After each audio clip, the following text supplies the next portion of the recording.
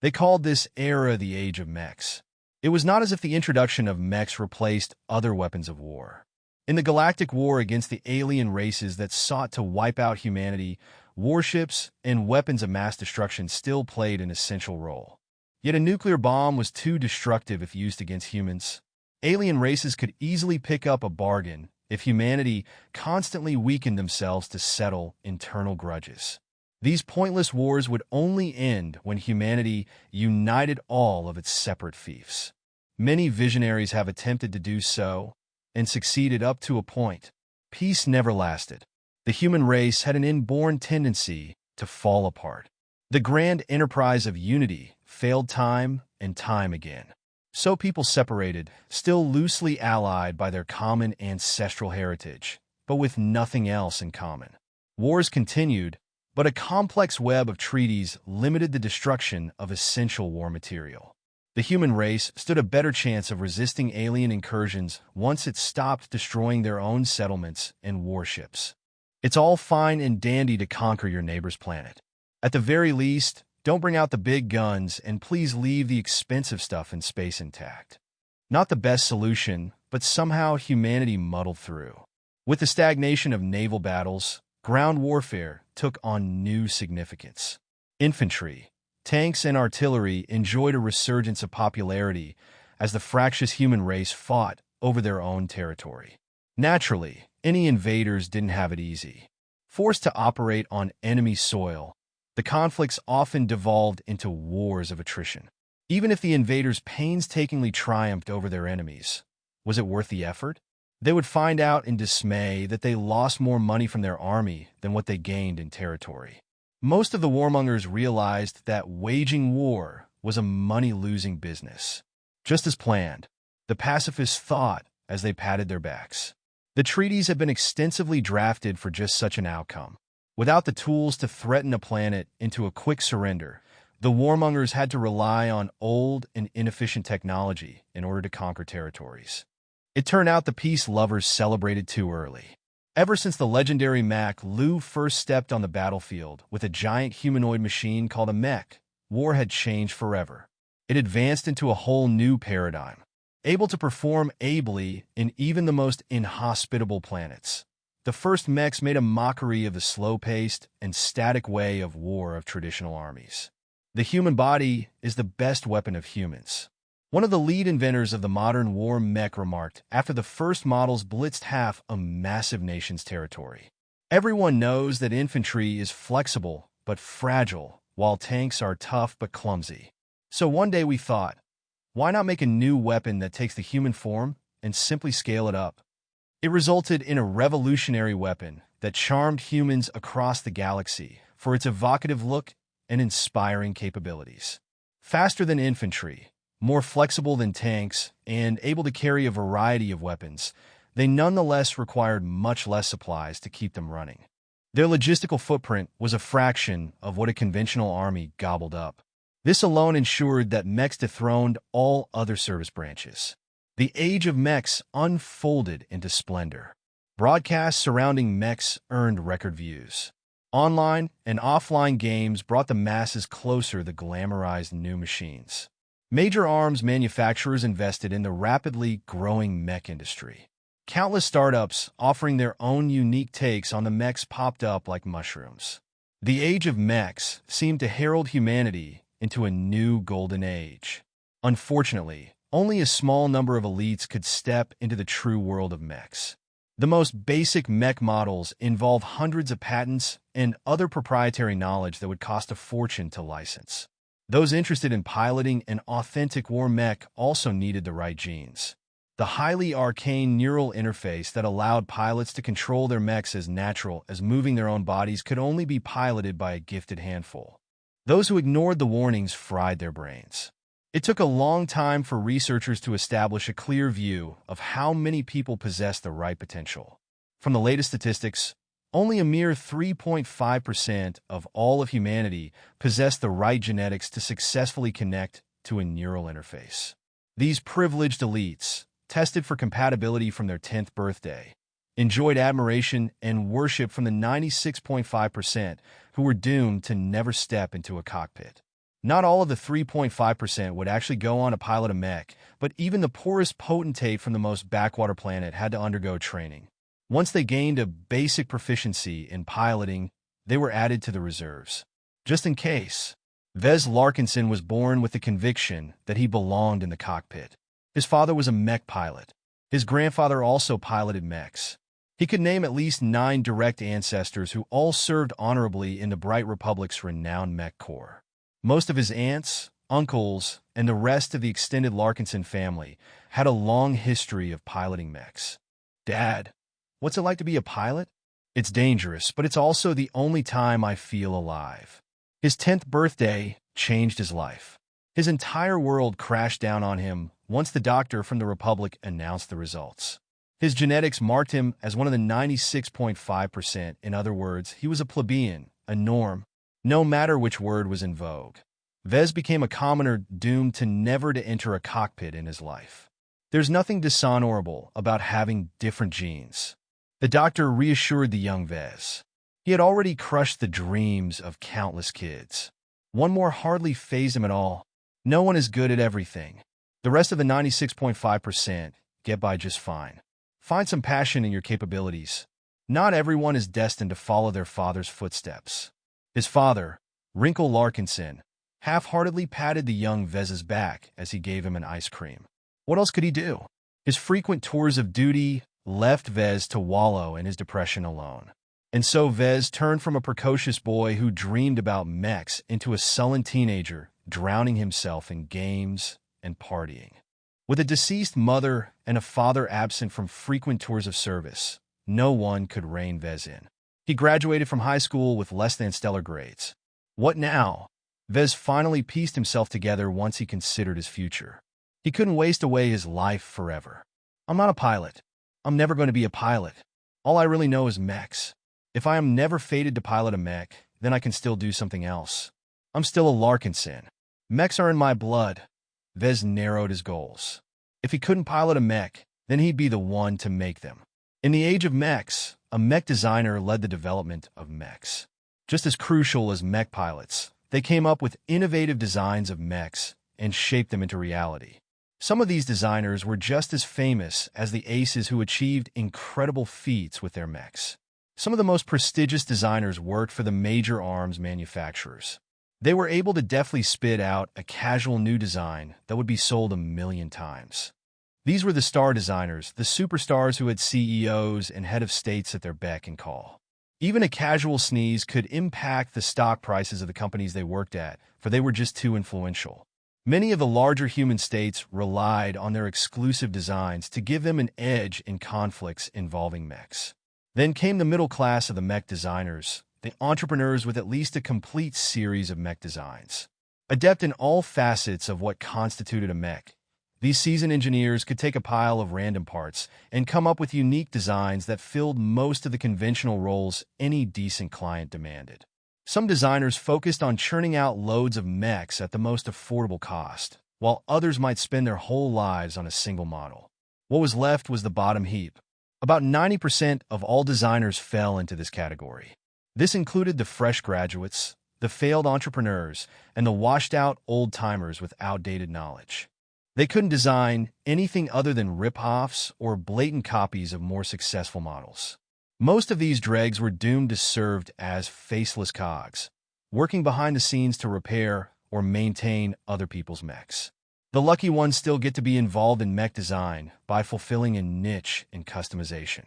They took existing mechs and changed them in little ways, or licensed an old, existing design and added their own flair to it. The cutthroat competition in the saturated market didn't allow many to stay afloat for long. Only some got by with this business model. Vez hoped to be one of them. With his so-so grades, he could forget about attending a prestigious university.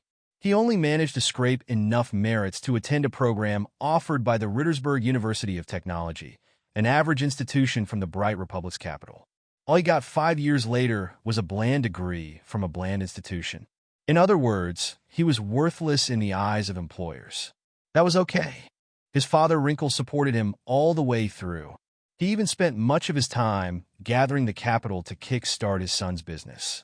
They both had a plan. They would start a one-man mech boutique with enough automation to print its own parts and allow Vez to assemble a mech from scratch. Wrinkle would refer him to his buddies in the service for cheap jobs and let Vez dip into the world of customization step by step. Once Vez built up his reputation, he might be able to move on to designing his own variants. All those plans came crashing down when Vez returned to an empty home back in Cloudy Curtain, their home planet. Wrinkle enjoyed a good salary as a mech pilot, so he could afford a grand townhouse in the suburbs. He recently sold it in order to scrape enough cash to acquire a workshop just outside of town. It only offered enough space for a small living area. The workshop could use a makeover. The modular, prefabricated structure looked secondhand, as if it was salvaged off a battlefield or scrap yard. With the amount of rust and scratches its exterior sported, it was a miracle it hadn't fallen apart. When Vez stepped inside, he sighed in relief. The essentials were still in one shape. The insides looked fairly clean. All of the valuable machines needed to run his enterprise were present, if secondhand. His dad might not know his stuff, but he knew plenty of people who did. "Where are you, Dad?" After weeks of silence, Vez had to face the fact that his dad was missing. That shouldn't be a cause for alarm. His dad had been assigned to a regiment stationed at the border between the Bright Republic and the belligerent Vija Kingdom. Any incidents that might flare up could cause his father to be recalled. When Vez called his father's friends, he found out he never returned to duty. After contacting the police, it seemed that Wrinkle had never shown his face elsewhere. All the galactic calls and electronic messages sent to his father fell off a cliff. No one could find any trace of his presence.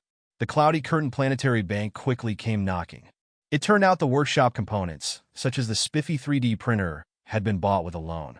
A 3D printer was an essential machine that turned raw materials into factory-quality mech parts. His father had to borrow over 330 million Bright credits in order to finance the acquisition of assets. With this much money, anyone could buy half a dozen advanced mechs. Vez could spend his lifetime working for an average mech manufacturer and still not earn enough to pay back the huge debt. He instantly fell into a cycle of distress and panic when he read through the bank's polite but impersonal note. "What kind of mess did my father drag me into?" The bank took 3 pages to state that all of the debt was in his name. He would have to hand over the workshop and all of its valuable machinery in case he missed a single annual interest payment. In short, Vez had to scrounge up about 5 million credits in the next 3 months in order to meet the next payment. He lifted up his armband-shaped communicator and activated its miniature projector. A screen came into view that displayed a menu. He hopelessly switched to the credit account linked to the device. His account only held a measly 1,200 credits. That was his spending money for the month. Vez had little means of earning the required amount of money. With his dad gone missing, it was questionable whether Vez was entitled to the life insurance and other benefits his father arranged. Vez followed up his father's insurance policy because he needed every penny he could squeeze out of the system. Nothing came out of the meetings. The insurance company was as obstinate as a dog chewing a bone.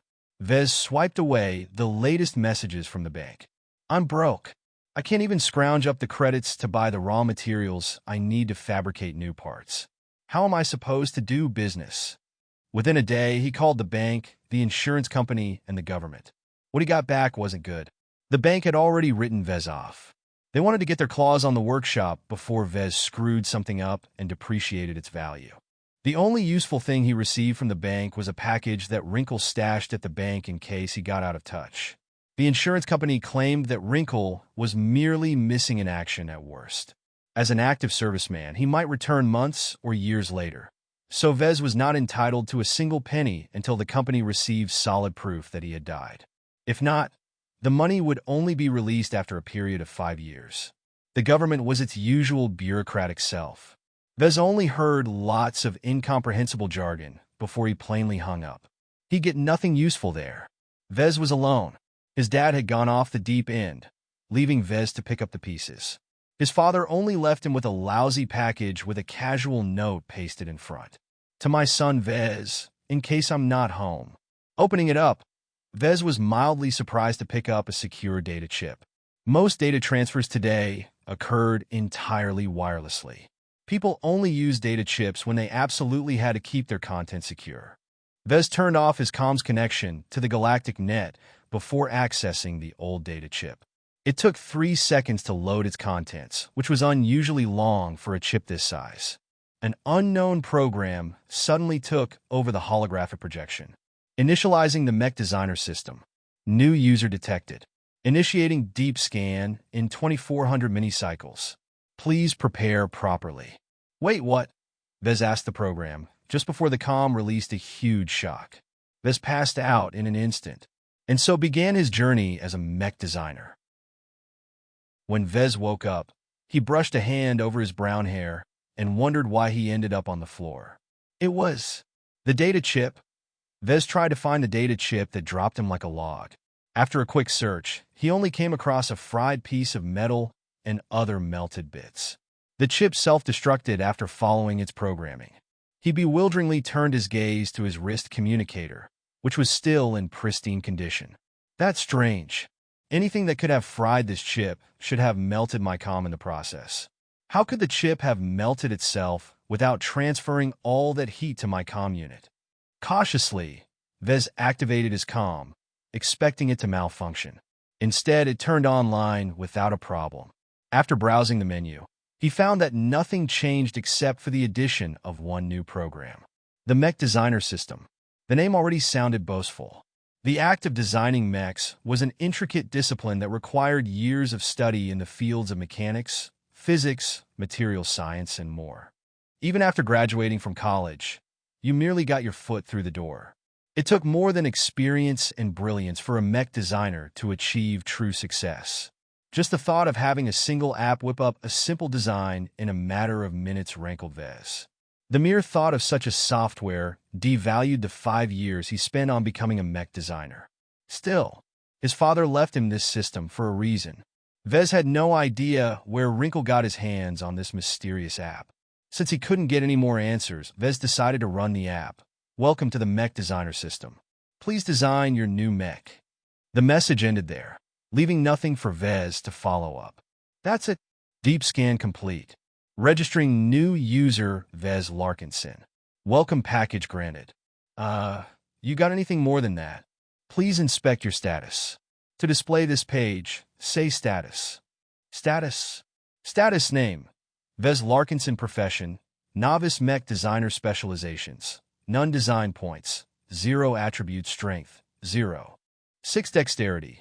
0.7 endurance. 0.6 intelligence. 1.2 creativity.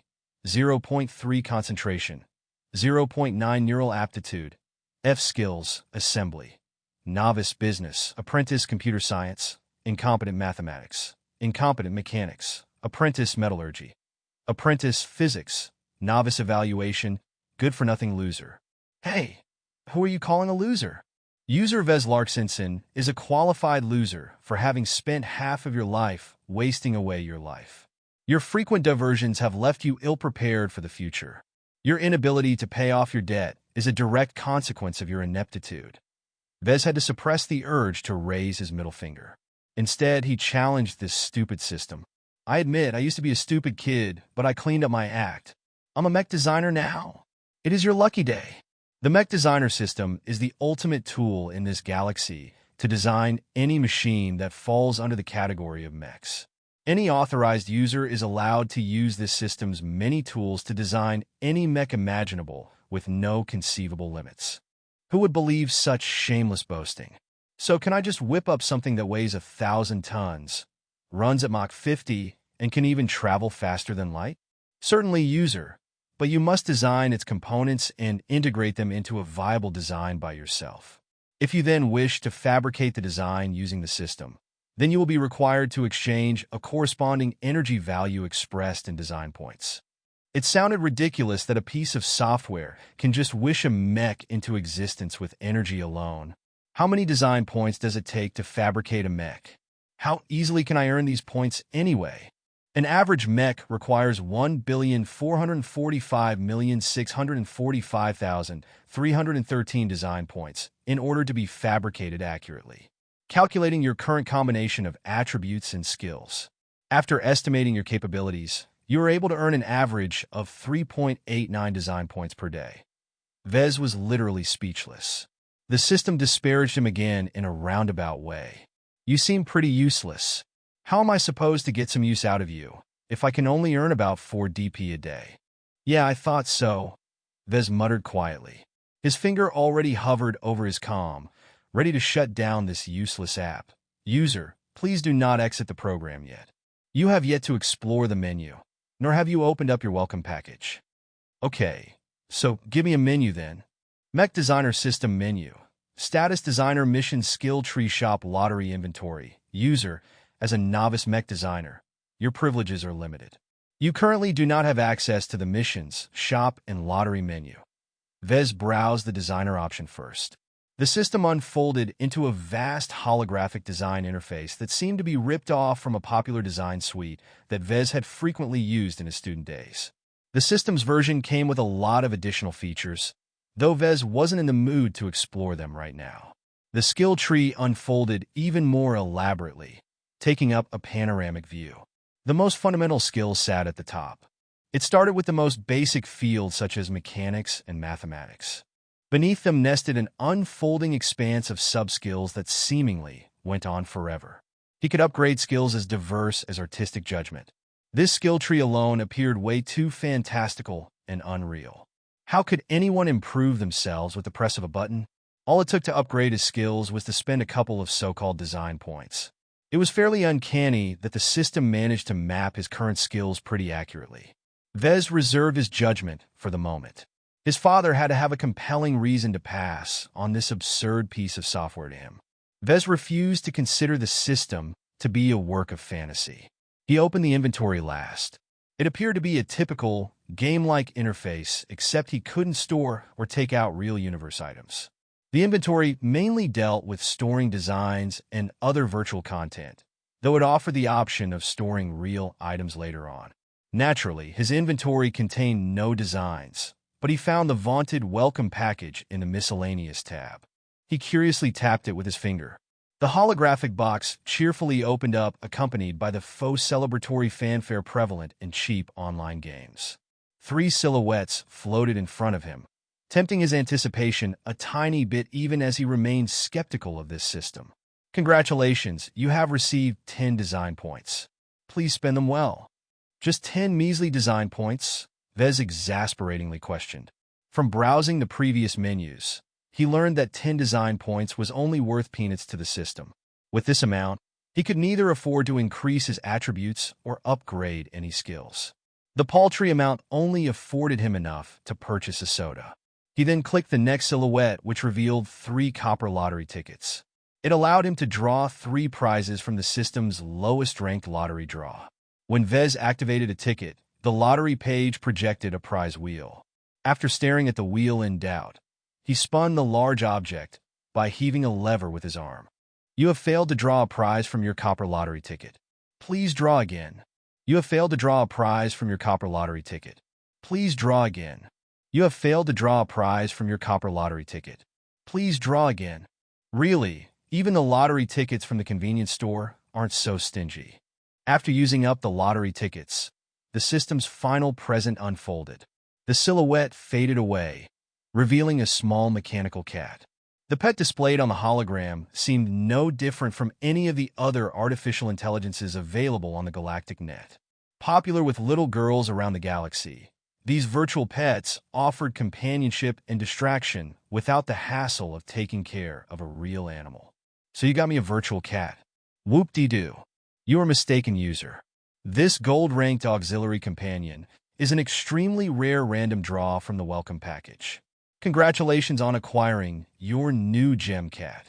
The creature in front of Vez shifted. The holographic interface dimmed as the projection of the mechanical cat brightened. The cat thudded on the floor with an audible thump. Just as Vez thought the system was tricking him, the cat meowed and physically brushed his leg with its very real body. What? This couldn't be happening. The cat felt real. Vez bent down and put his hands around the light metallic shell of the cat and lifted it in front of his face. The cat questioningly purred as it beheld its new owner while Vez processed its appearance. His communicator was just a basic model, It didn't possess the fancy micro-fabrication options that came with premium models. Even if his COM turned into a premium model overnight, it was impossible to fabricate a mechanical animal larger than a mosquito. His COM simply couldn't store the required materials. Who knew how the cat came into existence? The system's workings already broke the bounds of reality. Do not be surprised, user. As the ultimate design tool for mechs, the Mech Designer system is able to utilize Redacted to instantly fabricate any design or item you have exchanged at the shop at the cost of design points. Only until now did it sink in that Vez's father had left him an impossibly amazing software. Though he understood very little so far, he was fairly certain that whoever created this system was light years ahead of even the most advanced human scientists. He guessed that the system might be hiding some massive secrets, some of which may even involve alien technologies. These questions were so far above Vez's tiny head that he simply set them aside for the moment. He had more immediate concerns. "This cat is kind of cute," Vez remarked as he scratched the mechanical creature's head. "Is it supposed to do something more than beg for scratches and hugs?" Concentrate on the gem cat in order to call up its status. Pet status name: None owner. Vez Larkinson rank: Gold, exclusive level. 1 skills, gem excretion 1. What kind of a skill is gem excretion? Concentrate on the skill to see further details. Gem excretion: the ability to convert low-value materials into rare gemstones of a higher value through manual absorption, digestion, and excretion. These gemstones provide random benefits helpful to any mech that incorporates them into their design. Certain raw materials have a higher emphasis on the benefits that the resulting gemstones can express. It took half a minute for the description to sink in with Vez. From what he could understand, this cat ate minerals digested it into gems. These gems ought to be quite valuable, depending on their effects. He might be able to earn some quick cash if he sold these shiny gems. Do not overestimate the gem cat. At level 1, the pet can only excrete 1 gem per week. Vez sighed in disappointment. The cat booped his nose with its soft paw. "Well, I'm better off now than before, so I've got no grounds to complain. As for you, let me call you Lucky, since I'm counting on you to be my lucky charm." The mech cat adorably meowed in response, indicating that its artificial intelligence possessed at least some form of low sentience. Vez searched the cabinets of his workshop and scrounged up a pile of loose ore. The random materials were likely left by the previous owner that his father didn't bother to tidy up when he bought them secondhand. Vez took a head-sized chunk, and the small cat somehow managed to gobble up the entire thing in a clear violation of the laws of physics. There was no way a normal mechanical cat could fit so much material in its cat-sized belly. Okay, this is clearly another freaky thing in a long list of impossibilities. No use cracking my head over these miracles. I have to take care of my money problem first. Vez dropped the cat and left it to explore the workshop alone. He approached his desk and turned on the computer terminal in order to do some research. He briefly went over the manuals of the machines in his workshop. He found that they were basic but reliable models and didn't differ much from what he used during his studies. He then checked the prices of mechs, parts, and raw materials at the public markets. Cloudy Curtain was just a regular, boring residential planet, famed for its colorful clouds rather than any industry, so its mech market was anemic.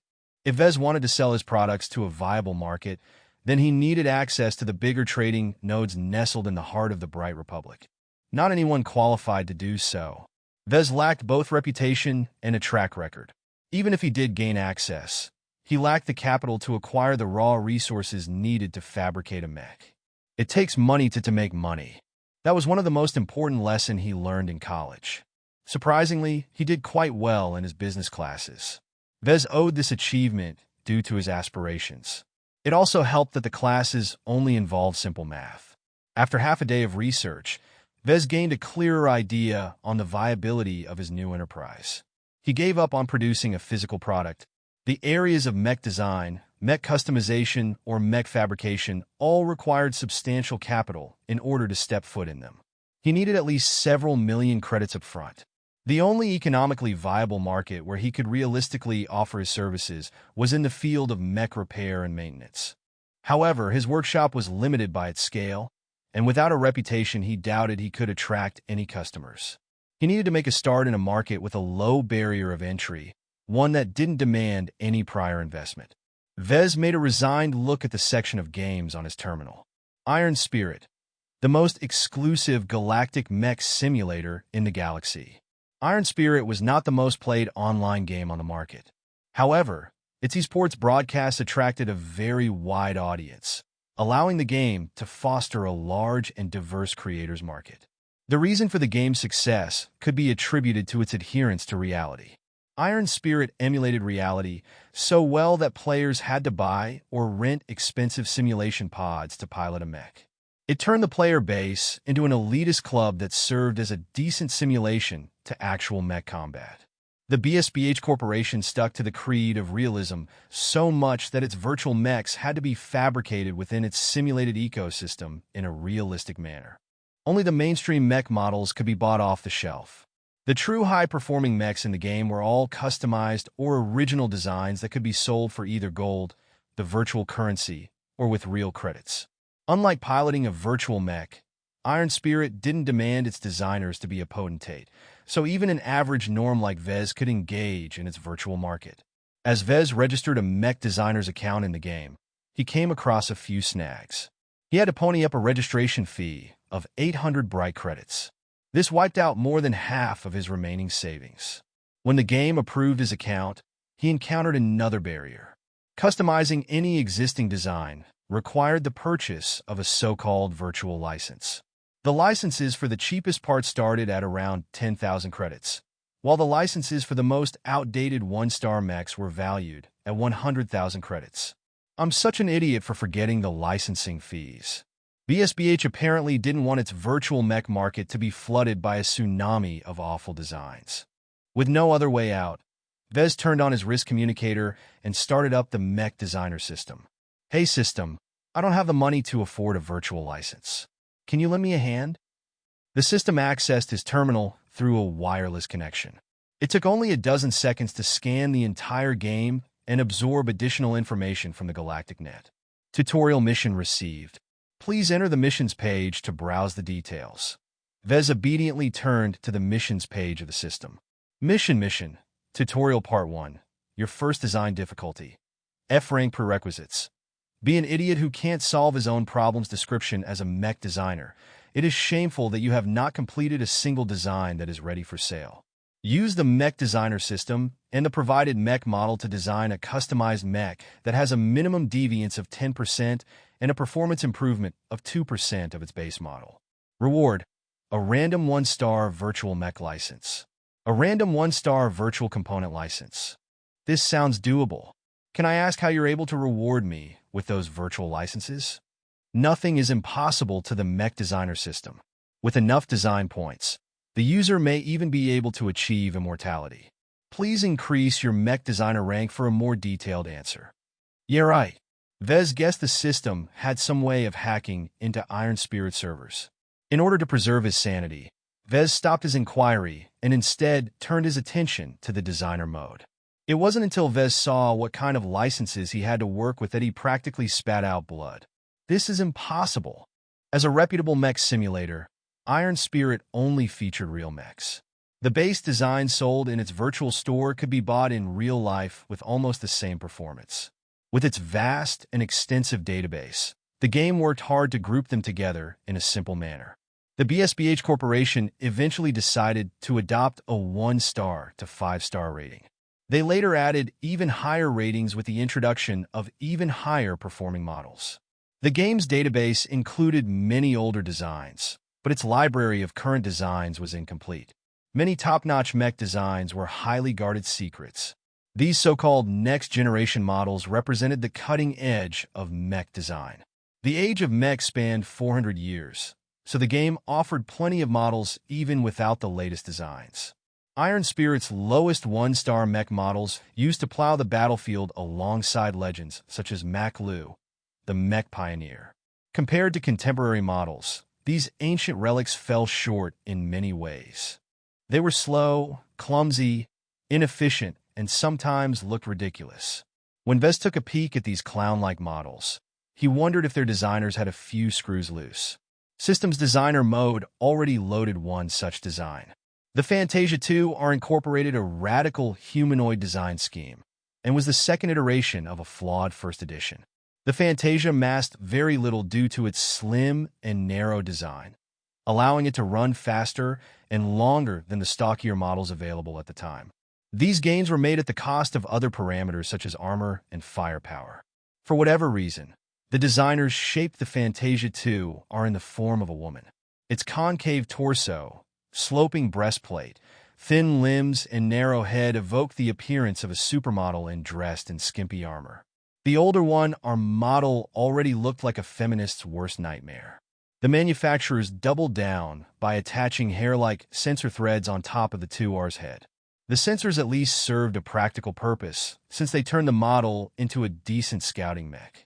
Since the Fantasia was such a light and thin mech, Vez had very little leeway in modifying its parts without destroying its good points.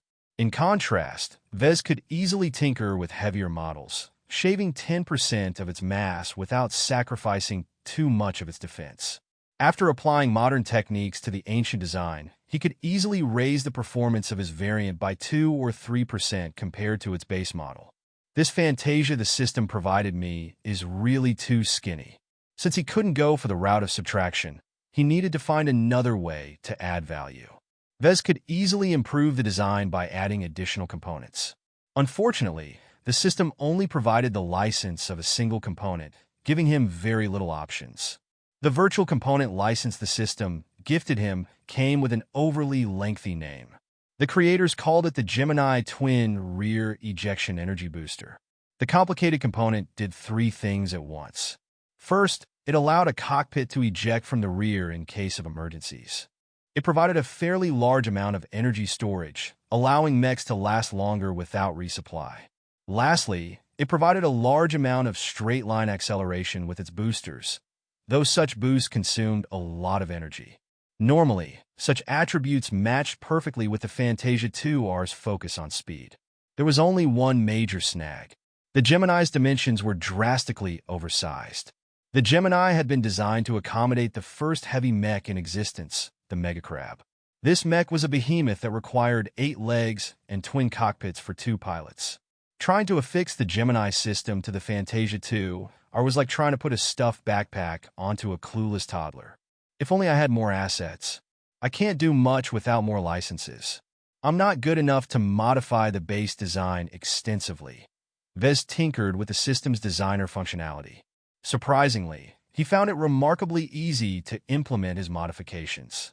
The design tools responded to his thoughts alone, cutting back errors resulting from unsteady hands or faulty calculations.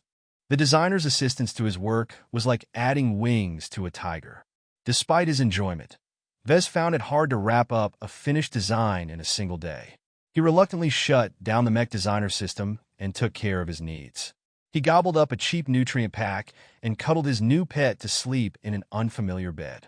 Vez wrestled with the problem for 3 more days. He spent most of the time trying various ways to combine the hefty Gemini add-on to the thin and wispy Fantasia frame. From a total of 17 attempts, he outright failed 15 times, leaving only a couple of barely functional designs. When he projected the design in all of its glory, he felt like finding a hole to burrow into. It looked ridiculous.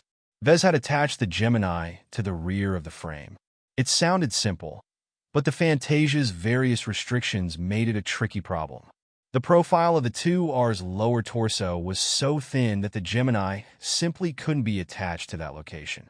He already tried to do so several times.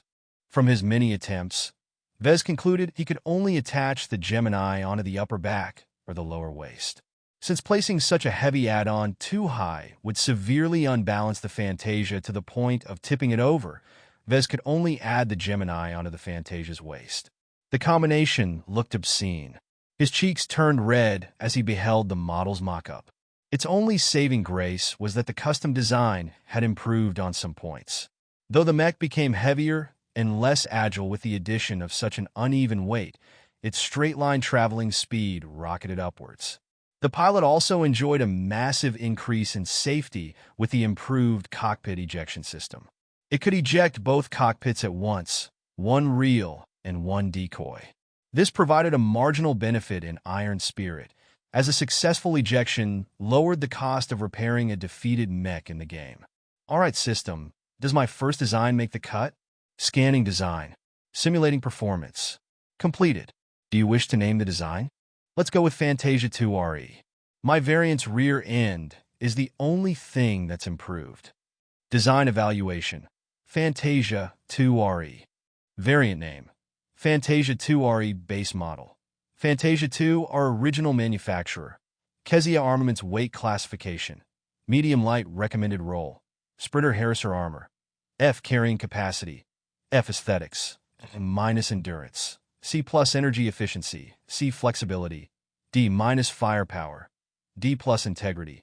E mobility. B plus spotting. B X factor. None deviance. 23% performance improvement. 4.5% overall evaluation. Horribly overweight for its intended purpose, the Fantasia 2 RE is. Nevertheless redeemed by its amplified power and forward potential. Its improvement in open terrain and long-distance missions does not outweigh its anemic flexibility and horrible performance in close-quarters combat. The model's unique appearance may appeal to a small subset of pilots. You have received 1 design point for completing an original design. Congratulations on completing the first part of the tutorial. The rewards have been sent to your inventory. You have also received a bonus for exceeding the requirements of the mission. Vez sighed in relief. He had worked hard to merge 2 entirely different things together. While he succeeded on a fluke, he still managed to pull through. Now that he finished this ungodly mission, he could move on and forget this abomination of a mech. He wiped away the projection of the design and opened his inventory. 2 gift-wrapped packages awaited his eager fingers. Vez quickly tapped both icons, letting them unbox together. You have received a virtual license for the following mech. Kezia Armaments Fantasia 2R.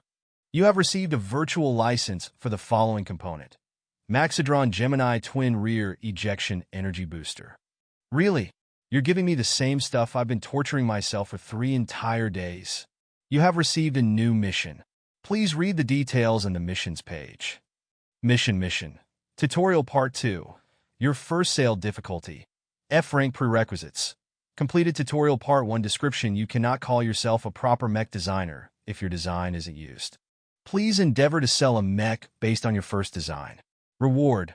1,000 design points. You're setting me up, system. Even if I can find someone stupid enough to buy the 2RE, I still don't have the credits to purchase the raw materials. Iron Spirit doesn't let designers fabricate a virtual mech for free even if I possess the necessary licenses. The game taxed mech designers by charging them for the raw materials. You have forgotten your bonus. Please look at the currency tab in your inventory. A red packet awaited Vez when he switched his view. He tapped it, causing the virtual envelope to unfold into imaginary bills. It eventually landed into a neat stack with the total amount displayed on top. Congratulations for receiving 100,000 bright credits. Vez widened his eyes. Exceeding the expectations of the system provided considerable rewards. With the sudden windfall, he had a lot more options to earn money now.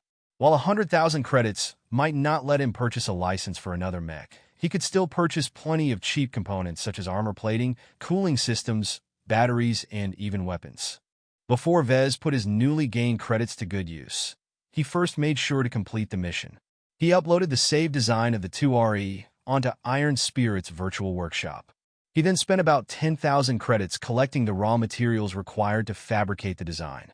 While he could spend twice as much to let the game fabricate the design automatically, Vez wanted to save every single credit, so he went for manual assembly. Vez spent 2 days fumbling around the virtual workshop's 3D printer to print all the required parts. He then took 3 more days fumbling around the assembler trying to put all the diverse and heavy parts together. Somehow, Vez felt a little closer to his first creation as he finally clicked the final part together. He even took some time and credits to paint the chassis purple and red. You're not the prettiest girl, but you're my first. Vez shook his head. That sounds wrong. While trying to erase the unpleasant image of mech-human romance from his mind, he quickly put the finished model onto the market. He didn't choose to sell the virtual mech for real credits, though the option was available. Practically all low-tier mechs in Iron Spirit were sold in gold, the in-game currency that mech pilots earned when they won matches against their opponents. The market set a minimum price of 1,600 gold, reflecting the cost of raw materials if Vez had paid for them in gold. I'm not stupid enough to sell it at cost. Let's add 100 gold. My labor's got to be worth something. Just after he finished with the lot, he also checked his user profile. He chose to hide his real name for now. It wouldn't do for his future career in mech design to be tainted with this awful design. He casually set his nickname as Chasing Clouds, as a reference to his home planet and his aspirations. With that chore done, Vez threw the mission to the back of his mind and went to Mech's section of the market. He browsed all of the available variants of the Fantasia 2R. If he wanted to design a competitive but affordable Fantasia model, he needed to do his research on what the market already offered. He could then tailor a list of requirements and scour the market for fitting components. Vez sunk into his work. He fell into the enthusiasm, starting his career in mech design.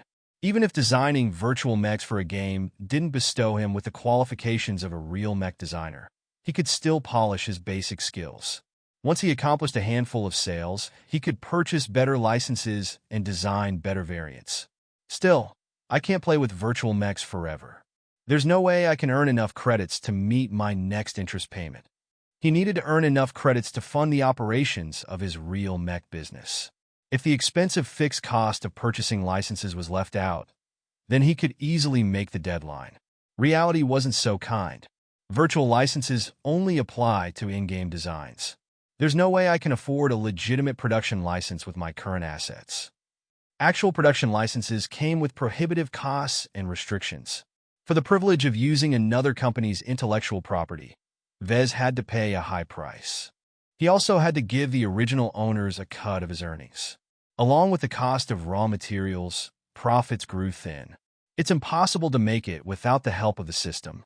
I hope the 2RE is going to sell out quickly, because I have a feeling I'm going to need all the design points I can get. Lucky sauntered over and meowed at Vez. "What's up, buddy?" The cat tugged at Vez's pants and tried to lead him outside. Curious, Vez followed the mischievous cat outside and spotted something sparkling behind the weeds. Vez came close and picked it up, revealing a green gemstone. Upon realizing its significance, he hurriedly dropped it down. "Even if you're a machine, I'm still not touching your crap," Vez told the cunning cat. He scanned the gem according to the system's instructions. Emerald of Minor Armor increases the durability of a mech's armor plates by 0.5% when installed. For a gem of its size, its effects were heaven-defying. Despite the paltry boost, the gem cost nothing to make. If he kept feeding Lucky the same cheap, or he could end up with a pile of emeralds. If they all had the same effect, they might accomplish something great if combined. System, if I have two of the same gems, do their benefits stack? Of course not. A mech can only benefit from a limited amount of gems. Gemstones that provide the same effects do not provide more benefits when put into the same mech. Every time the system hinted at something amazing, it turned out to be limited. "I need to feed my cat something better," Vez muttered and resolved to order something better and have it delivered to his workshop tomorrow. Unknown to Vez, on the other side of Cloudy Curtain, a certain 12-year-old potentate sat down in a fully enclosed simulator. He had just finished school and rented a sim pod from the local gaming center downtown. The boy avidly played Iron Spirit ever since he recently finished his basic lessons on mech piloting. It hardly turned him into a qualified pilot, but it allowed him to pass the minimum requirements to finally play the game. Calling himself Shifter 66 in the game, he enjoyed piloting faster mechs.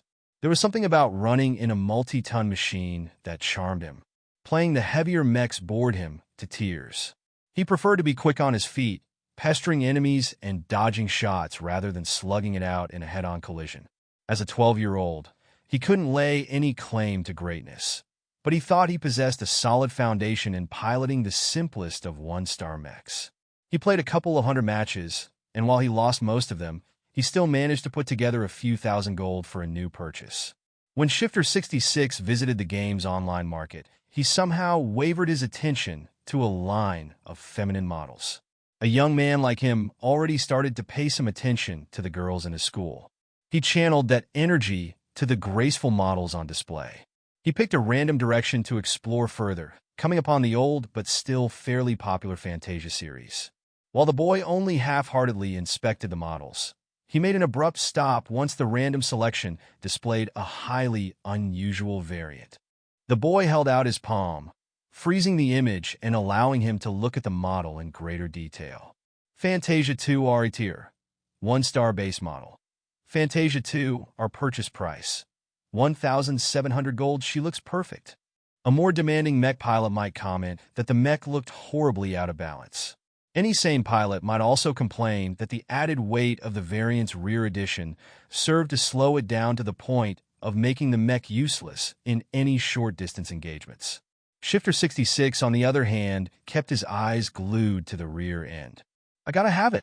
And so Vez's first mech got sold. Engulfed by the satisfaction of a new purchase, Shifter 66 hopped into the 2Re's cockpit. Without even spending time to grow familiar with the modified mech, he entered the arena and initiated a search for an opponent. Shifter 66 wanted to dive right into a battle with his new baby. As a fairly new and unskilled pilot, Shifter 66 naturally got matched against a pool of similarly low-skilled players. Iron Spirit featured a sophisticated matchmaking system, and the lowest segment was the Bronze League. Every potentate who played Iron Spirit started from the Bronze League. Only by winning a sufficient amount of times would one gain the opportunity to promote to the Silver League, which most mech enthusiasts consider it to be the real beginning of the game. That was because the developers enacted a lot of restrictions to the matches taking place in Bronze. Players could only earn a little amount of gold, though they also had few opportunities to lose it due to simplifying repair costs. Matchmaking in the lowest league also didn't cross star systems, which meant that most low-tier players fought against opponents from the same planet. Bronze Leaguers were also limited from purchasing any mechs rated higher than 1 stars, which really frustrated a lot of kids who wanted to dive right into big and modern mechs. As for Shifter 66, he hadn't been exposed to the world of mechs for long. The mechs he already had access to already occupied his full attention. His view changed into a preparatory screen. The game found an opponent for him. After confirming his mech, weapon, and map preferences, he waited for his opponent to do the same. After a short wait, the boy's mech landed upon a grassy hill. The first thing he did was to engage his sensors to see if his opponent was in range. One of the few good things about the Fantasia 2 was its fantastic scanning power, courtesy of its hair-like sensor bundle attached to its head. The mech found an energy signature fairly quickly, which meant his opponent wasn't hiding. The boy eagerly commanded his mech to move forward, only to trip and almost fall backwards as mech's balance fell apart. What the? Only until now did it sink into him that having a gigantic rear wasn't all that good. He wrestled with his neural interface for several minutes, trying to find a running posture that wouldn't tip him backwards.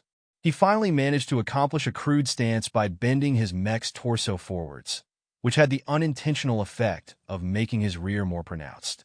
Who cares, as long as it works? Let's try the booster. Upon activating the Gemini's powerful thrusters, the Fantasia practically rocketed forwards. Only through some haphazard steps did Shifter 66 manage to keep his mech on his feet and vaguely control his direction forward. Woo-ha! As the boy further adapted to the mech's forward momentum, he found himself wild with joy. He could practically feel the wind whipping his mech as he casually broke through his personal speed record. Unfortunately, he neglected one thing. His opponent hadn't been twiddling his thumbs. Shifter 66, too bad you're piloting a light mech. My Groenighalmen eat light mechs for breakfast. The player known as Triceratops boasted. He had the wins to back it up. KRH Heavy Industries' Groenighalmen models offered a good balance between weight, energy, and armor. They generally suffered against heavier mechs, but anything lighter couldn't go through its armor before the GH pulverized them. The GH's design mimicked a gorilla, so it could bend down on all fours and sprint surprisingly fast in a short duration. Triceratops had already seen the blazing energy signature approaching him on his scanners, so he readied his posture to dodge and chase after the lighter mech. He already licked his lips as he imagined his GH's powered arms tearing the soft Fantasia's frame apart. "Will you walk into my parlor?" said the spider to the fly. However, the The Fantasia 2 RE ran forward so uncontrollably that Shifter 66 doubted he could even regain control without crashing into the ground. Only until his forward view revealed his opponent's GH model did he realize he couldn't do anything but crash head-on.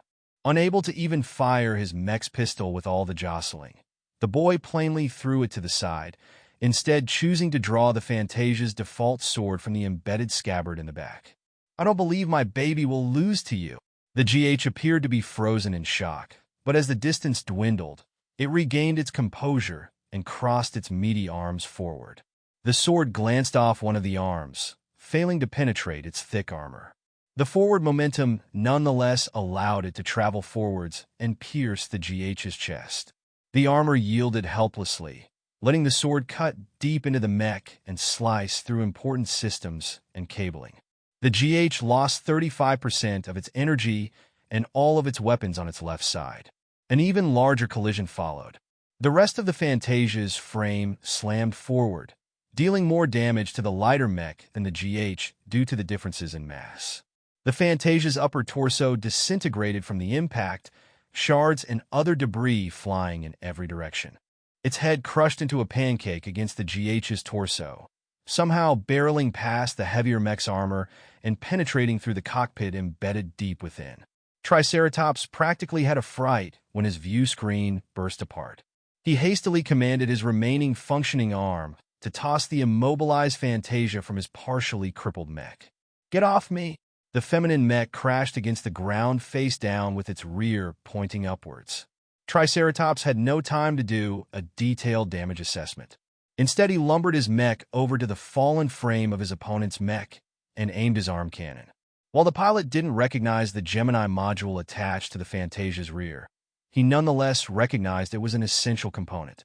Unable to fire. Ammunition feed disrupted. The GH's pilot cursed and abandoned his ranged options. He readied his fist for a punch. Shifter 66 frantically tried to command his wrecked mech to move. "Damn it. Why isn't she moving? This is the end of the road for you, punk." Just as the GH landed the punch, a hatch on the Gemini blew apart. It revealed a hard-shelled cockpit, which ejected instantly from the Fantasia with substantial thrust. While it didn't travel with the force of an armor-piercing shell, it nevertheless possessed enough force to smash apart the GH's ramshackle torso armor and pound its pilot into meat sauce. Exhaust smoke spurted out of the Gemini's gaping cavity. Burn marks littered the immobilized Fantasia and the surrounding foliage as the decapitated Groningen mech collapsed like a puppet with its strings cut. Winner, Shifter 66. Huh. The boy groggily wondered as the rewards from the win poured in. It worked? I won. It had been a complete fluke to eject the redundant extra cockpit. In the final moments, the boy pretty much pressed every neural button he could find, trying to get his mech to do something other than being a sitting duck. Ejecting the cockpit was one of the last options left. Ha ha ha. I knew I wouldn't disappoint. Shifter 66 spent a significant fraction of his newly earned gold to instantly repair his mech. More expensive mechs required manual repairs or payment of real credits to get it done instantly. Fortunately, Iron Spirit didn't bother to milk excessive fees from its beginners, so the boy had nothing to worry about. He threw himself back into the arena. Triceratops, who turned out to be a boy just a year older than Shifter 66, simply sat stunned in the simulator. He couldn't believe he got done in by an ejected cockpit. He loaded the replay of the last match, fast-forwarding to the final moment before slowing down the playback to leave him with plenty of time to watch. The same incomprehensible action happened again, just in a different perspective. Triceratops chose to watch the event from the side. He could see the immobilized Fantasia billowing out ejection fire and smoke from its battered rear module. Its left hatch blew apart, making room for the abruptly accelerating metal shell that protected the empty cockpit. Normally, any ejecting cockpit followed an upwards trajectory as soon as it left the chassis of the mech that held it. If Triceratops had just been a little more patient, he could have let the cockpit fly harmlessly into the sky. Instead, he could only watch as his past self moved the GH in a punching range of the Fantasia, thereby exposing its damaged torso to his opponent's crazy strike. He pretty much impaled himself onto the enemy's lance. This isn't real. This stupid mech looks so dumb and ugly. Who the hell made this mech? This Shifter 66 must be trolling if he's bored enough to bring such a mech into the arena. Triceratops opened a window, showing the statistics of the Fantasia 2 RE. The numbers made little sense to him, as he hadn't been studying mechs very long. Following the link to the seller called Chasing Clouds, he found out next to nothing as the account had been created very recently, with no other mechs for sale. The seller's privacy settings caused Triceratops' impromptu investigation a dead end. Well, if I can't find anything out about the seller, then let's check Mr. Shifter 66.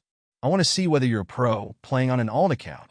Though Triceratops spent his time in the Bronze League, he occasionally fought against opponents with a much higher apparent skill level on occasion. These monsters mostly consisted of expert mech pilots with a successful career in the upper leagues of the game. Sometimes expert pilots with real-life mech combat experience also took the game for a spin, causing many helpless Bronze Leaguers to cry helplessly as they got beat up in turns. When Triceratops loaded in a Shifter 66 next match, he already saw that the battle had reached the peak. The Fantasia 2 RE had difficulty catching his much lighter opponent, who happened to be piloting a Fantasia 1R. As the predecessor model, the 1R lagged in several areas compared to the 2R. Nonetheless, the 1R the opponent piloted was the stock model, granted him a decisive advantage in agility and short-range mobility. The forest environment also bogged Shifter 66 down. His 2RE couldn't find a clearing to put his substantial boosters to good use. Without the extra speed afforded by the boosters, his 2RE had been rendered into an overweight mech, clumsily trying to turn its sluggish frame in the direction of his flitting opponent. The 1R's pilot played it smart, Triceratops noted. The 1R seemed to be wary of Shifter 66 mech boosters. It neither faced the 2RE directly in the front and behind, using its superiority in lateral movement to keep the mech to the sides. The boy could only grit his teeth as he endured the light laser blasts digging into his Fantasia's rear armor. He only managed to endure until now because the enemy's Fantasia lacked the capacity to field heavier firepower. However, just its basic pistol possessed enough punch to eventually slag the 2RE's armor into a puddle. Shifter 66's own pistol had already been shot to pieces, and he could only try to make pot shots with his heavier but unwieldy marksman rifle. "You asshole! Are you a monkey or a man? Stand still for a moment." The 1R ignored the complaint and resolutely kept up its dodging. The boy knew he couldn't let this merry-go-round continue, so he activated his boosters and just rocketed into the trees. His mech crashed through the trees with minor difficulty, though he accumulated internal structure damage with each tree felled. He couldn't keep this up for long. Nonetheless, Shifter 66 managed to retake the initiative. The 1R's pilot panicked. Allowing the 2RE to build up distance meant exposing him to powerful laser fire. He hastily followed after the rocketing mech, inadvertently lining up right behind the 2RE's Gemini system. "Behold my ultimate move!" Shifter 66 yelled as he slammed his fist on the secondary ejection button. The Fantasia's twin cockpit whooshed forward from the Gemini model in another fiery blast. This time the cockpit kept up a straightforward trajectory. Changing that setting was the only thing the boy prepared in advance before he dove into his next match. The cockpit rocketed backwards with a speedy but avoidable trajectory. The 1R could easily step sideways if it kept its chassis in the correct stance. Unfortunately, the stock model chased after the 2RE with full speed, allowing for very little leeway to dodge immediately. By the time the 1R managed to shift its torso, the blazing cockpit slammed its right shoulder to pieces. The Fantasia 1R massed much less than the GH, so the impact this time resulted in much heavier damage even though it occurred off-center. Practically half its shoulder and the entire arm blew apart. The battered cockpit flew off in a random direction with the Fantasia's gun stuck in its shell. "Haha, you're mine now?" The boy was ecstatic to see his gamble succeed. He stopped the boosters, causing his mech to abruptly slow down and trip. It took an embarrassingly long time to get his mech up its feet, but the kid felt too flushed with success to feel any bother about it. The 2RE lumbered back to the crashed 1R model. The loss of a shoulder and an arm shouldn't have crippled a Fantasia 1R. Most of its essential systems rested in its waist, so as long as it possessed two functional legs, it could still outplay the 2RE. The pilot eventually lacked the skill to compensate for its damage, as all he could accomplish so far was to run around in circles.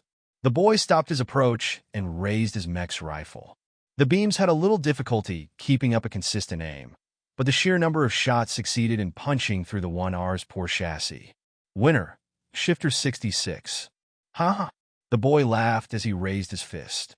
He had won again, proving him that his gold was well spent. Though clumsy, his mech held a few surprises, and anyone who thought he was an easy target would get a nasty present. Triceratops, on the other hand, cursed Shifter 66 luck. He felt a little glad that he wasn't the only pilot who fell for the 2RE's trick. He kept spectating Shifter 66 as he mindlessly dove into the arena. Subsequent matches proved that the boy had celebrated too early. Matchmaking had adjusted Shifter 66 opponents after he kept relying on cheap tricks. These slightly more seasoned pilots recognized the Gemini add-on and knew what it could do. Though they laughed at the 2RE's rear-heavy appearance, they still treated their enemies seriously. The lighter mechs generally ran rings around Shifter 66, taking small bites at a time and leaving him with little opportunity to strike back. The heavier mechs proved to be easier opponents for him, as they were less capable of dodging his newly invented ultimate move. Only the heaviest one-star mechs could shrug off the damage caused by the sudden collision. Remembering that he had to go home for dinner, the boy eventually called it a day. When a couple more wins than losses in his record, the potentate felt that buying the Fantasia 2RE was one of the best decisions in his life. Before he logged off, he added the designer in his address book. Oblivious to the potentate, Vez looked at his system's notification with a puzzled expression. The mission finished that quickly? I can't believe there's someone stupid enough to buy the mech I put on sale. Lucky concurred with a meow while shaking its mechanical behind in Vez's direction. The young man playfully picked up the pet and cuddled him against his chest. At least the stuff you crap out can be sold. Now that he finally received some design points, Vez switched back to the shop and browsed its catalog with greater attention. The previous time, he just took a casual look, choosing to ignore the more unrealistic entries as pure nonsense. Now that he swept his eyes past them again, Vez widened his eyes. If the system is really capable of doing this with design points, then meeting the next interest payment is in my grasp. Vez reached an unconscious threshold in his mentality. He had always been a little bit skeptical of the system, which suddenly intruded in his life. Now, though, he felt ready to embrace it with all its oddities. While some designers counted on their fancy degrees to start their careers, others threw money and connections at the problem. Vez only needed the system to pave his way to the top. You have received a new mission. Mission. Tutorial Part 3. Mass Production Difficulty. F-Rank Prerequisites. Completed Tutorial Part 2 Description. A mech designer should not be content at selling a model once. Real designers must have flocks of people begging to purchase their products. Please sell 100 virtual mechs of your own creation within a month. Reward: 1 random 10-year combat mech production license. The system screwed him for real this time. How am I supposed to sell 100 of them in a month? After Vez finished freaking out, he read the mission description again and understood he missed out an important detail.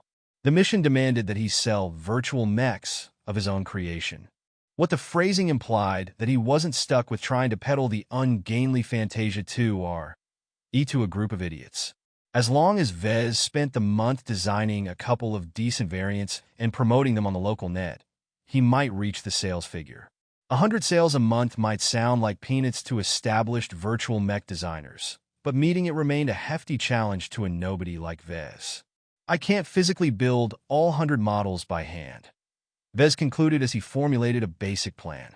At this tier, pilots don't demand too much from their models. It'll be fine if I outsource the manufacturing to the game. The game made it easy to automate production of any design as long as the owner had fabricated it in the virtual workshop by hand at least once. It came with hefty downsides if Vez decided to enlist this service. The cost of production doubled, and the quality of the finished mechs took a substantial hit. These were deliberately set by the BSBH Corporation in order to avoid the mech market being dominated by a small number of professional producers. The biggest challenge was to design a custom mech that was still worth buying even after its quality took a dive when put into mass production. It had to offer at least one substantial advantage over the competition. He'd never be able to accomplish such a design without help. Luckily, the bright credits and the design points he earned from the previous tutorial missions could help him out a lot if he spent them wisely. Despite the tight 1-month deadline, Vez felt highly motivated. The reward for completion mentioned that he could receive a production license for a real mech. Licensing costs for outdated mechs were modest, but nobody bought antiques except for special purposes. The licenses for current mechs started with prices ranging from tens of millions of bright credits. Not an easy amount for Vez to pull out of nowhere.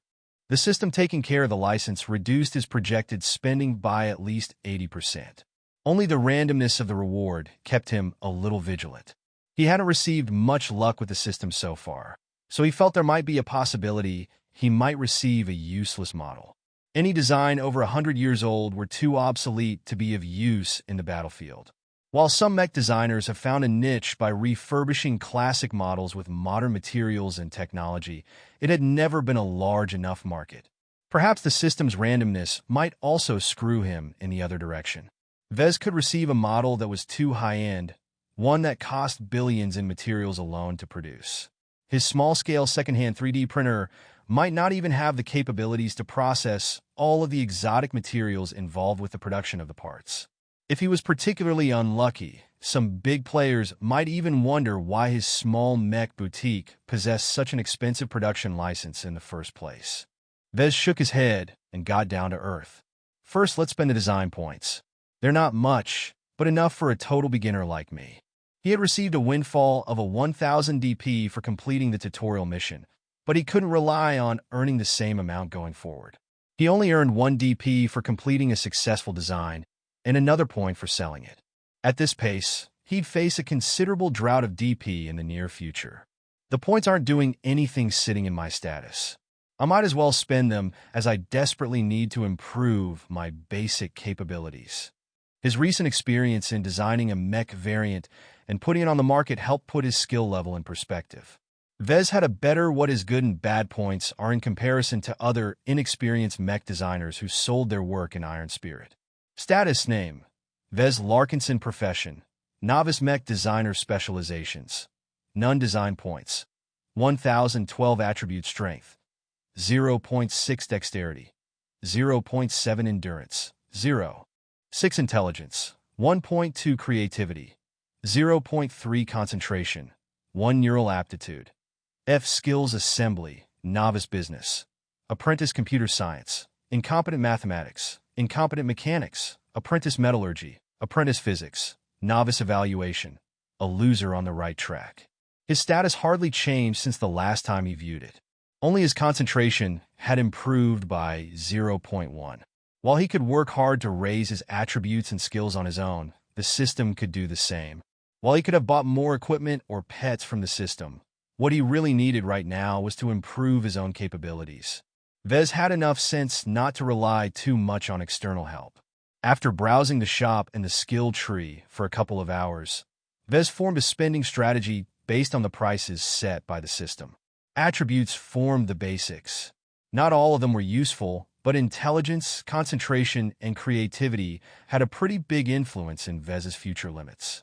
His creativity especially appeared deficient, something he could confirm firsthand, as any casual drawing he sketched would draw looks of disgust. Vez wanted to raise his 3 core attributes substantially, but if he did that, he might not get an immediate benefit for the amount he spent. They were just too big and vague. Developing his skill tree provided immediate results. He could improve practical subskills like increasing his proficiency when working with a 3D printer or become more proficient in balancing a mech's weight distribution. A lot of the fancier and impressive skills cost millions of DP to unlock and required the acquisition of other skills first. Those goodies were still too far away for the moment. Vez spotted plenty of low-hanging fruit that could improve the value of his designs for a modest amount of DP. Frankly, Vez was spoiled for choice. But if he wanted to accomplish 100 sales within a month and earn enough credits to meet his interest payment, he needed to ignore the extras and focus on the money makers. Spreading himself out in too many areas of interest would dilute his gains, resulting in a marginal increase in the value of his designs. An improvement of 1% in every category was not as eye-catching as a jump in 10% in a single criteria. I need to think deep about this. My choices here will affect the rest of my career. Many star designers gained their fame from standing out in a particular aspect. Raul the Armorer Mendoza was a genius in the area of developing new armor alloys and employing them in ingenious ways in his mech designs. The mechs his company manufactured supposedly boasted the highest survival rate. Another star that Vez admired was Jonathan Rasmussen, known as Apollo. He only developed one line of mechs in his entire life, Sunburst series. Each of the Sunbursts incorporated fire attacks in its arsenal, and they grew increasingly refined with the development of every new generation. In 50 years, Apollo had introduced the Sunburst as a quirky but niche mech into the pinnacle of heat-based mechs. Naturally, there were also stars who went in the opposite direction. The polymath Claire Gramza possessed one of the most formidable intellects in human space. Any field she put her mind into, from physics to computer science, she reached the top. She was also notoriously prolific in pushing out designs, many of them incorporating the latest advances in whatever field of science she was studying at the moment.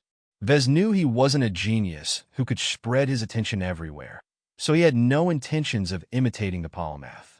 He'd be better off imitating the previous two examples and pick one or two things he could do better. He always did better in the mechanical side of things. His skill proficiency in his status screen reflected this. Vez browsed the skill tree and picked a couple of interesting choices. 3D printer proficiency 1, 200 DP jury rigging 1, 150 DP lightweight armor optimization 1, 200 DP speed tuning 1. 200 DP his choices reflected a bias on light mechs. This was a practical decision reflecting his economic circumstances. Outside of games, heavier mechs were mainly employed in professional and military outfits, groups who generally did business with the major arms manufacturers and disdained taking orders from small, one-man mech boutiques. Lighter mechs required less raw materials to build up, and the low-end production licenses were dirt cheap. The public market consisted mostly of less formal outfits who try to save costs everywhere, so they widely use light and medium weighing mechs whenever they could get away with it. Vez had little to worry about running out of buyers if he went with this route.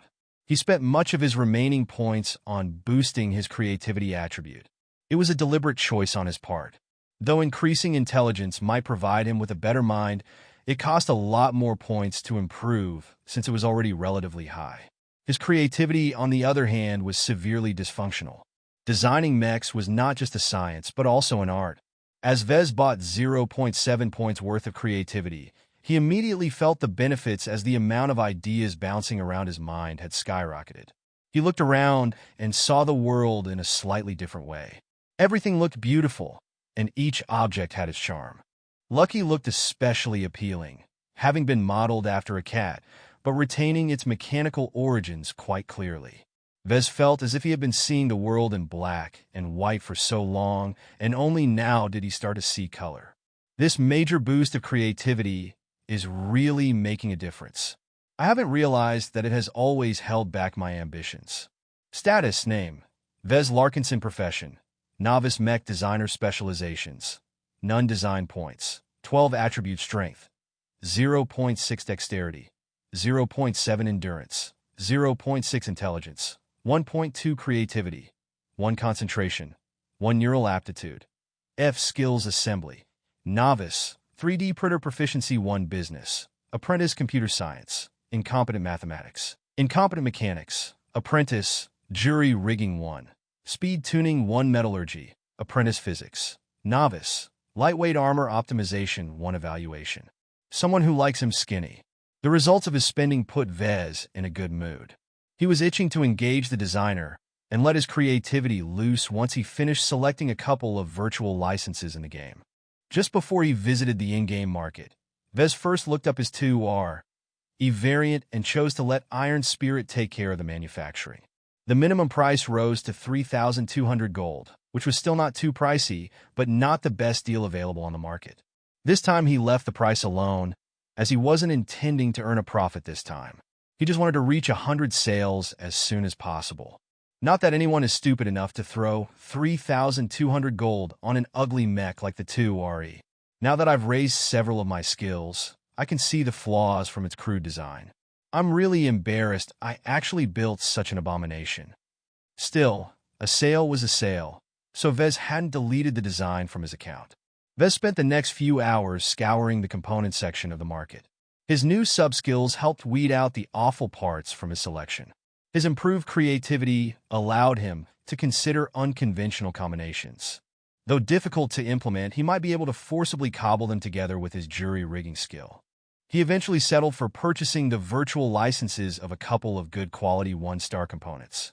Astoria Experimental Flight System, 25,000 bright credits. Fayette ECM Mark I, 7,000 bright credits. Red Eye Assisted Aim Module, 9,999 bright credits. MTDR Removable Battery Pack, 3,000 bright credits. Harkenix Light DMR version 3, 19,999 bright credits. Festive Cloud Generator, 5,000 bright credits. Mirren 21 Ultralight Armor Plating, 10,000 bright credits. Almost 80,000 bright credits. Exited his spending account as Vez finalized his purchases.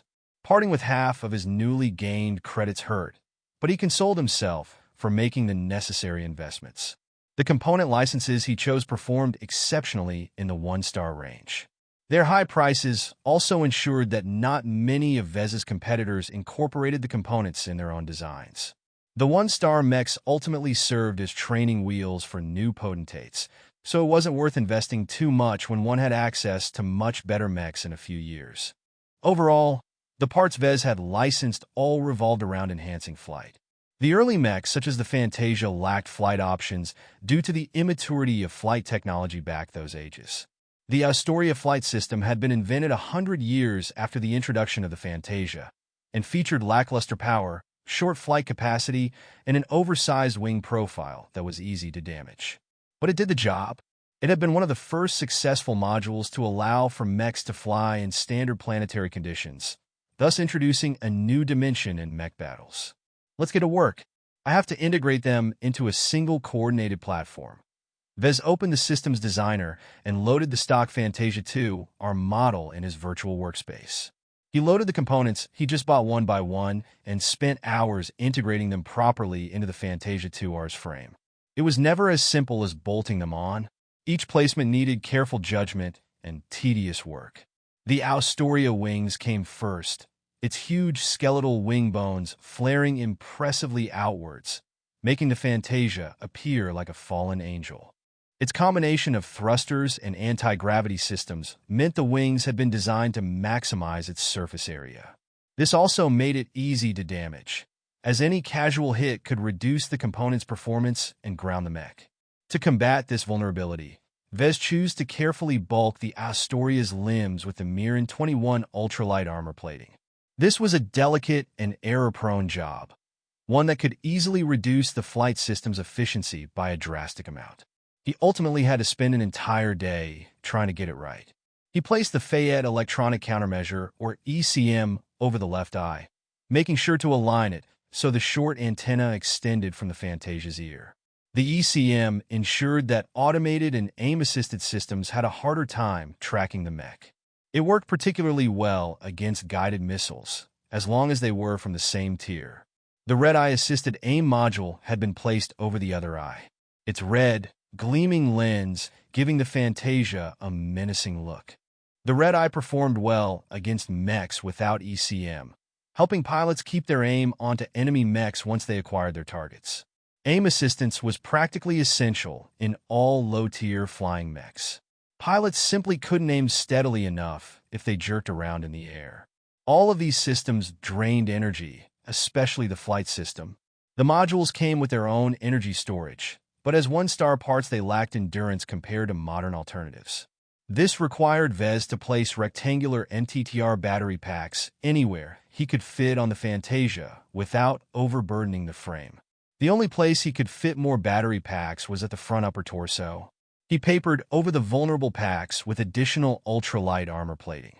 He placed most of them around the waist, making the chassis look like it wore an overfilled tool belt. The great thing about the MTTR was that the packs were disposable, allowing pilots to eject them once they were drained of energy. He covered them up with Mirin 21 armor plates to make them less prone to damage. Finally, he added in an unconventional but potentially effective system, the Festive Cloud Generator. A specialty of Cloudy Curtain, Vez had visited many mech shows on his home planet that used the colorful cloud generator to create patterns in the sky. Though its bright colors hardly helped with stealth, Vez thought that it might help obscure the Fantasia and its vulnerable wings if placed on the rear, just underneath the Astoria. Once he had integrated all of these components, he set the Fantasia's default weaponry to be a bog-standard combat knife and the new Harkonix Light DMR. Not quite a sniper rifle, nor a standard assault rifle, the Harkonix nevertheless offered precision at a generous firing rate. The rifle's hefty power requirements necessitated a power coupling with the mech, meaning that if the Fantasia dropped the DMR, it couldn't be fired anymore. Once Vez brought all of the newly bought parts together, the new variant looked nothing like its stock model. Though it gained a generous amount of mass, the new Fantasia also appeared like a predator, capable of striking down any interlopers from afar. He enjoyed putting this variant together. He had been able to flex his improved creativity and newly acquired subskills to do a much better job of integrating the parts than if he was still a fresh graduate. This is hardly a Fantasia anymore, so let's call you a Fantasia 2 or Seraphim. Before Vez submitted the design for approval, he painted over the entire frame in Cloudy Curtain's national colors. It made the Fantasia appear as if it was born in the skies. Design evaluation: Fantasia 2 or Seraphim. Variant name: Fantasia 2 or Seraphim base model. Fantasia original manufacturer. Kezia Armaments weight classification. Light recommended role: aerial marksman armor. D carrying capacity. F aesthetics. A endurance. D- energy efficiency. D- flexibility. C+ firepower. C integrity. F+ mobility. A- spotting. B X factor. F deviance. 44% performance improvement. 17% overall evaluation. The Fantasia 2 or Seraphim features a superior aerial performance at a horrible cost. Its performance in close-range combat has been sacrificed for powerful long-range firepower. The mech is able to outperform its opponents as long as it has energy to spare, which isn't much. The Seraphim further shines out due to its attractive appeal. You have received 50 design points for completing an original design with a performance improvement of over 10%. Vez hooped into the air with a cheer. He actually did it. He completed a custom design that outperformed the base model significantly. Sure, he overspent way too much to achieve such a boost, but it nonetheless propelled his Seraphim in the top tier of custom Fantasias. When Vez uploaded the new Seraphim design on the market, he quickly bought the required materials. Unlike the 2RE, the Seraphim boasted a much more complex integration of disparate components.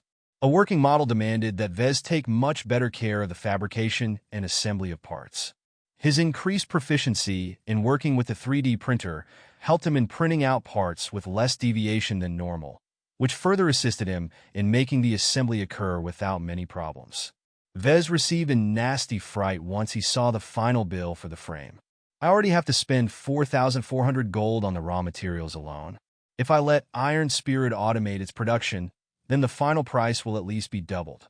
A 1-star mech that cost 8,800 gold to buy was an absolute luxury in the game. It took an average player months to build up such a fortune. Vez decided to add a credit price to his model. Since it's a high-performing model, I can at least feel justified if I charge real money for the Seraphim. He set a modest price of 3,300 bright credits per model, which was already at the floor of what the game asked of him. If he sold his mechs with bright credits, the cost of materials and manufacturing would also be deducted from the same currency, so in essence Vez earned no profits at this price. 3,300 bright credits still put the Seraphim well into the premium bracket. Vez felt a little nervous of competing against more well-designed models that mech pilots could acquire at this price. I don't believe my Fantasia will do too badly. It's one of the few flight-capable mechs in this tier after all. That's got to be worth something. Vez refused to sit on his laurels after he finished putting the Seraphim on sale. There were thousands of customized Fantasia models and millions of other one-star variants in the market. Hundreds of new creations popped up every day, so Vez had to go the extra mile in order to make his product stand out from the competition. First, he visited all the major mech enthusiast boards on the galactic net and shamelessly made some posts exaggerating the Seraphim's performance. He then visited Cloudy Curtain's virtual mech pilot community and exhorted the Seraphim as a patriotic purchase, as it integrated the planet's famed festive cloud generator. Though his online postings might generate a minor amount of attention, there was really too much crap on the net these days. His pathetic attempts at advertisement might as well be a drop in the ocean. After considering the issue for a few minutes, Vez decided to take the plunge and enlisted a short-term advertising service from the game. Iron Spirit featured a sprawling market, and the developers recognized that some designers wanted their own creations to stand out. So Iron Spirit's marketplace offered several methods in which to make a model stand out, such as putting them on top of search results or putting them on display in the virtual environment. The cheapest option started at 1,000 bright credits a day, and Vez bought a package deal of 9,000 credits for 10 days of sporadic advertisement. This only left Vez with 11,000 credits in his accounts, which almost turned him into a pauper. Making money comes later. Right now, it's best for me to complete the system's mission. I'll earn much more once I receive a real production license. Peddling thousands of digital mechs in a game just can't compare to making a single sale in the real universe. After finishing his publication, Vez had plenty of time left, so he got back to the designer to come up with cheaper variants. His experience with modifying the Fantasia model helped him figure the areas that could be improved. Let's start with up-armoring the chassis. As Vez tinkered with his designs, someone else on Cloudy Curtain logged into Iron Spirit and checked out Vez's profile as a habit. Oh, Triceratops widened his eyes. Chasing Clouds finally uploaded a new mech. Let's see if it looks stupider than his first creation. The teenager figured the new Fantasia might sport an exaggerated chest or something. What he encountered instead was a marvelous visage. The highly customized mech looked like a Fantasia on steroids. Its wide, stretching wings occasionally poked out of the celestial clouds that emitted from the rear. The rainbow coloration offered little utility in combat, but it made the Fantasia look as if it stepped out of heaven. Only the custom mech's menacing red eye and lengthy marksman rifle gave the model some teeth. Triceratops quickly figured out the mech had been made for sniping in the air. Aerial sniping was one of the most difficult specializations a pilot could focus on, but at least this mech included a built-in aim assist module. So it's called a Seraphim, huh? It sure turned the Fantasia into something incredible. The mech excelled in both looks and performance. Though Triceratops intended to specialize in piloting medium-weight mechs, he nonetheless grew interested in buying the Seraphim and adding it to his mech stables. His eyes scrolled down the specification sheet in admiration before ending up at the prices. What? 3,300 credits? That's a rip-off. At least the gold price looks more reasonable. Unfortunately, 4,400 gold was out of his price range. He hadn't outgrown his groaning Hellman mech yet. Triceratops calmed down and stopped his impulsive urge to purchase the Seraphim. If he knew that the gold price of the Seraphim doubled once the handcrafted model was sold, he'd likely spit out his lunch. As for paying in credits, a kid like him only had 50 credits in pocket money, far too insufficient to splurge on an in-game item. His parents would scold him for wasting so much money. This mech is out of my price range. There's no way I can buy this luxury model. But I think I know someone who can. Let me check my friend list. Triceratops. Yo, buddy, are you available? The Seventh Snake. What up? Triceratops. I found a new mech variant on the market. I think you'll be interested. The Seventh Snake. It must be something weird if you're taking the time to tell me about it. Give me a name, I'll check it out. Triceratops. Fantasia 2 or Seraphim. The Seventh Snake. Damn, you're right. This is the best Fantasia I've seen up till now. But what is up with the price? I could buy a top-performing flight mech with all that gold and still have some left for some bling. Triceratops. All of those mechs look like birds or underfed men. This is one of the few Fantasias with a decently integrated flight system. You can even do some cool tricks with the cloud generator. Just give it a spin, man. The Seventh Snake. Why are you trying to push me this mech anyway? Do you know chasing clouds? Triceratops, nah. I lost an arena match against another custom Fantasia by the same designer. I've been keeping my eye on him since then, since he managed to come up with something stupid. The 7 Snake. Okay, let me see his profile. The Fantasia 2 are... You right? It's the only other model on his account. Oh, the 7 Snake. Triceratops. Yeah, I know. The 7 Snake.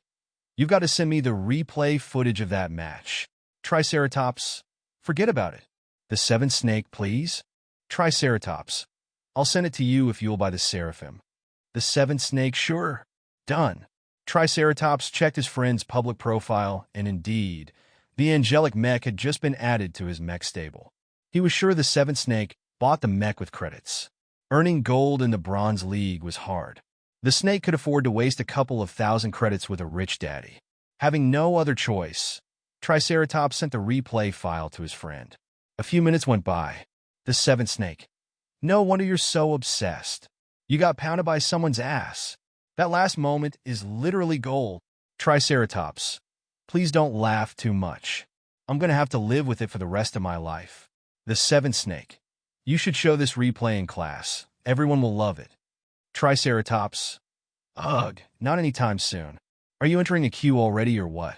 I want to see your Seraphim in action. The 7 Snake. All right. As a bona fide second-generation rich kid, the 7 Snake lived a comfortable life. He possessed decent looks, a wide circle of friends, and did well in school. Other than the frequent absence of his overworked parents, he lacked nothing in his life. Being a potentate was just the icing on the cake.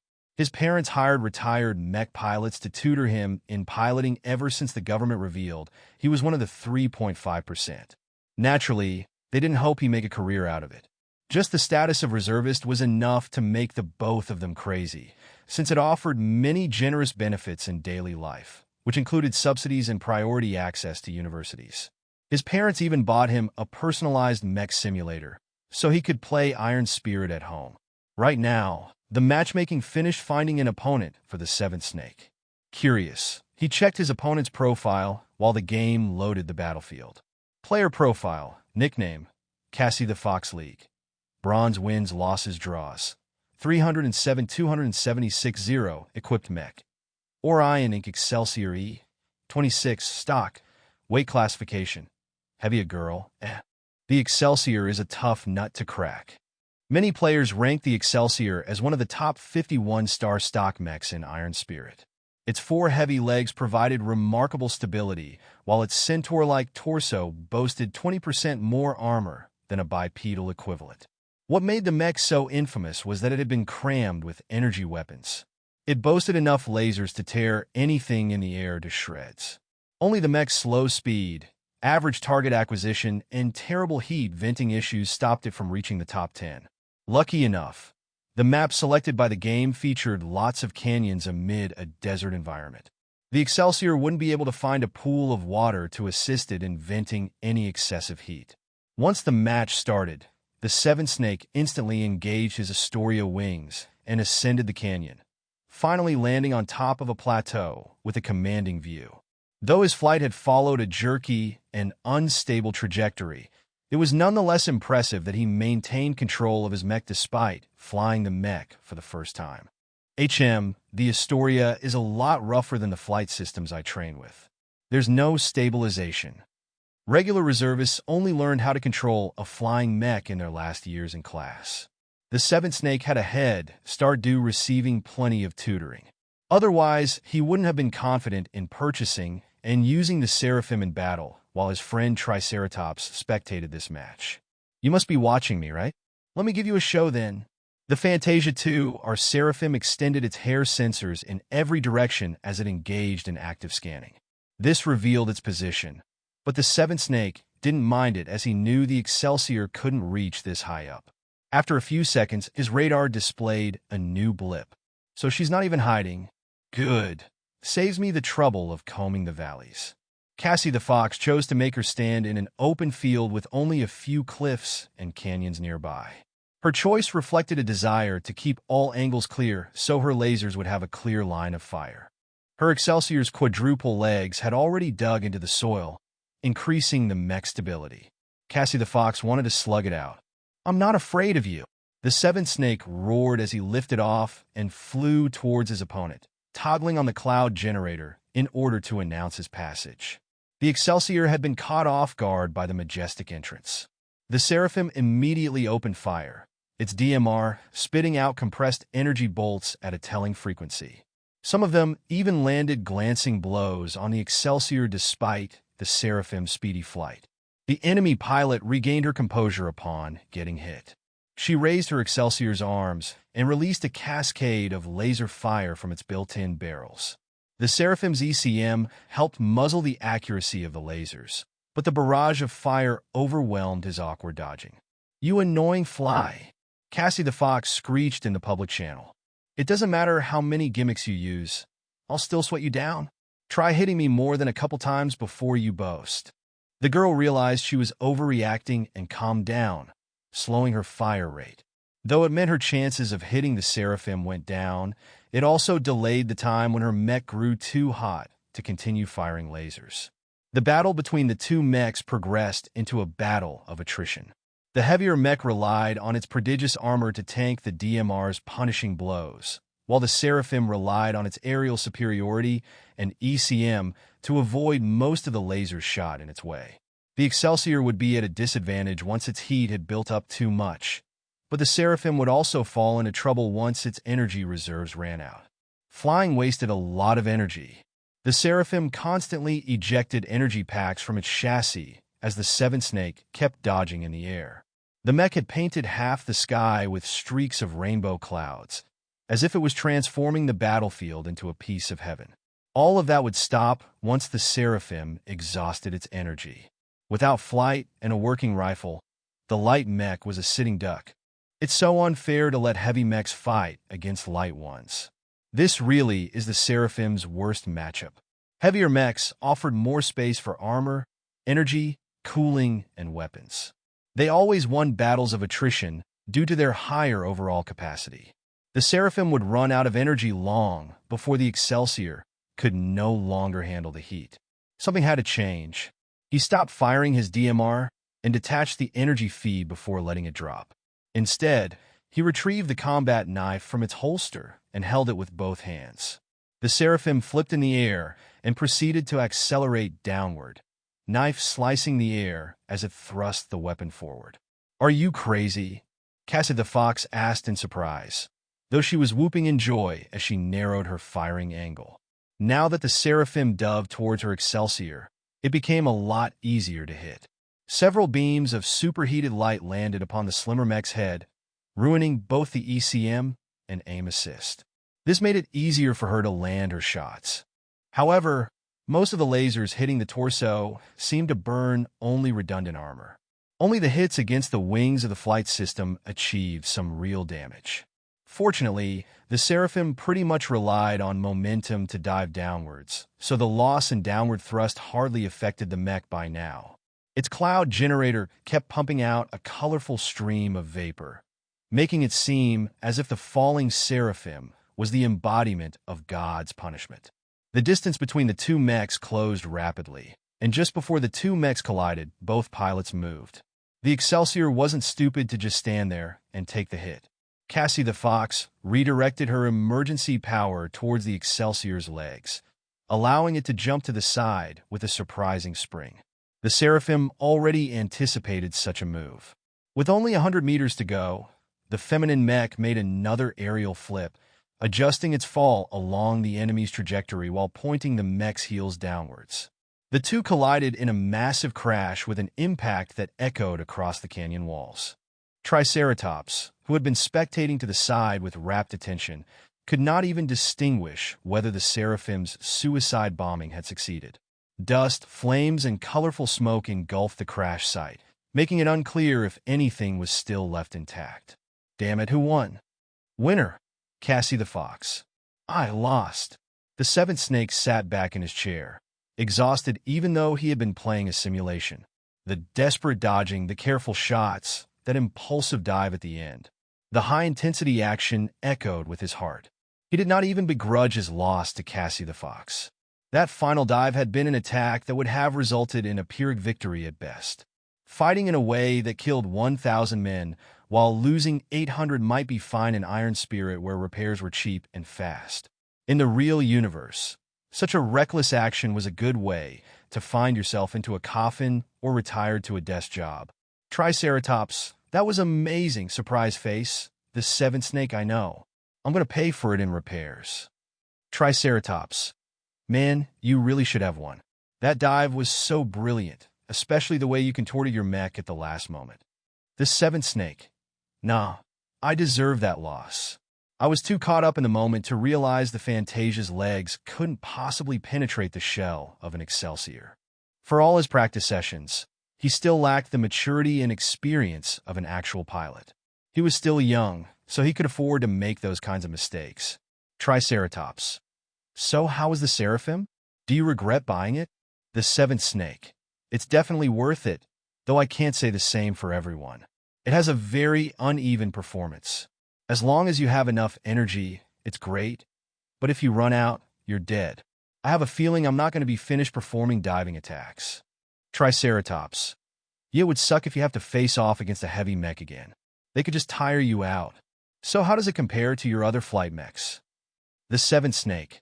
The firepower isn't the best. It's fast and agile, but it came at a cost to armor and endurance. It's the perfect long-ranged harasser, but there's other mechs that can do the same job a little better. Still, I like this mech. It's really beautiful, and I love the cloud generator. It makes me want to pilot this mech all day. Triceratops. Do you mind if I share the replay with the others? The seventh snake. Sure. Do what you want. While the seventh snake dove back into the arena, Triceratops sent the replay to his friends with a note to check out the new variant. Not everyone watched it, as a lot of them were not in the game or weren't interested.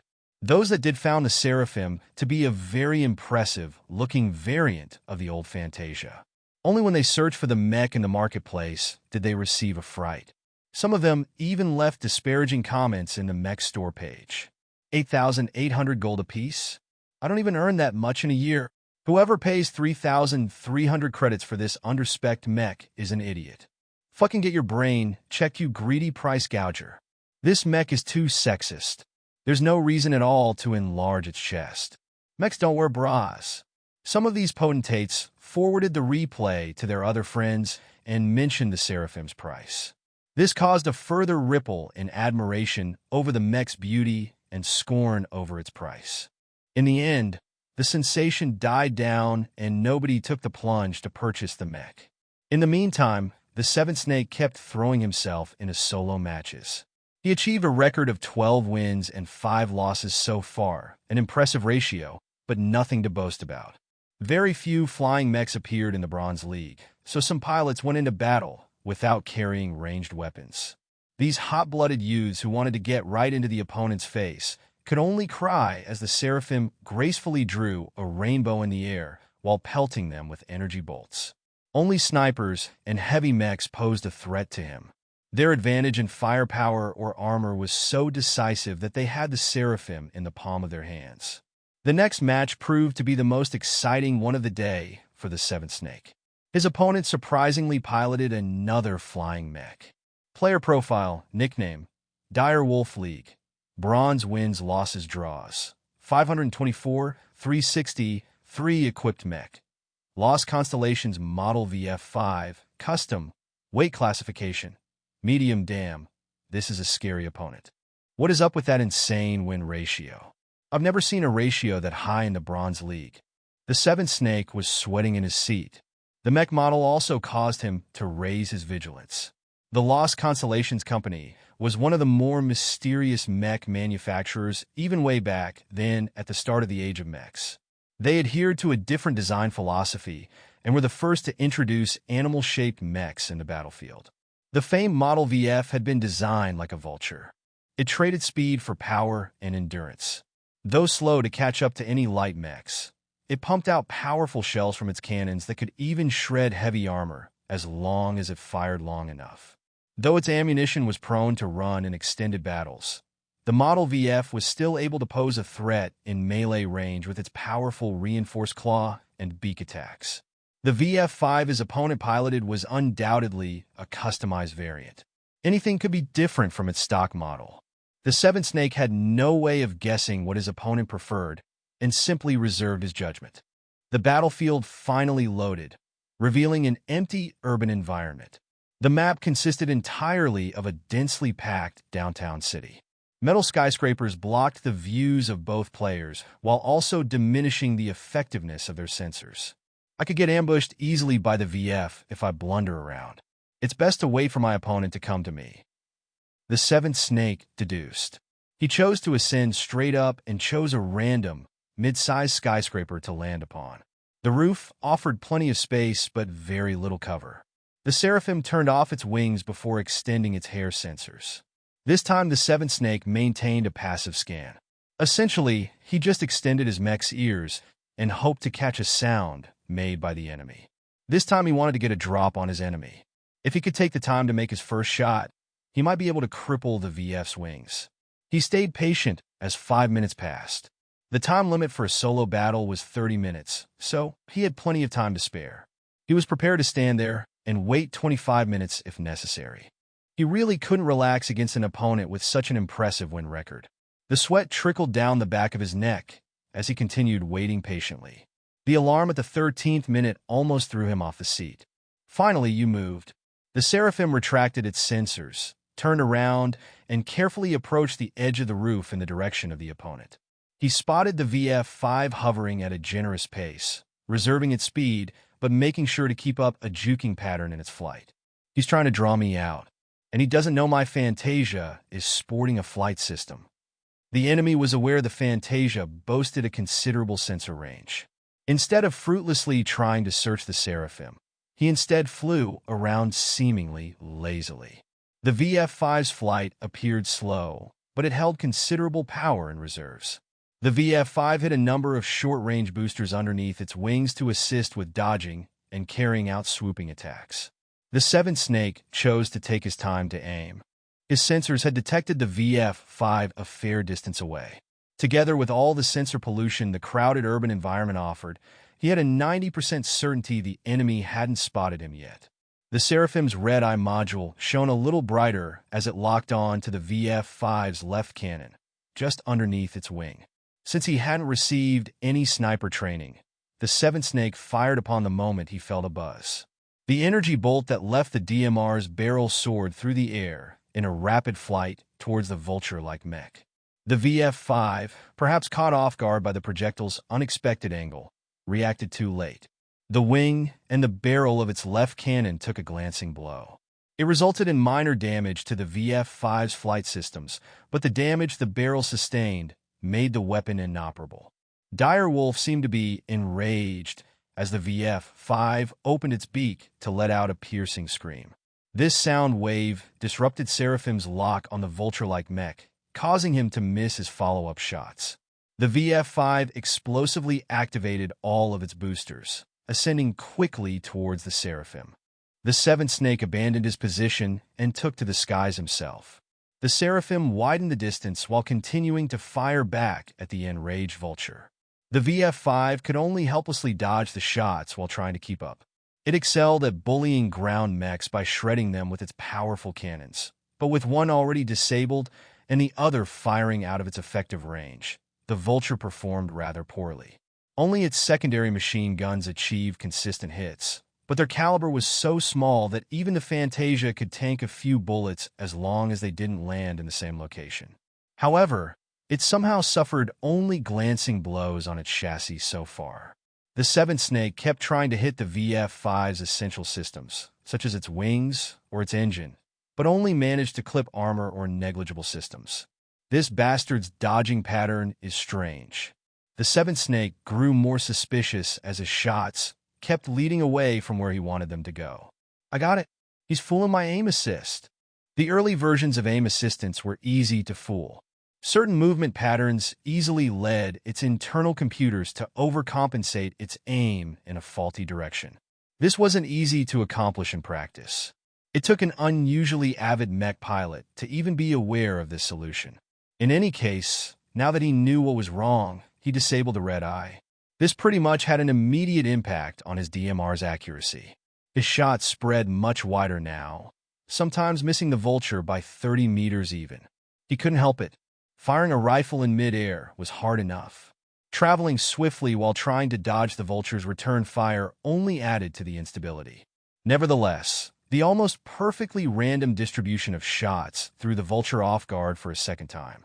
Since even the Seraphim's pilot couldn't predict where his shots landed, his opponent could forget about figuring out a pattern. The exchange continued on for a handful of minutes. The VF-5 appeared miserable as its chassis sported a lot of scorch marks and ran low on ammunition. It succeeded in preserving its important systems, only suffering major damage to its massive wings. The Vulture was built to be robust among the flyers, so even if it lost half its wings, it still maintained its capability to stay afloat. The Seraphim, on the other hand, survived the sporadic barrage of solid projectiles with a few dents. It suffered an unlucky hit at the end when a cannon shell managed to hit the rifle. The impact and subsequent explosion irretrievably wrecked the weapon, leaving the lightly armed Seraphim without a ranged weapon. Just as well, I only have a third of my energy left. Both sides knew that this match would be decided up close. The Seraphim ceased running, turned around, and approached the VF-5 cautiously while unsheathing its combat knife. The rainbow cloud spurting from its rear gave the angelic mech a majestic appearance, as if it was a queen that claimed the skies as its domain. The VF-5 let out an indignant cry from its beak as it accelerated in a sudden fashion, eager to challenge the interloper. While its half-wrecked wings reduced the power of its flight, its plentiful thrusters still provided a substantial amount of explosive acceleration. The Vulture flew out with its sharp and menacing claws stretched out. The force of its approach enough to wreck any Fantasia-based chassis in a head-on collision. The Seventh Snake flitted to the side and used his superior agility in the air to keep his mech safe. He swiped the VF-5 with his combat knife, scoring occasional hits, but unable to deal any critical damage. The cloud generator spurted out so many colorful clouds that the streets were almost completely obscured. This didn't affect either mech's performance, as they both switched to alternate vision modes that could easily see through the clouds of vapor. Somehow, the VF-5's pilot managed to orient his mech in a way that presented its most armored portion towards the Seraphim. This let the VF-5 use its abundant armor to block the small knife. If the Seraphim's arms possessed more power and carried a better weapon, then it would have carved the VF-5 apart by now. Instead, it had to dodge the VF-5's fatal claw strikes with every approach, suffering a few glancing blows in return, one of which simply sheared off both its legs at the knees. The Seventh Snake felt constricted, and as his energy reserves fell to the last 10%, he again staked odds to a final blow. He stopped dodging sideways and flew towards the VF-5 head-on. The Vulture noted the change in strategy and extended its claws and its beak in anticipation. At the last moment, the Seraphim chose to dodge to the bottom right, straight at one of the VF-5's claws. The reinforced limb tore through the Seraphim's thin armor plating. The angelic mech's head crunched loose while its torso had been sliced halfway through, disabling countless essential systems. The VF-5 suffered catastrophic damage in return. The Seraphim's combat knife sunk deep in its chest armor, and while it suffered little damage so far, the close-range strike possessed enough momentum to carve through its plates. Red liquid leaked out of the gaps. The Seraphim had succeeded in piercing the cockpit with its last gambit. Both mechs lost their propulsion and fell. Winner, the Seventh Snake. Vez's face soured as his eyes skimmed through his analytics page in iron spirit. Really, what am I paying so much crap for? I thought advertisements are supposed to work? He only had 20 days left to complete the system's mission of selling 100 virtual mechs. So far, Vez only managed to sell his handcrafted Fantasia 2, or Seraphim. That meant the other mechs he sold lacked his personal care and attention. Not only did their specs degrade, they also sold for twice its already ludicrous price. When Vez visited the Seraphim store page, he encountered hundreds of disparaging comments. 8,800 gold XD. Do you lack a few brain cells? Are you autistic? Then go ahead and buy this gold-plated piece of turd. Can anyone lend me 8,700 gold? I promise to pay you back once I dominate the arena. No one can withstand my secret weapon of crapping rainbows. Don't buy this mech. This is an over-engineered piece of shit that simply slaps a lot of extra parts together. Just buy a real flying mech instead.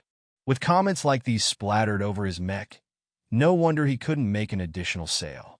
Vez had learned a valuable but expensive lesson with this experience. I lost sight of my target audience. I thought I could have slapped a lot of components together without consequence. But the Bronze Leaguers are mostly a bunch of kids with little gold and credits to spare. One-star mechs acted as training wheels in the game. As training tools, most potentates didn't bother to make an emotional connection to the mechs they piloted, considering them to be horribly outdated. The Bronze Leaguers paid more attention to the amount of performance they could squeeze at a given price. It was a good thing he hadn't spent the rest of his time in vain. Other than stuffing Lucky with ores, he also extensively reworked the Fantasia 2 into a new variant. It had been his most major project to date, flexing all of his new skills to his limit, especially the light armor optimization subskill. The new Fantasia variant sported complete matte gray armor plating. Vez had painstakingly removed its original armor plating and replaced them with the newer and more efficient Mirin 21 ultralight armor plating. To retain and even improve the mech's durability, Vez had to recalculate every plate's profile and thickness, bulking up the mech in many areas. Despite the increase in armor, the mech's weight still enjoyed a considerable reduction, making it faster and nimbler on the ground. Vez felt highly satisfied with his work so far. He appreciated the miraculous powers of the system for allowing him to get accustomed to such amazing procedures in a matter of days instead of months. In a good mood and prompted by his rich creativity, he even added in the Fayette ECM and the festive cloud generator onto the custom mech's head. In keeping up with the ghost theme, he set the clouds to generate only grayscale colors, nicknaming the mech the Phantasm. Design evaluation: Fantasia 2 Phantasm. Variant name: Fantasia 2 Phantasm base model. Fantasia 2 original manufacturer. Kezia Armaments weight classification: light recommended roll, scout ambusher armor, C- carrying capacity, F+ aesthetics, B+ endurance, D+ energy efficiency, D flexibility, C firepower, D- integrity, C mobility, B+ spotting, B X factor, none deviance. 8% performance improvement, 11% overall evaluation. You have received 50 design points for completing an original design with a performance improvement of over 10%. You have been rewarded with a lottery ticket for achieving superior performance improvement with minimal deviance. Vez widened his eyes at the second message. The system evaluated his custom work to the same standards as the industry, which made sense now that he thought about it. He had learned this in college but forgot about it when he grew delusional from possessing the system. Overenthusiastic designers who pumped in a lot of resources into a mech and only achieved a couple of % improvement over the stock model were regarded as trash. On the other hand, designers who changed only a few things here and there and can still achieve an improvement of over a dozen % were regarded as masters in their field. Vez had gained the system's approval with the Phantasm's economical design. With 3 cheap components, he partially re-engineered the old Fantasia 2's frame into a stealthy predator. The Phantasm could do everything the stock model was capable of, but just a little better. The real star of the show was Vez's tedious swapping of its armor. The Mirin 21 might have offered less protection, but it weighed a lot less. Padding the Fantasia with additional form-fitting plates offered better protection, but still managed to achieve an overall weight reduction. Not every newly graduated mech designer could accomplish the same. Without cutting down redundant and inefficient sections while making sure their spots remained somewhat covered, Vez could never have improved the armor so effectively. And now he held another lottery ticket. Like an eager kid with candy, Vez quickly switched to the lottery page and spun the metaphorical wheel. Come on, give me something good, like a production license or a bag of credits. You have received a strength candy. Strength candy increases strength by 0.1 upon consumption. Strawberry flavor. Vez fell on his knees and let out a frustrated scream. Come on, system. I worked so hard the last few days. Why don't you throw me a bone or two? He felt like a wizard who decided to pump some iron in the gym. Developing his muscles was an unnecessary luxury that provided little help in his predicament. Well, since he received it, he might as well use it. After popping the gift in his mouth, he checked his status again. Status name: Vez Larkinson. Profession: novice mech designer. Specializations: none. Design points: 113. Attribute: strength 0.7, dexterity 0.7, endurance 0.6, intelligence 1, 2, creativity 1, concentration 1, neural aptitude F, skills: assembly, novice 3D printer. Proficiency 1, business, apprentice, computer science, incompetent mathematics, incompetent mechanics, apprentice, jury rigging 1, speed tuning 1, metallurgy, apprentice, physics, novice, lightweight armor optimization 1, evaluation, should pursue a career in designing space shuttles. He hardly felt the increase in strength, but after looking at the other benefits the system had brought, he felt pretty content.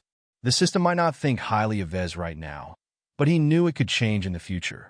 After I complete 2 good designs, I will have enough DP to buy a new subskill. The past week, Vez benefited a lot from the subskills he had already bought. Even though they offered the lowest tier of knowledge, they vastly improved his existing competencies and sharpened his instincts. He currently considered whether to buy additional subskills or begin upgrading his existing ones. One would widen his base of knowledge, and the other one would deepen it. Neither of the choices were wrong, so Vez had a hard time making a decision. The doorbell rang, interrupting Vez's introspection. He wasn't expecting any visitors, nor did he order something to be delivered. Curious, Vez activated the front door's camera. "Hey, Vesey, are you in?"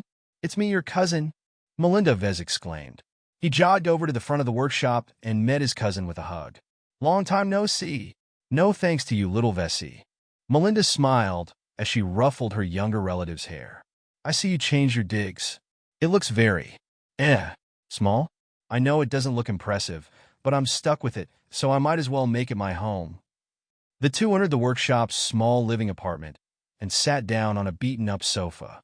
Lucky, who had been happily napping in the middle, meowed with indignation as he was pushed to the side. "Oh, it's so cute," Melinda gushed as she picked up the cat. "What's its name?" "I call him Lucky. I'm counting on him to turn my life around." Vez responded, then sighed. "I know you didn't come because you missed me. Tell me what the family wants." The Larkinsons had been an established family of mech pilots for at least 200 years. Though they lacked wealth and a deeper foundation in the circles of power, they managed to firmly root themselves in the military. Together with dozens of other families, they constituted the Bright Republic's unofficial military aristocracy.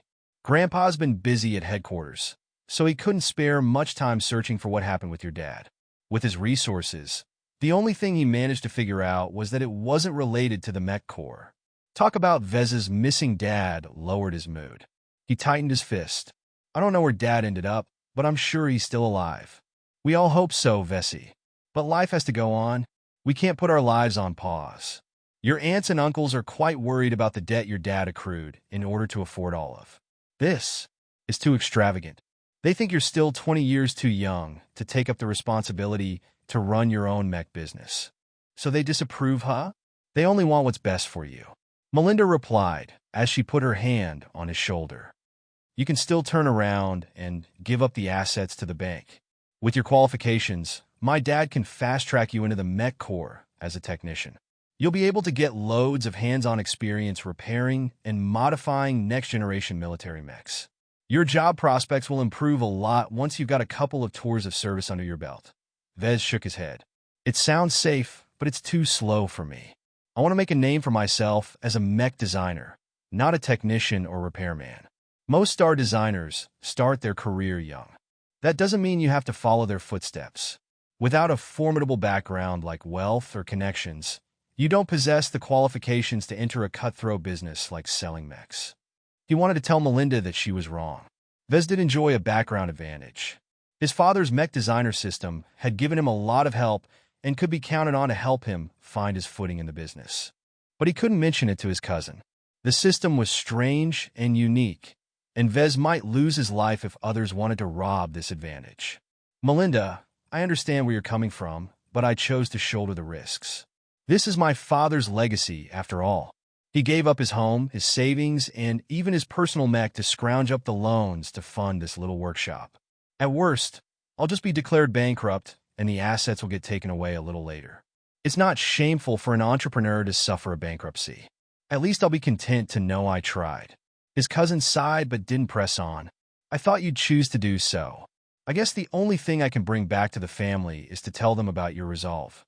Grandpa also told me that if you decided to stay this course, he'll lean on the bank to make sure they don't pull any dirty tricks. Thanks. It helps out a lot if I don't have to worry about the bank changing its terms. I'm confident I can work this out on my own. I already have some plans in the works. Oh, can you show me some of your work? Vez brought his cousin to the working area of the shop. He activated the terminal and logged into his Iron Spirit designer account. I've been trying to make a name for myself as a designer in the game. I made a deal with... I can't say who. I only need to do well and sell enough virtual mechs to receive some additional startup resources for my real business. Let me show you my two latest designs. The Seraphim awed his cousin for its graceful appearance. She grinned and pinched Vez's cheek. So you started to fiddle with the Fantasia? Huh? Do you need me to introduce you to some ladies I know? Melinda, I'm not a kid anymore. So other than its gender, tell me what you think about my mech. The Seraphim showcases your fundamentals. You've impressed me with how decently you incorporated all of the components together. While I'm not too familiar with the Fantasia chassis anymore, I'm sure it performs decently in the air. It's just, yeah, I know. It costs a fortune for a 1-star light mech. At least your Phantasm looks impressive. Melinda commented as she browsed through the spec sheet. I'm not a technician, but even I can see you've worked hard reworking its armor. This is really solid work. If I was still in bronze, I'd definitely give it a spin. What's your current league? I've been in platinum for a while. I can break into diamond if I work hard. Heavens. Reaching diamond rank at her age would be an impressive feat only freaks of nature and nurtured aristocratic elites could boast such an accomplishment. Sometimes Vez felt that his mech piloting talent had gone over to Melinda. The universe wasn't fair sometimes. Melinda noticed Vez's expression and flicked his forehead. Hey, no need for those thoughts. You might not have inherited all of your father's genes, but you definitely have his heart. Besides, Iron Spirit is just a game. Many of my colleagues in the Bentheim Planetary Guard don't even take it seriously. When you make a living piloting and fighting with the real thing, a game just feels too fake. Nodding, Vez agreed with her words. I know. Designing mechs in Iron Spirit is just a springboard for my real universe business. If I manage to achieve enough sales, I can receive a grant of some sorts. I'll be sure to recommend your models to the Munchkins back home. Melinda smiled as she thought of pinching the faces of her cute little nieces and nephews. The Larkinsons weren't exactly unified like real aristocratic families, but they kept in touch even as they spread out over many planets in the Republic. The younger generation often met up and played together, if not in person then in Iron Spirit. Being left out of many of these circles due to lacking the aptitude to pilot a mech had distances Vez a little from the peers of his age. Melinda was one of the few who kept a proactive friendship with him. It was times like these when he faced some difficulties did Vez realize how much family meant to him. A warm feeling embraced his heart, and he gave his cousin another hug. After a hearty talk, Melinda had to leave in order to catch her flight back to Bentheim. As Vez accompanied her to the door, she turned around and bumped her communicator with his wrist. What's this? Vez asked as he activated his comet unfolded into a brochure. It's the Young Tigers exhibition. Isn't it a competition for younger mech pilots to showcase their skills? I hear the Mech Corps and the local mercenary corps organized this event to recruit outstanding pilots. The Bright Republic publicized the YT every year. It had practically turned into a national holiday. His father even brought him to an event when he was little. Before he found out his aptitude made piloting mechs an unreachable dream. That was 10 years ago, Melinda said and reached over and tapped the brochure, flipping it over to the next page. In recent years, they expanded the program to include a mech designer contest. It's not as thrilling as the mech battles, but the Mech Corps and a few big players pay a lot of attention to the people who do well in the contest. I see. Vez nodded as he read through the brochure. It's conveniently open to mech designers who have just graduated or are in their final years in college. I guess the Republic wants to make sure it hasn't missed any talents. You should check out the rewards, Vez did and widened his eyes. First prize, Gold Cup, 1 million bright credits. Second prize, Silver Cup, 500,000 bright credits. Third prize, Bronze Cup, 200,000 bright credits. If he won first prize, then even if he couldn't meet the interest payment, he could at least afford other necessities. The raw materials to build up a mech didn't come cheap. These aren't even the real rewards, Vez. If you stand out during the competition, you might be able to get an audience with the real movers and shakers of the mech business. You can get job offers and commissions if they like your style. Vez smiled ruefully when he heard those words. The bigwigs probably aren't interested in a small businessman like me. I'm not one of those geniuses with fancy degrees from Mars or Estelon. Mars was the technological capital of the Greater United Terran Confederation, the oldest and most prestigious human superpower. Estelon was a hub of high-tech mech companies and stellar universities of the new Rubarth Empire, the most militarily dominant human state. Most of those geniuses already have their future careers lined up, probably with one of the Galactic 500. Melinda responded with a scowl. When they come back to visit I sometimes wonder if I'm talking to a Terran or Rubarthan. It's like they forgot their roots. The Republic is a third-tier power, after all. Vez lamented, not entirely sincerely. He loved his home country and its high living standards. There were benefits to loving in a peaceful backwater. Our next-gen mechs are probably considered last-gen by the first-tier superpowers. Those destined for greatness couldn't be contained by the small, bright Republic. Vez knew it was no use to feel jealous about those endowed with great opportunities. It all came down to strength. If Vez failed to win the first prize, then he just wasn't cut out for it. With the system backing him up, he might not excel in anything now, but it could be a different story a decade later. He waved his cousin goodbye and returned to his terminal. He reread the brochure for the white key and registered for the competition after making sure he met all the requirements. Good thing the white key starts in 2 months. I'm not confident of winning anything in my current state. Hopefully it'll be different when time passes. Vez went back to work. He logged into Iron Spirit and put in the hours to craft the Phantasm in his virtual workshop. Seeing each component roll out of the 3D printer and place them in the appropriate place helped him understand his creation further. When he finished the assembly and tested its specs, he put the new variant on sale. Fantasia 2, our Phantasm. Tier 1-star base model. Fantasia 2, our purchase price. 3,600 gold, minus 50%. Premium price. 750 bright credits. Comparing the new Phantasm to his earlier Seraphim showed a stark contrast in price levels. Fantasia 2, our Seraphim. Tier 1-star base model. Fantasia 2, our purchase price. 8,800 gold. Premium price. 3,300 bright credits. His handcrafted Phantasm only sold for 1,800 gold, which represented a great deal. The next models after his first Phantasm would be fabricated automatically, leading to a slight reduction in quality and a doubling of prices. Still, at 3,600 gold, a customer would not be disappointed at the Phantasm's performance. After Vez proudly put his mech on the market, he visited the usual mech enthusiast boards on the galactic net and boasted shamelessly about the Phantasm. Not every mech designer chose to create a variant with a reimagined armor configuration. At the very least, Vez hadn't found any other Fantasia variant on the market with a full-body Mirren 21 armor replacement. A few days passed by. Nothing else changed except occasionally picking up Lucky's gems. The benefits it provided remained minor as ever, but Vez still remained optimistic.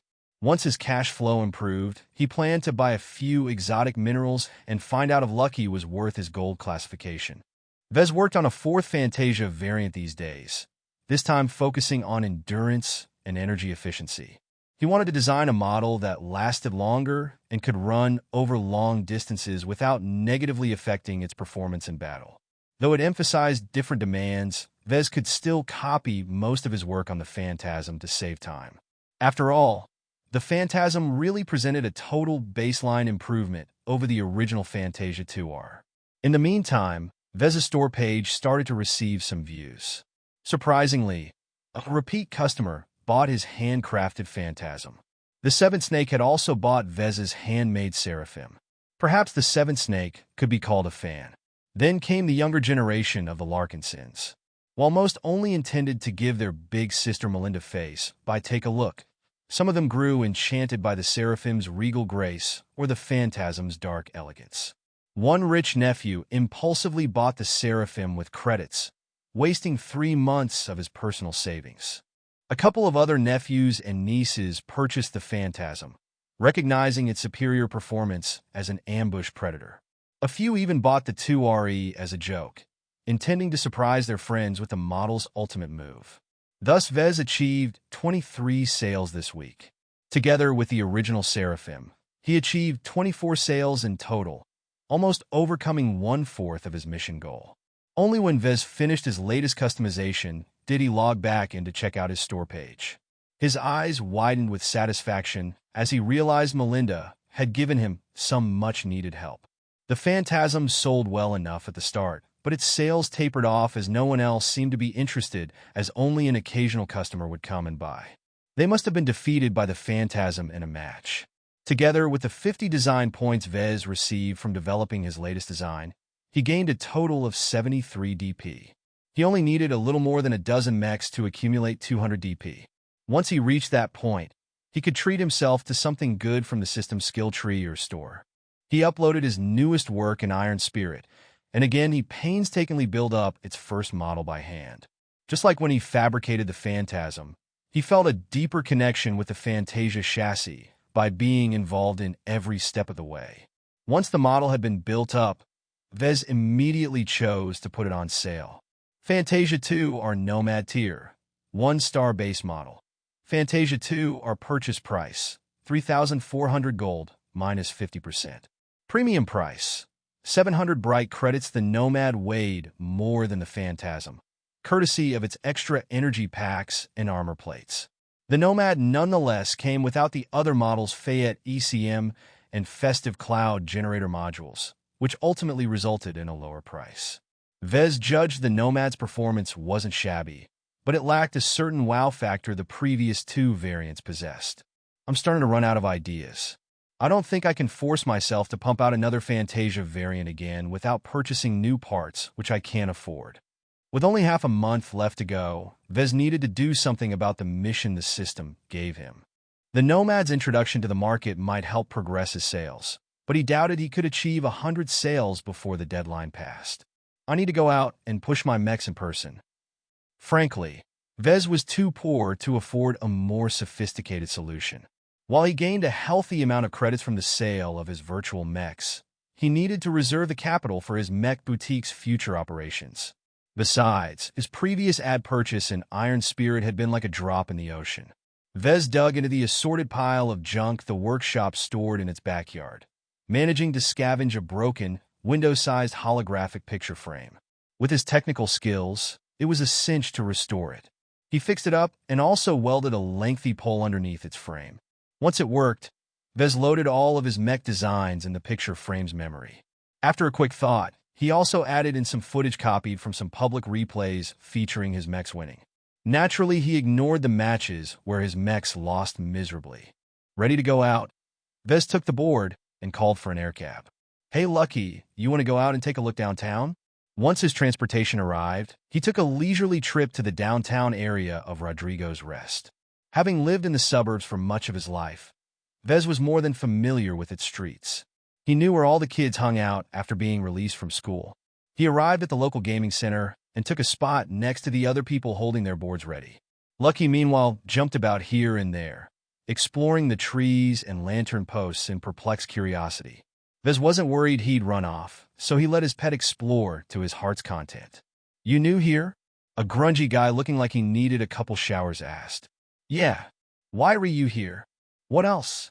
"I have to sell my product urgently," Vez helplessly confessed. "Anything I should know?" "The dos and don'ts." Grungehead mentioned a few short tips.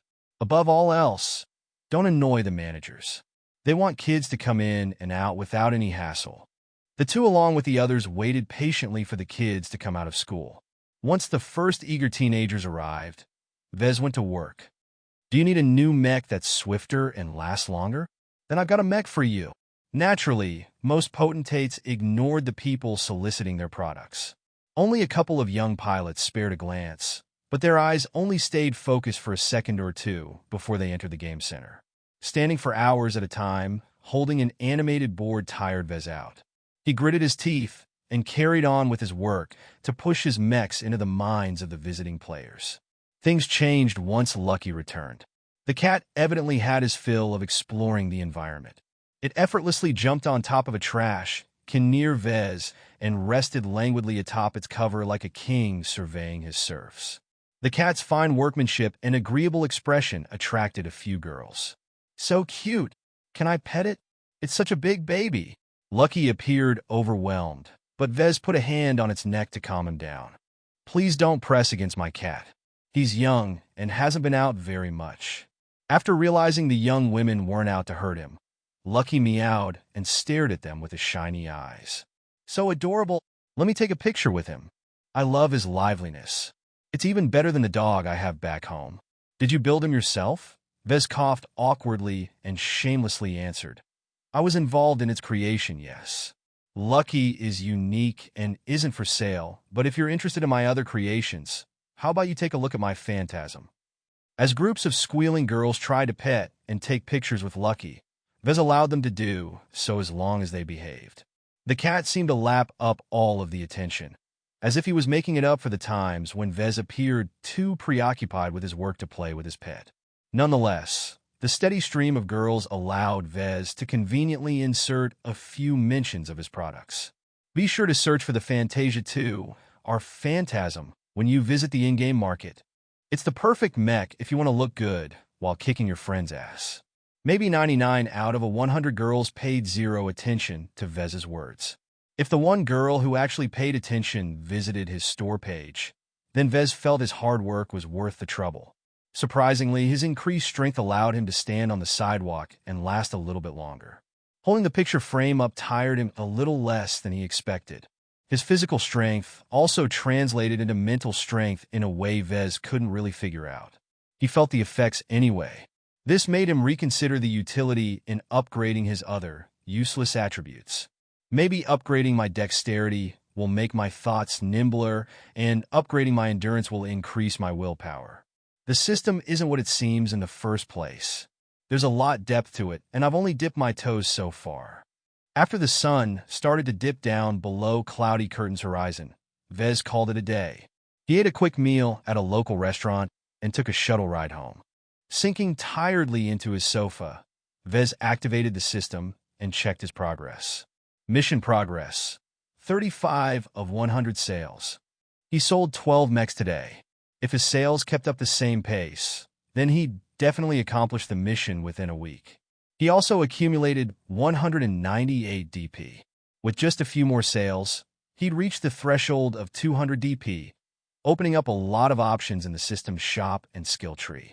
Though other mech designers might scoff at Vez's pathetic street peddling, all of his hard work had paid off for him personally. Naturally, Lucky contributed much to his success. He picked up the sleepy cat and stroked his muzzle. "You've done a good job acting cute. I'll order a few treats and have it delivered tomorrow." Lucky meowed in contentment. Vez kept up his sales routine for a week. He visited different cities each day in order to maximize his exposure.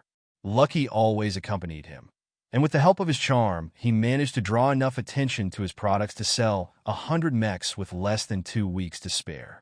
He also accumulated a hefty 263 design points, but hadn't spent them yet. He thought it would be better if he received his next mission first. Congratulations for completing tutorial. Part 3. You have received a 10-year combat mech production license lottery ticket. Please visit the lottery page to redeem this ticket. For completing the mission with time to spare, you have been awarded a bonus lottery ticket. The system sure loved lotteries, giving Vez a bad feeling. His luck with the lotteries so far had been mixed. "Hey system, shouldn't you have sent me another mission by now?" Please do not get addicted to missions. The Mech Designer system only offers missions in order to guide its users to the right path. Only babies require constant hand-holding. Are you a baby? Vez practically spat blood. Who's the baby? You are a baby. In fact, Vez felt rather terrible after hearing those words. He had indeed grown accustomed to the system's guidance.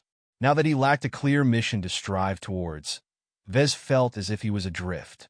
No, that's not right. I still have to prepare for the Young Tigers exhibition that starts in 1.5 months. I also have to make progress in collecting 5 million credits to pay off my interest in 2 months. In other words, he needed to advance his skills and earn a lot of money. Vez could work on that without the system generating another tutorial to tell him how to accomplish those goals. Too bad I can't earn any more completion rewards. That reminds me, I still need to use up last mission's rewards. Rubbing his palms, Vez turned to the lottery page. He ignored the option to spend DP for a lottery draw and instead selected the option to use the tickets on hand. First, he activated his bonus ticket. Same as his previous lottery draws, it only entitled him to win an award from the lowest pool of prizes. The low-quality ticket snapped in half, revealing a familiar spinning wheel.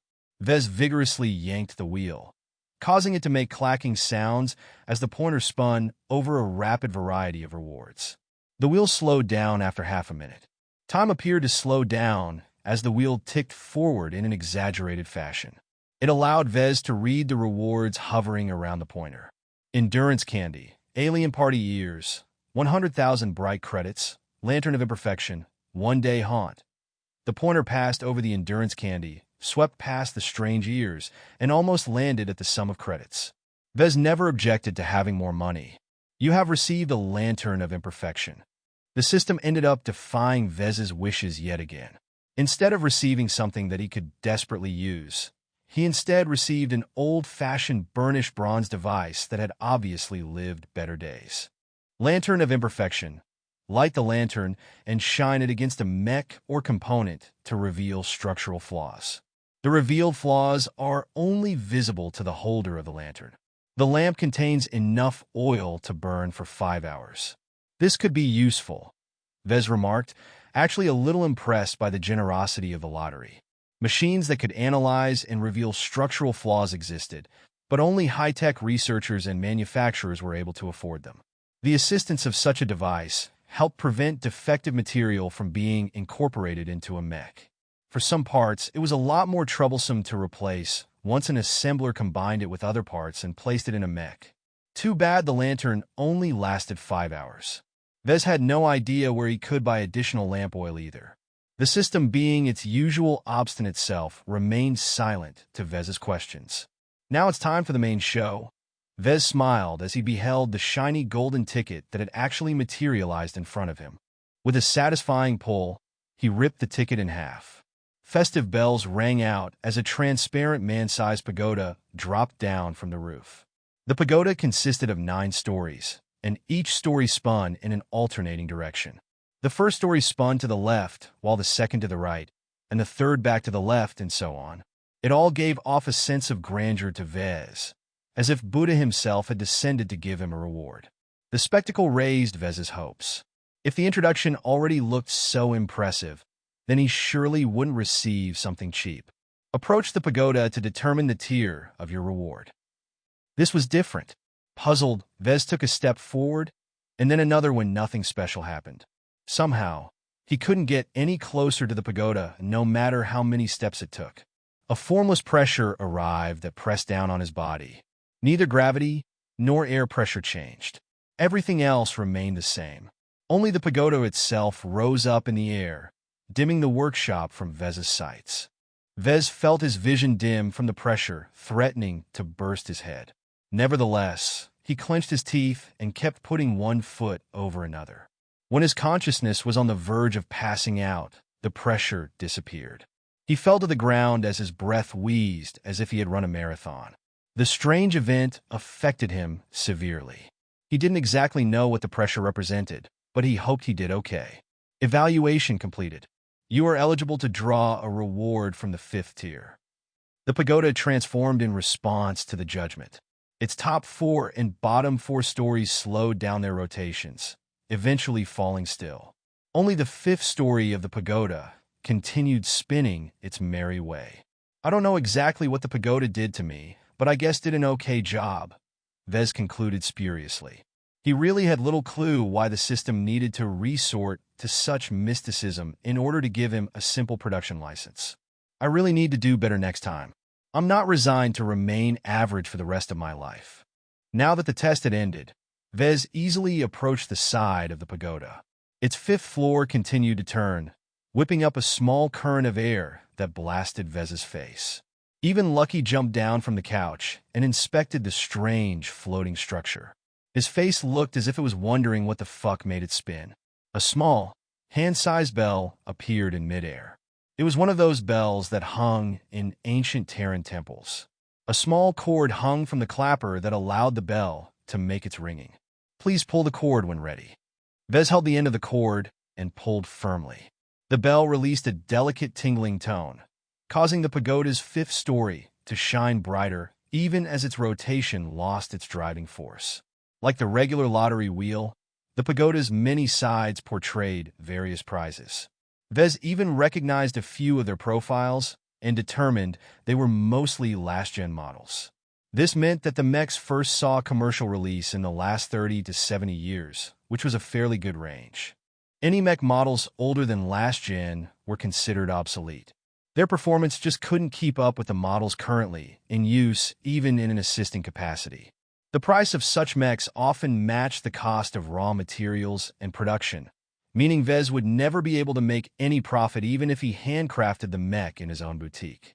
On the other hand, newer models also presented a few problems to Vez.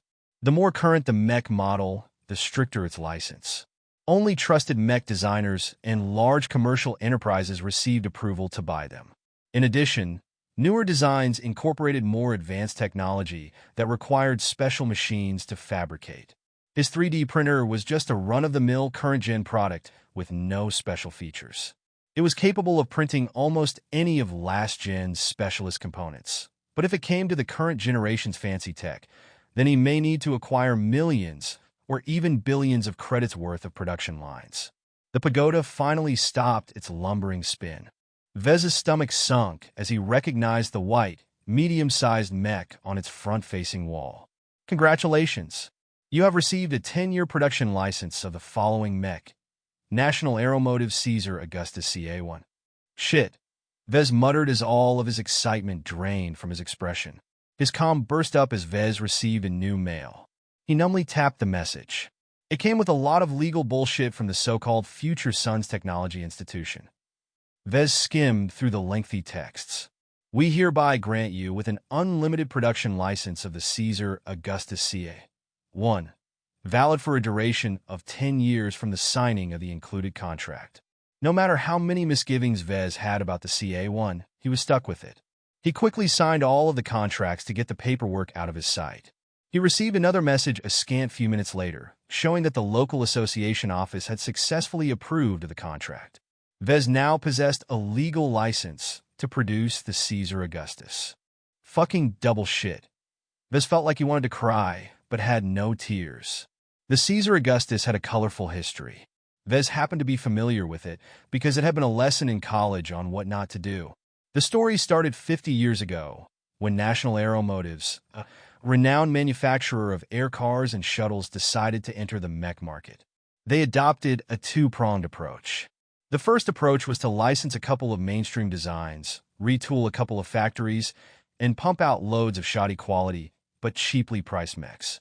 The sheer quantity of mechs they made allowed them to figure out the intricacies of mech production quite rapidly. The quality of their mechs improved with each new production run.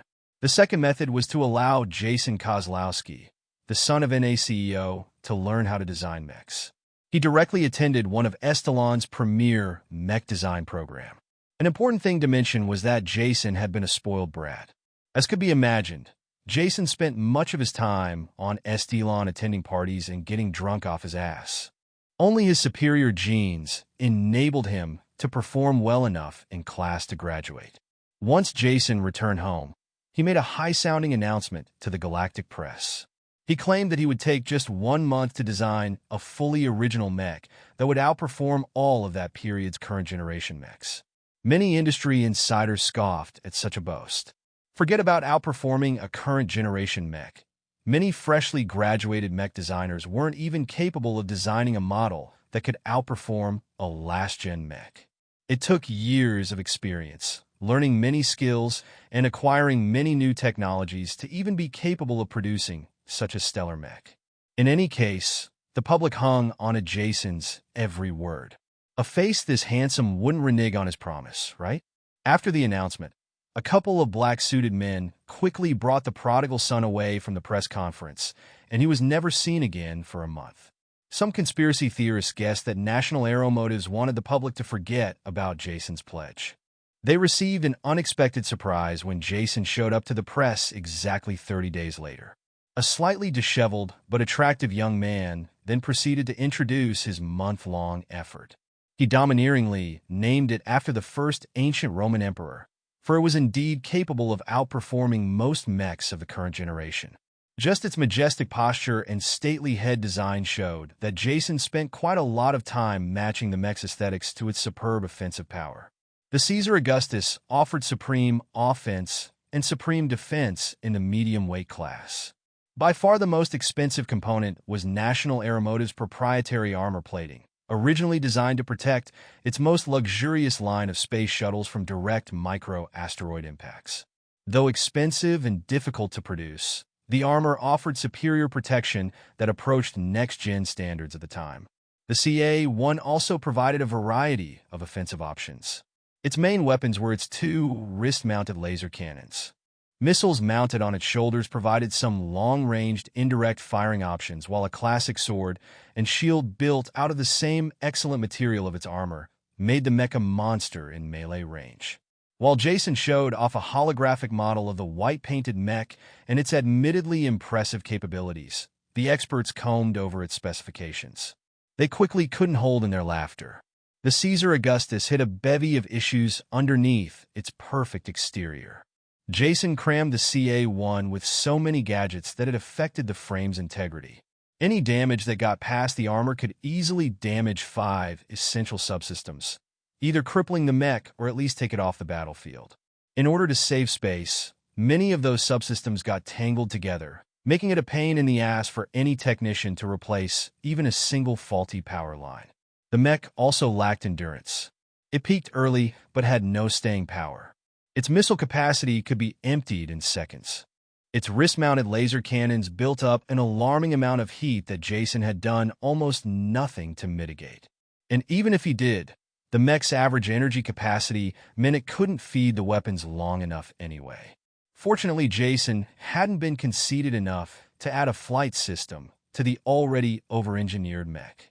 Its energy would just drain faster in that case. All of this meant that Vez was now stuck with one of NA's biggest commercial flops in recent times. The CA-1 was a white elephant that was difficult to produce and required constant babysitting. The most troublesome thing about producing it was that its special armor plating required a dedicated machine to produce. Vez's 3D printer wasn't advanced enough to produce it on its own. It was impossible for Vez to produce the stock model of Caesar Augustus in 2 months. He lacked the time, money, skill, and equipment to accomplish such a clusterfuck of a production. And even if he did manage to cobble up a model, it was a question whether it would sell. However, the system awarded him with only just one production license, and for better or worse, Vez was stuck with the elephant. It's not like I'm stuck with the stock model. I still have the mech designer system. If Vez could use the system to redesign the CA-1, he might be able to come up with a less demanding version of Jason's first masterpiece. He wasn't ready to give up. A tentative plan already drew in his mind. Vez made the biggest gamble of his life so far. If he won, he'd be able to produce a stellar mech and sell it for a hefty profit, making more than enough money to meet his impending interest payment. Success danced on a string, and each time Vez stumbled, he risked the whole scheme coming apart. First, Vez needed to grow accustomed to the Caesar Augustus. Fortunately, a real universe production license also counted as a virtual license in Iron Spirit's terms of service. He only needed to send a copy of the license agreement to the game support to be able to tinker and sell the model in-game. As a last-gen mech in today's standard, the CA-1 counted as a 5-star mech in the game. This meant only older, more skilled potentates had the capability to buy the mech. The Caesar Augustus could be sold for a higher price, allowing Vez to earn some actual profits from his sales if he designed a good enough variant. Iron Spirit's tiered leagues put a cap on how good a mech you could play depending on how well you progressed in the game. A Bronze Leaguer only had access to 1-star mechs. A Silver Leaguer had access to 2-star and 3-star mechs, though they could still play around with 1-star mechs if they wanted to have some fun. A Gold Leaguer had access to both 4-star and 5-star mechs. Most potentates that did not pursue a professional career in piloting mechs languished in this league. When one reached Platinum League or further, they gained unrestricted access to every mech, even the mythical 10-star mechs. However, the higher the tier, the more expensive the mechs cost to purchase and to repair if it ever got damaged. The fancier mechs even required weeks of in-game time to repair if they got completely destroyed. This meant that a fair number of Platinum and Diamond players still occasionally took a 5-star mech into a match for the purpose of earning some easy gold. This resulted in 5-star mechs being one of the most profitable tiers in Iron Spirit. High-performing models especially attracted attention. However, whether Vez could break into this market was still a question, considering he lacked familiarity and expertise with the Caesar Augustus. In the 45 days of time before the Young Tigers exhibition started, Vez needed to produce an extensive and realistic redesign of the CA1 stock model. He needed to acquire new subskills and credits to buy virtual licenses of the components he needed for his redesign. In the meantime, he had to release a number of mech designs in the game in order to generate even more credits. Much of the money would be used to buy the real universe production licenses of the components he had used in the game. It sounded terribly complicated, but actually Vez didn't need to change what he had been doing so far. Essentially, Vez only needed to continue to design variants and put them onto the in-game market to sell. First, Vez contacted Iron Spirit support in order to receive his virtual license. A production license of a last-gen mech already cost many millions of credits. He'd be damned if he was forced to purchase a 5-star mech's virtual license, which potentially ran into the millions. While he waited for his application to be approved, Vez shut off all distractions and loaded the CA1 into his systems designer program to begin tinkering with it. He wanted to pry apart its shiny armor and see how much of a mess its infamous internals looked like. Besides finding a replacement material for its armor, Vez also needed to optimize its internals in order to turn the CA1 into a competitive mech. One look, and his hopes were dashed. It really did look like someone took a plate's worth of spaghetti and tried to stuff it in a small cup. It was doable, but it mashed everything together and left far too little slack. Cables, pipes, and structural supports all crammed right next to each other, sometimes dangerously so. For example, if a certain cable broke and released electric sparks, it could ignite the gas released from a punctured pipe.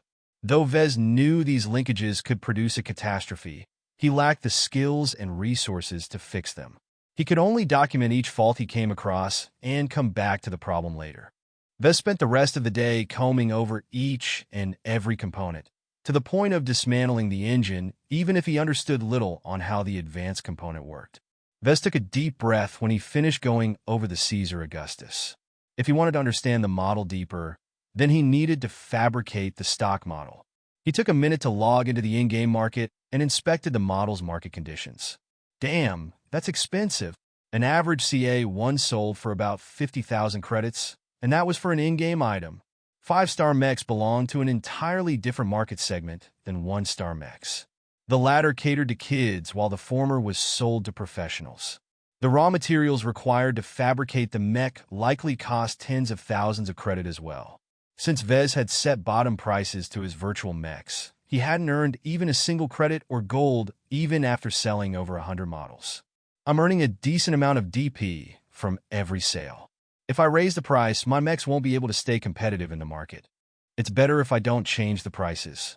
The Caesar Augustus represented a marvel of its time. In order to solve its many puzzles, Vez required learning many new skills. But while he needed to save up a lot of DP, he also couldn't go without credits.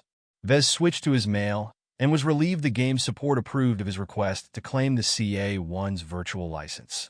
After loading the mech's stock model in the in-game workshop, he received an unpleasant bill. So it costs about 40,000 credits in raw materials to build the base model. Even if the gold price looks a bit friendlier, it's not like I have a bag of virtual gold either. The lack of cash on hand stymied Vez's progress in researching the Caesar Augustus. There was only so much he could do to play around with the Mechs design in the designer. Vez had learned one important lesson when designing the Fantasia variants. A passionate mech designer needed to get hands-on with his own creations. Just making a few doodles in a design program didn't turn you into a veteran designer. A real expert got his hands dirty, putting each and every part together to see how it works and where any problems might arise. With only about 9,000 credits on hand, Vez needed to scrounge up at least 31,000 credits from any source he could squeeze. He first checked the system, but couldn't find any option to convert his DP to credits. Perhaps he could buy a few knickknacks from the shop and sell it for a tidy sum, but that option wasted too much valuable points. Should I call Melinda? Vez wondered out loud. Families stuck together. If Vez took the time to explain his plans and difficulties to his cousin, he was sure she'd lend him the credits. It's not right. It's due to my own poor planning that I'm facing a shortage on credits. If he cried and went to his family to bail him out, then sure, they might lend him a hand. It would also prove that he'd been in over his head. His aunts and uncles already disapproved of his career path. He wanted to avoid giving them ammunition. Perhaps sell Lucky's gems? Vez had dug out half a dozen of these little shinies, and they all provided minor benefits when installed on any mech. Any expert would love them if they realized they could improve their mechs by just installing a single jewel. Shaking his head, Vez discarded the idea. Nah, that's a last resort. If he introduced these gems to the universe, a lot of powerful players would want to know their source. Vez lacked the strength to isolate himself from the connected universe he lived in. It was child's play to track him down once he revealed any oddities. Forget about it. I need to figure out something else. What do I have that's valuable, but not so much that it can be sold for some quick cash? The workshop? Out of the question. The building, 3D printer, and assembler constituted the most basic requirements of a mech manufacturer. Vez couldn't part with any of it. He might as well make a deal with the bank about the loan if he gave up on the workshop. What else did he have? The licenses, for one. Since he had just read through the terms of the Caesar Augustus production license, he became well aware of what he could do with it. National Aeromotives didn't allow any shenanigans, nor did they accept any refunds of a license Vez acquired through a charity grant. I still have a number of one-star virtual licenses. At this stage, they're helpful, but not necessary to my plans. I wonder if I'm allowed to refund them. I bought them out of my own pocket after all. Perhaps their terms aren't as restrictive. Vez searched the galactic net to see whether he could get some money out of the licenses. To his relief, the BSBH Corporation indeed set down a standard policy for returns. A virtual license could be relinquished within the week at no cost if the purchaser hadn't used it in any of his current models. If the owner possessed the license for more than a year, then the game wouldn't give one credit back. Vez fell in the situation in between, having bought the licenses for more than a week, but much less than a year. Iron Spirit allowed purchasers to get back 75% of their money if the licenses were not in use, and only 50% if they were. These terms only applied to licenses bought personally at normal prices. Licenses bought at a discount or granted by other institutions didn't count, and unfortunately for Vez, the virtual licenses gifted by the system fell under this category. Vez's head spun after he combed through all the license agreements, but his work paid off. He knew what he could return and how much money he could claw back from the game. He visited Iron Spirit's support site and submitted a refund application. Astoria Experimental Flight System. 12,500 bright credits Fayette ECM Mark I. 3,500 bright credits Red Eye Assisted AIM Module. 4,999.50 bright credits MTTR Removable Battery Pack. 1,500 bright credits Harkonix Lite DMR version 3. 9,999.50 bright credits Mirren. 21 ultralight armor plating. 5,000 bright credits. The total amount of credits Vez expected to get back was 37,499 credits. He left out the festive cloud generator in his refund application because he grew rather fond of it. He intended to incorporate the small, innocuous component in his other designs whenever it fit. as the support staff already received Vez's personal information when he made his previous licensing request. They worked quickly in processing the refund. An hour later, Vez received a mail and a credit transfer that indicated his refund application met with success. With about 45,000 credits in spendable cash, Vez was more than ready to start producing the Caesar Augustus, at least in Iron Spirit. Yet before he did so, he hesitated. The Caesar Augustus was a monstrously complex mech. While many processes had been streamlined in Iron Spirit's virtual crafting environment, it still remained a lifelike simulation. If Vez failed to produce a mech that matched the stock model's specifications, at the very worst he'd end up with an unsellable mech. A mech that remained stuck in place meant no new cash flow. Without another source of credits, he wouldn't be able to produce another virtual mech to advance his understanding of the model and earn more cash. All of this meant he couldn't fail at the first step. I'm not alone in this, Vez realized as he slapped his forehead. Just because I can't beg for money from Melinda doesn't mean I can't ask for advice. He activated his comm and made a call to Bentheim. Melinda's face popped up. Instead of the casual clothes she wore in her recent visit, this time she appeared in a formal uniform. Hey, Vessi, what's up? I'm good, but I've got a little trouble. Okay, tell it to me briefly. I'm technically on shift, so I need to get back to work soon. Vez nodded and described how he received a grant license of the infamous Caesar Augustus. Naturally, the charity the system set up looked squeaky clean on paper, so Vez wasn't worried Melinda would dig into it and find anything improper. He emphasized his determination to tackle the challenge of mastering its design. Frowning, Melinda tooted her disapproval. They've sure thrown you off the deep end. The CA-1 is a beast of a machine, not something a fresh college graduate should come into contact with. This sounds pretty shady. Never mind that, Melinda. Just tell me if you can pry something loose from the mech core or the Bentheim planetary guard. Without getting you into trouble, of course. Melinda furrowed her brow. I can ask the mechanics for some tips. I'll also see if I can dig something up from the archives. I'll pass anything I can find along to you, as long as it's not classified or proprietary knowledge. Thanks a lot. I'm sorry for troubling you that much. Hey, your family, Vessi. I'd do anything to help. I gotta go back to work now, so see you later. Bye. With that done, Vez turned to a different issue. With his DP steadily accumulating, he should make a tentative shopping list of sub-skills he needed to rework the CA-1. He opened his skill tree and started to comb over the available skills. The battlefield finished loading, revealing a ruined city. Craters, broken mechs, and other war debris littered the landscape. Eerily, no life moved in the city. All was still, except for the desolate wind howling between the cracks of fallen skyscrapers. The silence ended as a brilliantly colored streak rose in the air. The Fantasia R2 Seraphim readied its long-ranged rifle and scanned the surroundings vigilantly. Come on, let's stop hiding like rats. The Seventh Snake publicly declared.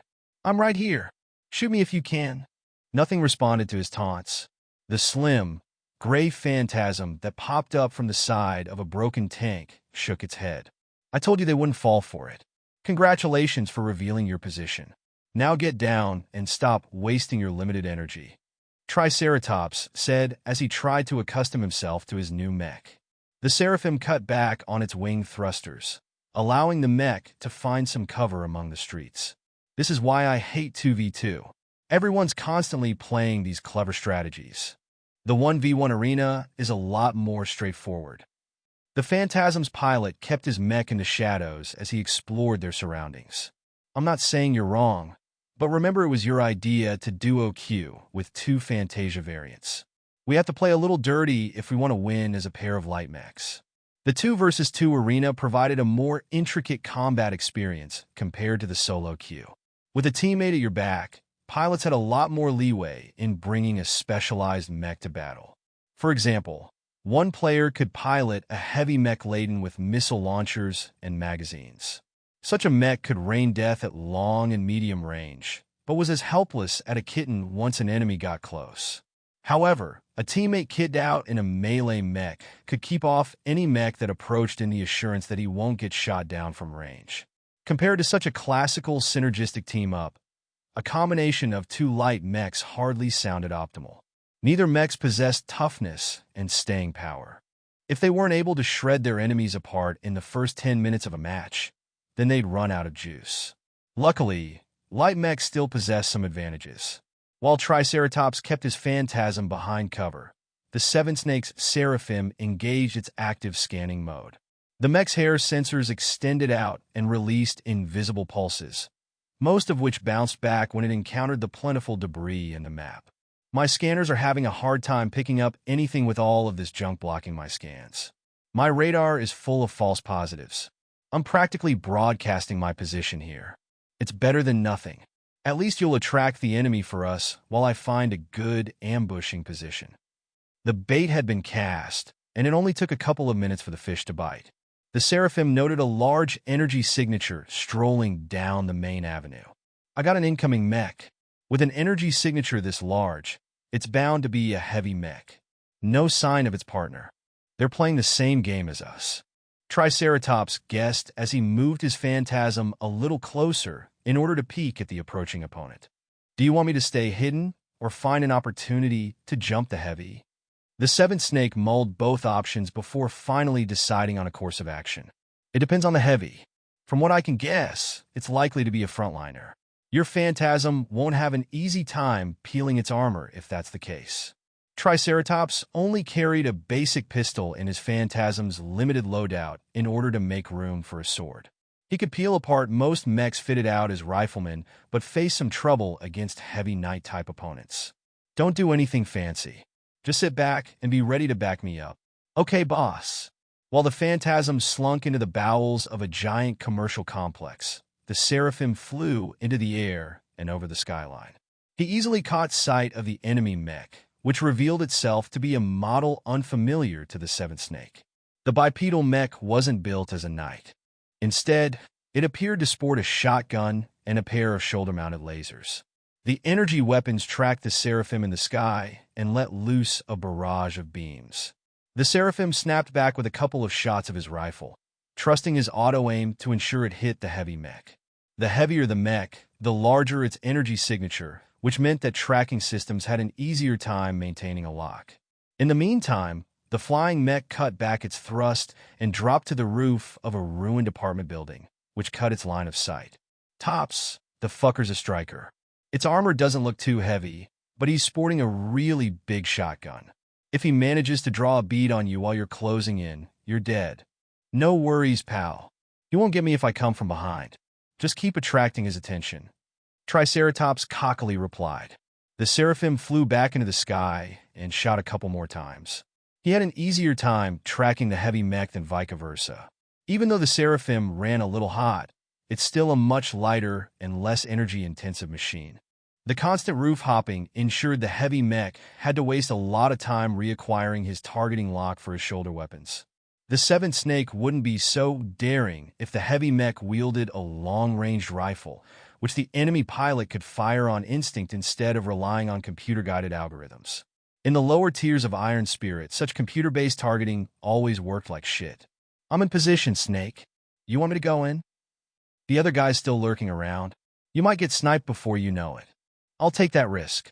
I really want to peel this heavy guy's face with my sword. He's just so arrogant.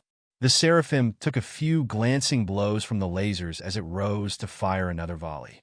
The Seventh Snake guessed that the pilot took over manual targeting for his shoulder-mounted lasers. That meant the enemy would take time to switch back over to his shotgun when pressed in close range. Okay, let's do it. I'll make a few dives to attract his attention. Don't wait too long, or I'll get screwed.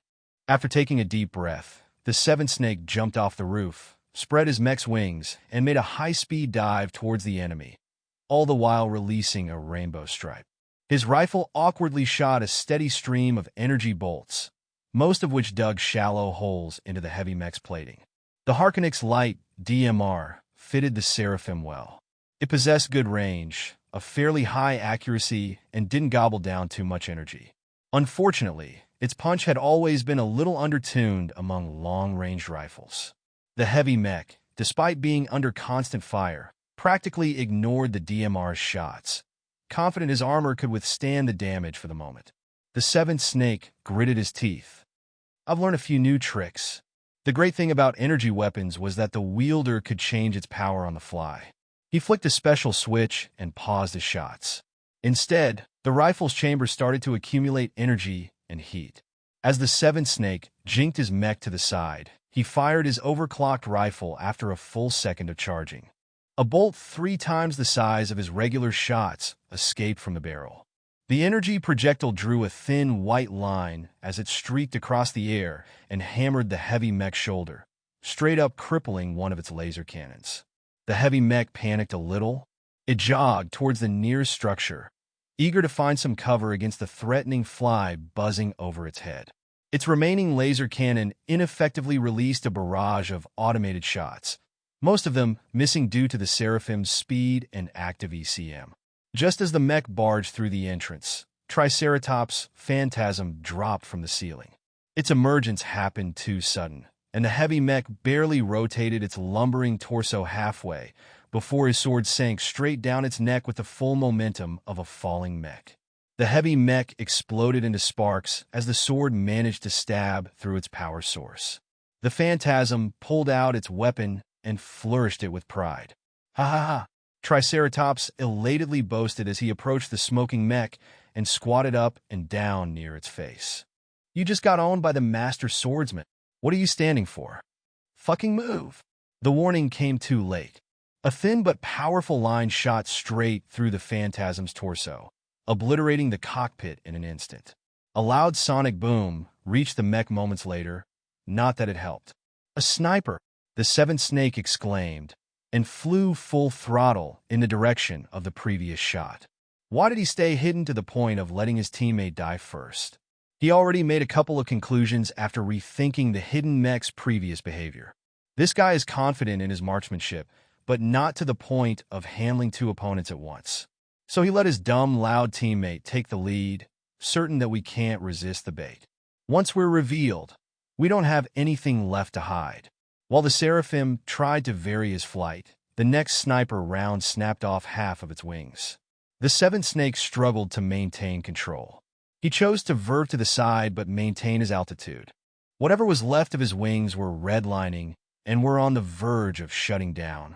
The seventh snake was in a bad position, pinned down by a sniper and with half of his mobility gone. He hadn't even caught sight of his remaining opponent. What he did have was a general idea of where his enemy hid.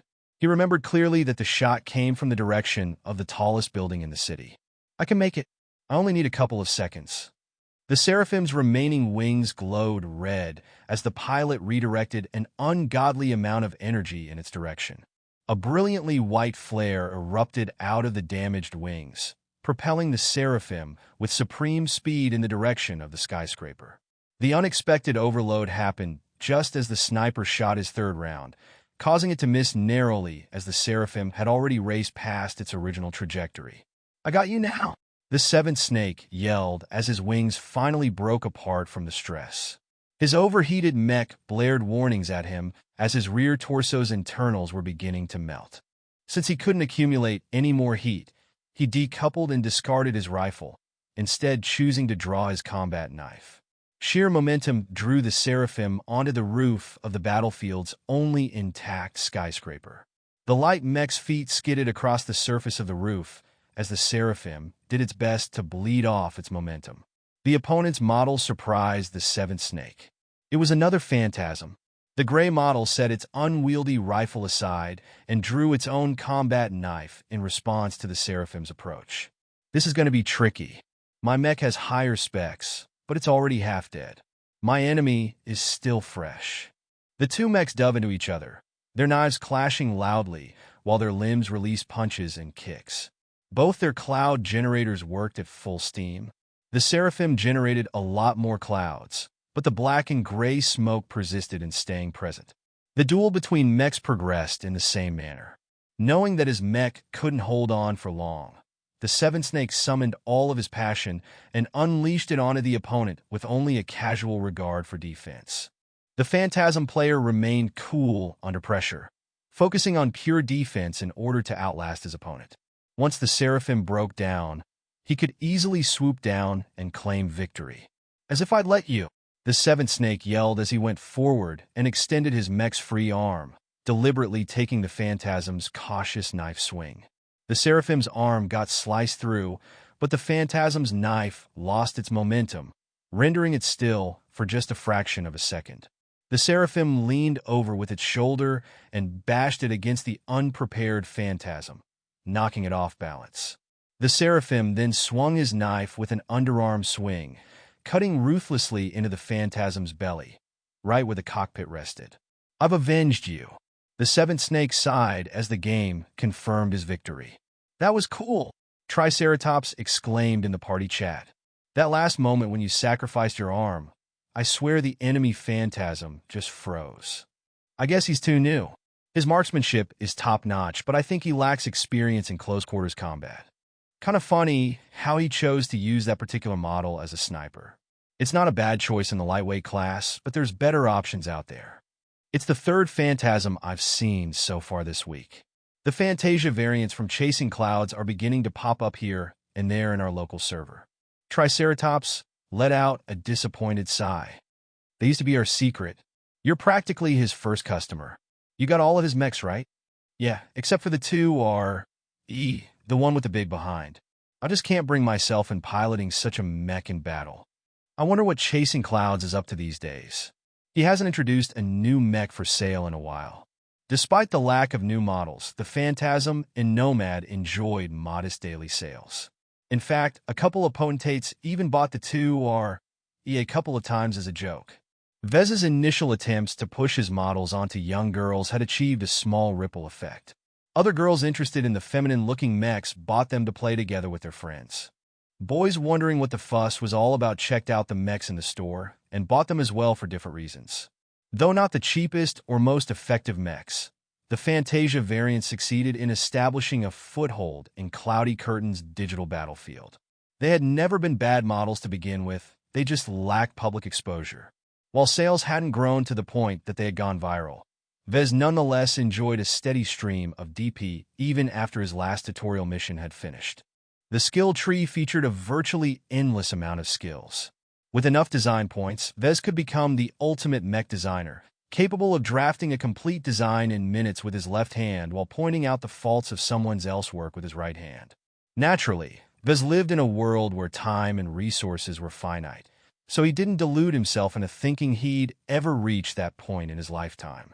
For all its merits, the mech designer system represented an incomprehensible piece of technology.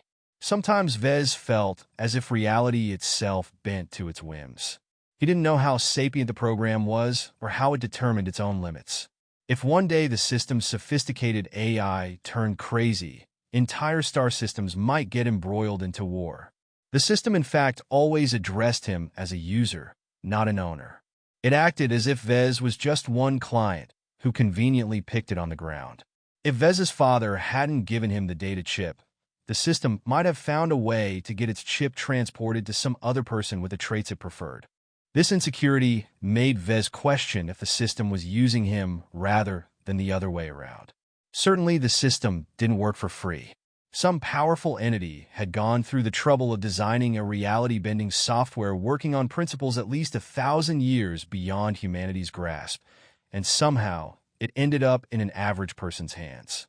And it was a question whether the system will stay in that person's grasp for long. For all Vez knew, the system only treated him as a train.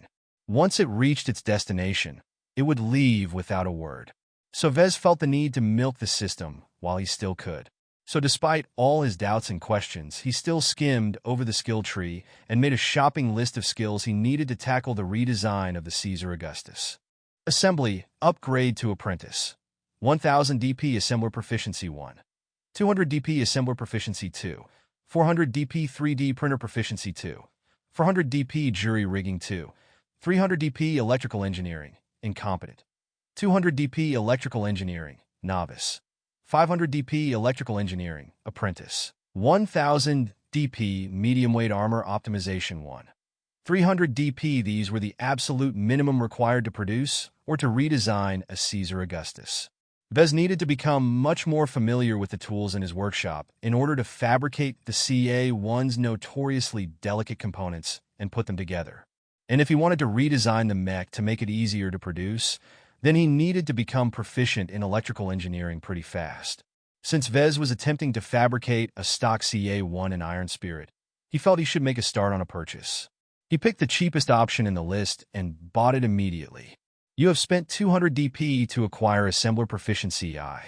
Please view your status in order to confirm your skills. Status name: Vez Larkinson. Profession: Novice Mech Designer. Specializations: None. Design points: 98. Attribute: Strength 0.7, Dexterity 0.7, Endurance 0.6, Intelligence 1.2, Creativity 1, Concentration 1, Neural Aptitude. F skills: Assembly, Novice, 3D Printer Proficiency 1, Assembler Proficiency 1, Business, Apprentice Computer Science, Incompetent Mathematics, Incompetent Mechanics, Apprentice, Jury Rigging 1, Speed Tuning 1, Metallurgy, Apprentice Physics, Novice, Lightweight Armor. Optimization 1, Evaluation. Halfway, stepped out of the stupidity cave. His status hadn't changed much except for the painful loss of so much DP. Now that he had the means to produce a virtual version of the Caesar Augustus, Vez got ready. He logged in the game and entered his workshop. It was a good thing the machines in the workshop scaled to the mech you were working on. Iron Spirit remained a game, even if it touted itself as a simulator, so it didn't want to scare people off by being too greedy. However, some people spread rumors that the game would introduce a future update that enhanced the gameplay experience of designers by forcing them to start paying for upgrades in their equipment. For now, the game simplified many things for Vez, which he felt grateful for. He only had to pay 40,000 credits to get the raw materials for the CA-1 delivered to his virtual workshop. And actually, the cost of raw materials didn't actually represent the value of the digital goods Vez received. The pallets of metals, plastics, ceramics, and other materials he received were just a bunch of data that could be infinitely duplicated. The payment acted more like a tax in another name. Some of it ended in the hands of the taxman, in Vez's case the Bright Republic. Another portion got sent to the intellectual property owners of the many mechs and components Vez used in his designs. Only a relatively small portion of credits remained as revenue for the BSBH corporation that ran Iron Spirit. Well, now it's time to transform these ingots and pellets into working components. Vez rubbed his digital hands as he approached the virtual workshop's 3D printer. The house-sized machine was a souped-up version of the one he had in his real universe workshop. Much of its features and quirks carried over. With a familiar hand, Vez started loading the blueprints of the frame, the most fundamental part of a mech, representing the skeleton that anchored the other components. Since it mostly consisted of solid pieces with the occasional hinges and joints, the production occurred smoothly. The young Jason Kozlowski hadn't messed with it evidently. Still, due to the higher quality alloys used in its composition, the construction of the frame took up half a day. Next came the power reactor, the part that generated energy from energy cells or process fuel. In general, the power reactor was a mature piece of technology. Developers only tinkered with it here and there to provide a few more % of efficiency or maximum capacity. They could be easily scaled to tailor a mech's weight class, and the CA-1 featured a fairly well-designed medium reactor. As a long-standing manufacturer of air cars and shuttles, National Aeromotives produced their own lines of power reactors. Jason borrowed a premium reactor available from the company's Randy division and stuffed it in his design. The reactor required extra precision in the fabrication of its many miniature parts. Vez had printed engines from scratch before with a 3D printer, but this was the first time he took the trouble to print each millimeter-sized component one by one, and assembled them all together by hand. The tedious work took up an entire day. Vez felt he did an adequate job, and that the reactor worked. Whether it performed well, that was for later.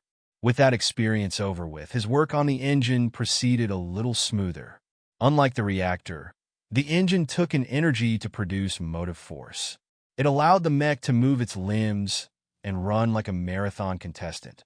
Much like the power reactor, Jason also borrowed it from his daddy's company, so it contained little innovations that made it troublesome to produce. Vez grew highly appreciative of NA's craftsmanship when he finished assembling the engine. After that followed the musculature that made use of the motive force to move the mech's limbs. Cheaper mechs such as those used in agriculture used hydraulics, electrical engines, or a bevy of other cheap alternatives. Combat mechs required something more sophisticated to better emulate a living being's responsiveness when pilot connected to them neurally. Lucky enough, the technology behind artificial musculature remained stagnant for over a century, so its production went like a breeze. Next came some of the most difficult parts, the computer chips and cabling that provided instructions and processing power to a machine. It represented the brains and nervous system of the mech. The chips demanded the most from the 3D printer, but they weren't difficult to produce since they were last-gen technology by now. The amount of miniaturization and other fancy stuff that went into the production of a chip could only be taken care of by an automated program. Vez only needed to inspect the 3D printer beforehand of dust and faults before producing the tiny chips. Ironically, the cables required more finesse. As if aware his mech required too many cables, Jason chose a special mix of metals and insulators in different proportions depending on the size of the cabling. A single string of cabling could either be thicker or thinner at certain parts depending on its location. It made for a fine mess when you added in the sheer number of cabling, and Vez felt he was growing mad at the end. After a long rest and a good night's sleep, Vez continued with manufacturing the specialist components of the Caesar Augustus. These components differed wildly from each other, as Jason had filled in a shopping list of all the best commercially available components. The ECM, radar, boosters, gyroscope, cockpit, sensors, and all the other components came from wildly different manufacturers. This meant that Vez had to watch out for certain issues on one set of parts, but needed to pay attention to a different area with another set of parts. Vez diligently read the documentation while he went over each component, so he hadn't been met with outright failures. However, many parts came off the 3D printer in a marginally acceptable state. Vez lacked a reserve of raw materials to fabricate replacements for all but the worst parts. It just couldn't be helped. He could only blame Jason for blindly picking the shiniest toys and rely on his super-duper expensive industrial-scale workshop to reproduce them perfectly. With much of the interior of the mech done, Vez turned to the most expensive part of the mech, its proprietary armor. 30 years ago, a manufacturer required a dedicated machine from National Aeromotives to mix a bunch of metals into a highly compressed piece of plating. Fabrication technology advanced since that time, and now that the armor's formula became semi-public knowledge with the release of the CA-1's licensing options, all modern 3D printers could reproduce it as long as they weren't too cheap. The Caesar Augustus required a large amount of plating for a medium mech. The large, bulky sword and shield also added to its total weight, almost pushing the mech into the heavyweight class. The production of the plates came with its own challenges. Due to Vez's inexperience, some of its armor plates came out of the 3D printer with higher than normal stress or other issues. If the virtual 3D printer wasn't so good, Vez might get stuck with a number of half-failed plates. Damn. Vez sighed as he finally finished producing all of the CA-1's components. This is more tiring than I thought. There's a world of difference between 1-star and 5-star mechs. Hundreds of years of technological progress only made things harder to build. I really miss the simple Fantasia. The challenges he faced with this step alone broadened his vision of what mechs were capable of. Working on a near-modern mech meant for elites taught Vez what this target segment looked for in a war machine. An elite mech has to meet different requirements than regular frontline mechs. They pack as much armor and punch as possible in a reasonably mobile package.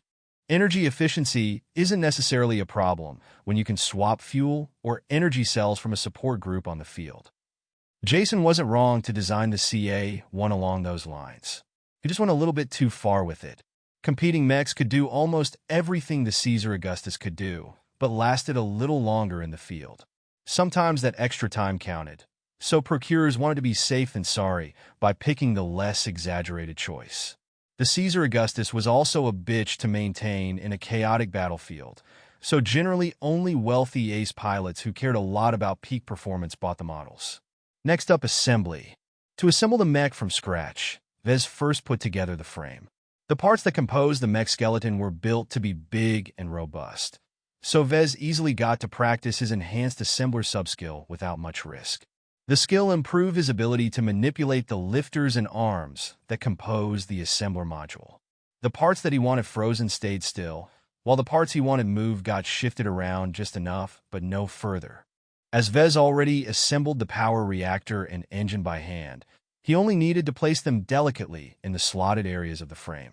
After that, Vez added the other components and systems that made up the functionality of the mech.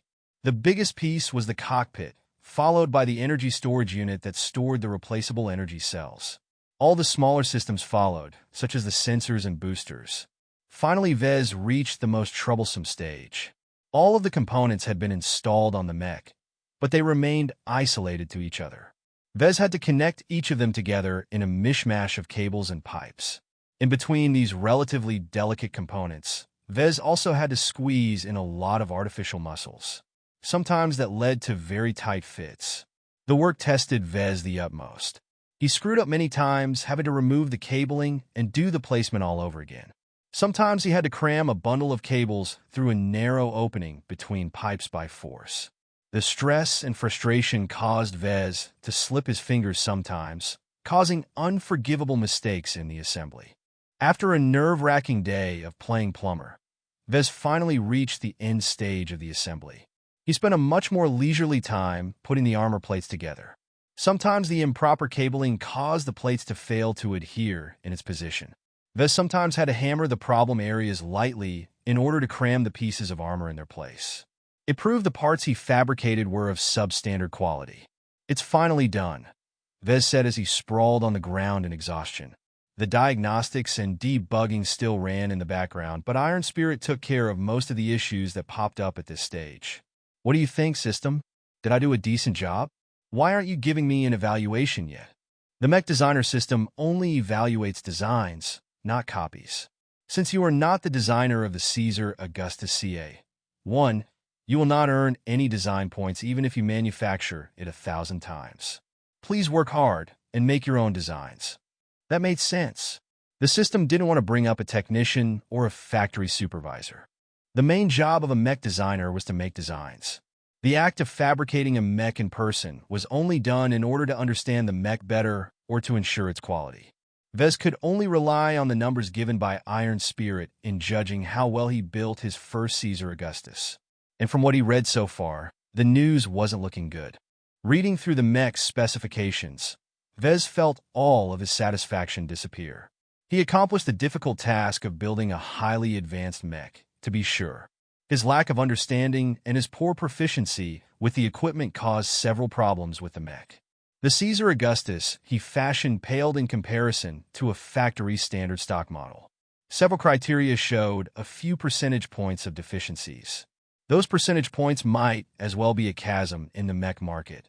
When pilots wanted to buy a stock mech, then they at least demand them to adhere to standards. There was no way any sane pilot paid full price for a substandard license copy. Vez took the time to search up the Caesar Augustus and its variants, what few they were. Unlike in the real universe, the Caesar Augustus enjoyed a little more popularity. Logistical issues such as limited energy mattered little when you played Iron Spirit's shorter game modes, such as the 1v1 and the 2v2 arenas. The tricky problem of frequent repairs could be solved with a wave of the hand, as the game took care of everything, as long as you had gold or credits to spend. The players who bought the Caesar Augustus tended to be more affluent than normal, but also demanded more of their mechs. Their willingness to pay a little more for a higher-performing mech didn't help Vez at the moment because his own product was trash. Still, I have no choice but to get rid of it. I've pumped a fortune of credits in its virtual construction. I should at least be able to recoup the cost. With no other choice, Vez switched to the sales page and put his first Caesar Augustus on sale. He put a tentative price of 45,000 credits.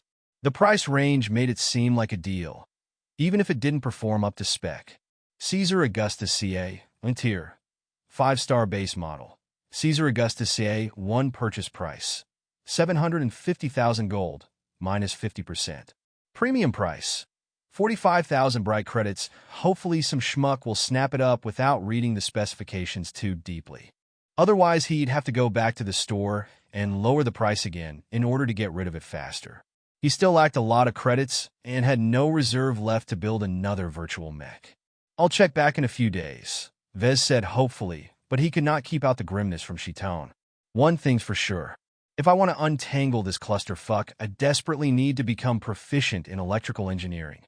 Vez checked his status and found he had gained enough DP to afford the first skill in the skill tree. As a major skill category, electrical engineering was cheap to learn but very expensive to master, but that was a problem for later. Right now, he spent 200 DP to acquire the first tier of the skill, which the system called incompetent. Raw information and knowledge streamed into Vez's mind. More knowledge than he could handle tried to nestle within in his brain in a span of minutes, and it almost caused him to blank out. He dropped to the floor and tried to hold his screams as he held his head. Countless irrelevant pieces of data pressed against his mind. Lucky even got frightened enough to jump up to a cabinet, wary of any intruders. The pressure eased off after 10 or so minutes. Vez let out deep breaths as he tried to regain his composure. Most of the data seemed to have been tossed to the back of his mind, inaccessible for the moment. Perhaps the subsequent skill upgrades unlocked portions of it. Strange. In order to regain his calm, he took a break, taking Lucky out for a walk. He and his father lived near this stretch of forests and plains for many years. The house of his childhood in the suburbs had been sold, the new owners taking in the property with gusto. Instead, his father moved to build a second-hand modular workshop just outside the town. Its location closer to nature afforded better privacy and made sure nothing else got damaged if his workshop blew up for some reason. "Do you remember a life before the system gifted you to me?" The gem cat meowed with a puzzled tone as he explored the nearby bushes. "Don't know, huh?" Vez said as he stretched his arms and raised his head to look at the wispy, colorful sky. "This is my home planet. I lived here for almost my entire life. The only time I left was when I went to college in the capital." The planet Rittersburg seated the government of the Bright Republic. They heavily controlled the climate in order to make it optimal for human to live there. Sprawling cities, fancy villas, and vast stretches of terran and indigenous wildlife turned it into a paradise. An expensive one, but idyllic nonetheless. Still, Vez vastly preferred the rugged and untamed lands of Cloudy Curtain. The terraforming corporations who transformed the ball of rock into a life-sustaining planet only stuck around to do the bare minimum. They left with their fat paychecks even as incongruities popped up. The local air smelled different than the standard Terran norm. The summers never lasted long, and it was cloudy pretty much every day. This was his home. He was an inhabitant of Cloudy Curtain first and a citizen of the Bright Republic next. Few woes occurring in the rest of the galaxy concerned him here on this quiet planet. This corner of the galaxy was on the outskirts of civilized territory. It held few stars, not much exotic resources, and only a few small alien polities shared the Bright Republic's rimward borders. Mech battles only happened occasionally. Besides the wars between the Republic and the aggressive Vija Kingdom, the most the Mech Corps had to handle were lone criminals and small bandit groups too weak to prey in the bigger neighborhoods. This led to a life of peace and stability, an enviable state of affairs for some people. His father purposely left the livelier planets of Rittersburg and Bentheim in order to make his home in snoozy Cloudy Curtain. When Vez grew up on this planet, he felt no different from his classmates and other people around him. Only when he studied at Rittersburg did he realize that the rest of the galaxy moved in different speeds. It both scared and excited him. Eventually, Vez firmly entered this complicated, murky world in order to fulfill his dream to become a mech designer. Just this decision alone brought him into contact with the government, trade associations, suppliers, and more. He felt connected to the galaxy, as if anything he did affected the rest of human civilization. Only a little, but it felt as if his existence mattered. What kind of crap am I thinking? I should go back to work, Vez decided, and led Lucky back to the workshop. In the meantime, he made a call to Melinda. "Hi, cousin. Hey, Vez. I was about to mail you back this weekend. So, do you have any results you can share with me?" Melinda sent a few documents over the interplanetary comm. The Caesar Augustus is a rare beast, so the Mech Corps never officially purchased any of its models. However, it did come into contact with a few models piloted by pirates, fleeing the authorities of the bigger empires. They even captured one intact, more or less. Did they do anything with it? The mech core may be penny pinchers sometimes, but they won't throw away a functional mech. An ace pilot took it over and piloted it for a few years before it got embroiled in a border skirmish with the Visions. It lost its left leg and a chunk of its waist. When it came back to the hangar, the Corps decided it was more trouble than it was worth trying to fix it up again, so they sold the rest for scrap. Damn, so it's gone now, right? Yup. Recycled down to the seats. Well, there goes my hope of refurbishing it. So anyway, the Mech Corps must have learned a thing or two about the CA-1, right? Nothing officially, but I tracked down one of the technicians that serviced the CA-1. That was impressive and also a little dangerous. Melinda could get in trouble if she harassed a veteran too much. Don't worry about it, cousin. Melinda smiled over the comm. He found the Caesar Augustus to be a bitch to maintain, but he still misses it. He freely gave me the notes he kept about the mech. I've sent it through this connection, so you should already have them in your storage. That's going to help out a lot. Thanks for taking the time. I'm looking forward to what you can do. Be sure to give me a call and show off your work when you finish a design. Will do. When Vez returned to his workshop, he perused the documents Melinda sent over. The retired technician had conveyed his thoughts in a haphazard manner, with no apparent order in his many ideas. Vez spent quite some time to iron out the disordered words and plentiful jargon into something legible. What he got to open his mind. The technician was evidently proficient in improvisation and jury rigging. He kept the Caesar Augustus going for years, even without official replacement parts from National Aeromotives. Though the notes contained no schematics or blueprints, just getting to know the changes and the reasoning the technician came up with already gave Vez ideas for his own customization plans. His newly gained skill in electrical engineering also helped him puzzle out the crude drawings of rerouted cables and shifted systems.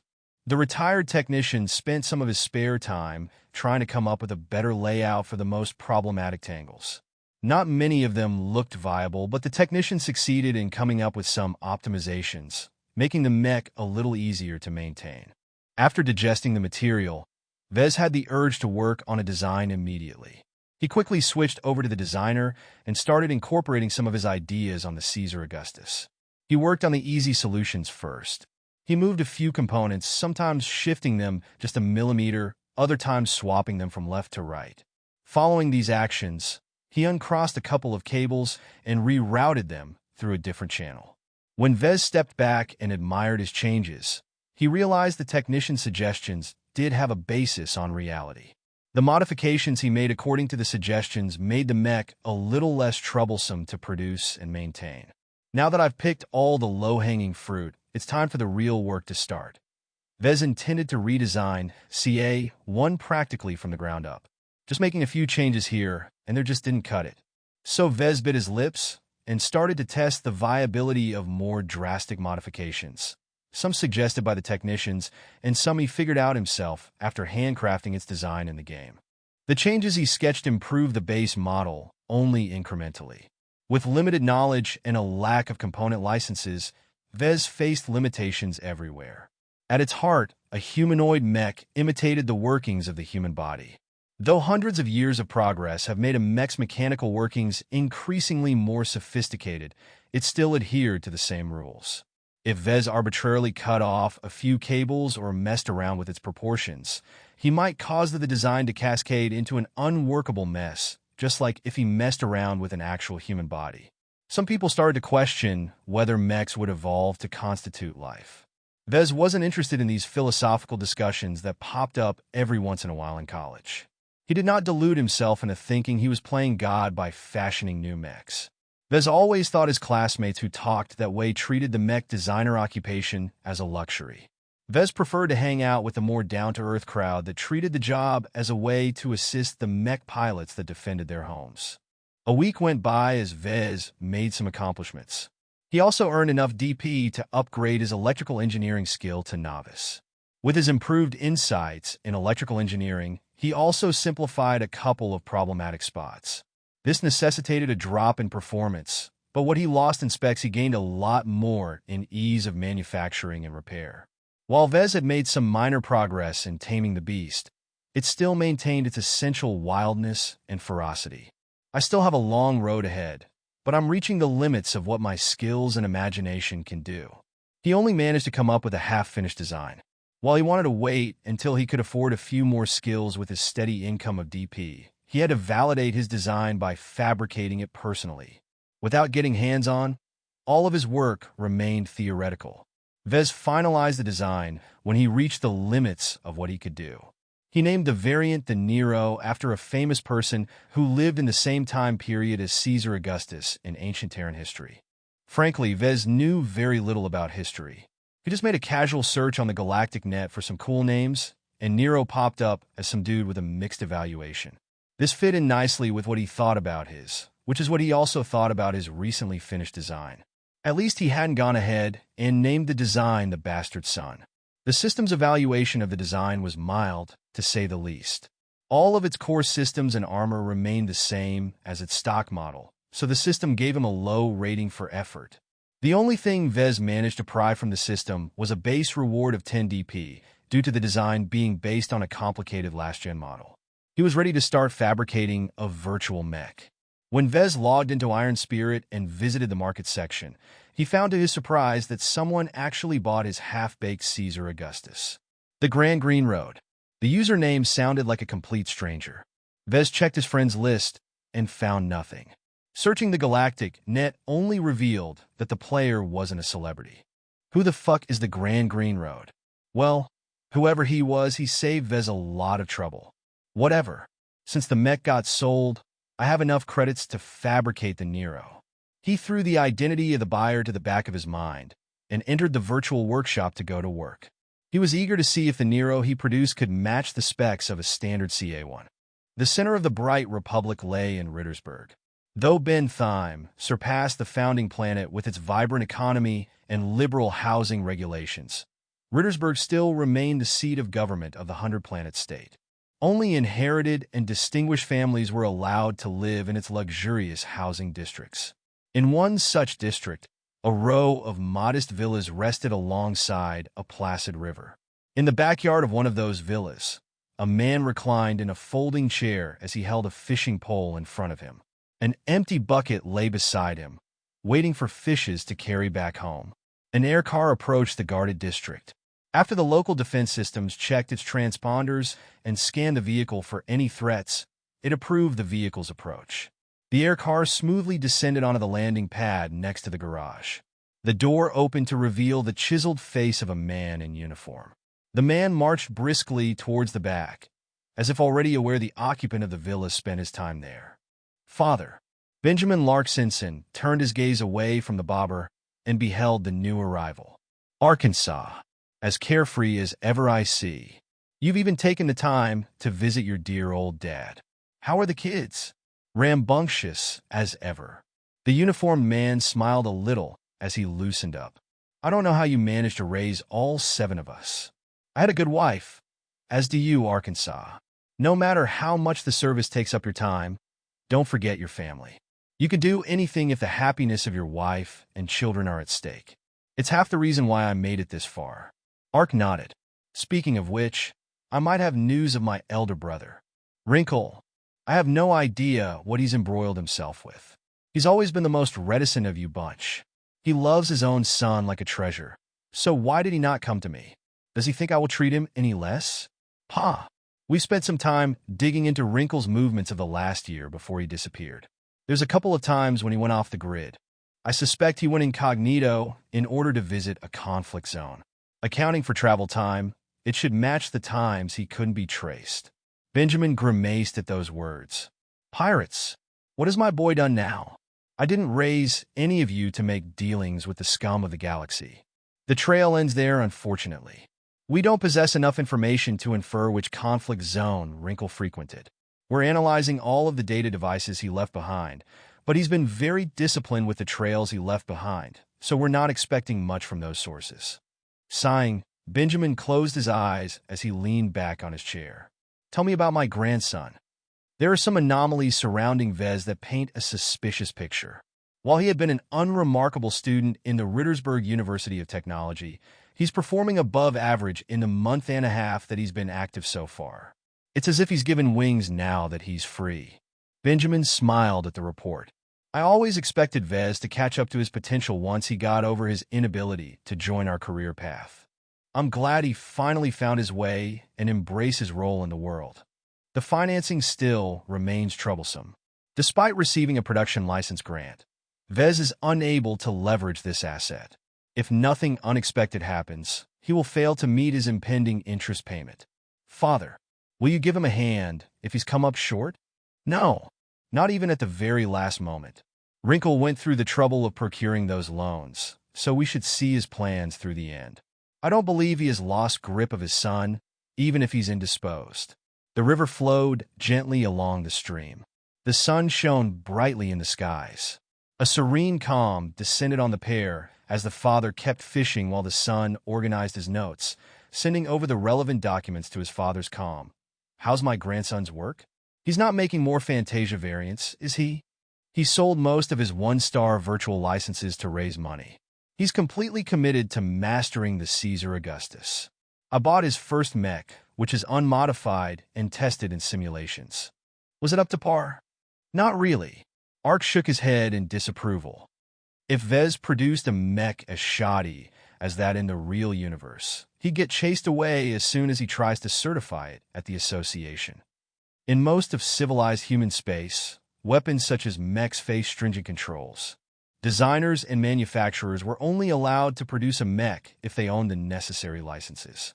When they finished producing a mech, they needed to be certified at the local mech trade association before it receives permission to be put on sale. The MTA was a transnational non-profit organization with branches in pretty much every human state. A colossus of the mech world, they regulated the civilian production and sale of mechs. Most states like the Bright Republic gave them official backing to do so in their territories because they were good at it and adhered to strict neutrality, never overstepping their bounds. In any case, if Ark said that Vez's product couldn't pass the MTA's strict certification, then he had a long road ahead of him. If Vez managed to shore up his weaknesses within a month, then he may be able to produce a mech that passed certification. But that required a lot of progress in a very short time. It comes down to time, huh? Benjamin mused. If the interest payment didn't hang over his head, Vez wouldn't be rushing with building a mech beyond his capabilities.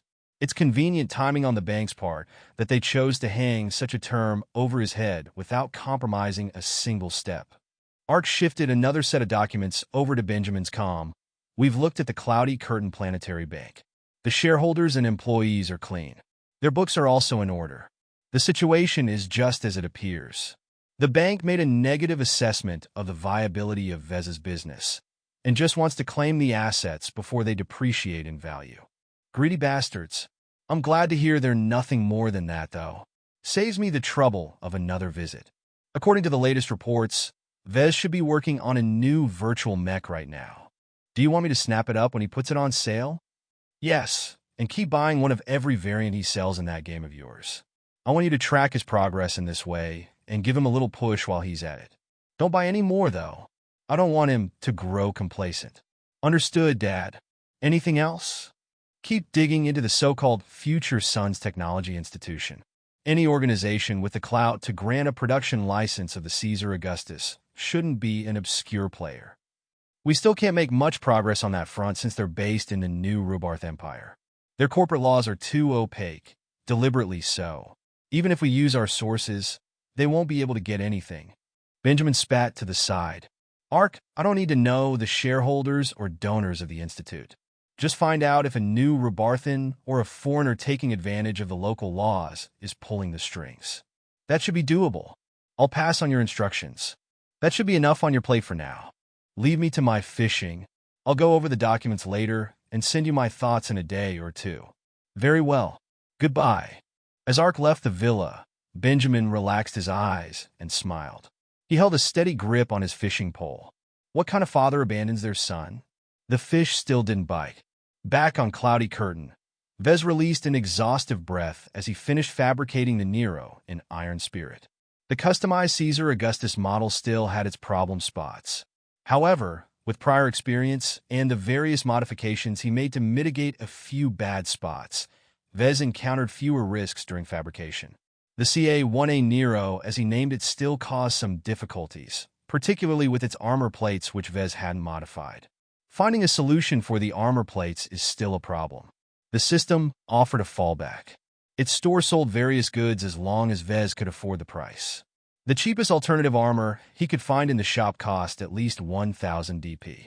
Vez preferred not to buy them because the armor plating was several generations behind current standards. No one wanted to buy a CA-1 variant with crappy armor. A big part of what made the Caesar Augustus attractive was its sword and shield, which were made out of the same expensive alloys as its armor. Cutting back on the armor meant not just lowering the CA-1's defense, it also affected its offensive power. Luckily, it wasn't a problem he needed to concern himself with today. Vez put the Nero on sale once he ironed out the remaining kinks revealed by the last-minute tests. CA-1A Nero base model. Caesar Augustus CA-1 purchase price, 950,000 gold, minus 50%. Premium price, 60,000 bright credits. Charging 60,000 bright credits for the Nero was stretching the model's value. It only offered a marginal improvement in performance and a slight decrease in repair cost to any player interested in a Caesar Augustus model. Still, seeing how his previous mech got sold fairly quickly, Vez hoped his handcrafted Nero at least provided higher profits. He wanted to see some validation in the work he put in his models. Now that he finished the Nero, Vez ought to go back to the designer and create another variant. The problem was that Vez couldn't achieve a breakthrough in either improving the CA-1's internals or replacing its armor. It came down to a lack of skills and resources. I can't afford the things I need, Vez sighed. Stupid system. Why did the pagoda thing reward me with a Caesar Augustus? He checked his status again in order to see how much catching up he still had to do.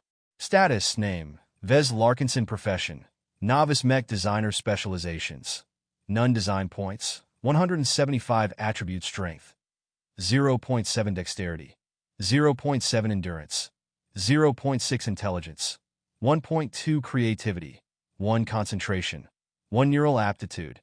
F skills assembly, novice, 3D printer proficiency 1, assembler proficiency 1. Business, apprentice computer science, incompetent electrical engineering, novice mathematics, incompetent mechanics, apprentice, jury rigging 1, speed tuning 1. Metallurgy, apprentice physics, novice, lightweight armor optimization 1. Evaluation, an all-rounder in incompetence. I've acquired a decent amount of skills, but I've split my attention, Vez concluded as he saw how many low-level skills he currently possessed. I should either finish upgrading my electrical engineering or pick up medium-weight armor optimization 1. Raising my assembly sub-skills can wait for later once I start fabricating the real thing. Nothing changed after staring at his status for 10 solid minutes. Come on, system. I'm at the end of my rope. You haven't sent me a mission for a while now. Why not give me something to work with? Do you expect me to beg my grandpa for a loan or something? You have received a new mission. Please check the mission page for the details. Yes. Finally, Vez celebrated as he raised his fists with a grin. He then knelt on the ground, kowtowing towards the computer terminal. You are my god, system. He kept praising the system and its timely missions, completely forgetting the times he cursed the system for giving him missions with ridiculous demands. Mission. Tutorial Part 4. X-Factor difficulty. B-rank prerequisites. Completed Tutorial Part 3. Description. Some have characterized the profession of mech designer to the modern Prometheus. Are mechs purely machines? Or are they something more? Please design a mech with a prominent X-Factor, ranking at least E or higher. Reward. 1 random 10-year medium armor production license. 200 tons of raw materials reserved for armor production. The rewards attracted Vez's attention. With a production license and a couple of containers of raw materials in the bag, Vez faced much less financial pressure in gathering the other materials required to fabricate his desired CA-1 variant. This mission was essential to his future planning. Aha! Vez scratched his head. What the hell is X-Factor? User, please research diligently and form your own answer to the riddle of X-Factor. There are no wrong answers. Okay, whatever. Vez had the feeling this problem was a lot bigger than anyone thought. From the esoteric manner in which the system described the X-Factor, Vez felt a headache coming. What was all of this stupid talk about Prometheus and life? A mech was a weapon, a tool in which humanity used to wage war. In ancient history, when humans wanted to find a means in which to leverage a power greater than the human body could carry, they turned to horses. When cavalry added their weight to a charge, a normal foot soldier possessed few means to resist such force. With the rise of machines and the fuels that could power their insatiable appetites, warfare evolved. The deadliness of a single soldier remained limited, but could be multiplied if they operated tanks or airplanes. Though the uses of infantry never faded out even until this day, the primacy of machines over man in matters of warfare reigned supreme ever since. The introduction of mechs to the battlefield reinforced this principle. Melding the human form with the awesome power of machinery, the mechs provided humans with an excellent means to wage warfare on the ground.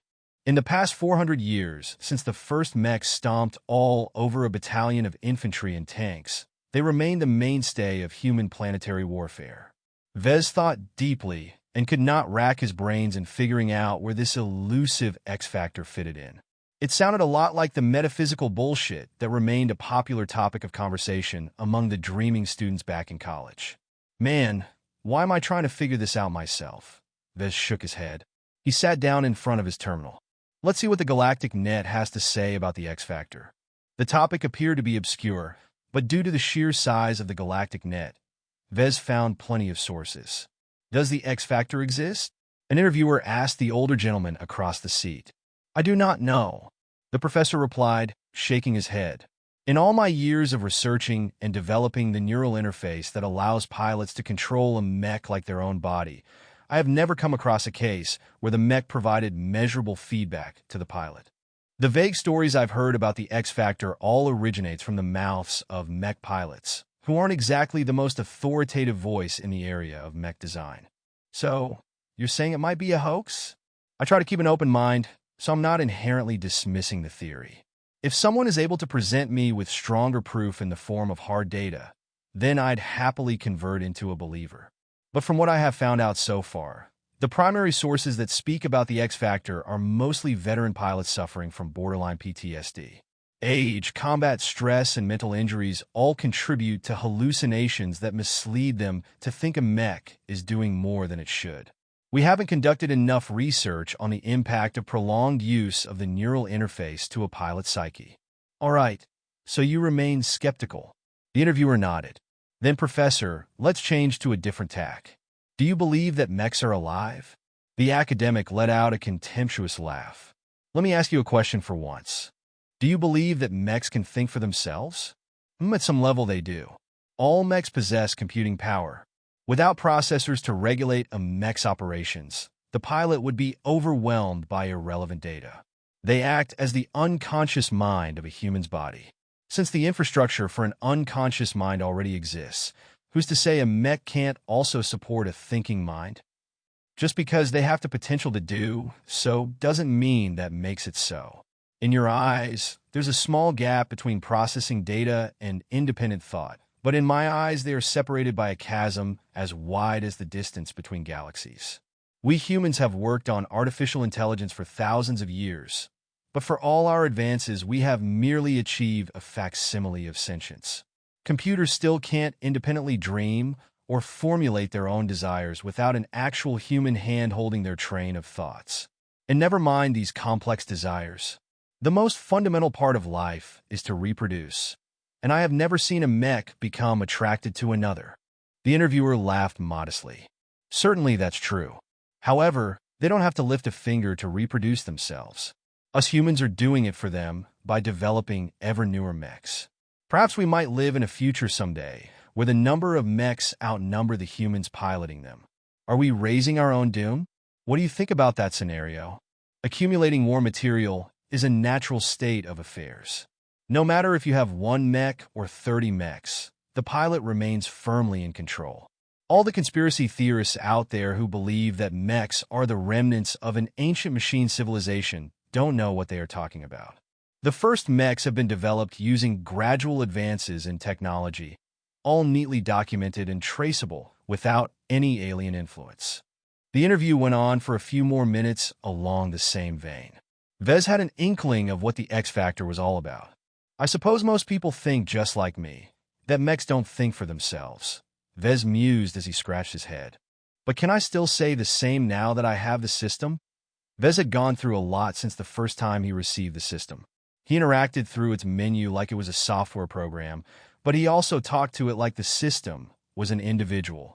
Certainly, the system responded like a living being, even showing some emotion underneath its robotic exterior.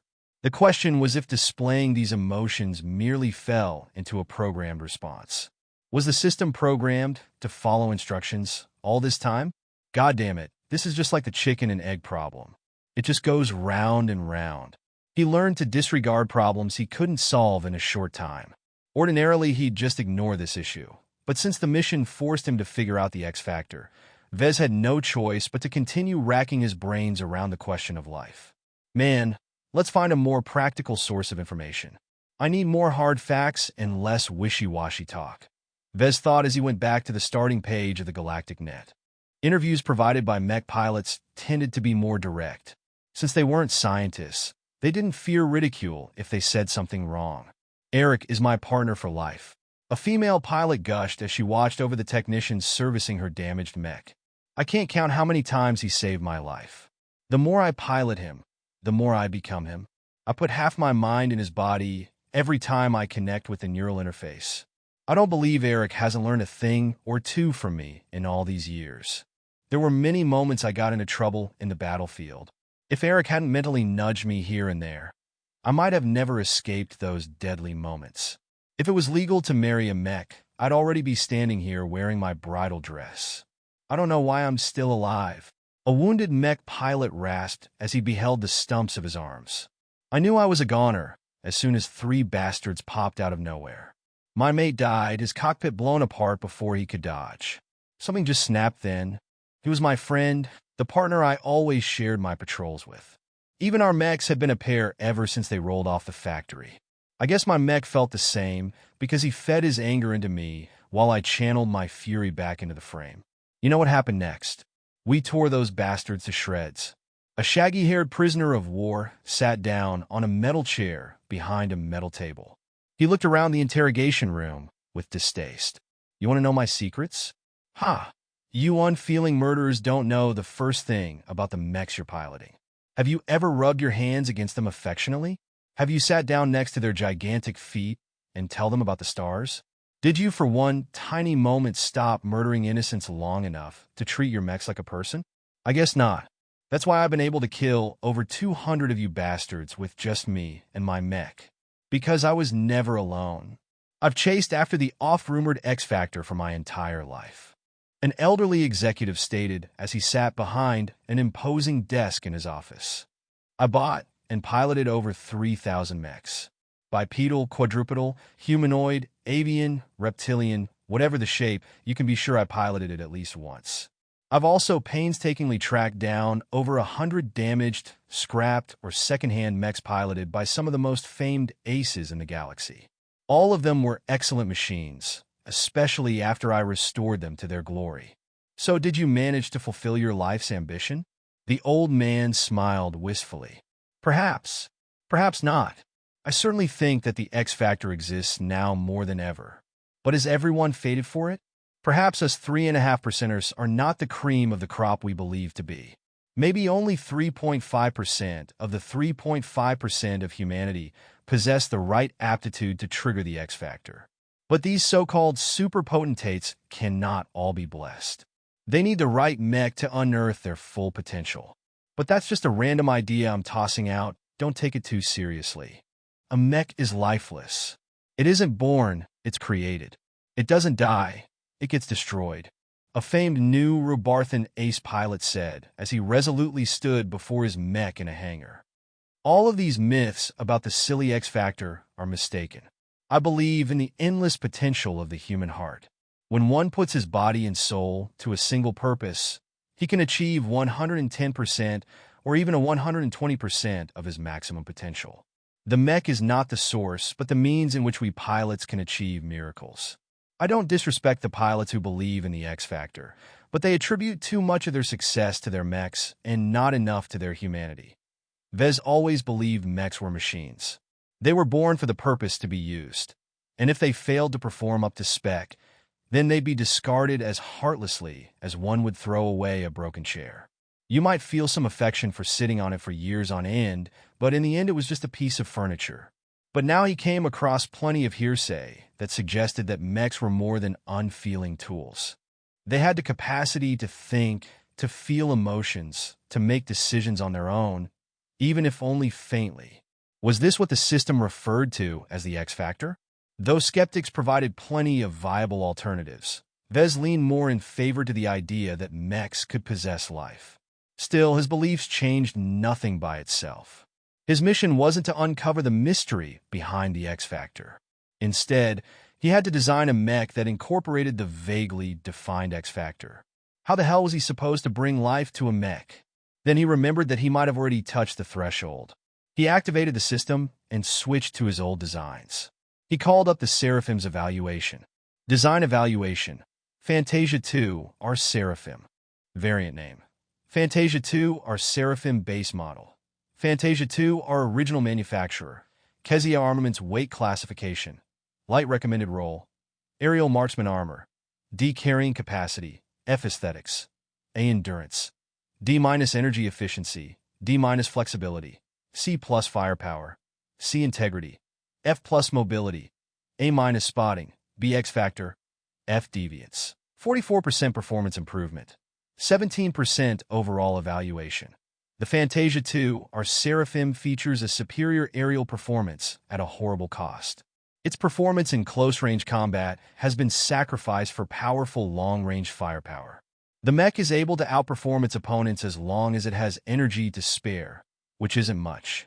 The Seraphim further shines out due to its attractive appeal. The description commented on the Seraphim's fundamental attributes. Nothing in it hinted at anything metaphysical, yet the system still gave him an F in X Factor. Vez almost couldn't believe it. The Seraphim, a kludgy variant of the 400-year-old Fantasia model, carried the potential to ignite a mech pilot's performance beyond its pinnacle.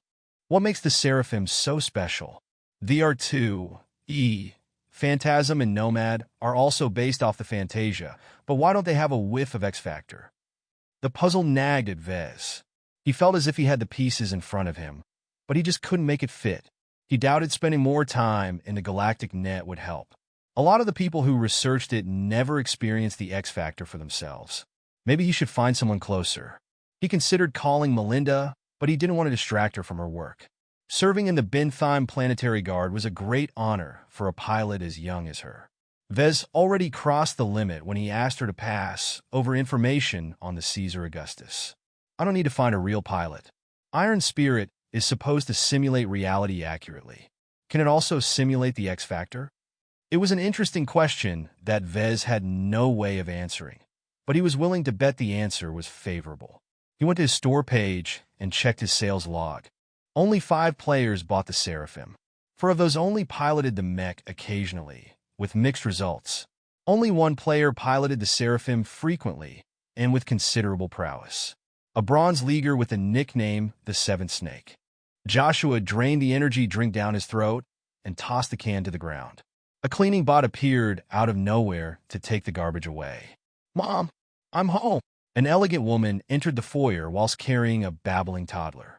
She approached the teenager and gave him a kiss on his forehead. "Joshy baby, how was school?" "I'm not a kid anymore, Mom." Joshua whined as he avoided his mother's embrace. He ran up the stairs to his room. "And I did fine in school. My mech trainer complimented me again today." "That's good news. The higher your performance, the higher your rank when you become a reservist. Just don't join the mech corps." "I'm not going to, Mom," Joshua said as he threw his bag on his bed. "I'm going to play with the simulator again, okay? Don't forget about dinner again." "Yes, Mom." After fending off his nagging mother, Joshua left his room and went downstairs. He took 2 flights down and entered the basement. Situated in a cooled and isolated room was his personal mech simulator pod for Iron Spirit. An expensive piece of machinery, it outperformed the rental pods at the game center. His parents even forked out the money to dig a secure set of cables to the nearest galactic net node in order to ensure his bandwidth never conked out. All of this turned Joshua's pod into the best-performing unit on Cloudy Curtain. As Joshua entered the pod and let it close around him, he leaned his head back into the headrest that served as the neural interface. It hummed as it came to life, connecting Joshua's brain signals to the programs executed by the pod. The world changed. The cool steel walls of the simulator pod made way for a vibrant world. Many young men and women around his age walked through the digital streets of the starting area. Some sat next to fountains, watching the live streams of popular players that chose to broadcast in public. Others entered one of the many stores in order to shop for a new outfit. As for Joshua, he pulled up his friend's list and tapped at one of the names to begin a dialogue. "Yo, Tops. Hey, a snake." Triceratops greeted as his face appeared at the corner of Joshua's view. "Up for another bout of arena?" Joshua shook his head. "I don't feel like it. The 1v1s and 2v2s have been getting kind of stale for me lately. I'm ready for something different." "Oh," Triceratops mulled as he switched to matchmaking. "You want to play Capture the Flag or Base Conquest? Let's do Capture the Flag. It's 5v5, so I feel my skill still matters in that game mode." The two paired up and entered matchmaking for Capture the Flag as a duo. They first received 3 random players to fill up their 5-man team. "Hey, fellas," Triceratops greeted his new teammates. "Me and Snake here are pairing up as light mechs. Medium missile platform." The third player spoke, his tone conveying his distaste in further interaction. "Okay, what about the rest? Heavy knight. Just plant me next to our flag, and I'll make sure anyone who takes it will be dead." The fourth player boasted. Defending the flag was the most traditional role in Capture the Flag and perfect for a heavy mech. "Got any guns on your knight?" "Nope, but I'm faster than other knights." "Great," Triceratops sighed. "At least you can chase the enemy if someone manages to steal the flag from underneath us." "So what about the last guy?" "I'm a girl, thank you," the young woman emphasized with a sneer. "You just get out of my way. If you must know, I'm piloting a Genesis 18. The medium spider mech? So you do have more than 3 brain cells? Congratulations, doofus." "Ah," Triceratops deadpanned. "Well, our team's a little light on weight, but we're very mobile. Let's do a 4-to-1. 3-to-2. The Missler interjected. "My mech's a glass cannon. I'm best at supporting the heavy knight and providing long-range missile support. I'm attacking from the rear." The Spider-Girl said, "I work best if I can sneak up to them alone, so don't you dare follow me." Triceratops sighed again. Joshua, or the 7th snake, consoled him in a private chat. "Don't bother too much. Getting your teammates work together like we learn at school doesn't always work. A lot of players just want to blow off steam. God, I hope they make an effort then. My win rate for Capture the Flag is already in the dump due to getting teamed up with egotistic morons." The matchmaking system released a bell, signifying a successful search of an opposing team. The screen changed into a small lobby where their team could inspect the enemy's loadout while the random battlefield loaded in the background. The 7th snake analyzed the enemy's team composition and felt a headache forming. The enemy team has a 3-person pre-made. They're all kid-ed with the same heavy mechs.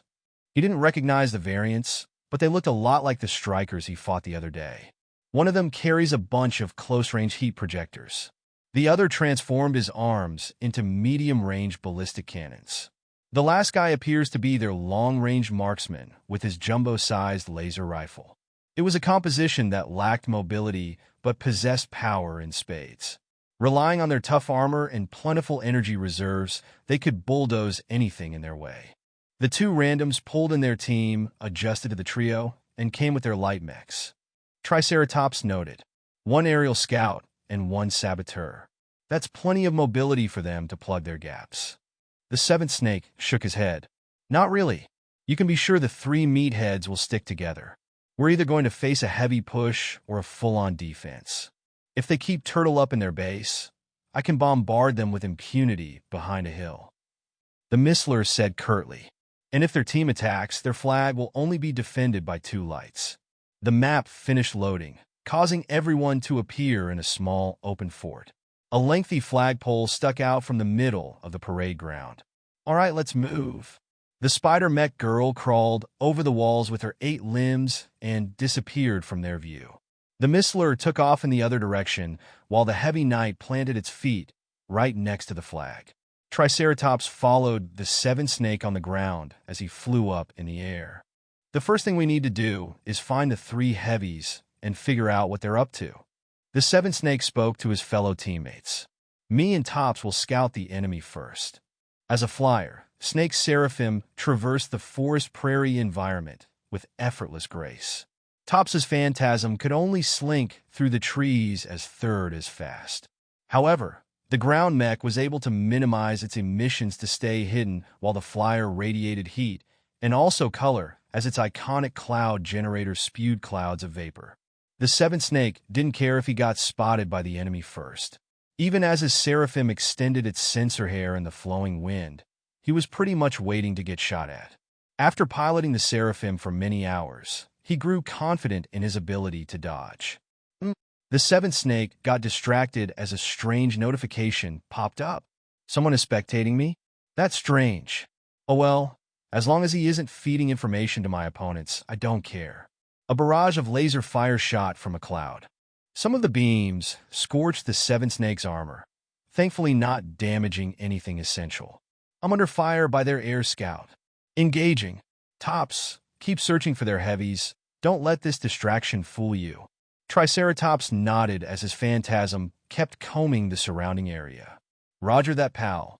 My ground-to-air missiles are ready to fire. The Missler interrupted. Maintain contact and feed your target lock to me. No, stay out of this fight. I can handle this fellow myself. Don't reveal your position.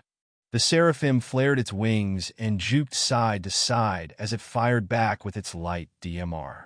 The jerky lateral movements made it hard to hit by the enemy lightweight, but the long-range rifle also scored very little hits.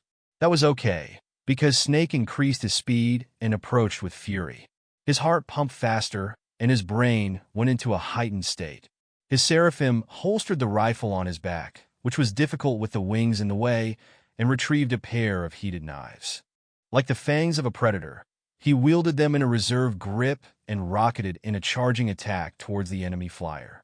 The enemy mech panicked a bit, as it had been loaded for long to medium range harassment. The pilot felt much less confident in melee than the enemies, so he flew back and engaged his mech's thrusters in order to escape the approaching rainbow mech. Death! The 7th snake yelled as he exerted his seraphim to the utmost, managing to slowly close the distance at the cost of overheating his mech's wings. I can take it. My mech is meant to rule the skies. The enemy mech dove downwards in order to gain more speed and perhaps seek help from its allies on the ground. However, the seraphim anticipated the move and accelerated just a split second earlier. The brilliant decision allowed it to close the distance just enough for Snake to feel the opposing mech's heat. You're mine now. The light mech gave up escape and flipped in the air, presenting its medium-powered laser rifle at him. The seraphim crossed its arms just as the lasers pelted its form, causing a lot more spots to blacken and melt away. The enemy mech evidently overheated its rifle, sacrificing its endurance for a massive boost in firepower. It's too late, Snake yelled as he made his seraphim spin. The rotation allowed it to dodge the last set of lasers while adding momentum to its poised and outstretched knives. The light mech extended its rifle in desperation, blocking with its bulk. One heated knife snapped right through its body, shearing the weapon into slag. The other knife passed around the weapon and scored a deep blow in the shoulder, practically crippling the mech's left arm. The seraphim finished delivering its attacks, leaving it open for the light mech's kick. The feeble attack hardly damaged the seraphim, but it successfully pushed it away, leaving the half-crippled mech enough space to continue to fall. Instead of chasing after its prey, the seraphim holstered its knives and brought its rifle back to its arms. With a calm and steady aim, the seraphim fired a constant stream of energy bolts. The first bolts went wide, but as the light mech failed to adjust in time, the next bolts hit its wings. The damage was light, but it disrupted the operation of its wings. The light mech posed an easier target now that its speed reduced. The subsequent energy bolts shredded the rest of the light mech's wings, leaving it incapable of correcting its fall. Their aerial scout is doomed. The seventh snake stated as he watched the smoking mech crash into the ground and explode. What's the situation down on the ground? Their saboteur is good, the spider mech girl responded. He got 2 of my legs, but he hasn't come out unscathed. Don't bother me. Let me focus on the duel. Their heavies are attacking our base. I'm having a hard time keeping them off our flag. The heavy knight gasped.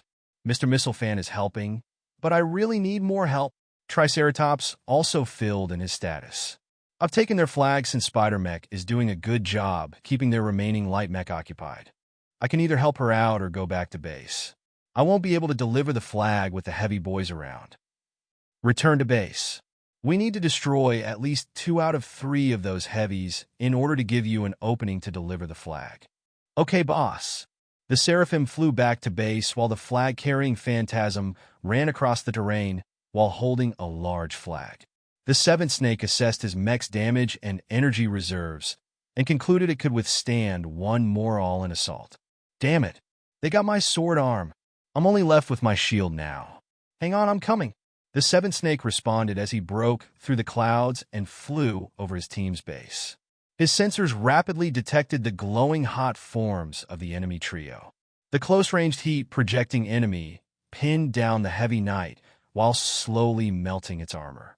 The medium-range ballistic gunner had succeeded in blowing off the heavy knight's sword arm and now went to work on its legs.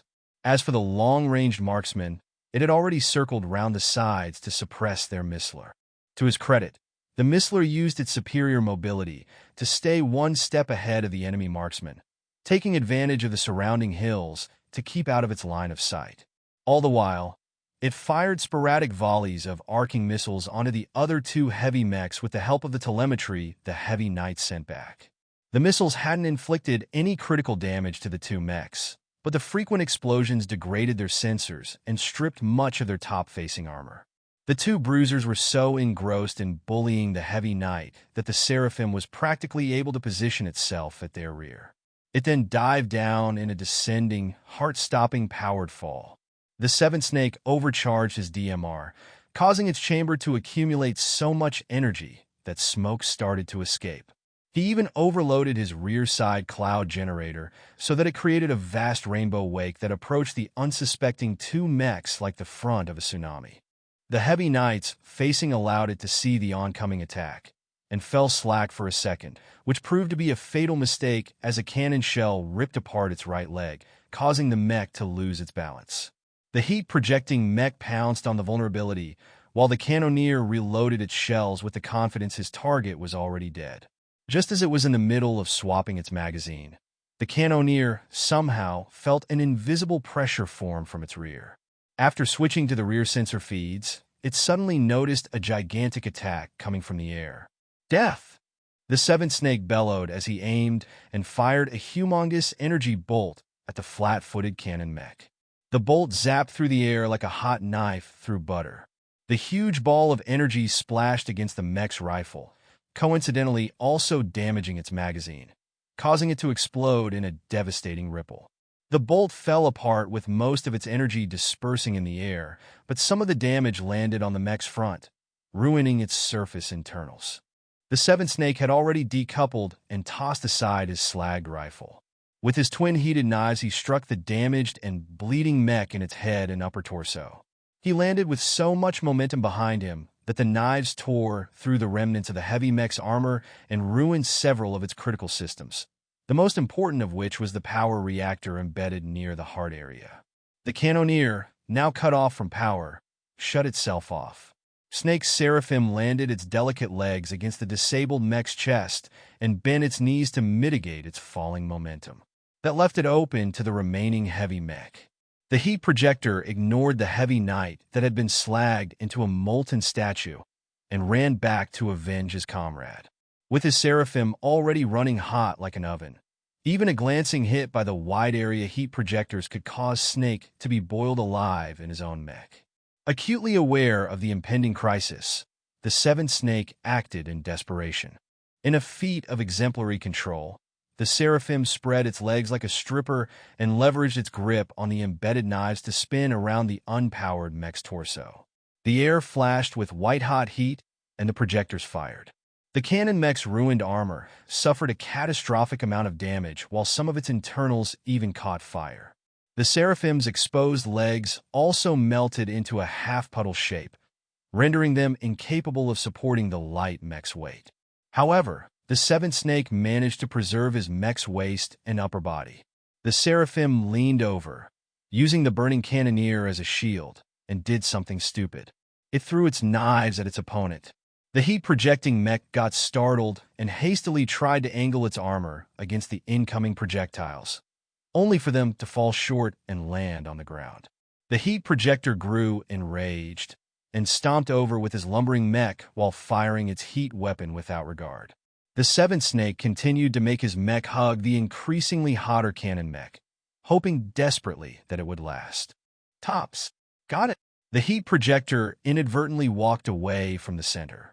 This left the waiting Triceratops a narrow window of approach. His phantasm swiftly but quietly climbed over the walls of their fort and made a beeline to the center, where his own team's flag also rested. Noticing his mistake, the heat projector's pilot commanded his mech to turn its torso. With his pair of heat projectors poised to fire, the phantasm was bound to suffer greatly.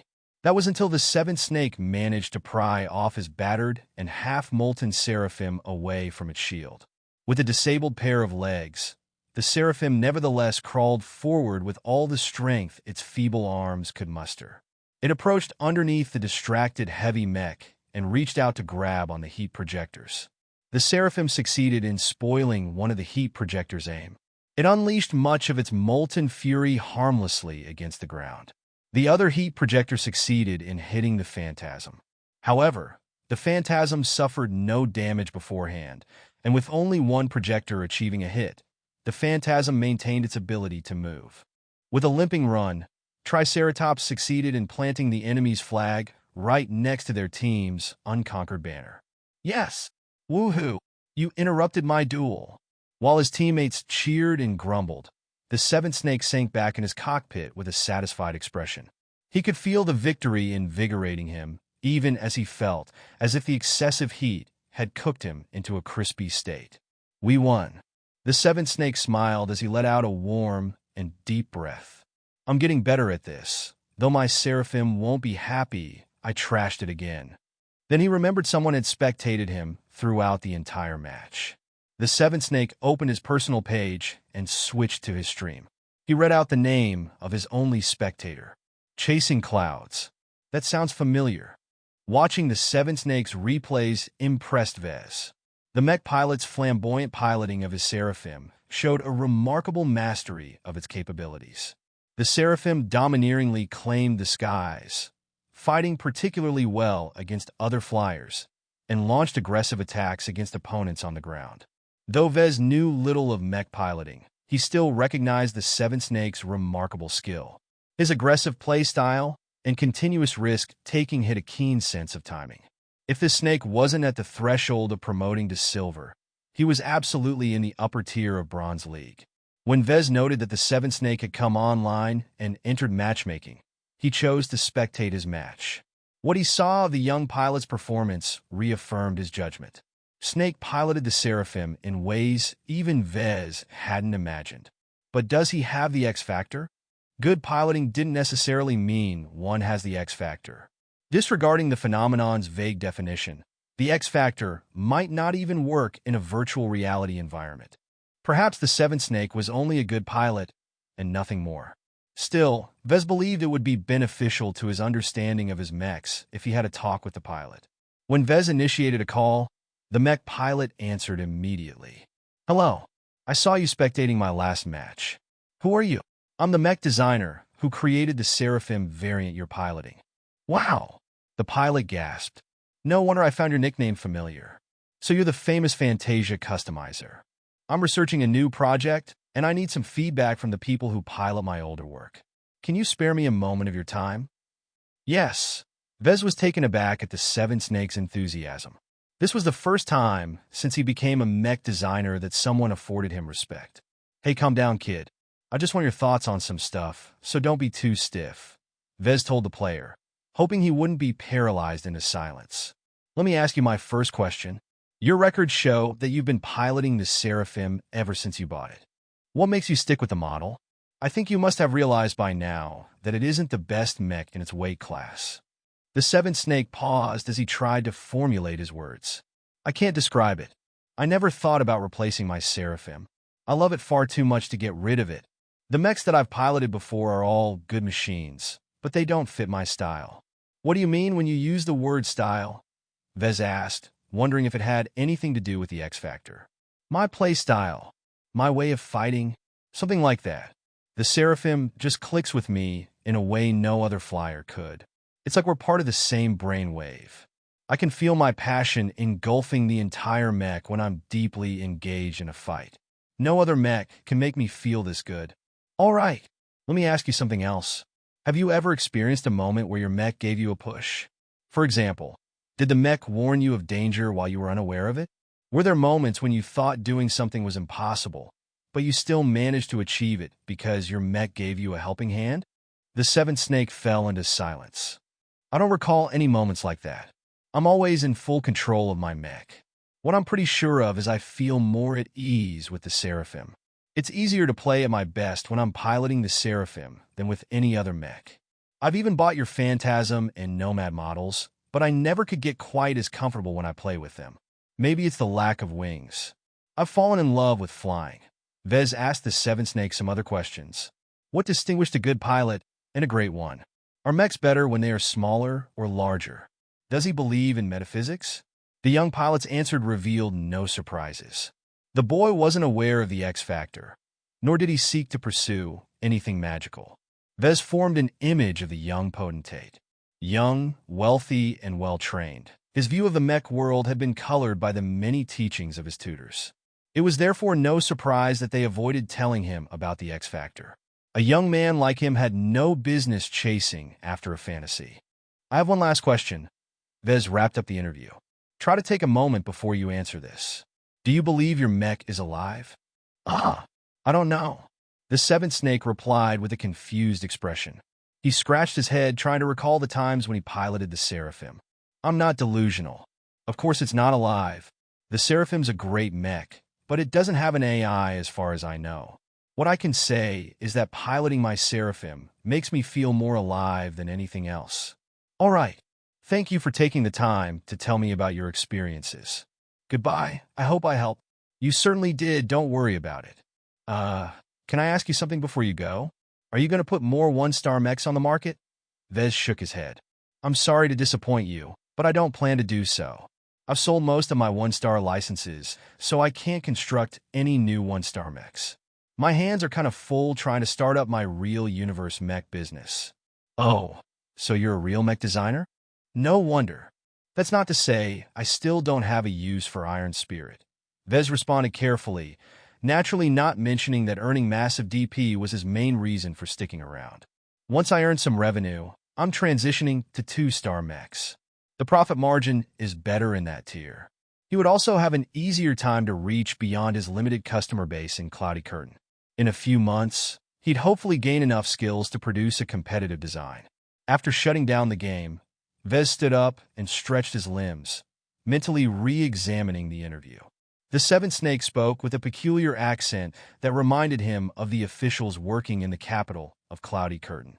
Despite his good upbringing, the young potentate described his piloting in the same vague way as the veterans did when describing their incredible feats that others thought involved the X Factor. In other words, the interview provided inconclusive results. Vez hadn't come much closer to understanding the elusive X Factor. Was it some kind of energy that hid inside a mech? Was it some evolutionary catalyst that manifested in only a couple of pilots? There's one thing all interviews about the X Factor have in common. Love, affection, grief, vengeance. Whatever was the case, most of the extraordinary performances mentioned in the Galactic Net were backed by strong and unrestrained emotions. It seemed unrelated. What do emotions have to do with the performance of a mech? That's like suggesting that an air car can fly faster if the driver felt happy or angry. It made no sense. But an air car doesn't have a neural interface, Vez remarked as he thought he found a clue. The neural interface allows mech pilots to receive sensory input from the mech, allowing them to treat the frame like it's their own body. Any decision a mech pilot makes is sent as output through the same interface, thus causing the mech to move according to its commands. Vez went back to his terminal and sought out a few articles about the neural interface. The neural interface was a highly restricted and highly controlled piece of hardware. Under no circumstances did any manufacturer allow the neural interface to leak out unnecessary signals. Excessive sensory input would overload a pilot's brains, while excessive movement output would cause the mech to lose control. The neural interface was strictly programmed to detect and block unauthorized signals, and technicians checked them frequently if they weren't tampered with. Pretty much every mech designer and technician trusted the neural interface to work as advertised. If thousands of industry insiders are sure there's nothing fishy with the neural interface, then it's not the source of the X factor. Emotions also elicit brain signals, and since those were different from the sensory and movement signals, they were explicitly blocked by the neural interface. But what if those signals are inseparable? Could emotions be conveyed through the same signals, therefore making it impossible for the neural interface to filter them out?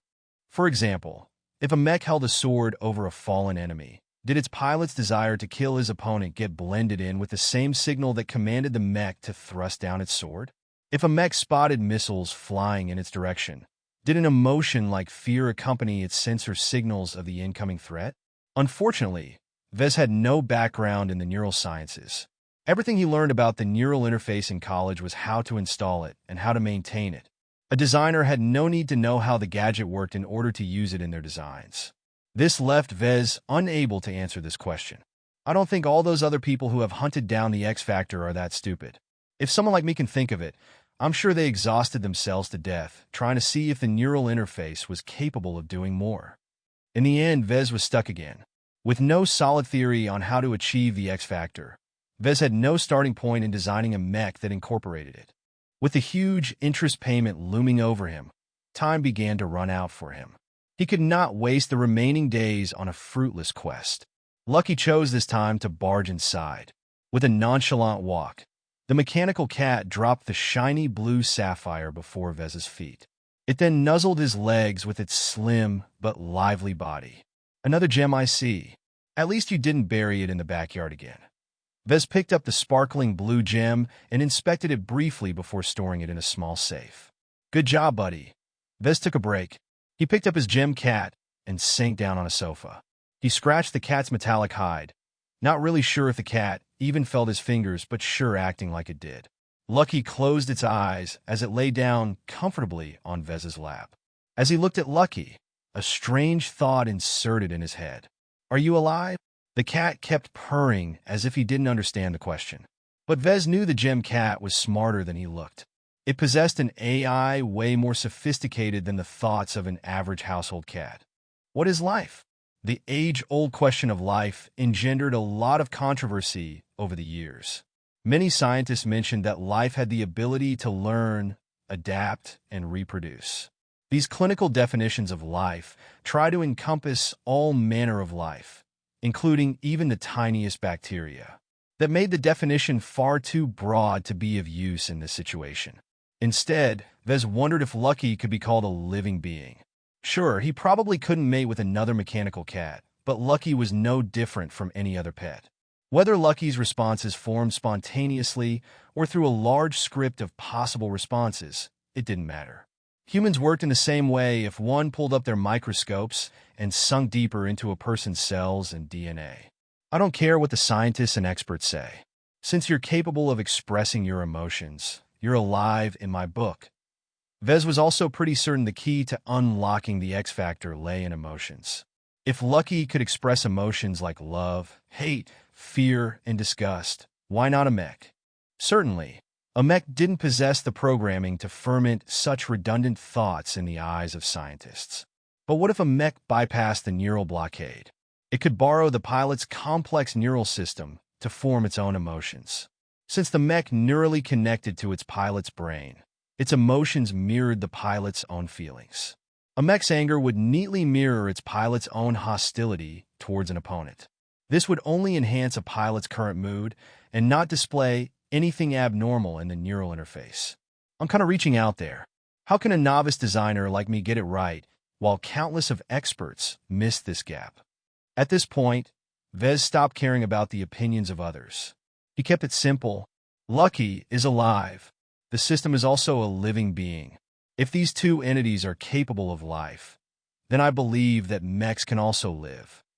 If he presented these words to one of the researchers who studied the X Factor for decades, he'd be laughed and ridiculed at. It was a stupid-sounding argument that relied entirely on subjective anecdotal experience. But when he looked down and stroked Lucky's back, he felt no regrets. I can't phrase it in any better way, but my faulty logic doesn't matter. My belief is enough. My heart tells me I'm looking in the right direction, and that's good enough. Now, Vez had finally obtained a somewhat coherent picture of the relation between life and the X Factor. He felt as if a weight had disappeared. Now I have to put theory into practice. Vez was ready to design a new mech, one that hopefully unlocked the X Factor. Vez revisited the CA-1A Nero. He was never proud of the mech, even if he learned a lot about the Caesar Augustus when working on it. The small solutions he implemented in the Nero only helped him fabricate a less horrible Caesar Augustus. In that regard, he succeeded modestly. When Vez checked his sales again, he saw that the Nero had already been sold once for a whole 60,000 credits. At least I don't have to worry about paying for the raw materials of my next model. The Nero always felt like a half-finished job to Vez. Now that he came back with a lot of new ideas, he wanted to revisit its design and see whether he could transform it into a mech that enables pilots to reach the X Factor. Vez opened up the Mech Designer system and switched to the designer page. The designer stored all of his old designs, so he pulled up the Nero effortlessly. When he modified the CA-1's design, he made changes based revolving around reducing its cost and increasing its efficiency. He treated the Caesar Augustus as a robot and rearranged its internals without any regards to its presumably non-existent feelings. Vez wasn't sure working like that was the right approach. In his beliefs about the X Factor, emotions played an important role. While he still wasn't certain how to engender these emotions in a giant machine, he had some guesses he could try. First, he theorized a mech designer's emotions and intentions played an enabling role. In other words, his own feelings bled over into the design and fabrication of a new mech. The clues to this idea came from remembering the circumstances of designing the Seraphim. Ice-cold designers who barely put any passion in their designs could never spark a semblance of life in these mechs. When Vez worked on the Phantasm, Nomad, and Nero, he constantly tried to maximize his gains while minimizing his losses. Though he was upbeat, he didn't put in an excessive amount of passion in his work. Despite being overburdened with toys, the Seraphim had been designed in a fit of passion. Vez vaguely remembered the emotions he experienced back then. He became elated at his first sale and the completion of his second-ever tutorial missions. He received a windfall of resources and also got drunk on purchasing a lot of virtual component licenses. With such an affected mind, he got straight to work at designing a colorful mech that embodied extreme joy and passion. These all happened to be the same emotions the Seven Snake felt when he performed at his best. Vez formed a bold idea. The alignment of the emotions expressed by the designer, mech, and pilot determined whether they could produce the X Factor. Almost every speculation about the X Factor Vez had read on the galactic net only focused on the mech and its pilot. It almost never included the designer. Even if they did, they focused on the designer's physical objectives, not his emotional demands. How can a sword in the hands of a warrior shine bright when the blacksmith forged it casually? There was no proof for Vez's assertion that the craftsman mattered. As far as humanity knew, emotions weren't bundles of energy that had a definable existence in the material universe. It certainly sounded highly unlikely that when Vez designed and fabricated the Seraphim, he somehow embedded it with some sort of voodoo mental energy. No, perhaps the mystery lay in purpose and intent. The strong emotions of the mech designer sharpened his intent. A mech designed to break through fortifications would not only possess the physical qualities that enabled it to perform such a task, it would also be built carrying the designer's intent to succeed. Paired with a pilot who carries the same wish, such a mech crystallized the intent of all three entities in a single machine. In order to gift the new Nero with a purpose, Vez first had to look back on the intent of its base model. The Caesar Augustus is a product of a young, spoiled mech designer's desire to show off. Vez concluded as he recalled the debut of Jason Kozlowski. At the time, it was built to be the best all-rounder current-gen mech. Jason obviously hadn't been modest in his demands. However, he possessed one thing many other mech designers lacked. He was incredibly passionate when he designed the Caesar Augustus. The heir to National Aeromotives made a bet that he'd produce the design in a month. If Jason spent only 1 month to come up with a completely original design with so much pressure hanging over him, the emotions that he carried over in his creations would be immense. I've done a disservice to the Caesar Augustus. Vez realized as he recalled the times when he fabricated the virtual versions of the stock model and the Nero. Even though he crafted them in a simulation, the lifelike circumstances meant that the frustrations and difficulties he felt must have bled over to his end products. I need to adjust my mood. Redesigning the new Nero without emulating Jason's passion will just deliver another half-assed result. Vez felt as if he was forced to go up to a stage and begin acting while he had zero experience. The only thing he could do is recall the times when he was still young and bright, before his moody teenage years set in. He used to dream of following in his father's footsteps and become a mech pilot. I was naive back then, naive but happy, much like how Jason felt 30 years ago when he just graduated from Estelon. While he didn't succeed in summoning up a youthful and arrogant mood, Vez somewhat managed to instill confidence in himself. I don't have anything great to draw upon in my past, but with the help of the system, I can still dream of the wonders I'll experience in the future. The Caesar Augustus' main attribute was exuding absolute confidence. Jason believed the mech he designed was the best of the current generation. It surpassed any frontline or elite mech within the same technological boundary. Only the most advanced next-gen models carefully developed and kept hidden by the first-tier states could beat it in a fair fight, and those mechs were usually kept hidden from the public, employed only in the most frigid battles by the geniuses of the largest empires. In other words, the Caesar Augustus had reason to be arrogant. After matching his confident mood with the arrogant and narcissistic mindset behind the Caesar Augustus, Vez went to work making adjustments to the Nero. Naturally, in the perspective of improving the Nero's physical capabilities, he only had limited options. He hadn't learned any new sub-skills since the time he designed the Nero, after all. He also couldn't undo all of his work in the misguided intention to emulate Jason. Instead, he sought to bring back the charm of the base model.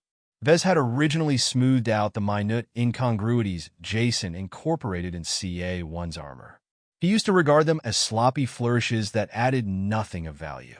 Now he noted the seemingly useless contours enhanced its domineering image. Next, he paid attention to its internals. The changes he made to produce the original Nero were minor optimizations.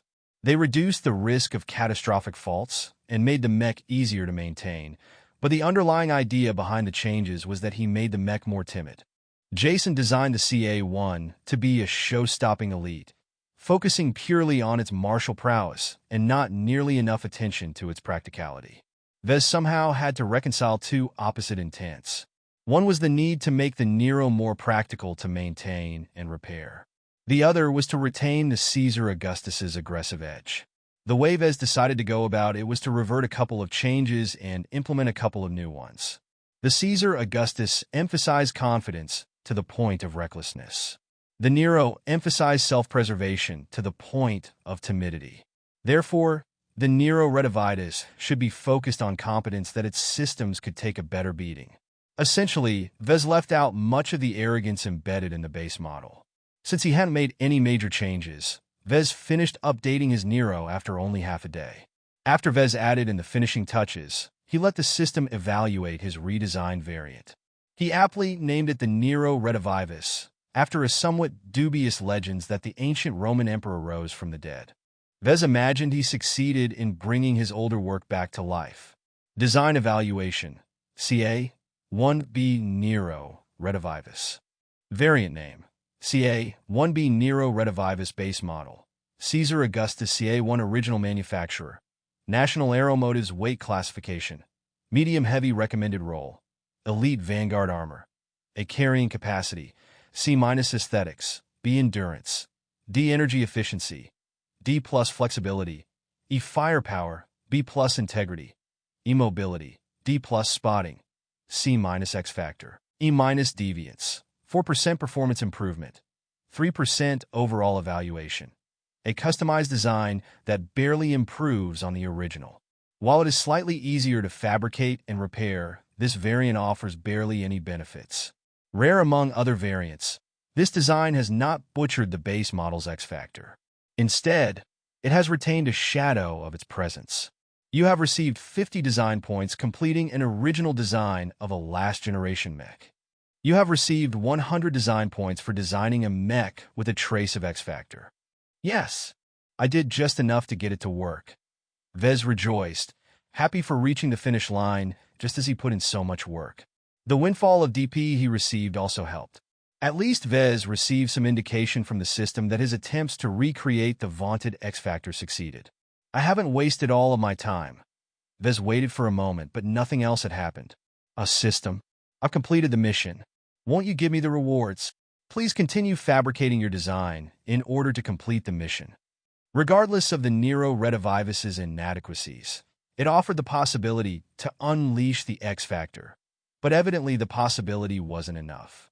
He had to prove its existence by making the design come to life. I'm pretty sure the mission stated that designing a mech should be enough. Do you just want me to finish what I started? It didn't hurt to practice. I might as well do it. But first, let's spend my DP. Enough time had passed for his Fantasia variants to sell several hundred times, though their sales trend started to decline. And while Vez only managed to sell the Caesar Augustus and the Nero once, their higher tiers resulted in more DP when they were sold. Together with the DP he received as a reward for designing the Nero Redivivus, Vez saved enough points to purchase the medium-weight armor optimization 1 subskill in the skill tree. I'd rather purchase the 3D Printer Proficiency 2 upgrade, since I still have trouble reproducing the Caesar Augustus's parts, but I really need to learn how to work with armor once I receive the new license. It was a matter of priorities. Without becoming more proficient in modifying armor, he might fail in adapting the new armor to the Caesar Augustus. He'd be wasting the valuable license if he botched the design. He checked his status again to see if anything else had changed. Status name. Vez Larkinson Profession. Novice Mech Designer Specializations. None design points. 74 Attribute Strength. 0.7 Dexterity. 0.7 Endurance. 0.6 Intelligence. 1.2 Creativity. 1 Concentration 1 Neural Aptitude. F Skills Assembly. Novice. 3D Printer Proficiency. 1 Assembler Proficiency 1 Business. Apprentice Computer Science. Incompetent Electrical Engineering, Novice Mathematics. Incompetent Mechanics, Apprentice, Jury Rigging 1. Speed Tuning 1 Metallurgy. Apprentice Metaphysics, Incompetent Physics. Novice, Lightweight Armor Optimization 1. Medium Weight Armor Optimization 1 Evaluation. Achieved a step into novice territory. Surprisingly, he gained some benefits from his focused research. The long hours he spent reading and watching interviews rose his concentration by 0.1 points. The scattered but varied theories he learned and formulated by himself also gained acknowledgement by the system, resulting in a new subskill called metaphysics. Seems like you acknowledge that metaphysics has merit, Vez remarked coyly at the system. It didn't deign to reply. Shrugging, Vez switched back to his skill tree and saw that the metaphysics subtrees were under a special condition. He spotted plenty of icons, but fog shrouded their names and descriptions. He also couldn't spend his DP to unlock them. He wasn't allowed to cheat his way into mastering the X Factor. This only underscored its value. Well, he could figure it out later. First, he had to fabricate the Nero Redivivus in order to prove his assumptions and complete the mission. First, I need to get in the right mindset again. I can't treat the fabrication process as a chore. He began work on fabricating the new Nero whilst keeping a confident, trusting attitude. This wasn't always easy to keep up for hours. Vez frequently took breaks in order to keep his mood fresh. This caused him to take twice as long to finish the Nero Redivitus. But when he finally read through the testing and diagnostics of the completed model, he gained a pleasant surprise. Despite his fumbling, the Nero Redivitus had actually improved. Its construction went a little smoother, causing less substandard parts to pop up. This improvement helped along the assembly process, where Vez spent much less time wrangling ill-fitting parts into a hole. "I'm finally done with this," Vez sighed. He visited his store page, removed the first Nero from his catalog, and added in the Nero Redivitus to take its place. The system finally gave Vez what he deserved. Congratulations for completing the mission. The road to understanding the X Factor is long and bumpy. There are many destinations at the end of the road. Believe in yourself and advance towards the end point unique to you. You have received a 10-year random medium armor production license lottery ticket. Please visit the lottery page to redeem your ticket. You have received a 200-ton medium armor raw materials package. Please visit your inventory to open the package. Vez was already filled with glee. My luck's been bad lately. The heavens must surely compensate me this time. Hopefully I won't encounter another pagoda. Vez waited for a long time to receive an armor production license. The good ones cost at least as much as an advanced mech license, but even bargain bin armor cost a pretty penny. Demanding 100 million bright credits to license a decent armor system was considered reasonable. Of course, if Vez was really desperate, he could license outdated armor or even stuff that was so old its owners didn't even bother charging a license for its use. The latter was useful if Vez made a civilian mech, such as a machine designed to lift containers in warehouses or sow crops in a farm. There was no way he'd ever implement such rotten armor in a combat mech. Any pilot that chose to bring such a poorly armored mech to the battlefield was asking to be sniped in a single shot. Over the 400-year development cycle of mechs, the components that accompanied their designs also evolved over time. Lasers got more efficient, enabling them to deal more damage with less heat. Ballistic weaponry featured new iterations of propellants and explosives. Energy cells provided more energy to the mech with the implementation of highly energetic fuels and advanced batteries. In the face of progressing weapons, a mech's armor had to match their pace. There were certain moments in mech history where firepower dominated over that period's armor level. Those were miserable times, where wars caused immense casualties to all the parties involved. In other times when armor easily endured against stagnating weapons, conflicts often dragged on into exhausting wars of attrition, draining much more resources than anticipated. Only when the level of firepower matched the level of armor could mech battles remain short and limited. More wars started during this period, but they also ended quicker. Hopefully the lottery will bring me something average. Vez had no desire to win another good license. The Caesar Augustus was already bad enough. He did not want to compound his expenses with some kind of super deluxe armor plating that required special machinery to produce. When the Wheel of Fortune showed up, Vez let out a relieved breath. At least it's not the fucking pagoda again. The only thing Vez had to worry about was getting an awfully cheap armor license. The Caesar Augustus required a certain standard of armor to work. Anything older than last generation was useless in the battlefield. Even certain newer alloys might not work if they aimed at the bottom segment of the market. Wish me luck, Lucky. His gem cat meowed disinterestedly, not even deigning to glance at the holographic prize wheel. Despite his name, Lucky hadn't helped Vez gather much luck so far. He still had his uses, though, so Vez just ruffled his cat's head and spun the wheel. Clacking sounds echoed in the workshop as the wheel's pins clacked against the pointer. Various different plates of armor spun past too quickly for Vez to recognize their names. After about 30 seconds of solid spinning, the wheel slowed down. Vez was able to read the labels now, but he failed to recognize their brands. Way too many products are introduced each year. The names don't really matter. I only care about their capabilities. The wheel dragged its heels for a couple of suspenseful seconds before it stopped. The pointer landed on a grayish piece of plate. Congratulations! You have received a 10-year production license of the following armor component: Marlin Solutions 1004 HRF 5th generation. It looks a little cheap. All Vez had to say is, it could be worse. As he studied the armor specifications and sought more information on the galactic net, he realized his bad luck struck again. At least he hadn't suffered critical damage. The 1004 HRF was actually a bog-standard piece of armor. It was also popular, seeing as Marlin opted to renew its formula for 5 generations. A favorite of small and medium-sized mech manufacturers, the HRF required a complicated manufacturing process to produce decent quality armor plating. Decent quality for average second-line mechs, like law enforcement or planetary guard regiments. The 5th generation of the HRF thankfully qualified as current generation armor, so its fundamental specs weren't inferior to the mechs his cousin Melinda piloted at the Ben Thime Planetary Guard. The HRF's performance actually featured no unique strong points. Neither did it have any glaring weaknesses. Its main advantage was cost. Its formula used no exotic raw materials, just a large amount of widely available minerals and ingots. The HR in its name stood for highly refined, which meant it took a lot of energy to extract the useful parts of all those materials and combine them into a single plate. Thus, the production of the armor generated a lot of waste products. Vez's comm unit pinged with the arrival of a new message. Just like with the Caesar Augustus, one of the system shell companies sent him the production license for the HRF via the galactic net.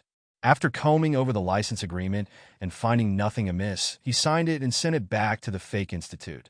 The system would take care of the rest of the paperwork, like registering his license at Marlin Solutions and the local branch of the Mech Trade Association. He unpacked his virtual box of raw materials next.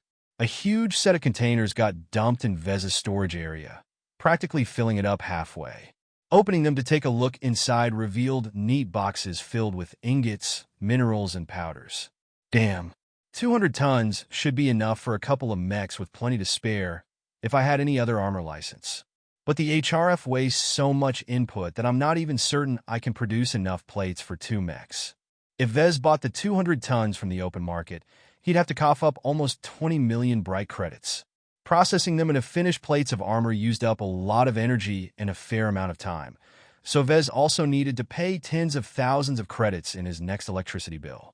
This was also why he appreciated the system's rewards for this mission. The materials gifted to him saved an enormous amount of trouble. For most mechs, armor plating cost the most due to its excessively high material needs. Other components such as the power reactor and engines demanded a lot of precision in its manufacturing, but asked a lot less of its materials. Their main value lay in their sophisticated architecture, which fell under intellectual property that the license already covered. Vez had checked the price of a 10-year Caesar Augustus production license shortly after he first got it. Such prices weren't made public, so he had to visit a couple of mech fan sites to find a couple of estimates. The license's price supposedly ranged from 500 million to up to 2 billion bright credits. Jason stuffed his mech full with goodies from different companies. It's no wonder they all want a piece of the pie when he licenses out his mech. That was the way business worked. It was extremely fortunate that Vez had earned the licenses through the system. If he had to resort to other means, he might have been forced to sign away his independence. For example, a competing manufacturer might lend his leftover licenses if Vez sold a majority stake of his company's stock. To any other mech designer, they'd feel fortunate if someone decides to invest in their startups. To someone who has the system like Vez, it'd be satisfying thirst by drinking poison. He refused to be shackled by anyone. With only about 4 weeks left until the start of the Young Tigers exhibition, Vez wanted to complete a viable design that he could show off to the elites attending the event. The manufacture and sale of any model based on the Caesar Augustus was still too difficult for Vez to achieve by himself in the limited time before he had to meet his interest payment. Even though the base model could still compete with current-gen models, the Caesar Augustus only had a very small circle of customers. It was not viable to produce the mech first and put out a few ads on the galactic net to sell later. It might take years for some random pilot looking to buy a cheap elite mech to stumble upon his work. By then, he'd already be bankrupt. No, it's better to seek out a customer first. I won't be wasting the remaining half-month I have left. I don't want to do a fruitless job manufacturing a mech. I'll never earn anything from its sale. Hopefully, a lot of wealthy people will visit this year's YT. Anyway, let's not put the cart before the horse. I need to get to work with the new design. Vez loaded the Mech Designer System's exclusive designer and looked at his available models. He considered iterating on the Nero Retivitis, which would save him a lot of time, or start over from the base model. Both choices had their pros and cons. While I'm rather short on time, for weeks should still be plenty. What's more important is that I start designing a variant with the X factor in mind from the beginning. If I keep working on the Nero, I'll just muddle it further by blending in different emotions and intents. He'd certainly be able to design a decent mech, just not one with a strong X factor. The X factor doesn't matter very much if I'm designing a mass production model. But if I want to sell something based off the Caesar Augustus, I need to tailor it to an elite who treasures his mech as a partner. I absolutely can't be casual about this point. With the base model loaded, Vez wasn't in a hurry to fiddle around. According to his self-made theory about actualizing the X factor, the intents of the designer, mech, and pilot had to align. This sounded simple, but Vez wasn't designing an original mech. Instead, he adapted from another designer's existing work. What really happens to the X factor if a mech has multiple designers? The Nero Retivitis showed that the X factor hadn't disappeared from the base model, unlike with the first edition of the Nero. This meant that if the intents and emotions of the two designers overlapped, the X factor would be preserved. This fit in with his theory. But what if he had an opposite intent from the original designer? Say designer 1 has developed a mech design that emphasizes defense. Designer 2 comes along and makes a variant of the design that focuses heavily on offense. Would the opposing intents neutralize themselves, or would designer 2's intentions overwrite designer 1's original imprint? The truth might be a mix of the two, where designer 2's intent becomes predominant, but in a diluted form. I don't have enough time to experiment with intents. Vez chose to keep his intent simple, one that did not clash with the base model. I want a mech that retains its dominance. Though it's too outdated to become a mainstay in a modern battlefield, it can still rule over civilian and mercenary mechs. A warhorse, an aggressive mech that needs to perform at its best when the pilot needed to show off his prowess. It didn't need to stick around in extended engagements and try to outlast the enemy. It preferred to break through and smash any obstacles in its way. He already had a name in mind for his new variant. The Mark Antony. A rogue and a bastard, he nonetheless served as a daring cavalry commander under some dude called Julius Caesar. He later became rivals with the guy who eventually got called Caesar Augustus, and died because he wasn't as competent. Sucks to be you, but I gotta thank you for providing a fitting story to your name. Mark Antony's history paralleled with how Vez envisioned his mech both in its role and its relation to the base model. The Mark Antony would be a cheaper and less armored version of the Caesar Augustus. It should retain or even expand on the aggressive arrogance of its base model in order to prevent its opponents from exploiting its weaknesses. Now that Vez formed a strong image of his future design's purpose, he could finally begin working for real this time. Let's start with the armor. It's the biggest job by far, and I need to replace the original model's armor wholesale. This is going to take a while. Designing an armor scheme for a mech took a lot of skills and knowledge. Vez was frankly impressed by the young Jason Kozlowski's work in making the armor of Caesar Augustus look majestic while still doing its job. Of course, he also enjoyed limitless resources and help. With an abundance of processing power, Jason could easily layer the armor plates in a way that minimized the gaps. Vez lacked a room full of processors ready to solve any problems by brute force, but the Mech Designer system came with its own perks. The designer offered a number of simulations that showed how certain sections responded to laser fire or other types of damage. It simulated a mech's maximum capacity for damage. It also had a tool that showed how to disable the mech with the least amount of effort. Using these aids saved Vez a lot of effort. Together with his newly gained medium-weight armor optimization 1 subskill, he felt competent enough to start his job as an armorer. Rather than copying Jason's armor contours, Vez decided to remove most of it and start from the bare minimum, only keeping the ingenious ways Jason and his helpers kept the joints protected. He started with the legs. For mechs, legs not only provided movement, they made sure the mech stayed stable. While the mech's engines devoted most of its power to supporting the legs, the limbs had to bear the entire mech's weight in addition to its own armor. The mech's legs were absolutely crucial to a mech's operation. Crippling even one of them might immobilize a mech, effectively achieving the same results as killing it. Protecting the legs was a top priority. The Caesar Augustus enjoyed luxurious armor on its legs. National Aeromotives knew their business when they developed its proprietary armor. It offered excellent protection at a decent weight. Now Vez somehow had to keep his Mark Antony's legs protected while not piling up too much armor. Excessive bulk reduced a mech's flexibility and speed. The Mark Antony is a spear that breaks through obstacles. It needs mobility more than armor. The legs has to facilitate a charge. It doesn't need to be excessively nimble. The Antony doesn't pretend to be a light mech in that regard. The Mark Antony featured slightly thicker armor, especially on its front axis. While it made the legs vulnerable to crippling strikes from the rear, it could take about 75% of a beating the base model's legs could endure. This was already very generous considering the enormous differences in price between Vez's newly acquired HRF and the original armor plating. Next came the torso. The core of any mech, it features by far the most space for its systems. The cockpit, power reactor, and engines all resided in the torso. This placed unparalleled importance on its protection, especially with regards to shielding the pilot inside. Mechs were expensive, but potentates were rarer.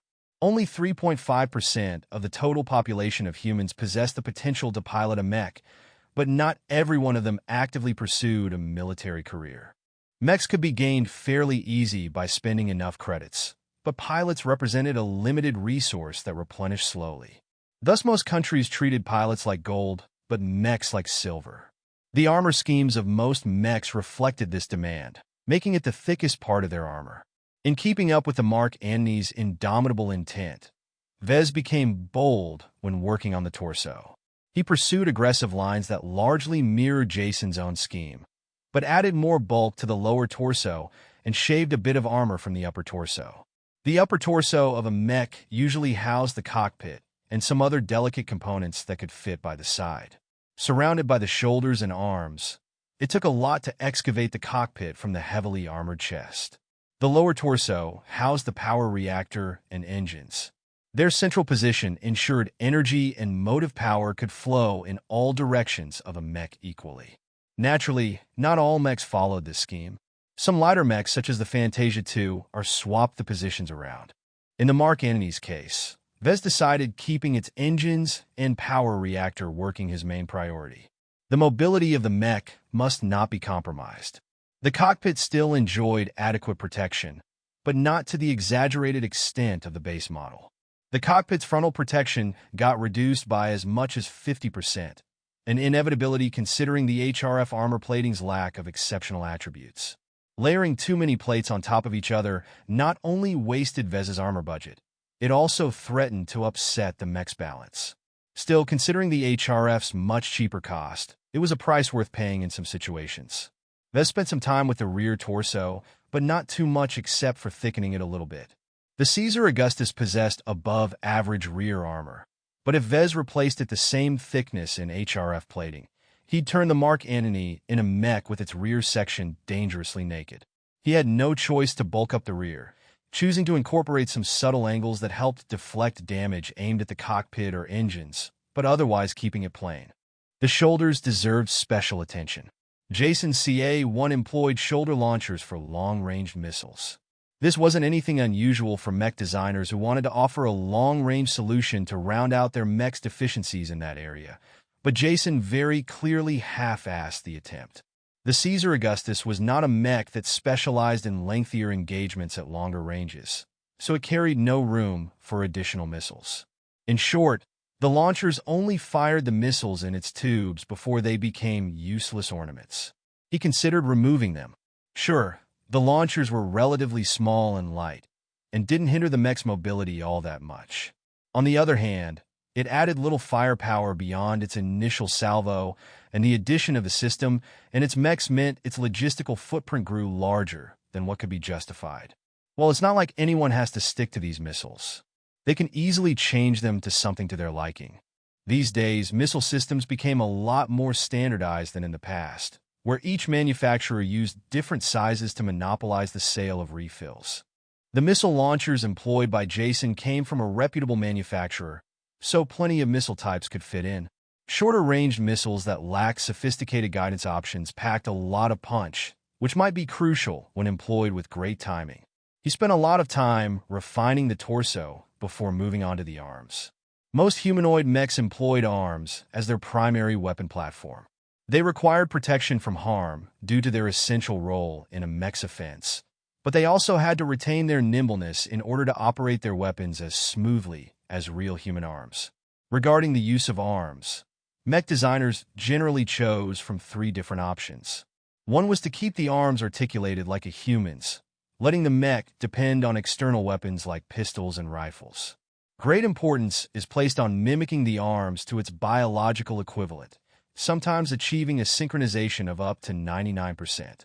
This allowed marksmen to fire their weapons as accurately as they could in real life without depending on aim assist and other guided aids, which provides a remarkable advantage in certain times. Another route was to embed weapons in the wrists, usually smaller and less powerful than handheld weapons. It kept the arms free to wield weapons while simultaneously offered additional firepower without detrimentally affecting weight and carrying capacity all that much. However, such weapon systems needed to be fed energy or other resources from the torso. Accommodating these needs weakened the arms internally and created more weak points. The wrist-mounted weapons also unbalanced the arms and made hand-mounted weaponry less accurate. The third, most extreme way of employing arms was to replace the lower arm or even the entire arm for a dedicated weapon emplacement. This made mechs lose the ability to hold external equipment, but they gained a powerful weapon affixed to a stable platform. Mech designers generally regarded these designs as trying to marry a tank into a mech. Such a solution is generally employed on frontline mass production models. Larger mech cores made the best use of large numbers of uniformly equipped mechs and also had the most need for large-caliber weaponry that the weapon arms usually affixed. In the case of the Caesar Augustus, Jason went with the wrist-mounted weapons. The laser cannons were actually high-quality weapons even in the current generation. They provided a substantial amount of short to medium-range firepower as long as the mech's energy lasted. They did have a tendency to overheat the mech, and with Vez's HRF replacing the base model's heat-resistant armor, the Mark Antony had a much smaller capacity to absorb the heat. Vez could only tune down the cannons to a lower default setting, allowing it to last a little longer. The base model employed a sword and a shield as the mech's melee weapon. This lowered the demand for articulation, so Vez happily bulked up the arms in order to improve its armor and heat absorption. It stiffened the arms, but Vez did not place excessive demands on the mech's accuracy. Its laser cannons remained effective in medium range, only having trouble in closer ranges due to the ability for lighter mechs to circle swifter than a mech's ability to rotate. This left Vez with the armaments. Made with the same materials as the armor, the heavy shield could endure a lot of damage at an acceptable weight. The valiant-looking sword possessed enough qualities to cut through enemy armor when it was treated slightly differently at the end of the manufacturing process. Vez wouldn't be able to retain the original shield's design. It offered too little protection for too much weight. At its current state, Vez could either increase or decrease the size of the shield. The HRF plating is cheap, so I should employ the shield as a disposable object. The Mark Antony's main feature is its ability to charge and break through the enemy line, so I'll make it longer and thicker. With the designer's helpful tools, he reconstructed the bulky kite shield of the base model into a longer and slightly thicker tower shield. Taking inspiration from the equipment of the historical ancient Rome, Vez emulating the iconic curved rectangular shields. When held in its armed position, the mech could cover almost the entire mech's length, protecting it from the knees to the lower half of its head. The specific length prevented the lower edge of the shield from bumping into terrain and also left the mech's eyes unobstructed by the upper edge. The shield turned out to be incredibly heavy and was difficult to move, but it also covered a lot more area, so it didn't need to. Made entirely out of cheap HRF plating, pilots wouldn't feel any heartache when they threw it away if it sustained too much damage or if the mech required a burst of speed. Vez was highly satisfied with the end result. The big rectangular shield fit heavy infantrymen more than cavalry, but Vez didn't bother reconciling these contradictions. He only borrowed the ancient Roman theme to make his mech look cooler. As for the weapon, the HRF was distinctly unsuited to serve as a sword material. Its composition focused fully on frontal protection and couldn't retain an edge suitable for bladed weaponry. It also broke much easier when struck hard. He'd either have to change to a different weapon or keep the arm empty. The HRF only excels at cost. Vez took the same approach as with the shield. He bulked up the mech's weapon and didn't bother adding any edge. He eventually ended up with a short mace with a bulky rounded end. Since the mech already carried quite a bit of weight from its armor and shield, Vez hadn't opted for something larger like a hammer or staff. Despite the mace's simple looks, it still dealt a fair bit of damage if the pilot put its weight behind its attacks. It kinda sucks. Too bad I can't afford another production license. Even the virtual licenses cost too many credits for Vez to bother buying them. He had to hoard money for now in preparation for producing a real mech. Only the head remained now. In modern mechs, the head housed the best sensors of a mech. It was a rather poor position for something so important. It stuck out too much. However, most humanoid mechs retain the head due to pilots massively preferring their main view to come from such an elevated position.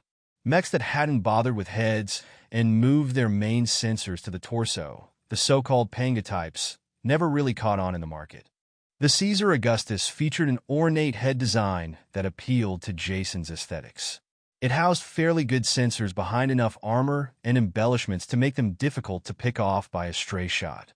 Vez hadn't messed around with the head too much, but he did add a dramatic touch by adding a vertical helmet crest, much like the cool helmets worn by the soldiers of ancient Roman Greece. For its plume, Vez embedded the small festive cloud generator at its neck. With some creative plumbing, he made the cloud generator's red vapor erupt from the head crest in an even fashion. He put enough power in the ejection of vapor that it held onto its semicircular shape in the wind, even if the mech moved around. Having finished working on the exterior, Vez stepped back and beheld the entire mech. It matched what Vez envisioned for the Mark Antony. A medium mech carrying a heavy shield to facilitate its tendency for head-on and charges and collisions. Discarding the shield allowed the mech to regain its mobility, enhancing its maneuverability in melee combat and leaving a hand free for a spare pistol or knife. Despite the long hours of fiddling with armor plates and figuring out the best arrangements, Vez enjoyed the entire process with the enthusiasm of a kid trying a new toy. The designer's many tools allowed him to waste less time with boring calculations, leaving him more time to utilize his sharpened creativity to come up with aggressive designs. His work culminated in a mech that embodied Vez's intent of aggression, momentum, burst power, and a little bit of flamboyance. Whilst Vez expected the armoring process to be the most challenging job, his method of channeling his intent while he made his designs paid off. He was sure that others could have done a much better job, but he did a decent enough attempt that he could confidently say he hadn't wasted his time. Now, it's time to revisit the internals. A mech's armor defined the machine's appearance. The changes made to the internals might not be visible to outsiders, but it affected the heart and soul of the mech. His experiences in muddling around with the Nero and making more focused modifications with the Nero Retivitus taught him a lot about the design philosophy behind the Caesar Augustus. Vez already knew that Jason wanted to cram as much goodies in his frame as possible. This adversely affected the mech's internal integrity, as any damage that passed by its armor could spark a cascade of faults. While Jason relied on National Aeromotives' excellent armor to mitigate this issue, Vez had to make do with Marlin Solutions' budget-focused 1004 HRF 5th generation. Despite his best efforts, the Mark Antony's armor only withstood about a third as much as the original armor in the worst locations. The best places only matched the original armor by 80%, which was already extremely generous. With an armor scheme that only protected the Mark Antony's internals by an average of 50% of the base model, Vez wondered if he should vacate some unnecessary components in order to make room for more structural support. The internals of a mech consisted of every component underneath a mech's outer shell. The internal frame that acted as the skeleton of the Caesar Augustus was strong and thick. It needed to be, as it sometimes came under intense stress due to the weight it carried and the attacks it bore when the armor was penetrated. The highly durable synthetic muscles that controlled its limbs also took a lot of space, as an abundance of power was required to move the CA-1's generous armor. The components themselves varied in their requirements. The cockpit, engine, and power reactor all took up most of the space in the torso, but other systems such as sensors and processors had plenty of space in the mech's otherwise useless head.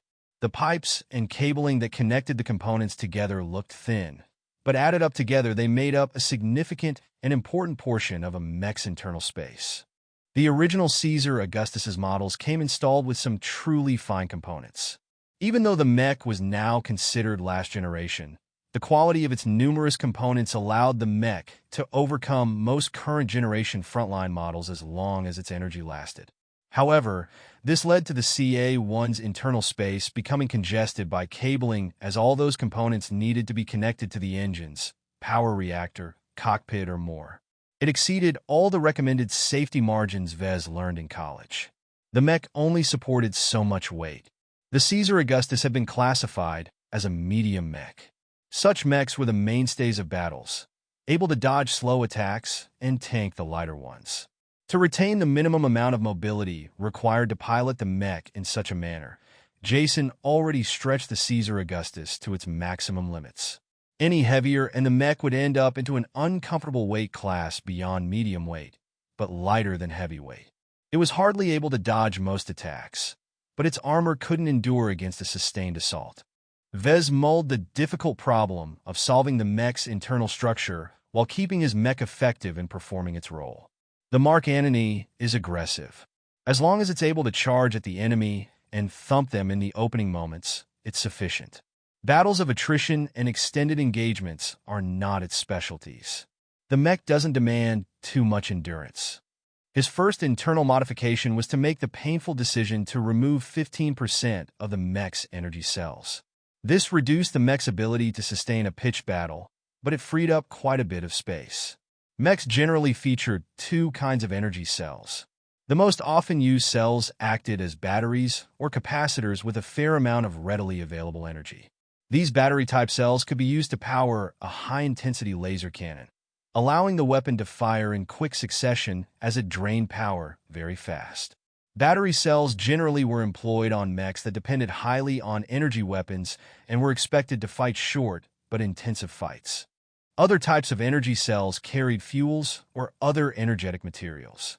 While these cells couldn't provide an immediate boost of energy to power a weapon, they provided a lot more energy for the same amount of weight and space. When these fuels were injected into a power reactor, the mech enjoyed a steady output of energy that could sustain it in a medium-intensity battle for an extended time. This energy profile worked great for mechs that emphasized endurance and staying power, such as frontline mass-production mechs.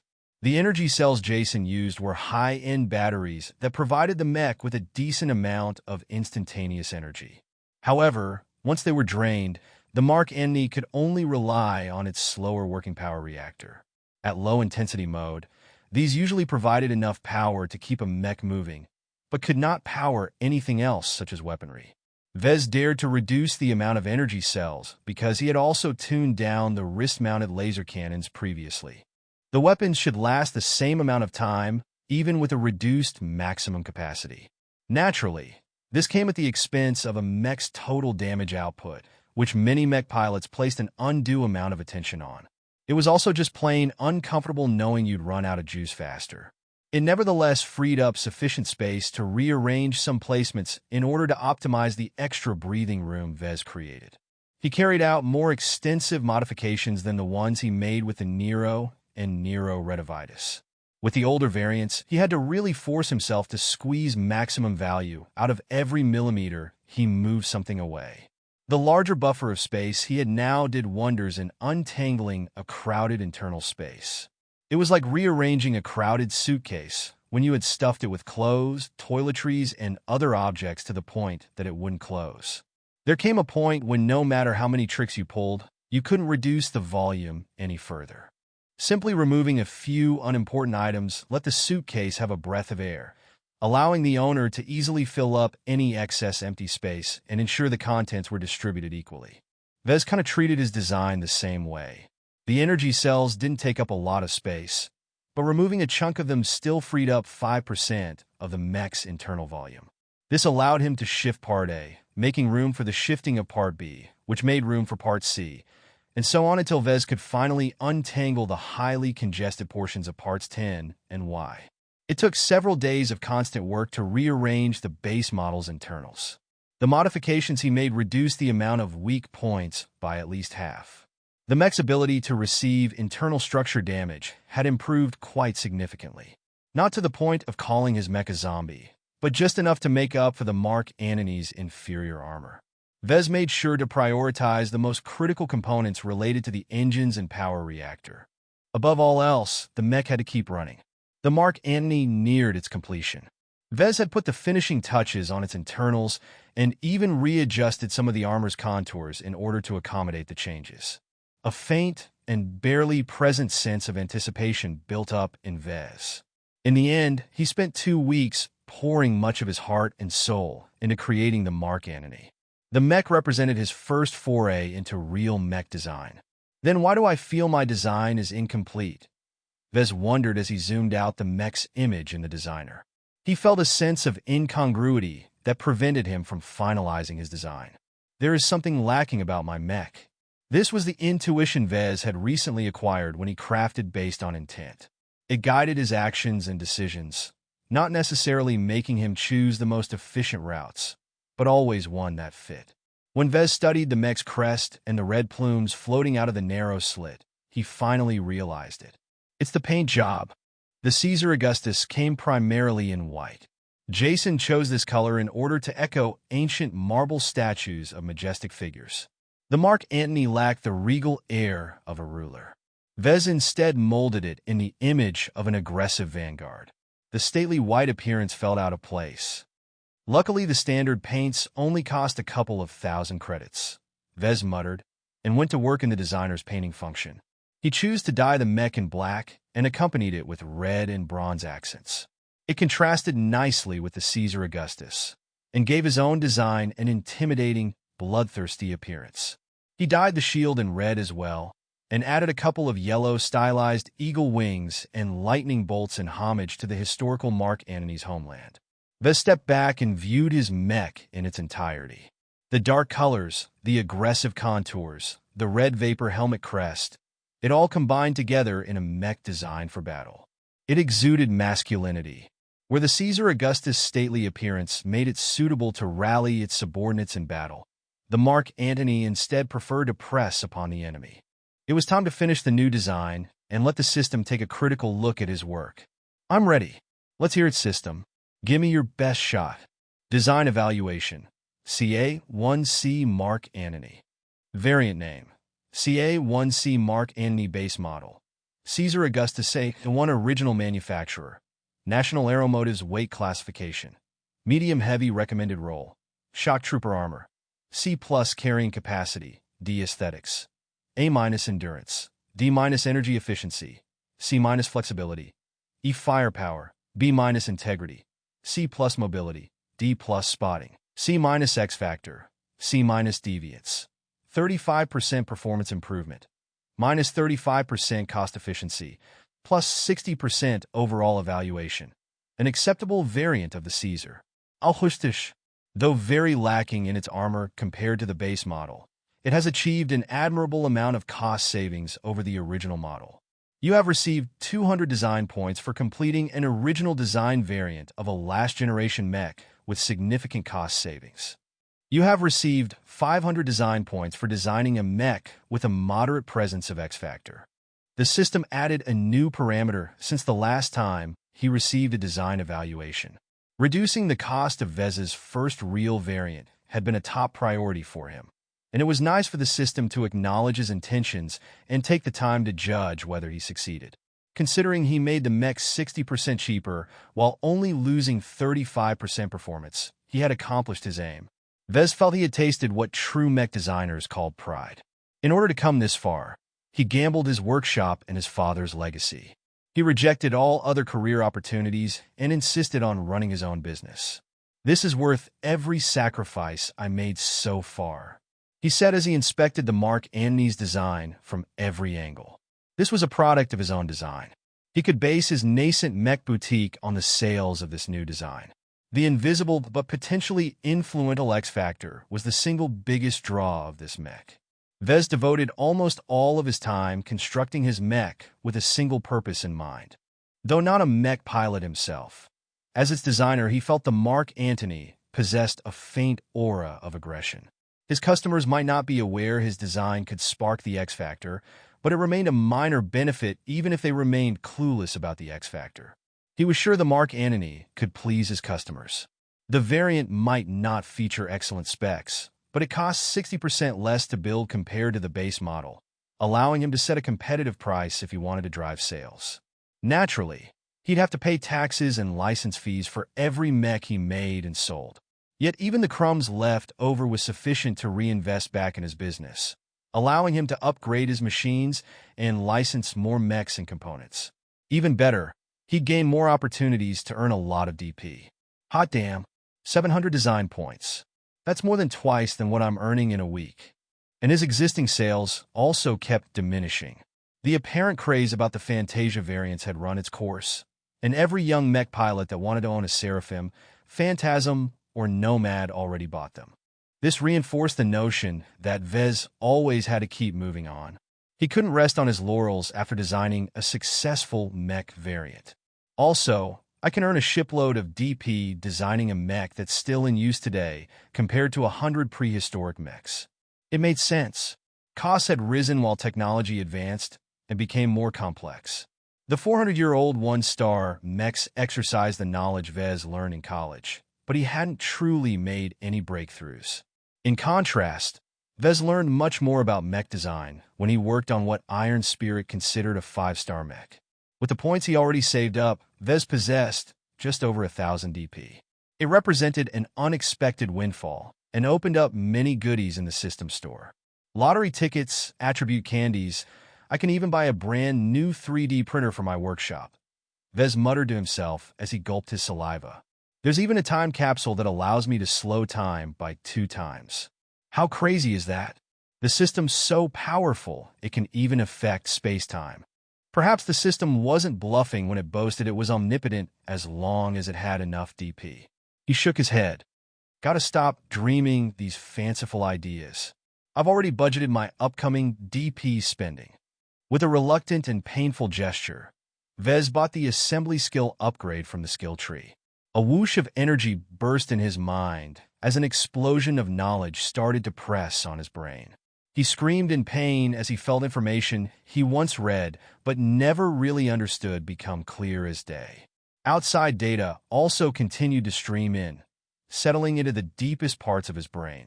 Vez breathed deeply once his brain stopped stampeding inside his skull. I thought I did decently in my studies, but it turned out I was too ignorant. Raising his assembly skill to apprentice level deeply impressed him of the power of the system once again. He imagined he went through school as an average slacker, only to trip on the ground and hurt his head, causing him to inexplicably turn into a genius. He learned so much about assembly that it put his previous work to shame. The benefit of learning a main skill was much more comprehensive than upgrading a single sub-skill, like learning how to operate 3D printers. He filled a lot of gaps that fell in the cracks between his increased proficiencies in operating the 3D printer and assembly machines. I'm ready to bring this design to life. Naturally, Vez wanted to fabricate the mech. It was too risky to build up the mech for real, but constructing it in the simulated environment of Iron Spirit will allow him to test his product and iron out the kinks he missed. When Vez logged into Iron Spirit, he visited the support section in order to register a free virtual license. The game charged a lot of credits for the virtual license of the Marlin Solutions 1004 HRF 5th generation armor plating. Considering that anyone could make a living if they designed and sold even a halfway decent mech, the prices weren't unreasonable. The support staff processed his request promptly. Vez had made this request before, so they still possessed all of his information. After confirming that he possessed an authentic production license for the armor, he received his approval half an hour later. With all the paperwork done, he loaded the Mark Antony's design file into the virtual workshop. Let's get to working.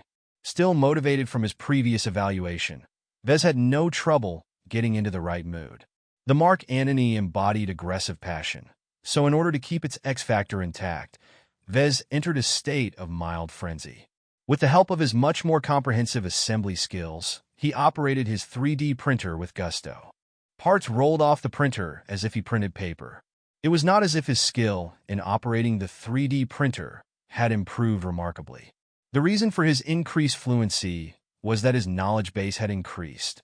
He knew better how to tweak the printer in such a way that it resulted in less problems when fabricating a particular component.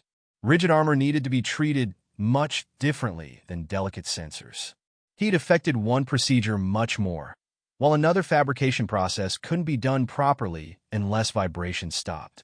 All these kinds of trivial details that Vez neglected to learn had come to the front of his mind. The ease in which he applied the newly learned knowledge impressed him of the power the system wielded once again. Naturally, not every component came out perfectly. Knowledge did not necessarily translate to better tool use. It was like learning how to play a piano by studying a book. At least the armor plates came off without any deficiencies.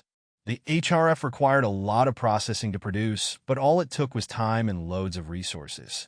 As mass production armor, it had been developed in a way to make it easier to produce in bulk. Fabricating one set of armor plates for his mech was easy. Vez moved to the assembler and worked to put the parts together. From the internal frame, to the components, to the artificial musculature, to the cabling and pipes, until finally he molded the last pieces of armor in their places. His assembly skill allowed him to optimize the order in which he put the components together, avoiding a couple of difficulties arising from inconvenient spacing. Working with parts that lacked any major defects also helped smooth the process along. Frankly, the fabrication process could still be improved. With his prior experience in working with the Caesar Augustus, Vez felt confident he wouldn't screw up if he had to fabricate the Mark Antony in his real universe workshop. His biggest difficulty was actually sustaining the proper intent while fabricating the mech.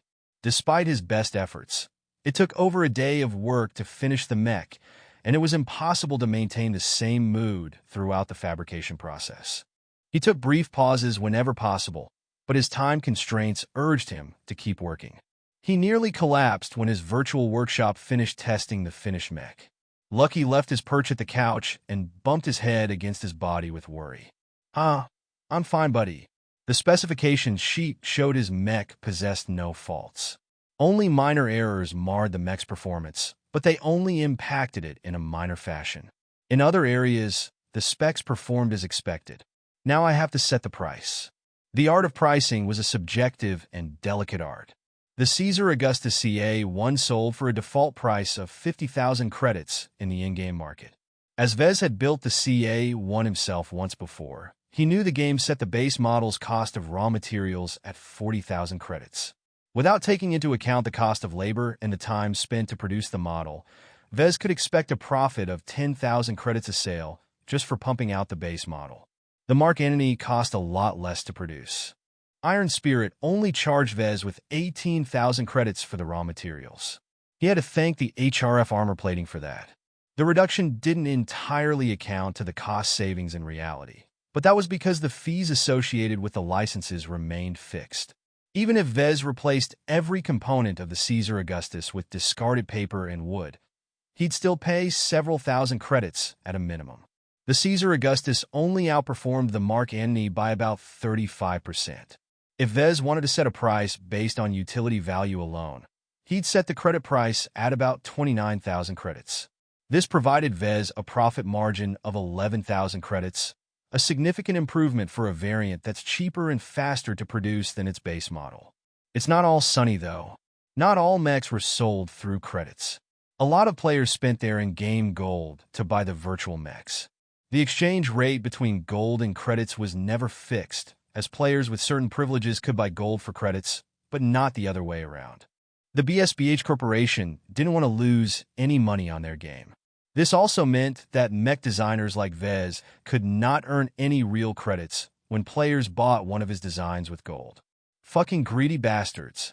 With the astronomical amount of revenue they're earning each year, they could spare the 0.01% of money they earn to remunerate the designers that work their asses off in their virtual workshops. Vez was able to disable the gold prices if he wanted to.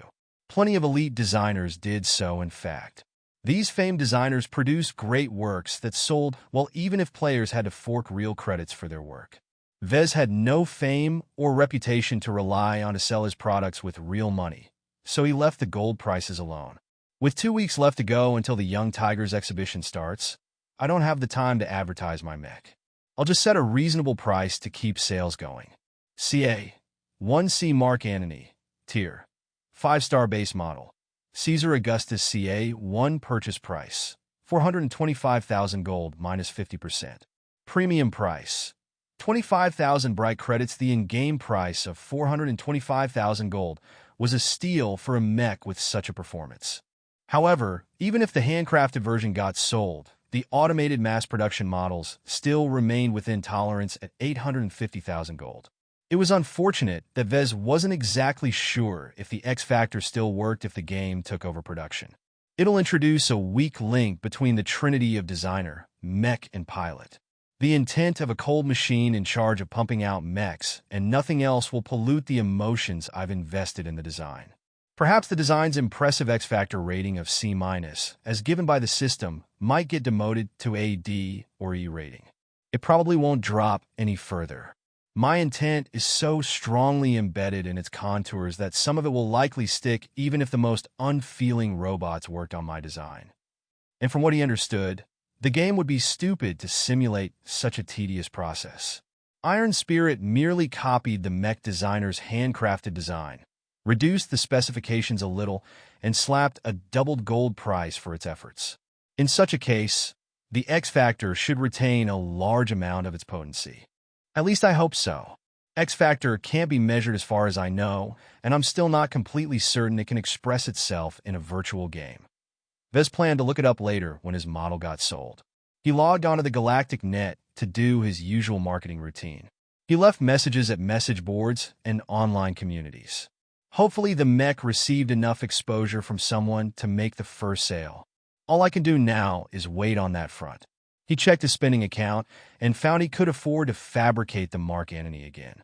Having nothing better to do for the next 2 weeks, he dove into the virtual workshop again to handcraft another mech. I'm going to need all the practice I can get. The more models I build, the better I'll be able to build the real version of the Mark Antony. Screwing up in the virtual world only resulted in a few hundred credits worth of damage. Messing up in the real world might mean writing off 1,000,000 credits if the mistake was costly. He couldn't afford to get tripped up by the more challenging portions of the fabrication process. Meanwhile, many light years away from Cloudy Curtain, Ark Larkinson sat at his desk, processing the paperwork for the day. His comm unit lit up as he received a call. "Hey, Uncle Ark, Melinda." The man smiled, releasing his hard-faced expression now that he spoke to one of his favorite nieces. "Since you're calling me while I'm still on duty, I suspect you have something that can't wait." "Righto. You know about Vez, right? That he's recently received a pair of production licenses from God knows where." Ark frowned at the mention. The so-called Future Sons Technology Institution were run by people he'd never heard of, received donations from empty shell companies, and offered no means to apply for any of its grants. As far as the Larkinsons had found out, the FSTI was a cover for a third-party influence. The question was who? The Visians? The New Rebarthans? The Terrans? Ark dismissed those options from his minds. Vez was too insignificant to bother manipulating. "We're still looking into this organization. New Rebarthans can be remarkably opaque in their bookkeeping. They're running so many plots against each other that they've taken shady accounting to the highest level." Melinda grinned, not really worried about what was happening with Vez. "The kid is fine. The production licenses are held in his name, so the Institute can't take that away from him now. Let's shelve this discussion for later."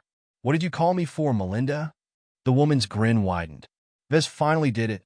He just released a mech that looks like it's going to be his first money maker.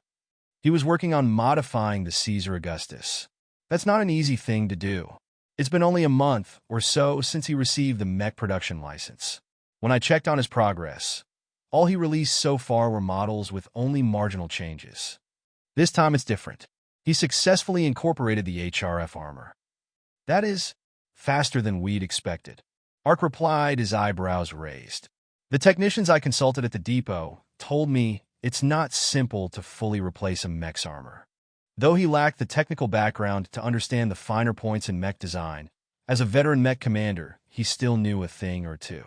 If replacing a mech's armor with a different composition was so easy, then the market would be flooded with re-armored mechs.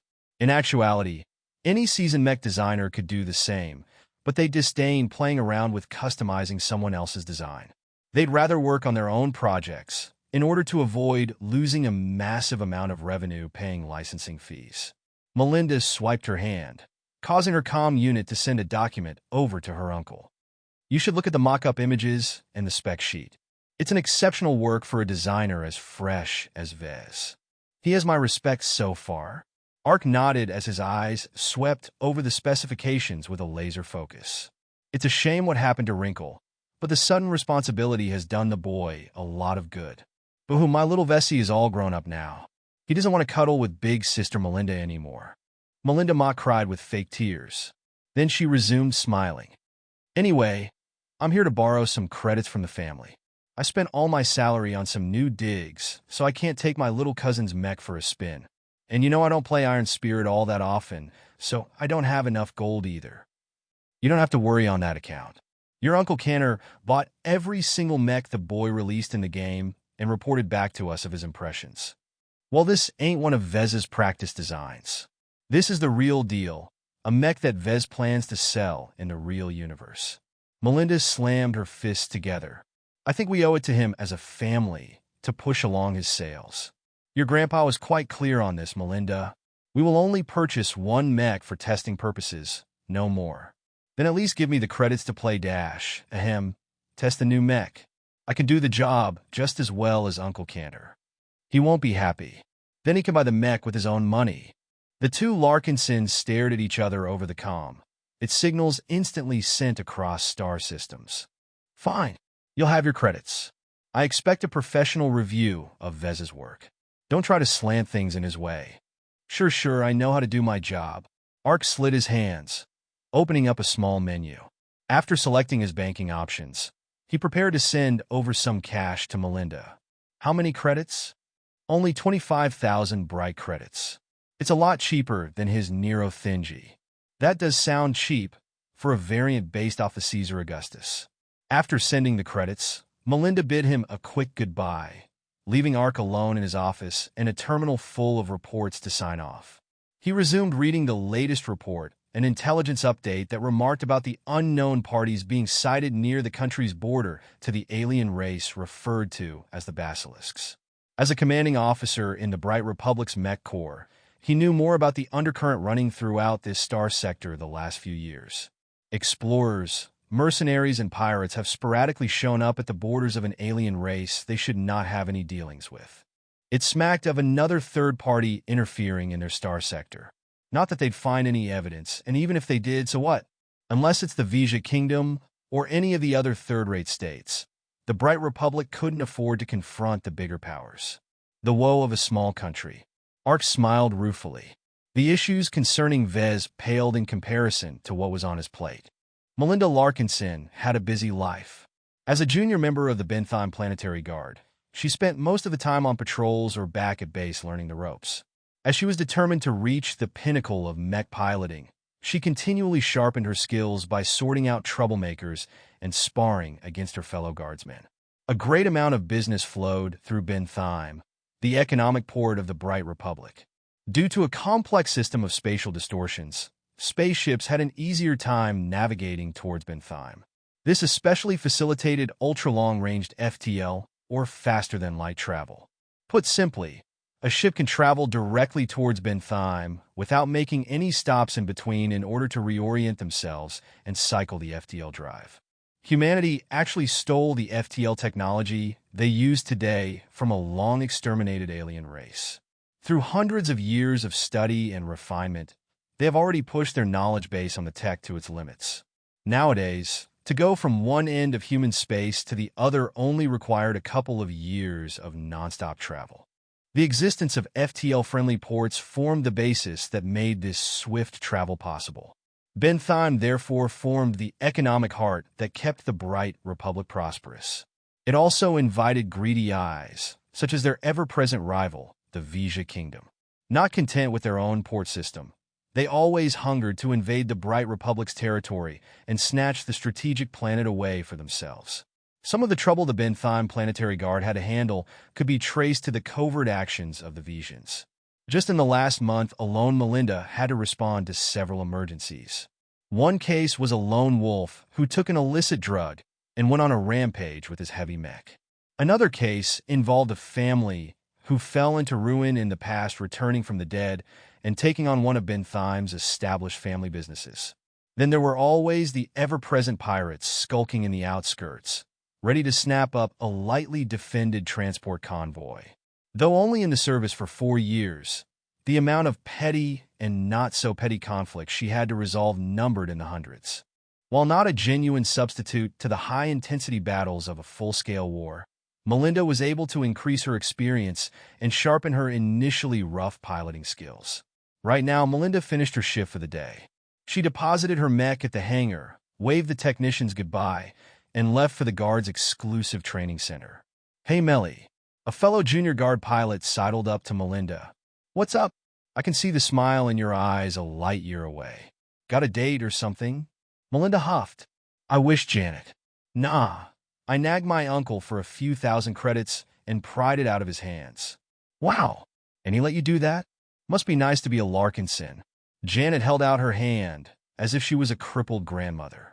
"Spare some alms for a poor commoner?" "Ouch!"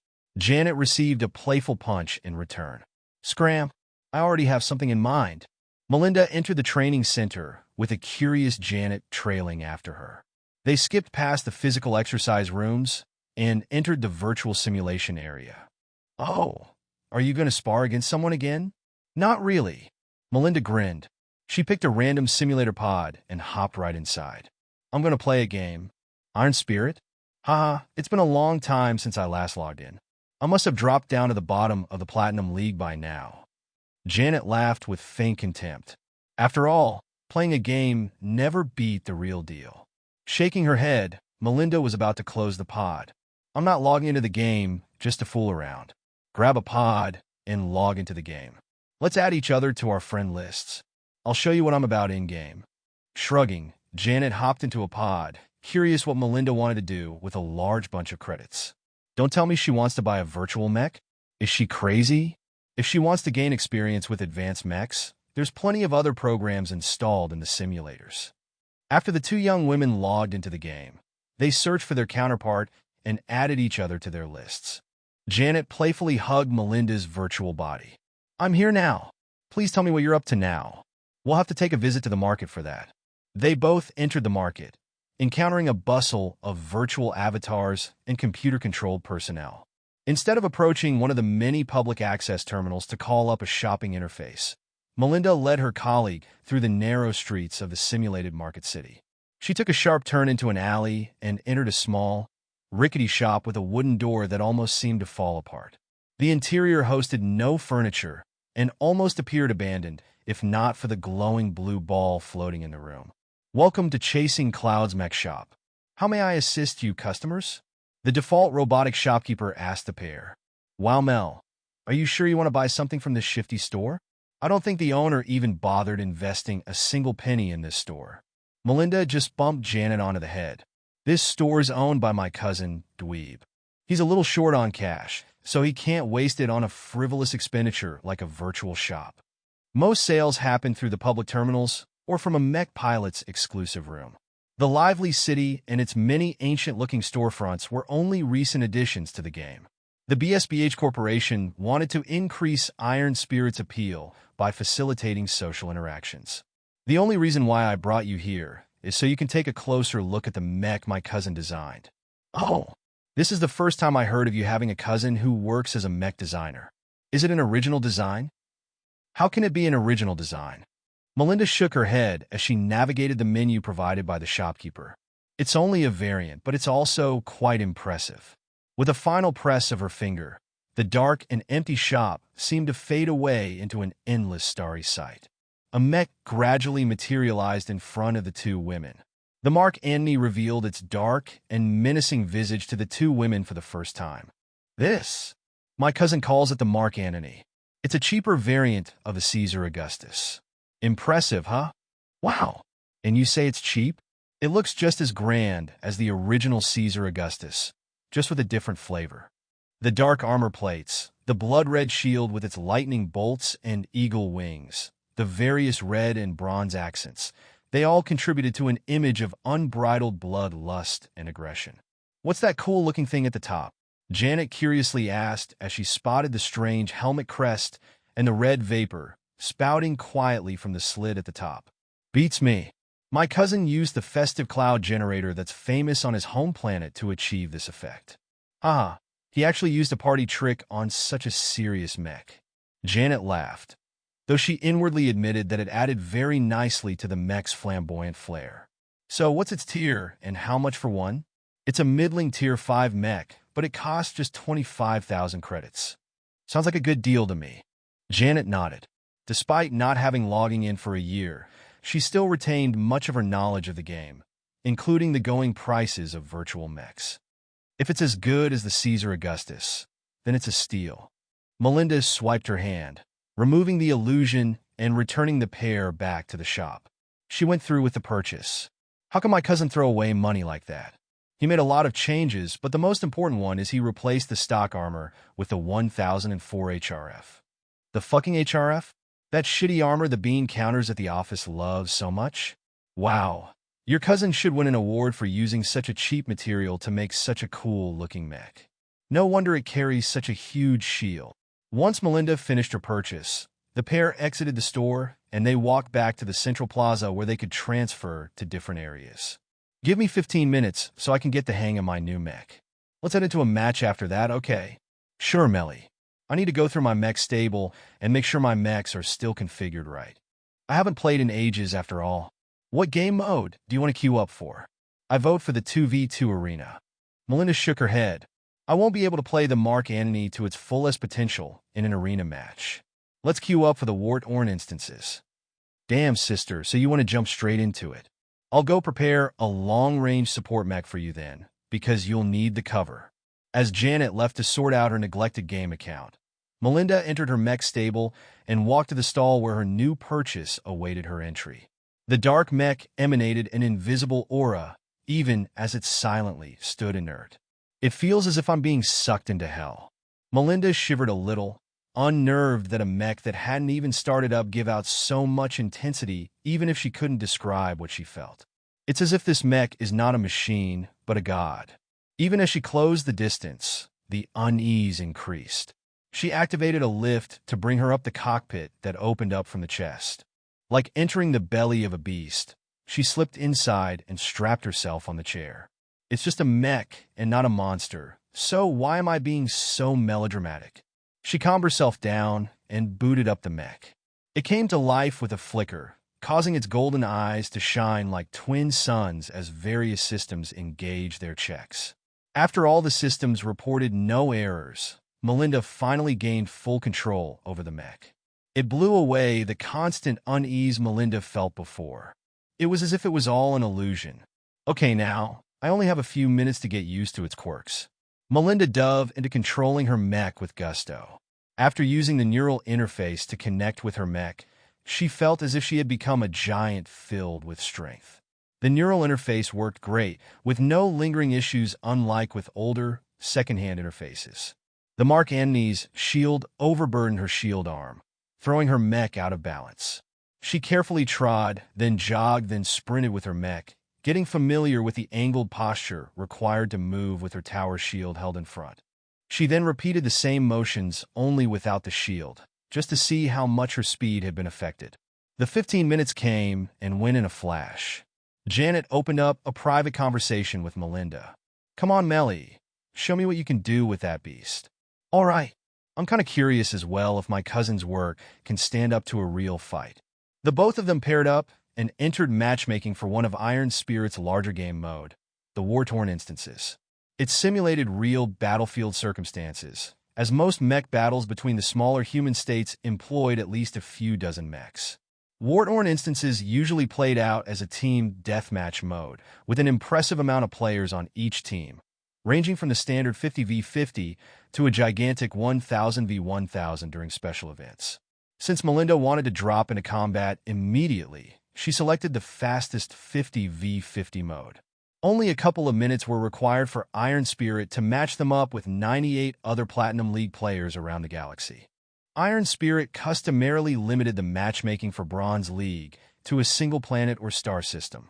Only until a player reached Silver, they'd be able to play with mech pilots from many light years away, though in the lower leagues, most of their teammates and opponents came from the same star sector. Naturally, as career pilots, Melinda and Janet easily achieved their platinum ranks and had the qualifications to play in a league filled with veterans, esports athletes, and geniuses.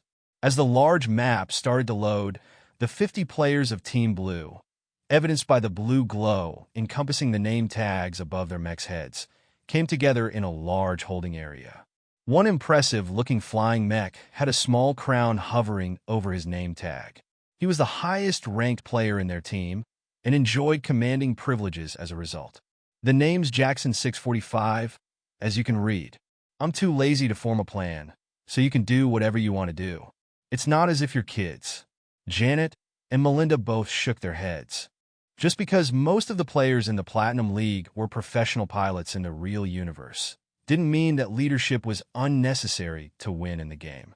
But it was usually difficult for 50 complete strangers to agree to a single person's ideas, so nobody really bothered to take over the vacuum in leadership. So with an awkward silence, the 50 pilots waited silently in their mechs until the holding area opened up a ramp. It turned out they waited in a massive transport ship. The lightest mechs already sprinted out the exit as soon as possible, leaving the slower medium mechs up next.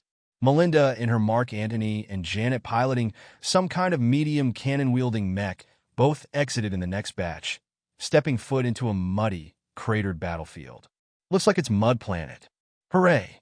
Janet cheered without a hint of celebration. It's going to be tough to hold a firm footing with all the wet soil.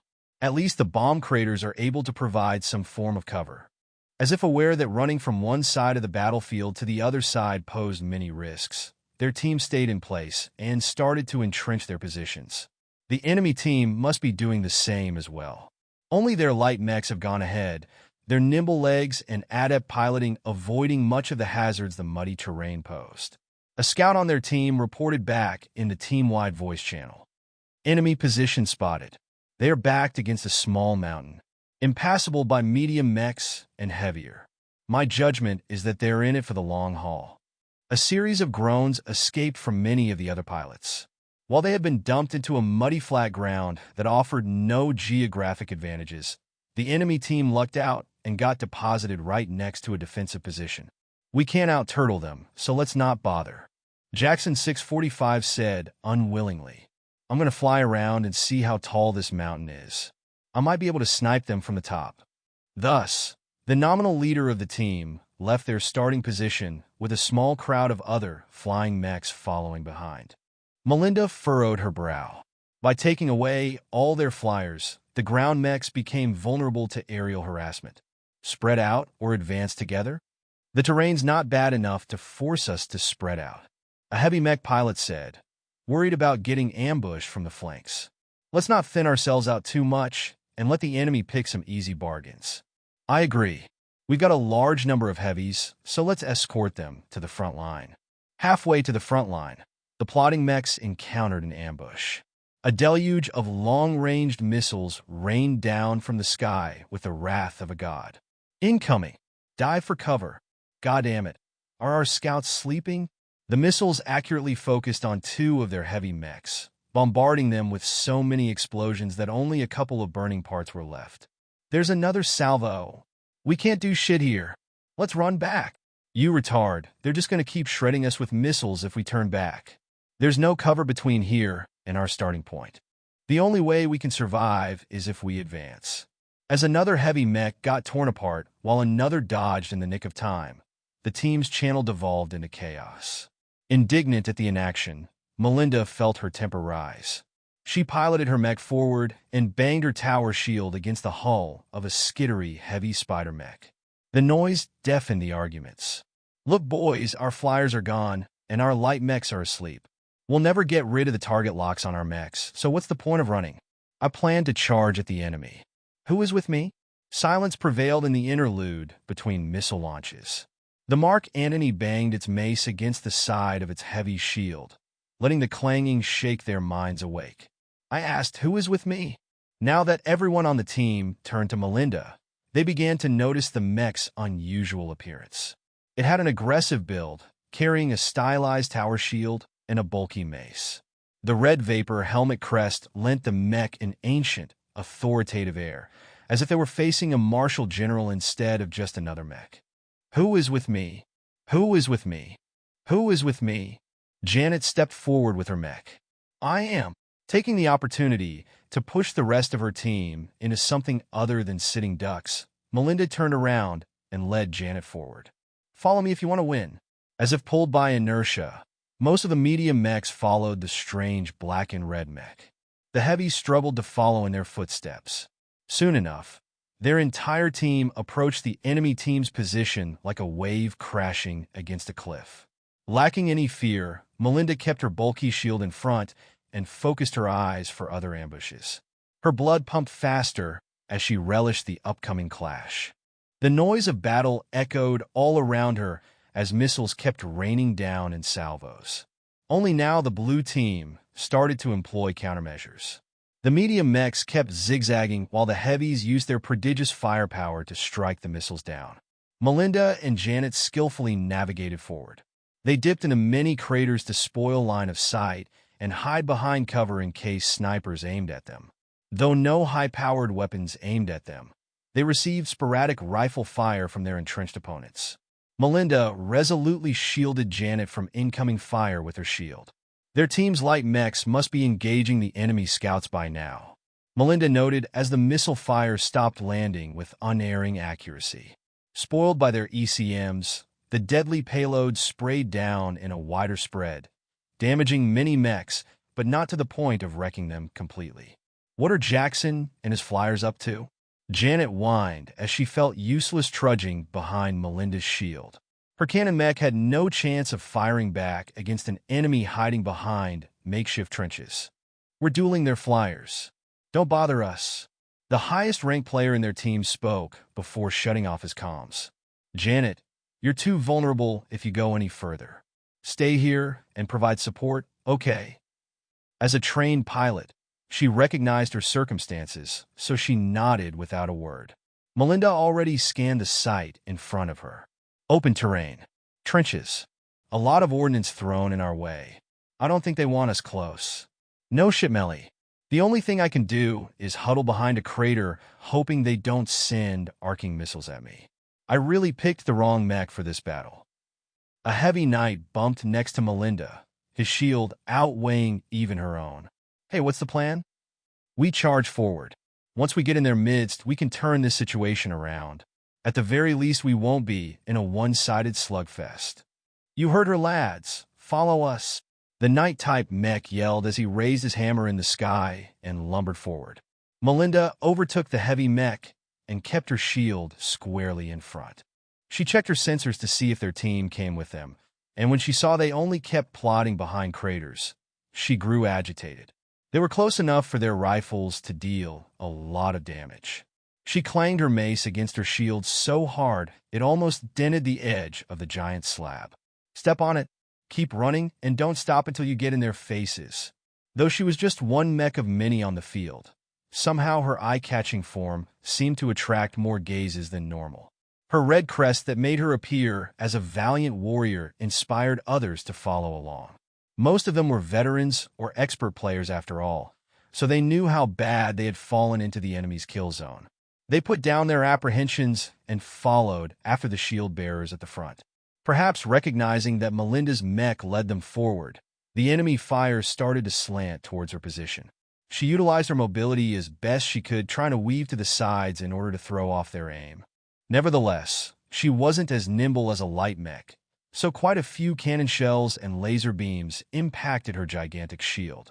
One large-caliber cannon round even blasted the right corner of her shield into pieces, almost throwing her off balance. "Get on your feet," the heavy knight player yelled as he interposed in front of her, taking the brunt of the volleys while she regained her balance. "My shield can still take much more." She pushed past his trudging form and sprinted faster. "We're halfway.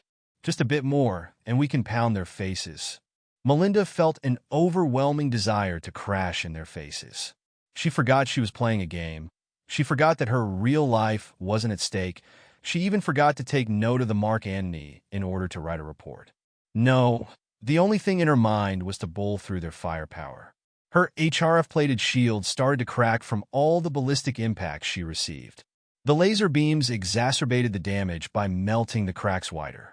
The shield was thick, but eventually the fact that it was made out of inferior metals and received a deluge of firepower couldn't prevent the bottom half from cracking away. Fuck! The loss of that section threw her off balance, and some sharp-eyed shooters immediately lowered their aim, hitting her legs. She could manage the laser fire, but the heavier cannon shells further threw her off balance. Only through skillful piloting did she manage to stumble past the initial seconds. After she regained her balance, she charged forward and closed in on the enemy trenches. She raised her other arm and held up her mace. "Bash their heads!" Ragged war cries escaped the throats of the other players in their team as they finally closed the distance. They lost 9 mechs throughout the run, but they finally made it to the trenches where the enemy's range superiority ceased to offer a decisive advantage. The enemy team possessed a clear lack of close-range fighters. However, a heavy striker appeared before Melinda and fired his oversized shotgun at her approaching form. "I can still take it," Melinda said with gritted conviction as she felt her tattered shield fall into pieces. She flung the remainder at the shotgun mech, causing it to flinch for a split second. Her mech's raised arm began to fall, allowing the mace to travel in a dangerous downward arc towards the enemy's head.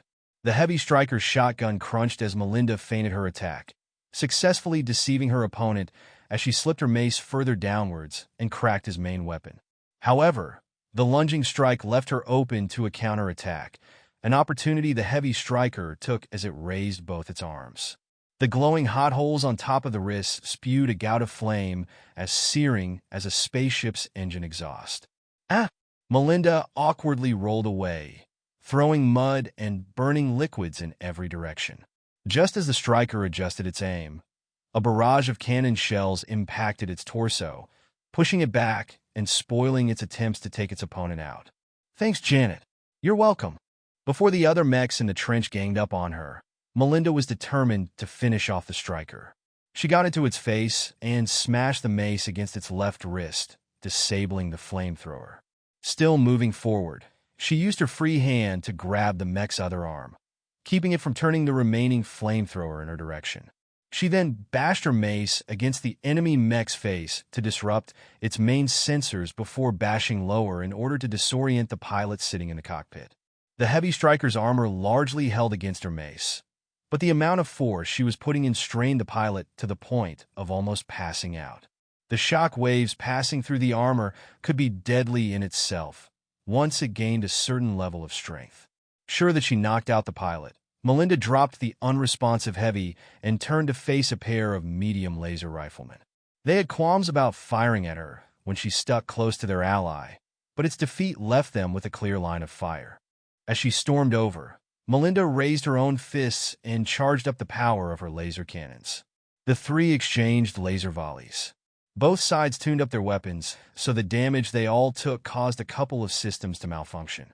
Nevertheless, Melinda remained steadfast, closing the range until she got into melee range.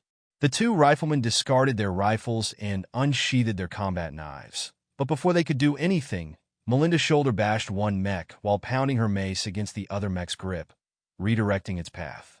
The mech that received the bash rolled onto its back, its knife only leaving a deep groove off the Mark Antony's thick front torso. It tried to retrieve a pistol to fire at her, but before it could do so, her heavy knight teammate finally reached the trench with an awe-inspiring jump that landed onto the fallen mech's leg, the many tons of weight crushing them into broken parts. The enemy mech was finished. Melinda already turned her attention to the other rifleman, who tried to scamper away to higher ground. Melinda didn't let off her prey, pouncing forward in order to beat the fleeing mech with her now battered and misshapen mace. Die! She screamed as she crunched the mech's back plates into deformity. She took advantage of the gaps she created by firing the lasers with her other wrist, burning or melting tons of critical components. Her team was about to overrun the enemy team, but a barrage of shells and lasers rained down from above.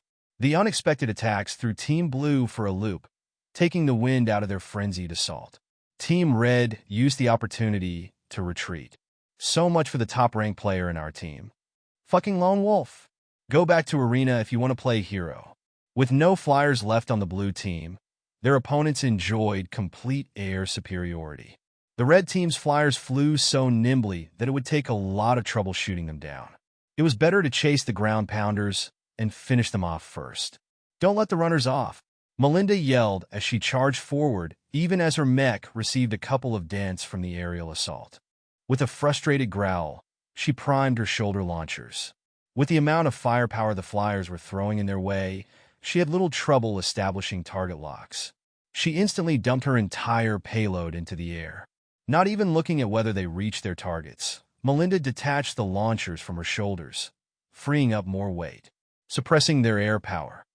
Janet spoke over the channel as their team's anti-air started to support the team from the rear. Tracer fire from rapid-fire cannons streaked through the air, while volleys of missiles tracked the elusive figures trying to cause havoc.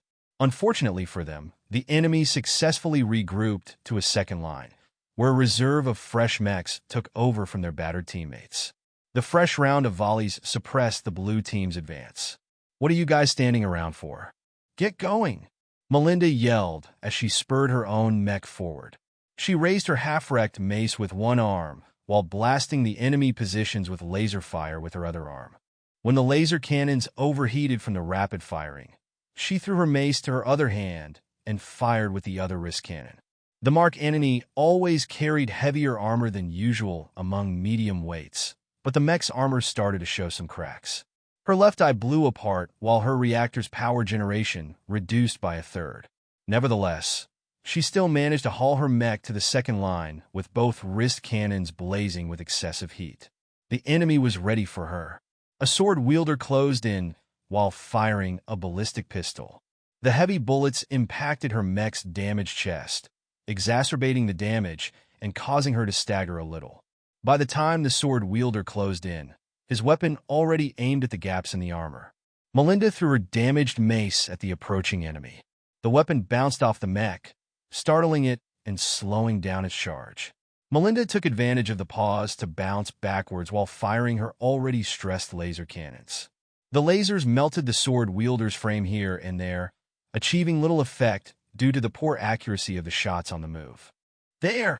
she yelled in triumph as she picked up a sword from a fallen mech. With a weapon in hand, she met the enemy mech's second charge. With some ingenious maneuvering, she deftly avoided the charge while parrying the opponent's blade. At the same time, she extended a leg to trip the mech and succeeded. The mech sprawled in the muddy soil as gravity and momentum did their work. "Who else?" she yelled in the public channel as exulting in her triumph. "Is this the red team's best? Your opponent is me," a grizzled voice called out as a sword struck down from the air. A damaged medium flyer slammed down with its entire weight supporting the sword. Having received the alert from her damaged but functional sensors, Melinda barely managed to dodge to the side, unfortunately leaving her mech's left arm and a part of the shoulder behind. Despite the catastrophic damage, the Mark Antony still maintained integrity, not having suffered too much loss in performance except for the missing limb. "So you must be the one who tore our flyers apart," Melinda noted as she scrambled to perform whatever damage control she could from her sparking cockpit. "I did my job," the flyer replied as he detached the damaged wings from his mech's back. "Too bad my teammates on the ground are worthless. I'll just have to sweep you all myself, starting with you and your morale-raising antics. You must think highly of me if you think I'm able to keep this bunch in shape. It also helps that you're damaged. I'm here to finish you off." Without any other exchange of words, the two clashed against each other, sword to sword. The flyer possessed most of the advantages. His mech was nimbler and still possessed both arms. The pilot also revealed polished sword skills that could only have achieved this state through constant battles. The X-Flyer aggressively sought to tear the Mark Antony into pieces.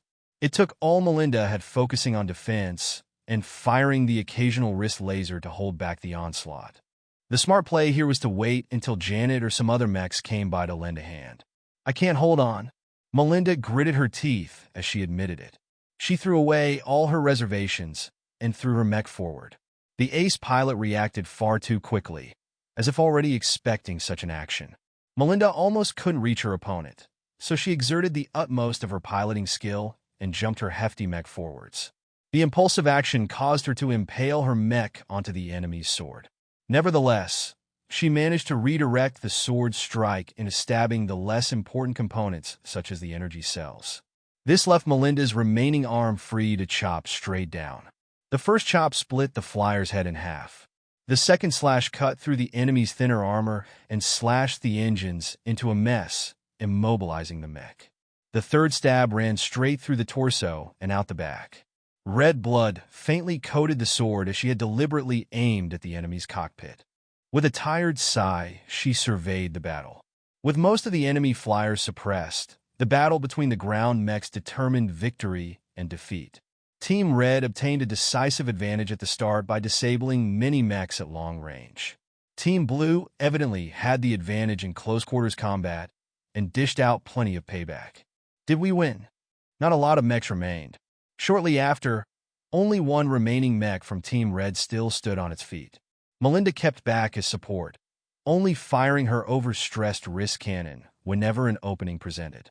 A high-powered cannon shell ripped apart a damaged foot, causing the enemy mech to tumble for a bit. The mechs fending it off now pounced at it like it was a bowl of caviar. The last of the red team didn't make it through the dismemberment. Team Blue has won the match. Melinda rubbed her eyes as she came down from the high. Is the game always this intense? I enjoyed this match way more than I thought.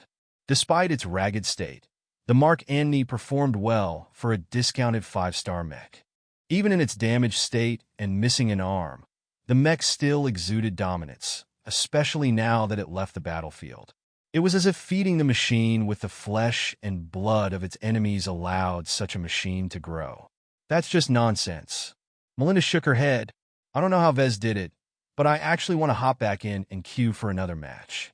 Janet's voice popped up from their private channel. You were awesome. As Janet babbled in the many ways Melinda pounded her opponents into pieces, the girl in question still digested the previous battle. I don't know why, but the game has grown more realistic. I've been affected by the realism of this game. Now that Melinda got out of the high of super realistic combat, she remembered why she stepped into the simulator in the first place. This mech, the specs aren't bad. It's a pity about the armor. It doesn't hold up in a large melee. The shield's also far too heavy for the scant amount of protection it's offering. Still, when she saw how few gold she had to spend to repair her mech and replace her shield, she smiled. The total amount she lost paled in comparison to the amount of gold she earned from performing well in that last match. She even received the coveted MVP award. The game really went all out in retaining its older customer base with these tricks. Janet whistled her appreciation as she read the score list. Damn, Melly, you went to town on them. You've personally disabled 4 mechs. Yeah, and pretty much wrecked my entire mech in the process. At least I won't cry about the repair bill. You want to go for another match? Yeah, I need to get familiar with this mech. My little cousin did a good job with this machine. That's for sure. If your new mech is fully equipped with the HRF, then he has my respect. Half the red team fired pot shots at you, and you still made it through the end. I didn't know you were so gutsy for leading the charge. I got caught up in the moment, I guess. She didn't know what made her enjoy piloting the Mark Antony so much. For a 5-star mech, its specs were mediocre, and it clearly tried to do too many things at once. Yet when she hopped into its cockpit, she felt as if she embodied a war god ready to wipe out heretics. Its dark paint scheme and blazing red shield brought out the urge to go on the offensive. Janet, do you think the game's become more realistic? I hardly noticed I was playing in a simulator. Duh. That's because you're playing with the Planetary Guard's best simulator pods. They simulate movement and impacts with ship-grade artificial gravity. Maybe that was it. The simulator pods from the Game Center don't go that far in providing the most realistic experience. The simulation pods of the Guard might not be the best in the galaxy, but they still provided excellent training opportunities. The two queued together in another war-torn instance. This one was the map of the day, a 200v200 featuring a massive battleground with multiple objectives to capture or destroy. Matches could last up to 2 hours if both sides were evenly matched. The matchmaking took a few minutes to gather enough players. Once it finished matching players, their team entered another lobby. This time Melinda ignored the posturing and smack talk between her more dominant team members. Trying to assert leadership of a group of 50 pilots was barely doable, but it almost couldn't be done with 200 unless you were famous. Let's stay on the defensive this time. I want this mech to last a little longer this time. How about the forward depot? We can refill our ammo and energy cells there if we need any, which you sorely do if I recall your mech's energy expenditure. As the match started, the massive mechs left the giant hangar and entered an urban combat environment. Modeled after an old Terran historically preserved city, most of the structures were only a couple of stories high. Enough to cover mechs at ground level, but not enough to provide significant protection if enemies shot at them from the air. All 200 mechs in their team split up as they attended to their chosen objectives. Some players intended to assault a remote location, while others planned to defend a spot to the last mech. Melinda and Janet were joined by a gaggle of random mechs as they reached a small forward depot that represented one of the secondary objectives in the game. Our main win condition is to conquer the City Hall, while the enemy team has to take over our military HQ. The asymmetric conditions force the two teams to adopt different strategies. The military HQ offered better repair and resupply, while the City Hall possessed better active defenses. It encouraged the blue team to attack and the red team to defend. However, if the red team just kept turtling behind their walls, they'd run out of ammunition, energy cells, and other resources. So the fight for the secondary objectives prevailed at the start of the match. When they reached the bunker-like depot, the group of mechs spread out to form an effective defense in each direction. They needed no discussion to decide where they'd be best employed. Janet brought her cannon mech to a reinforced firing position just within the bunker. She had a great forward view while being completely protected from aerial attacks. The first sounds of combat already rang out further in the distance. Scouts from both teams encountered each other, leading to limited skirmishes. A distressed light mech with a missing head suddenly barged the bunker's perimeter. Only its IFF, or identification system, prevented it from being blasted to pieces. They're coming! 8 mechs, mediums, and lights.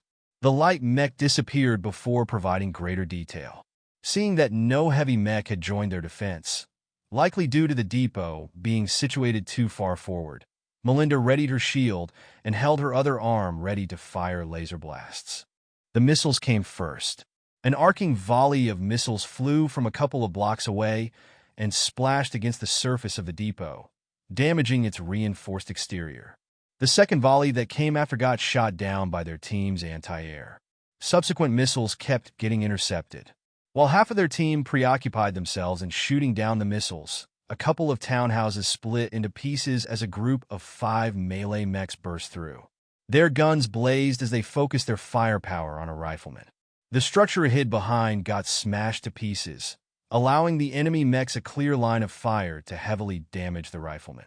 Melinda kept her Mark Antony in the open, trying to offer an alternative target to the attackers. Unfortunately, they played it smart, keeping their attention focused on the more vulnerable ranged mechs. "Hey, over here, buddy," she indignantly called, and charged towards their position while firing half her missile complement. The projectile successfully diverted the attention of one of the medium strikers, who activated its head-mounted rapid-fire machine guns to shoot down the missiles one by one. Nevertheless, Melinda made it through halfway by that time, and her wrist laser kept pelting the striker, dealing moderate but sporadic damage due to the spread of her shots. The striker retaliated with a barrage of shotgun fire, the pellets stripping the front layers of her shield. Nevertheless, her shield held up against the attacks which could easily shred a light mech to pieces. Melinda stopped firing her lasers. Instead, she raised the mace in her mech's grip and prepared to smash it down against the opposing mech's face. The striker responded by activating a wicked-looking bayonet on his shotgun.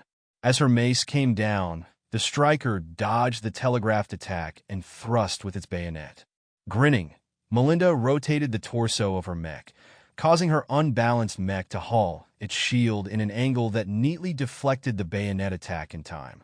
She then leaned her mech's entire weight against the shield, pushing the striker off balance with its weapon extended. A kick caused the shotgun to fly away, while the mace came around to smack viciously against the striker's face, crushing half its head.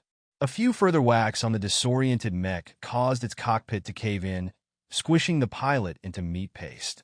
Her other teammates had the attackers well in hand by now. Melinda and another fellow striker kept the 4 remaining mechs to stall, leaving them vulnerable to medium and long-range fire from Janet and her fellow mechs. The opponents left another fallen mech behind before fleeing back to their lines. The reprieve bought some time for them to get a grip on how their team fared in other locations. Forward Depot is secure. Fended off a small raid. The fucking communications center is heavily entrenched. We ain't gonna capture a thing with a squad of heavies ready to rain missiles and cannon shells down on us. We were beaten back at the evacuation shelter. They took complete control of the civilians there. They're loading hostages. I can't make out which kind. The red team is up to something. If they're defending the satellites while hauling hostages, then they must be calling in reinforcements. Shit, we gotta stop them before they call in something nasty. Yeah, go ahead. Unless we divert at least 50 mechs to the comm center, we're not going to dislodge them from their cozy position. Well, they're going to win if we're sitting around. Relax. They've diverted so many mechs that the power plant is less secure. Once we take it over, we can pull the plug and say goodbye to all of their fixed defenses. Melinda nodded as she understood why there hadn't been a second wave of attackers. She felt agitated at the lack of heads to bash in. Her mech wasn't made to sit around idly. Janet, let's resupply and go. Most of the mechs present at the forward depot used its ample supplies to refill their energy cells and ammunition. If an enemy came to attack, they'd be highly vulnerable. Luckily, no one came, and Melinda managed to refill her missile launchers and a couple of spent energy cells. They decided to approach the communications satellites, which was currently under sporadic assault by their fellow team members. Missiles and other ordnance shot at the massive structures. However, most of the physical projectiles got shot down, while the lasers only caused surface burns against the surprisingly resilient antennas. It's useless trying to melt those antennas. They're built to last against a siege. One experienced pilot spoke over the comm. If we want to deny them the comms, we've got to destroy the control centers or backup power generators. We need to get close somehow. It's too risky to go in by air or at ground level. Is there an underground access point on this map? There are, but our enemies have mechs holed up behind a lot of barricades. It's going to be hell pushing through any of the tunnels. We've got no choice, Melinda said, already having a bad feeling about this situation. Unless you want to keep dicking around, try to melt all the antennas with your lasers. We've got to do something to disrupt whatever they're up to. Let's meet up to the north access point. Melinda left Janet behind. Her cannons wouldn't be useful in the tight confines of the underground. While Janet and her cannoneers stayed behind in order to provide supporting fire, Melinda gathered a ragtag bunch of mechs with the same thing in mind and entered the tunnel to the north of the comm center. The dark environment only lit up with red emergency lights, too dim to provide effective lighting. Melinda and the dozen other mechs switched their sensor mode from optical to whatever night or dark vision they possessed. Their scout went ahead at a faster but less noisy stride, disappearing for several minutes before sending back his observations. 6 light and medium mechs spotted at the juncture ahead. It's a warning post. They're going to make a run for it as soon as we appear. We're not built for stealth, a rifleman noted. Let's focus on storming half of them while letting the rest go. It's going to suck if they get off a warning, but I don't think we have any better solutions. Sounds all right to me. Okay, let me go in front, Melinda insisted despite the presence of several light mechs in their midst. I might not be as fast, but I'm the only one with a big-ass shield. Fine by us. One of the light mech pilots spoke. You might stand a decent chance surviving their booby traps if they set up any. With a short deployment plan set up, they barged through the tunnels and into a small open storage area.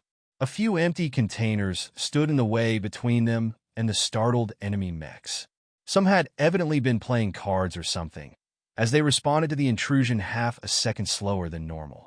Keeping her shield in front, Melinda used her other arm to blast a few lasers at a missile-carrying mech. She managed to score a couple of hits at the same place, melting one of its launchers. Sporadic fire from her teammates caused the launcher module to take further damage, until a small shell caused the entire thing to detonate all of its missiles. The massive chain of explosions wrecked the missiler and disrupted the enemy's formation. A few of the nimbler mechs dodged the incoming fire and successfully slipped away. However, the same couldn't be said for the medium mechs. Slower and easier to hit, Melinda's allies shot at their legs to disrupt their posture and prevent them from gaining speed. They eventually reached the outnumbered enemies. Though everyone used their night vision, the eerie red glow of the Mark Antony's eyes gave the dark mech a grim facade. The vapor crest at the top of its head caused the medium mech in front of her to quail. Nevertheless, the pilot was a Platinum Leaguer, and he wasn't resigned to death. The enemy mech fired off an entire salvo of short-range missiles that blew back the Mark Antony, yet still the shield held though with half of its layers gone. "You're going to pay for that," she yelled and dove back in to bash the mech into a battered pile of components. The other mechs finished off the remaining enemies. Let's move on. As they reached the end of the tunnel, they met with a stream of cannon fire. One of Melinda's teammates got hit in the leg, severely damaging his mech's mobility. "Shit, my left leg's a goner. Make way!" Melinda yelled and surged at the front to hold her shield over the fallen mech. Someone drag his ass behind cover. "What do we do now? We haven't got enough firepower to contend against their cannons. Did you forget our objective? Push through no matter the cost." Without waiting for a reply, Melinda stepped forward and bravely took the lead. The other mechs hesitated before deciding that they didn't have another opportunity. They followed with gusto. Those with ranged weapons fired while on the run, causing very little damage to the cannoneers down the tunnel, but it did force them to keep their heads behind cover. As Melinda kept up her run, her mech continued to get hammered by shock waves as its shield received constant cannon impacts. It was tough for her to bowl through the sheer amount of kinetic energy thrown in her way, but the adverse circumstances only made her heart pump faster. "That's it. Keep firing on me. My mech can take the punishment." The shield started to lose its square shape as the ends got shot off. Some of the shells even exploded against her armor, causing several cracks. Still, she successfully closed the distance before the cannons could do worse. With her halved shield, she bashed one enemy mech aside while her mace pounded against the cannon of another enemy, disabling the weapon. Her opponent retaliated by throwing the useless weapon towards her, causing her to falter in her follow-up. The mech used the gap to unsheathe the sword behind its back. By the time the sword slashed down at her, Melinda managed to regain enough balance to block the strike with her shield, causing it to split apart. Angry at the loss of her shield, she fired a couple of quick laser blasts before pouncing aggressively with her mace. The lasers distracted the mech long enough for her mace to disable the enemy mech's sword arm. Her subsequent strikes successfully wrecked its forelimbs. The narrow confines and the barricades made it difficult for both sides to see how the battle progressed. Nevertheless, Melinda felt confident her team had the upper hand. She conveniently scavenged her fallen opponent's sword before hunting her next victim. That was until a salvo of long-ranged missiles streaked from the dark. Melinda hastily jumped back and picked up the recently disabled mech. Its IFF systems was still operating, so most of the missiles turned at the last second to acquire other targets or explode against the walls of the tunnel. She dropped the half-dead mech once the missiles had been spent. "That was a neat trick," a surprisingly young voice echoed from the tunnel. "But I'm afraid that's where your luck will end." The darkness made way for a brightly colored mech. Its white exterior showed no marks, and even its shield looked pristine. The tall and majestic-looking mech had held back so far, keeping it and a small squad holed up at the exit to the surface. "Well, shit," Melinda said, noting how her shield was gone and her armor looked cracked and scorched. "You're running the stock model?" "Indeed I am," the pilot replied conceitedly. "I have no tricks. I find the original to be a pleasure to pilot, even in reality. You could say that I'm a fan. Just so you know, there's one thing I hate, and that is—" Melinda idly asked as she grimly readied herself for perhaps the toughest fight with her new mech. "I hate imposters." The sparkling white Caesar Augustus thundered forward with its kite shield in front and its other arm blasting an even more powerful salvo of lasers. Melinda growled as she sidestepped the assault and retaliated with firing the cannons on both her wrists. She used her superior mobility and all the piloting skill she possessed to keep the damage to a minimum. "I'm not afraid of you. Bring it on." In an unspoken agreement, the reinforcements that came with the Caesar Augustus busied themselves with fending off Melinda's allies. "That's a nice mech you got there. Shame about the armor, though. It's the Mark Antony, designed by someone I know. It's supposed to be a more affordable alternative to what you're riding." The Caesar Augustus pilot let out a contemptuous snort. The mere thought of cheapening any of this frame's components is abhorrent. It goes against everything this august mech stands for. You and your friend have no idea how much you sullied its grandeur. Like an unstoppable tide, the Caesar Augustus kept closing the distance as it exchanged laser blasts. Melinda's laser cannons were running hot, but the only thing she managed to achieve was to heat up the top layers of her opponent's shield, causing only a fraction of its mass to melt. Its defensive power was a testament to National Aeromotives' heat absorption research. "It's useless. Face the inevitability." "You talk too much," Melinda yelled as she abandoned her laser fire for a close-in approach. Like a nimble gorilla, she threw her mech forward while juking as much shots as she could. The Mark Antony strained against the sudden turns even as the incoming fire heated up a lot of portions of her mech.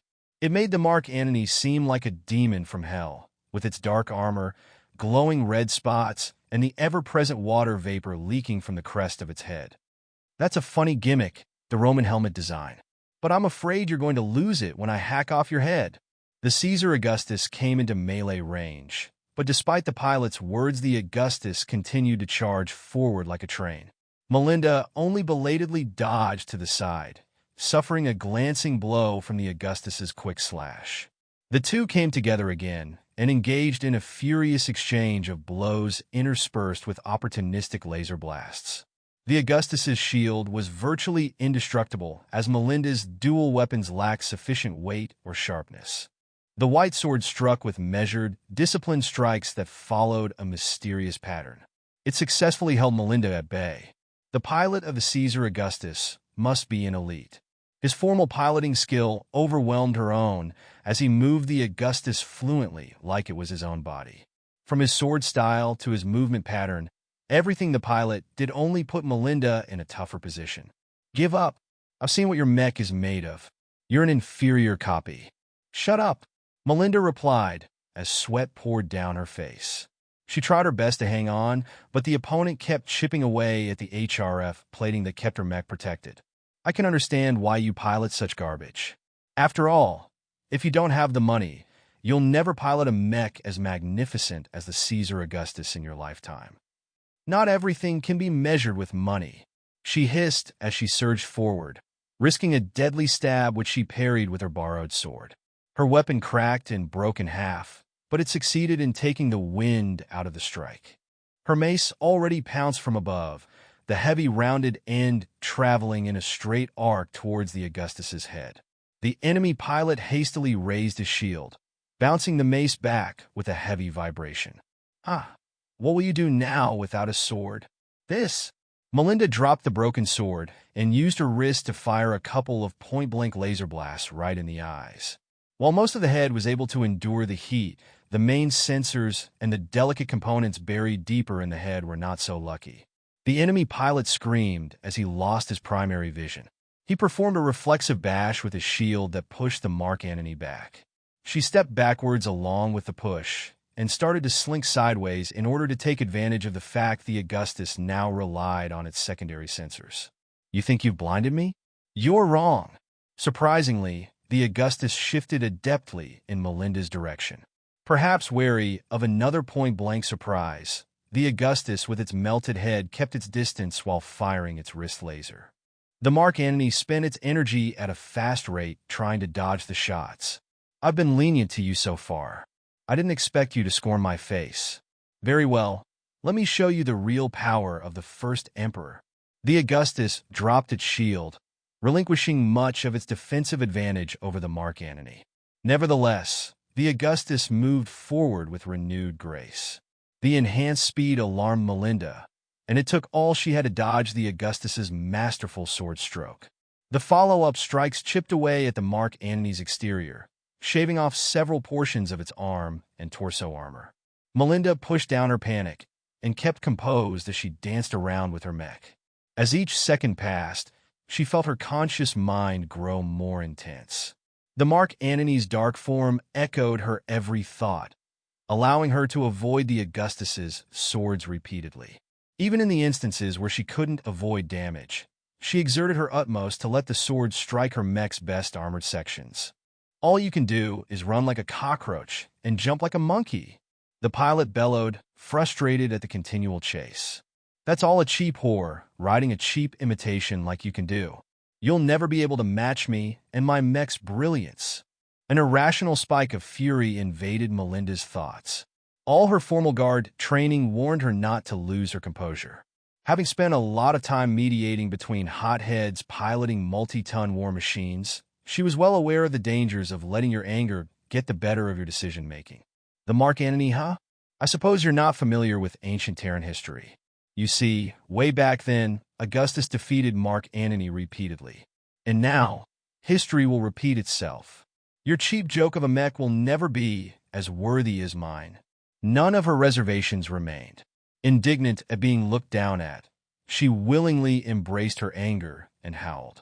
The ferocious call stuttered the young pilot's attack, causing him to present an unforgivable gap in his assault.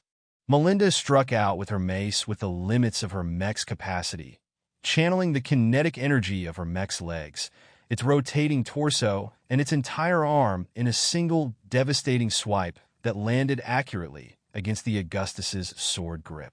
The fingers crunched as the impact of an entire mech's momentum couldn't be stopped by such delicate limbs. The middle and ring fingers even separated entirely. Despite the critical damage, the Augustus was nimble enough to throw its sword to its other hand. Once the Augustus regained its weapon, the Mark Antony would suffer as it overextended itself severely in its last attack. Melinda's eyes sharpened as she used the brief moment to do something unorthodox. She engaged the emergency release catches that kept the Mark Antony's shoulder launchers attached to its armor. Using the remnants of her mech's forward momentum, she caused her mech to bodily fling the launchers at the gobsmacked Augustus. No matter how much money you have, you can't spend your way to victory. Melinda grinned as she waved goodbye with her mech's free hand. She activated the overrides that caused all the missiles to explode their payloads at once. Twin suns appeared in their midst, blasting the Mark Antony backwards. The explosion further cracked her mech's armor, but she was able to get it to stay on its feet. As the smoke and fire cleared, the Caesar Augustus looked much sorrier than before. Its armor surprisingly only sported a few cracks and craters despite suffering 2 concentrated magazine detonations. Unfortunately, even if its armor retained much of its effectiveness, the more delicate components underneath suffered worse. The amalgamated explosions radiated the combined shock waves of a full salvo of missiles. Worse, the propellants of the missiles hadn't been expended at all, so they blew up all at once as well, adding an incinerating quality to the explosions that left the bedraggled Augustus half-burning in mechanical agony. What is this? I can't move my mech, the distressed young man said as he kept trying to take control over his mech's twitching limbs. The Augustus is only mortal. Melinda interjected as she guided her mech's foot to crunch the other hand of her opponent's mech into scrap. The Mark Antony ominously leaned over, bringing its menacing and battle-scarred face close to the Augustus's half-smashed and half-burned face. You're not invincible inside that expensive toy of yours. At least I'm able to afford one in the real universe. You'll get your ass whipped just the same, Melinda noted, then bashed her mace against the Augustus's torso. The cracks expanded, but the armor surprisingly held up against the blunt force trauma she frenziedly inflicted. By the time her mace broke off from the abuse, the enemy pilot's body had long since fallen apart from the excessive shock impacts. Tossing the useless handle away, Melinda walked over and picked up the fallen mech's virtually pristine sword and shield. "Thanks for letting me borrow this, buddy." She swept her gaze at the confused melee around her. Though her duel with the Caesar Augustus expended much out of her mech, it lasted only around 2 minutes. Victory and defeat hadn't been decided yet, but Melinda already pounced at the nearest enemy mech from the flanks. The opponent wasn't able to keep its attention in 2 directions at once, and lost its lower leg to a cruel slice of Melinda's new sword. "This weapon's much better than I thought," she pleasingly muttered, though she missed the crunchy feel of her mace. With Melinda's help, she freed up her preoccupied teammates, leaving them free to help out the others in turn. This caused the scales of battle to tip in their favor rapidly, leading the enemy to a solid rout as their remnants retreated up to the surface. The Mark Antony raised its appropriated sword, causing the survivors to cheer in victory. Despite not having any advantage in the quality of her mech or her league ranking, she still managed to exude the quality of a leader. Most of the mechs who fought alongside of her were willing to follow her directions. Pleased at the deference she enjoyed, Melinda lowered the sword until it pointed towards the exit. "We have a base to wreck. Let's go." The group of mechs squeezed out of the exit and finally reached the surface. Most of the defenders were still stuck guarding against outside attackers, but some of them had already been alerted to the intrusion. "Show me where the control center is located." 6 o'clock, the dome by the tower-like structure. "All right, boys and girls, we got only one thing left before we can call it a day. To the control center." Despite the many mechs that turned around to take care of the threat that popped up in their midst, the invaders had initiative on their side, and they only needed a short time to reach the control center. The hard-shell dome protected it against all kinds of ordnance, but when Melinda crashed the lower edge of her kite shield against the surface, it cracked and started to cave in. Some of the other mechs with melee weapons joined in the fun, while the rest fended off the approaching defenders. "We can't hold out much longer. Keep it up. We just need a little more time." The Mark Antony's last 3 shield attacks succeeded in prying open a hole. A light mech with a flamethrower immediately went to her side and fired off a lethally hot stream of flame that incinerated all of the control center's personnel and computers. Melinda mentally bathed in their screams, feeling gratified that they accomplished their objective. Melinda, you might not want to celebrate so soon yet. There's a problem." She snapped out of her funk. "What's up, Janet?" "Well, you guys managed to destroy the control center, but not before they called in the first wave of their reinforcements. You better look up in the sky." Her sensors readjusted. She could see a small speck in the sky growing larger.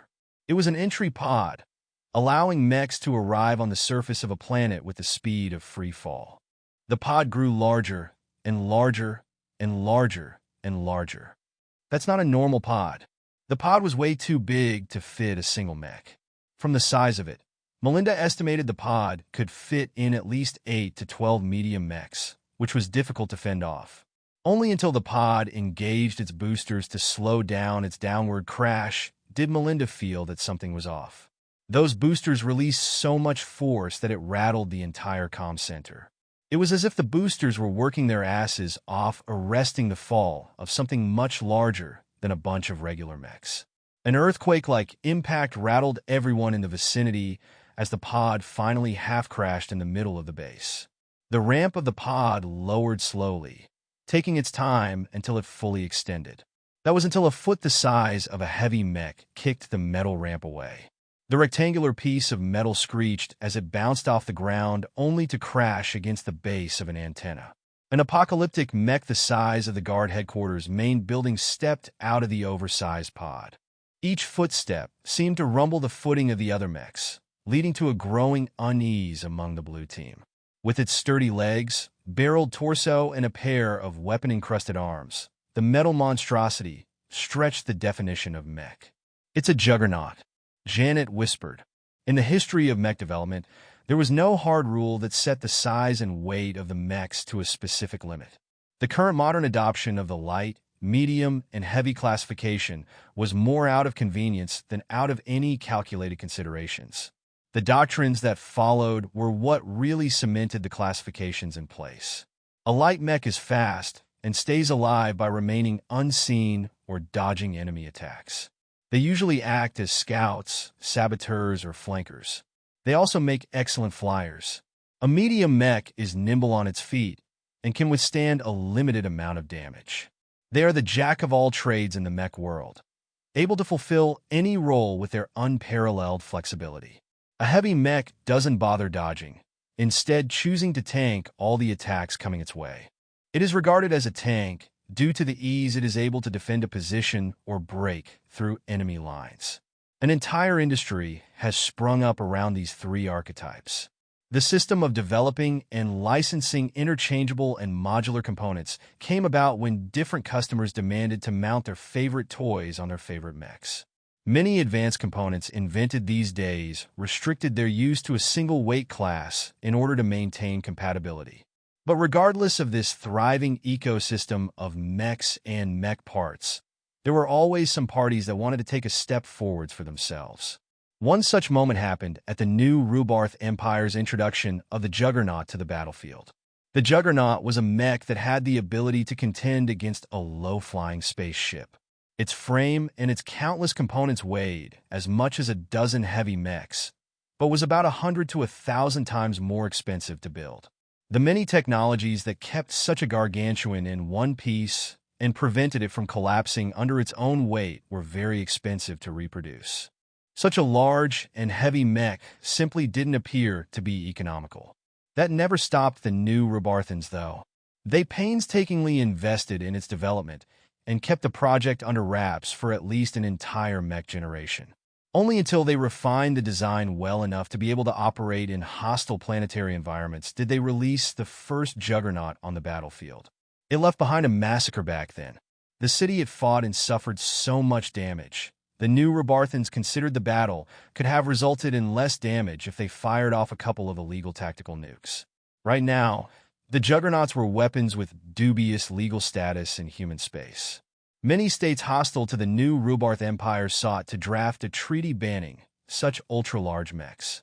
The devastation they could unleash rivaled weapons of mass destruction. In actuality, it would be justified if they were categorized as the newest WMD humans have invented. All of that was of little use to Melinda now, as the Juggernaut finally moved. It raised one of its arms that bristled with gun cannons and pointed in the vague direction of Blue Team's military base. "Oh shit! Get out, Janet! I'm already on it!" The Juggernaut fired, and the entire world turned white. "What happened after that?" Vez asked over the comm as he rested on the couch. Lucky curiously tried to palm Melinda's head projected by the comm. The Juggernaut blasted half the walls of the military base apart. It set up a panic in our team. Frankly, the only reason why we lasted so long after the Juggernaut entered the field was because its pilot went drunk with power. He destroyed half his team with all the collateral damage he caused. The two spoke about the performance of the Mark Antony and how Melinda found it to be a good mech despite its many faults. It doesn't have a good place on the front lines due to its scattered strengths. It's not quite a knight, not quite a striker, and its pitiful launchers don't give the mech a lot of long-range firepower. Well, I'm only working with the tools I have. Frankly, if I could replace the mace and shield with something sturdier, I'm sure the mech would perform just as well as the Caesar Augustus. Sadly, that's not an option if I want to keep costs and complexity under control. Vez shook his head. I've anticipated most of the issues you've mentioned, but they're kind of built into the fundamental design of the mech. I'm not aiming to replace the Caesar Augustus. I just want to deliver an affordable variant that can perform well in smaller engagements. Melinda nodded. I'm certainly impressed with the mech. I kind of want to replace my patrol mech with it, but I know the pencil pushers in the guard won't allow such a thing. It doesn't have the endurance.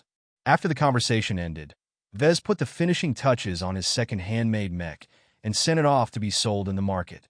Let's see my progress so far. Status name: Vez Larkinson. Profession: novice mech designer. Specializations: none. Design points: 235. Attribute: strength 0.7, dexterity 0.7, endurance 0.6, intelligence 1.2, creativity 1, concentration 1, 2, neural aptitude. F skills: assembly, apprentice, 3D printer proficiency 1, assembler proficiency 1, business, apprentice computer science, incompetent electrical engineering, novice mathematics, incompetent mechanics, apprentice, jury rigging 1, speed tuning 1, metallurgy, apprentice metaphysics, incompetent physics, novice, lightweight armor optimization 1, medium weight armor optimization 1, evaluation. Almost reached the standards of an apprentice mech designer. His stats hadn't changed much since the last time he viewed it. His concentration had gained 0.1 points again due to his single-minded focus in mastering the mark entity. Besides sleeping, eating, bathroom rituals, and taking short breaks to reset his mood, he spent all his time fabricating the mark entity. His DP counter remained stubbornly stagnant, further indicating that the sales potential for his Fantasia variants had reached the bottom of the well. Much of his DP came from the 2 mark entities sold so far. They offered much more for a single sale due to their higher value. It doesn't look like my mark entity model will catch fire, Vez noted disappointingly. With only a little more than a week left until the YT, I won't be able to increase my subskills or attributes in any meaningful way.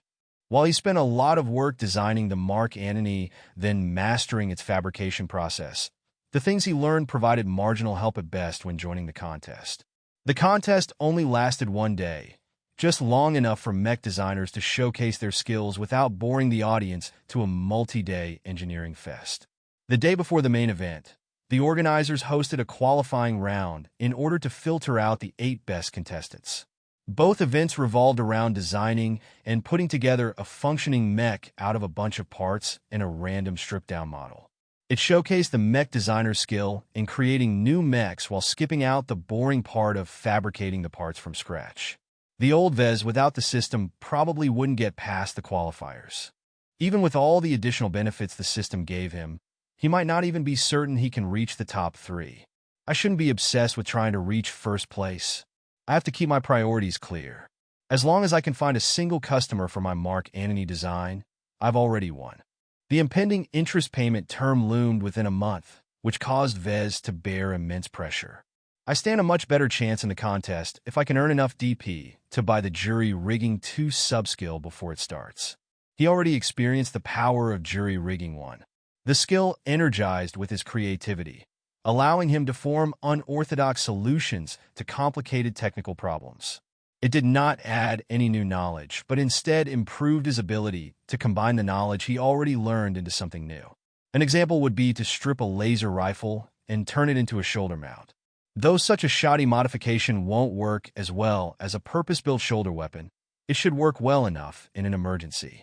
I should get my workshop ready, Vez reminded himself. If all went well, he should be able to find a customer for his new design.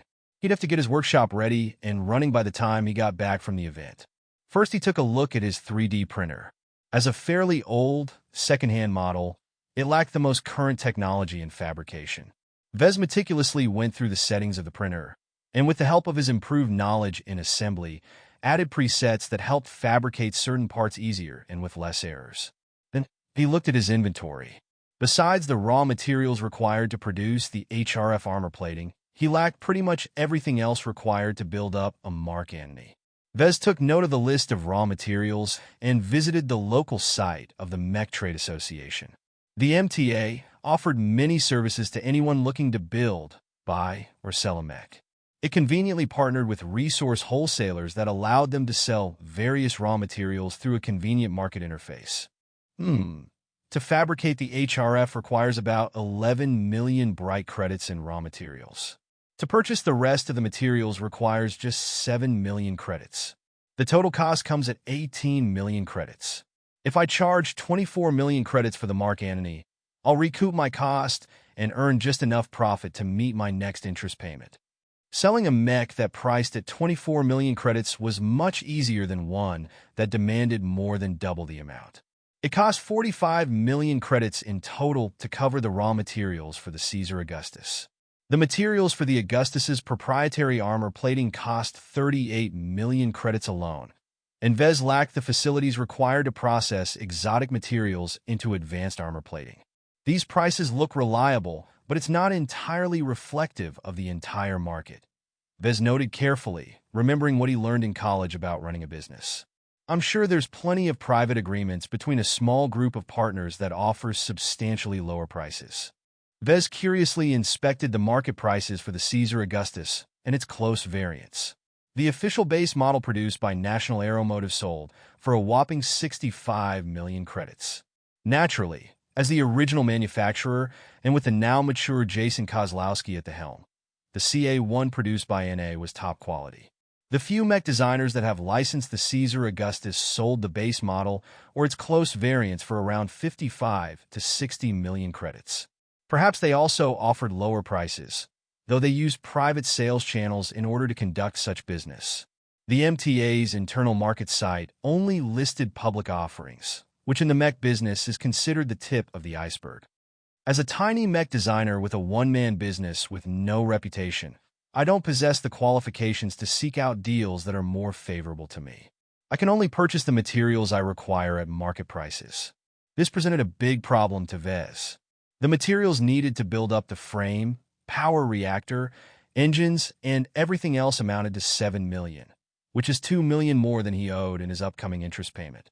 As Vez had no ability to draw another loan, he had no way of purchasing the required materials without receiving an advance payment from a customer. That's also going to be a little tricky. The private mech business used to be pretty chaotic. Customers sometimes refused to pay up, leaving the manufacturer in the hole. Sometimes the customer paid on time, but used the new mech they acquired to extort the manufacturer into returning the money. Sometimes manufacturers also screwed their customers in return. They used substandard materials and inferior components to fool their customers into believing they paid for quality, when instead they got nothing but a fake. The establishment of the transgalactic MTA curtailed most instances of fraud and robbery. Customers looking to buy a reliable mech used the MTA as a middleman.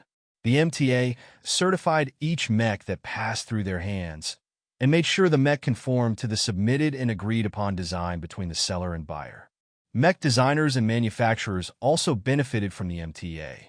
For the cost of 1% of a mech sales price, they could take advantage of its many services, such as certification, access to the internal market, to letting them take care of collecting payment from the buyer. It provided a safe platform to do business for many small and medium-sized businesses. The MTA, though officially a charity, also acted as enforcers. They rigidly enforced the prohibitions on installing weapons of mass destruction onto mechs. Any violators caught with dabbling in forbidden dangers like nukes or viruses would be squashed by the MTA's dreaded compliance department.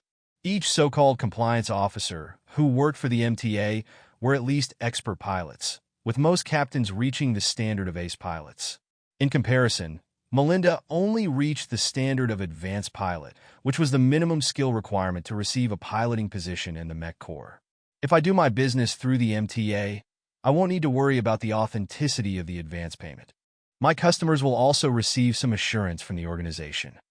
Though Vez had not yet bought anything from the market, he pre-registered his purchase list in order to notify the sellers of those materials that he might buy them soon. It was nothing more than a notification, but the sellers might prepare for the sale by making sure they had the materials in their inventory and could ship them to the Bright Republic.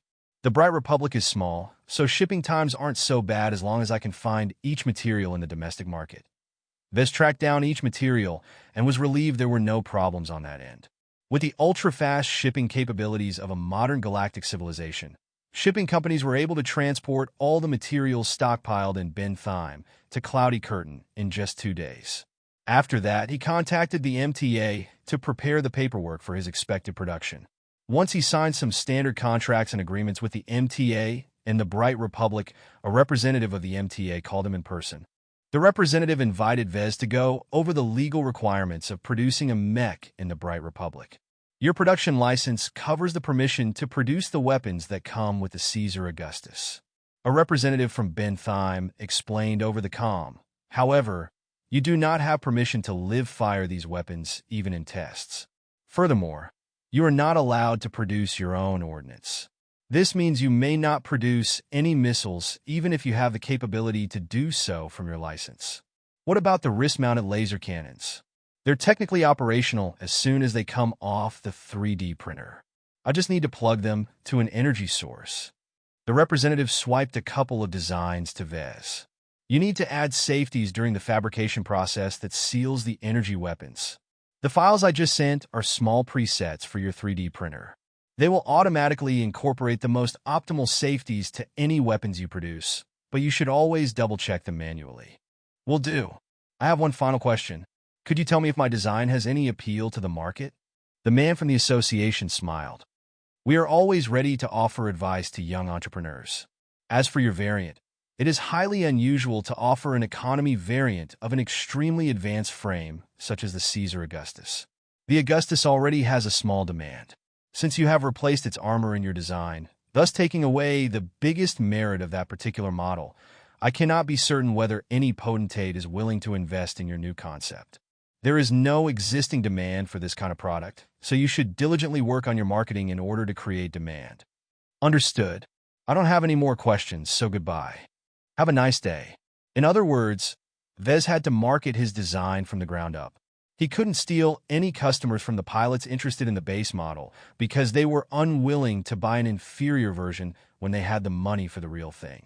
Vez should target pilots with less generous bank accounts, but those pilots usually bought dependable frontline models, not discounted advanced mechs. These two categories differed significantly in terms of endurance, maintenance cost, and overall longevity. Regular frontline mechs were built to last. I'll cross that bridge when I get there. For the remainder of the time, Vez kept diligently producing the Mark Antony in his virtual workshop. He accumulated a decent amount of experience in fabricating the most troublesome parts, and with his deep knowledge of the frame and its base model, he felt confident he could fabricate a functioning mech with his own equipment. The days passed quickly. The day of departure arrived. The Bright Republic offered free transportation to Bentheim for all contestants.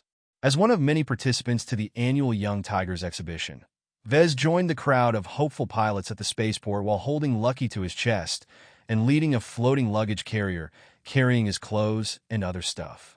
Man, I don't know why I'm even coming. Only Grant has a shot of reaching the top 10. A young graduate complained. What do you know?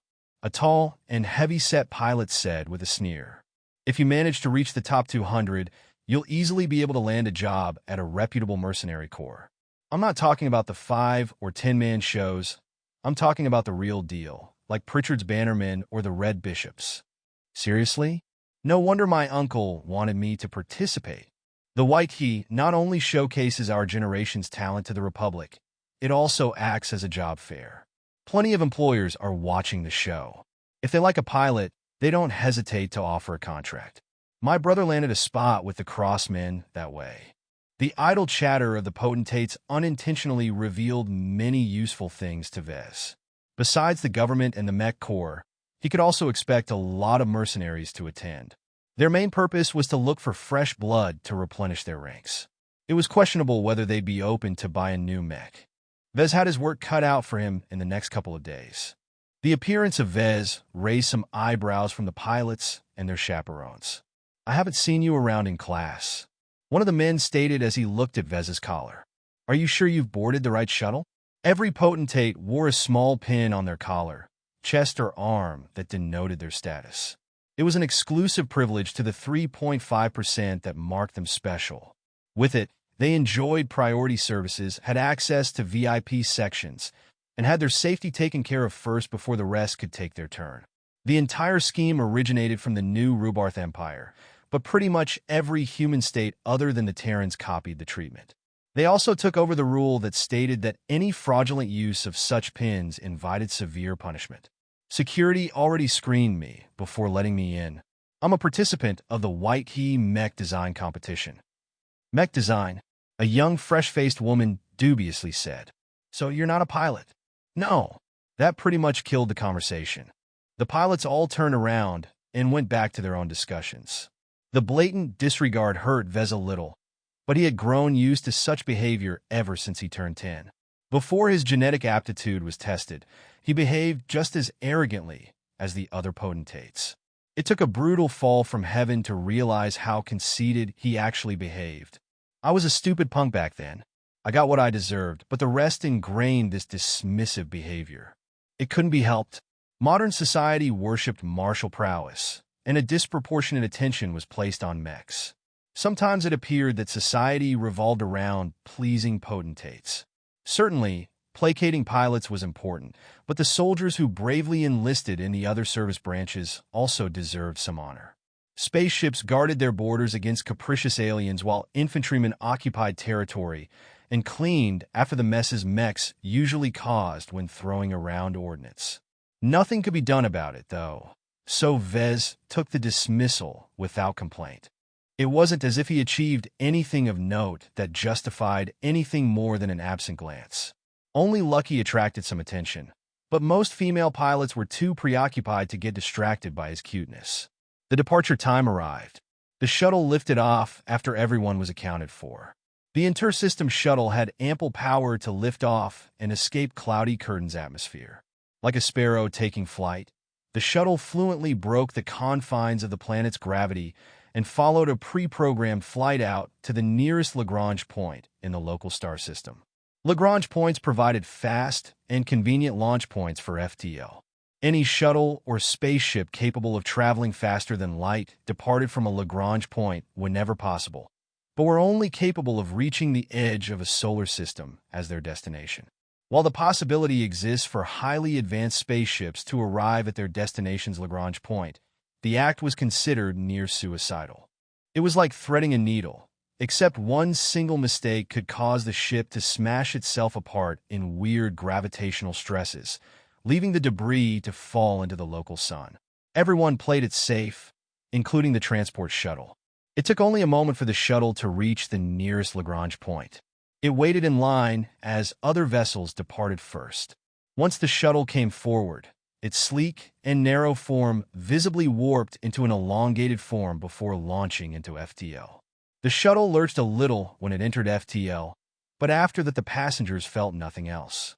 After hundreds of years of refinement, human FTL technology had earned a track record for safety and reliability.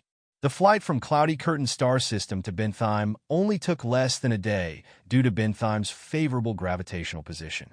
It made traveling to the economic heart of the bright Republic convenient.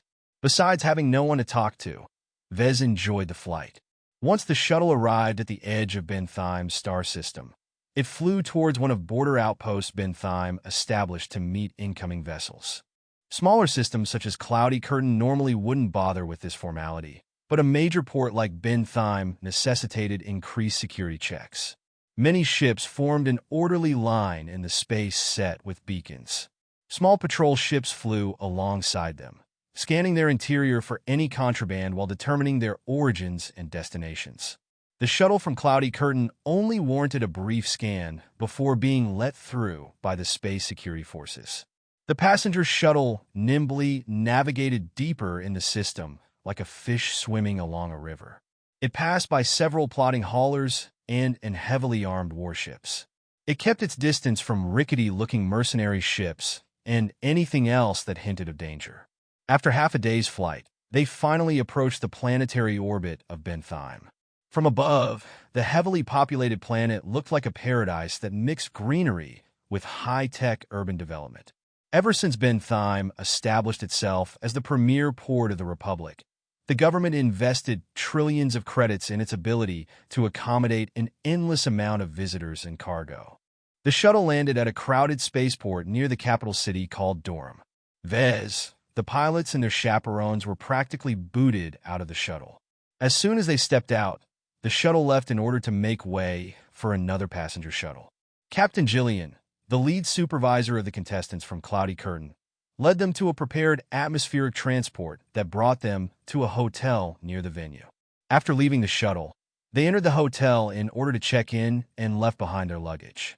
All right, pilots, the Young Tigers exhibition officially starts tomorrow. You're free for the rest of the day, so go play at the local game center or shop until you run out of credits. I only have a few rules that I hope you can follow for your sake." The captain lifted up a finger. "First, be at the venue at 6 o'clock local time. If your comms haven't automatically adjusted their internal clocks, do so now. Tardiness is no excuse." A couple of pilots activated their comms, and some of them had to adjust their settings. "Second, you'll be tested for any drugs or intoxicants the moment you enter. So for God's sake, don't go party in a club and get smashed." More than a handful of contestants find their qualifications revoked after imbibing a suspicious drink. Don't rule out sabotage from your competitors. There's spies and agents everywhere in the city. This caused a couple of pilots to gulp, though most of them snorted or dismissed the warning as a fantasy. As natives of Cloudy Curtain, the people in power never paid much attention to them. The best pilots of the Republic all graduated from institutions in Bentheim or Rittersburg. Third, do not get into an altercation with your rivals from other planets. We're all briters here, so don't lower your standing in front of the foreigners. We have guests from all over the star sector here, so keep your roles in mind. The young men and women appeared to listen attentively, but Vez knew most of it would be thrown right out the window a few seconds later. If you break any of these rules, don't expect to participate in the Young Tigers exhibition. You're grown-ups, so bear the consequences of your screw-ups yourself. With the rest of the late afternoon and evening free, Vez exited the hotel holding Lucky against his chest alongside the other participants. The mechanical cat opened its artificial eyes wide as it beheld the exciting view in front of him. The crowded thoroughfares revealed that even at the outskirts, the capital hosted a lot of guests at this time. Every Waikiki was a celebration of martial might, so the Bright Republic hosted a couple of other activities to accompany the event. The mech design competition was just one of many editions. Let's see. Tomorrow's the qualifiers, the day after that is the main event. Once the YTE ends, I'll have to return to Cloudy Curtain immediately if I want to fabricate and deliver my mech in time. Vez had very little time left, so even his free time should be spent on improving his chances of doing well in the competition. Let's visit the mech showrooms. As the commercial capital of a port system, Durham featured hundreds of mech museums, mech dealers, and mech workshops. It featured a healthy local ecosystem that made it convenient for many people in the mech business to run a business. Unfortunately, the rent was prohibitively expensive and the competition was cutthroat. A new entrant with no existing connections to the industry had no chance of establishing a workshop in Durham or anywhere else on Bentheim for that matter. Vez chose to set up his workshop in Cloudy Curtain not just because it was his home, but more due to the low taxes and hassle-free regulations.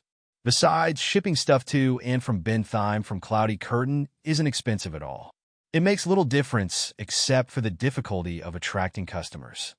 In a major metropolis like Durham, most avenues and streets featured greenery, art, and seating of all kinds. Most transportation traveled far underground or high up in the air, so the bustling city never appeared congested. He entered one of the tunnels, slapped his comm against the scanning block, and waited for a small hovercar to appear before him. A number of passengers, including Vez and Lucky, entered the car before it closed up and zipped deeper into the heart of the city. Vez opened his comm and studied the map of the city. He entered a few search parameters and found a listing of mech showrooms open to the public. Narrowing the list down further, he was finally left with 3 venues that featured the Caesar Augustus. 2 places showed off the base model, while the remaining showroom hosted a variant. After arriving downtown, Vez took a smaller underground vehicle in order to bring him to the first venue called Bosworth's, a giant branch of one of the biggest commercial dealers of civilian mechs in the Star Sector. With the name of the company emblazoned at the front of the stadium-sized showroom, it attracted countless of pilots and enthusiasts every day. After paying a small fee at the entrance, Vez entered the interior of the showroom and found his way to the section where their Caesar Augustus was hosted. After several minutes of appreciating the other mechs on display, he finally reached one of Bosworth's prized possessions. Vez squeezed through a crowd of hundreds as they admired and took pictures of the tall, majestic mech. Seeing it in person made the trip worth it to Vez. He built the mech and several of his personally developed variants many times by hand, but eventually he had to admit his only real experience was in a virtual workshop. How could working with digital code compare to working with real metals and real components? Even from a healthy distance, Vez felt the Caesar Augustus emanate an air of majesty. It was as if the model was an emperor of mechs, and that it was natural for all other mechs to bow before his presence. This craftsmanship is good. It's not a standard model by National Aeromotives, that's for sure. With his deep knowledge of the Caesar Augustus, he noticed a few minute traces that spoke of a different fabrication philosophy than what N.A. or Jason Kozlowski adhered to. These personal touches brought the base model along a different path to its peak. I wonder if the craftsman who worked on this particular model is aware of how he meshed his own thoughts into the model. With his extensive research on the X Factor, Vez started to get a rudimentary sixth sense for the phenomenon. He spent plenty of time watching replays of the Seven Snake and Melinda in action, so he knew vaguely how the X Factor was expressed. He tried to identify the vague sensations of emotions the model emanated, however faintly. It feels. The fabricator is old, experienced. He treated the Augustus as his magnum opus, his best work. He must not have licensed the model himself, but got the opportunity to fabricate it once somehow, perhaps because he got hired for a single job. He relished the chance of being involved with building up an advanced mech, so he treated the work reverently. The unconscious feeling of worship the old fabricator felt towards the model unintentionally enhanced the end product's awe. Perhaps that was why Bosworth acquired this particular specimen and showed it off in public. It certainly enhanced the chain's prestige. This was a worthwhile visit. I see now that there's a slightly different way of regarding the Caesar Augustus. Vez naturally refused to adopt such a servile philosophy. He believed that men were masters over the machine. No matter how sophisticated the mech, it's still created as a vehicle for a pilot to protect or destroy. Naturally, with his recent studies of the X Factor, his views had adjusted slightly, but only in the sense that mechs performed best when they were created as similar-minded partners to their pilots. There was no need to go overboard and act as if humans were the slaves in this relationship. After the fruitful visit, Vez left Bosworth's and walked down a couple of blocks and visited another company's showroom. Though smaller, the seller mainly sold premium mechs, so it received even more attention from the public. A long line of visitors waited in front of the store, and Vez had to cough up a much higher fee to finally enter the premises. Seeing the magnificent mechs all around him made him feel he was in mech heaven. But since he was short on time, he only threw a glance before reaching his destination. The Caesar Augustus Vez saw was virtually identical to the first one. Nevertheless, compared to the previous mech, which managed to look imperial, this example seemed diminished. Perhaps it was due to the different lighting or the fact that other expensive mechs surrounded it, but to Vez the mech seemed diminished. Many people were involved in its construction. The contours and components rigidly adhere to the standards demanded by its design, but that's the only advantage this model has. It's like this model is built by an assembly line. It was a manner of fabricating that spoke of scale, precision, and efficiency. Instead of letting one fabricator make all the components by hand, a factory employed many people who all specialize in fabricating one single component. There would be one guy who makes only sensors, another person who's in charge of armor plating, and so on. This specialization ensured they maintained quality while keeping up a decent production pace. One of the worst things that could happen to a large-scale manufacturer is the occurrence of faults, so employing specialists or AIs that could take over such a role was key in maintaining consistency. It works if all you care about is the technical performance of the mech, Vez commented, feeling regretful that the manufacturer had not brought this mech to its full potential. I can't say I blame them. You can't measure X Factor. Even though I learned so much, even the most renowned experts must still not have any means of quantifying the X Factor. You couldn't put any value in an attribute that couldn't be seen or heard. Plenty of mechs with a high potential of X Factor were treated like disposable trash. That was because industry standards favored mass production over individual craftsmanship. Even the mech designers that start a business by themselves let their employees take over the tedious work of fabricating his models when the designer achieved success. They only bothered crafting handmade versions of their mech to familiarize themselves with the model and fix any production issues that might occur. After leaving the showroom, Vez intended to visit the showroom with the customized version of the Augustus. However, after his comm beeped an alert, he knew he had to return to the hotel. The qualifiers for the white key started tomorrow morning, and he had to wake up early in order to make it in time. The time for me to prove myself is about to come. He grinned, relishing the chance to showcase his newly acquired abilities in front of a stage. Bentheim hosted the Young Tigers exhibition in a large, multi-building convention complex built for the purpose. It occupied a gigantic amount of prime real estate that offered plenty of space to the tourists and mech enthusiasts who visited the event. Naturally, the organizers treated mech pilot competition as the main event.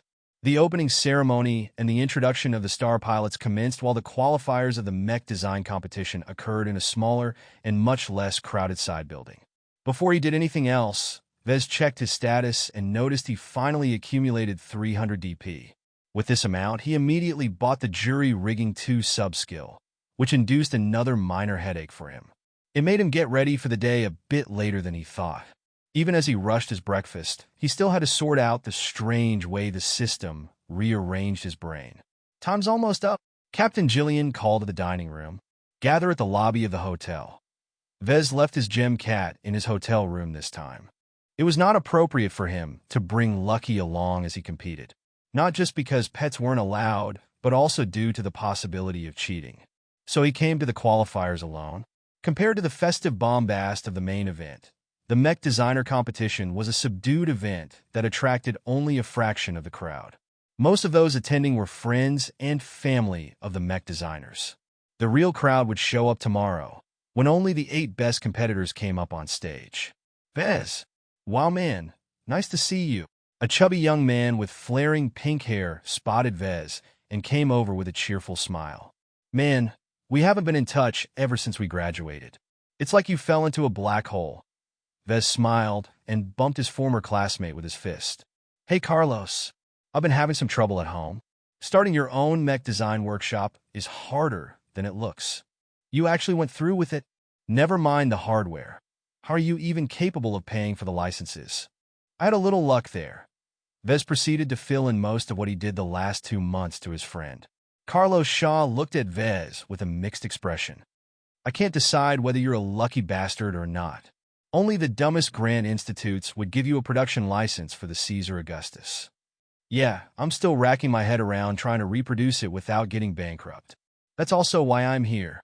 I have to find a customer for my first mech, or else I'm in deep shit. I envy your independence. You should see what I do for a living nowadays. My dad got me a connection to the quality control department of a wholesaler here in Bentheim." Carlos followed the path of many other mech designers who graduated from Rittersberg. They started at the bottom in large corporations. Like many other young graduates, Carlos's current job had nothing to do with mech design in any shape or way. The only thing the job required of him was to test the mechs that the company imported and know which parts were faulty. Carlos might be an average mech designer, but with the things he learned in college, he was an overqualified mech technician. Basically, any mech designer that hadn't studied from one of the renowned universities from at least a second-rate human state could forget about entering the world of real mech design. The pathetic state of this industry in the Bright Republic was perhaps the biggest reason why it held this competition. The government wanted to stimulate a domestic mech industry, or at least not become too dependent on foreign transgalactic corporations. They chit-chat a little more on what they experienced after graduation. After waiting in line, security confirmed their credentials and allowed them to enter the waiting room for contestants. Already about 100 young mech designers sat on the comfortable seats or caught up with their friends and acquaintances. Vez spotted a few more notable classmates, including the top student Patricia Schneider. Her parents worked at mid-level positions at Bosworth's, which might not sound impressive, but represented the apex of local influence in the huge corporation. With Patricia's background, she should have been qualified to study at a prestigious university from a second-rate state. Instead, she stayed in the Bright Republic and attended the Rittersberg University of Technology like the other poor and untalented locals. "How much do you think Patricia's chances are of winning first place?" "About 20%, Carlos casually estimated. I heard she somehow managed to catch the attention of a senior mech designer and became his apprentice. No idea who he is, but that's what people are telling me. They're even saying that the mech designer tutored Patricia during her studies in our college. No wonder she managed to score full marks in every theoretical test. Yeah, thank God she's not as good in practicals, or else she'd wipe the floor of this contest. Rubbing his chin, Vez turned away from Patricia and looked at a couple of other contestants. A few held up their chests in a more confident posture, very unlike a local student. They practically oozed the same level of superiority as potentates. I've spotted at least 7 Ponzi's who studied abroad at an elite university, Carlos said, as he was much more familiar with the people he studied with at Rittersberg. I don't know who most of them are, but I do recognize that bastard Edwin McKinney. The young man in question stood in front of a gaggle of admirers. His face oozed as much superiority as all the other elites in the room put together. What's his background? He attended a university in the new Rubarth Empire. Dunno what's the name, but it's Rubarthan, so who cares? Even though it's not one of the elite institutions at Estelon, he still prances about his prestige whenever he can. It's as if he's an enlightened gentleman bringing civilization to us savages. Though it sounded ugly, the attention was not unwarranted. Even Vez felt the urge to pick Edwin's brains on the latest development in mechs. Studying mech design in a random NRE university was a wholly different concept than studying the same degree in a backwater country like the Bright Republic. Even the cheapest trash mechs the NRE fielded in their mech core were at least 2 generations. Advanced technologies that sounded like fantasy to Vez was commonplace in those mighty first-rate states. Vez felt a little regret he hadn't studied harder in his teenage years. If he worked hard and achieved better results back then, he might have received the opportunity to attend an elite institution in a second or first-rate state. We live in different worlds. It's no use associating with him. Better focus on your own career. Vez advised, though the real reason he acted nonchalant was because he could rely on the mech designer system to overcome these rivals in the future. It was an advantage he was certain not even the best young mech designers possessed. With its power, he had a real shot at reaching the apex of mech design. All it took was time. Ladies and gentlemen, please welcome the Bright Republic's best and brightest. An attendant gestured the contestants to exit the waiting room. They arrived in front of a podium with all 150 contestants present. They bowed before a crowd of familiar and unfamiliar faces. The presenter was a silver-haired man with a robust voice, likely another veteran of the mech corps. As you can see, it would be too extravagant to allocate a personal workshop and quota of parts to each contestant. With the help of the convention center's holographic projectors, we can nevertheless save space and resources by conducting the qualifiers in a virtual reality with unprecedented realism. A few groans escaped the lips of the contestants. They all wanted to play around with real mech parts, and were hopeful this time was different. Now, just like last year, we wish to present our young mech designers with the challenge of designing and assembling a functioning mech from pre-selected parts. It is not a challenge to make a mech work, but it takes skill and talent to create the best mech from suboptimal parts. Your task is to create a mech that will be tested in a standard 10-kilometer gauntlet. Your mechs will all be test piloted by Hans over here. Another veteran mech pilot waved his hand from the side, who is a strict professional and will treat any mech the same. Any questions? How much time do we have? 12 hours from the start of the qualifiers. Are there any limits on weight class and weaponry? The presenter grinned. Design any mech you want at your heart's content.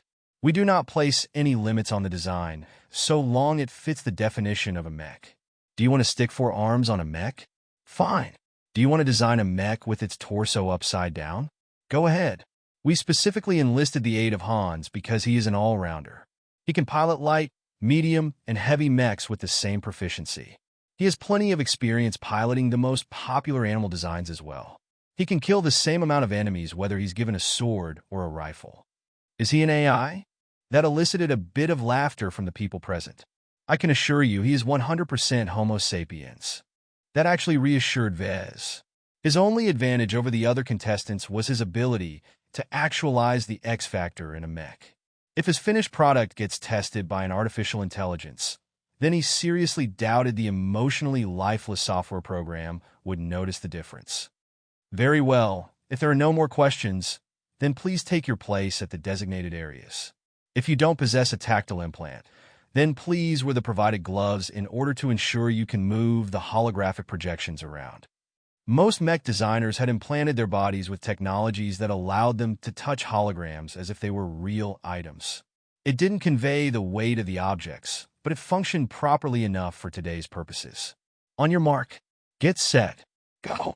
The empty spaces in front of each participant shimmered as a miniature pile of holographic parts and mech frames littered their view. It looked like someone took out a random pile of parts from a junkyard and put them in front of everyone. The only thing that separated it from junk was that the parts looked new and unused, and that every participant had to work with the same parts. When Vez approached a power reactor and tried to touch it, the component enlarged until it reached its real proportions. So that's how they save space here. It made sense to scale down the unused parts. Otherwise, the entire venue ran out of space to hold 150 contestants if they all worked on full-scale components. Vez looked around how others fared with the impending challenge. Most looked at the pile of junk and got briefly overwhelmed. Carlos scratched his head as he slowly went over his options. Patricia Schneider immediately chose a fairly standard humanoid internal frame and started sorting through different components to add to her new mech. As for Edwin McKinney, the young elite chose a bold direction for his mech. He chose to pair a lightweight eagle-shaped mech with a robust flight system. Such a combination would result in a flyer that hovers between the light and medium weight class, which was not a good area to fall into. Vez suspected that Edwin had a few surprises in store. As for his own design, he took a brief look at the components available. Most of the parts seemed outdated, roughly around 2 to 4 generations old. In Iron Spirit, these parts would be considered 3-star or 4-star parts, somewhat advanced for novice mech designers, but not to the point of overwhelming them if they stuck to the simpler parts. The standard parts were all within his competence. Instead of starting to pick the parts he preferred, Vez took a different approach. He studied Hans, the test pilot for his competition design, and thought about the presenter's description of him. If Vez wanted to make it out of the qualifiers, he had to use his strengths, and that meant integrating the X factor into his design. It's a risk if I go this route. If I let my emotions instead of logic drive my design, then I won't make the most optimal choices. Other mechs will have better specs than mine. Yet what does it matter if his mech performed worse than other mechs by 5% or so? Only the mechs that performed the best in the gauntlet made it through the qualifiers. No matter how many bells and whistles a designer added to the mech, if Hans didn't use it to its full potential, then it wasn't a good design. The product had to fit the pilot, not the mech designer's preferences. What kind of mech does Hans prefer to pilot the most? Too bad Vez wasn't allowed to access the galactic net during this competition. He only had the brief story from the presenter to make a guess. What was this pilot's greatest strength? Versatility. Hans could pilot almost every mech in the market. That took a lot of training. This man dedicated much of his piloting career learning how to pilot many different kinds of mechs. He practiced shoring up both his melee and ranged weapon skill until he could use them interchangeably without affecting his battle strength. Perhaps it was a coincidence, but Vez thought a mech like the Mark Antony fit Hans well. The medium mech offered maximum flexibility, allowing Hans to dodge attacks that could be dodged and tank what he could withstand. With a mace and shield, Hans could tear any mech apart except for heavy knights, and with his wrist-mounted laser cannons he could shoot down anyone from mid-range. The lack of endurance wouldn't be much of an issue, considering the mech only had to go through a short but intensive 10-kilometer gauntlet. There's no need to seek out a particular extreme. If I have the chance to use my familiarity to my advantage, then I should take it. There's no shame in using a design I know well as a reference. As long as my design can do the job, then Hans will easily pass through the gauntlet. Vez finally stepped forward and picked a couple of promising, but also fitting components. He envisioned the mech he had in mind for a pilot with a broad set of skills. First, the mech should be a medium weight in order to maintain the mech's flexibility. The mech should be a flyer, but the wings don't need to be strong. Flight is just a means to an end. Next, it needs a balanced focus on melee and ranged offensive options. What Vez imagined Hans preferred to pilot was a workhorse model. It shouldn't be too fancy, and it doesn't need all the bells and whistles. The design needed to do the job and nothing more. Through this process of thought, Vez imagined the competition organizers implied much more than what they revealed on the surface. They presented us with a pile of parts, some of them more advanced than we ought to know how to handle. Vez shook his head and glanced at his fellow mech designers who seemingly went crazy at the possibilities. It's actually a subtle trap. If we get carried away with forcing an advanced component into an unsuitable design, then Hans won't be able to perform that well and won't be able to endure in the gauntlet. Vez felt a little confident in his chances now. While the likes of Patricia and Edwin remained superior contestants, he felt he stood a chance of making it in the bottom of the top 8. Let's see if I can recreate the ghetto version of the Mark Antony with these parts. Vez started selecting his parts, all the while keeping his intentions honed to a specific image. He wanted to build a versatile workhorse, a mech that doesn't have flashy features, but is able to use the tools it has to their fullest effect. Building a mech started with the internal frame. As the basic skeleton of the mech, it determined the mech's shape, height, and weight capacity. A sturdy mech not only demanded strong armor, but also a robust internal frame that could hold up its weight under pressure. There were many frames to choose from. Most adopted a standard humanoid shape of 2 arms, 2 legs, and an upright posture. Some looked like cats, others like birds and reptiles. Each form had its advantages and disadvantages, but generally the humanoid mechs offered great balance as long as its 2 legs remained intact. As Vez wanted to design a mech with flight capabilities, he chose to pick a medium frame that was on the lighter side.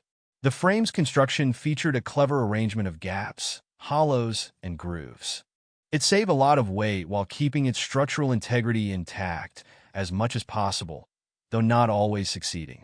Nevertheless, the frame held up to stresses as long as it wasn't used too heavily for years. Fortunately, the contest also automatically supplied the compatible artificial musculature. Though for the best original designs, it was best to form it from scratch. The amount of time it took was immense compared to borrowing an existing design scheme. Next up, Vez considered the contour of the mech and the configuration of the limbs. Humanoid mechs differed widely in size, bulk, thickness, and so on. While some designers preferred to complete the internals first before considering the exterior, Vez wanted to do the opposite in order to set his limits beforehand. He already had a purpose in mind for his mech, so it was important he get the outer appearance of the mech done first in order to make it easier for him to visualize his intentions. First up, the legs. As the mech's base, the legs determined the machine's speed, weight limit, and stability. Humanoid mechs boasted a wide variety of legs, from ones that specialized in long-distance efficiency to those that came built-in with boosters to facilitate powerful jumps. Vez envisioned a mobile medium mech, so he kept his selection limited to the lighter armored legs. He patiently dug through the pile of junk for a suitable pair of leg design schemes. God, these legs are shit, Vez muttered as he dropped the next pair of legs in disgust. Most legs he encountered were either light but frail, or sturdy but too heavy for his tastes. It was as if the organizers didn't want contestants to settle for boring, mediocre legs with the most optimal compromise between armor and speed. It's impossible for me to pick a heavy pair of legs if I want my mech to be capable of at least a modicum of flight. I would either have to pick a pair of skinny legs or... As Vez looked at the pile of animal-shaped legs, his newly upgraded jury rigging sub-skill tingled in excitement. Mech components and parts had always been designed to accommodate a certain level of modular compatibility, but Vez had seldom heard of cases where a designer attached animal legs to a humanoid upper body. Such things were possible, but it brought a lot of problems concerning reworking the musculature and making sure the mech's walking and running posture remained balanced. These raptor legs look ideal. He approached the pile and highlighted a pair of fairly robust raptor legs. Raptor-shaped mechs usually featured powerful running gaits that provided fairly good speed at a good amount of endurance. However, they were designed in a way that attached them to the sides of the waist instead of the bottom. Trying to mate the legs to the torso of his mech would take a lot of thinking. Let's finish the rest of my selection before I figure this out. The size of the torso determined the maximum size of the engines, power reactor, and cockpit. Larger components were generally more powerful, but Vez had to keep the total weight below the total lifting capacity of the legs. Furthermore, certain shapes offered more advantages than others. Lean feminine torsos were light, Barrel-shaped torsos offered lots of volume. V-shaped torsos looked incredibly masculine and offered expanded volume at the upper end of a mech. What Vez ultimately chose was a fairly broad torso out of the available parts. It provided a good amount of space at the bottom side of the mech, allowing for more extensive modifications in order to make it compatible with his raptor legs. While the torso weighed heavier than Vez would have liked, it was still within tolerance. The arms followed next. Raptor mechs usually chose to work with smaller arms or converted them to weapon mounts. As the unfinished design needed to be capable in both melee and range combat, Vez started looking for a fairly robust arms that were capable of mounting wrist-mounted weaponry. There's nothing suitable here. The selection is too limited. Most of the humanoid arms in the junk pile were bear arms. Cheap, sturdy, and a form factor that allowed for pilots to synchronize with them to up to 100%. These arms specialized in wielding mech-sized firearms. Some arms also specialized in wielding melee weapons, featuring strengthened musculature and higher gripping strength. I think I'm going to have to clunk something together again, Vez concluded as he skipped the unorthodox-shaped arms. He lacked the time to work on fitting both the animal-shaped arms and legs onto a humanoid mech. He settled with a pair of thicker arms that performed well in melee combat. With some effort, he might be able to attach some sort of ranged weapon to it, though his performance would suffer if he rushed the implementation. Next up was the head. It was the least important limb of a mech, since all heads pretty much offered the same options except for the lightest and heaviest configurations. Vez toyed with picking a reptilian head, but he discarded it and picked a human one in order to avoid making his mech too flamboyant and ruin its theme. A regular human head did the job just as well. Now, the flight system. What Vez had in mind was a mech that could traverse short distances quickly. The gauntlet only lasted a short time, so the flight system would not need to focus on efficiency and reaching high speeds. Unfortunately, the ideal flight system that Vez wanted were not available.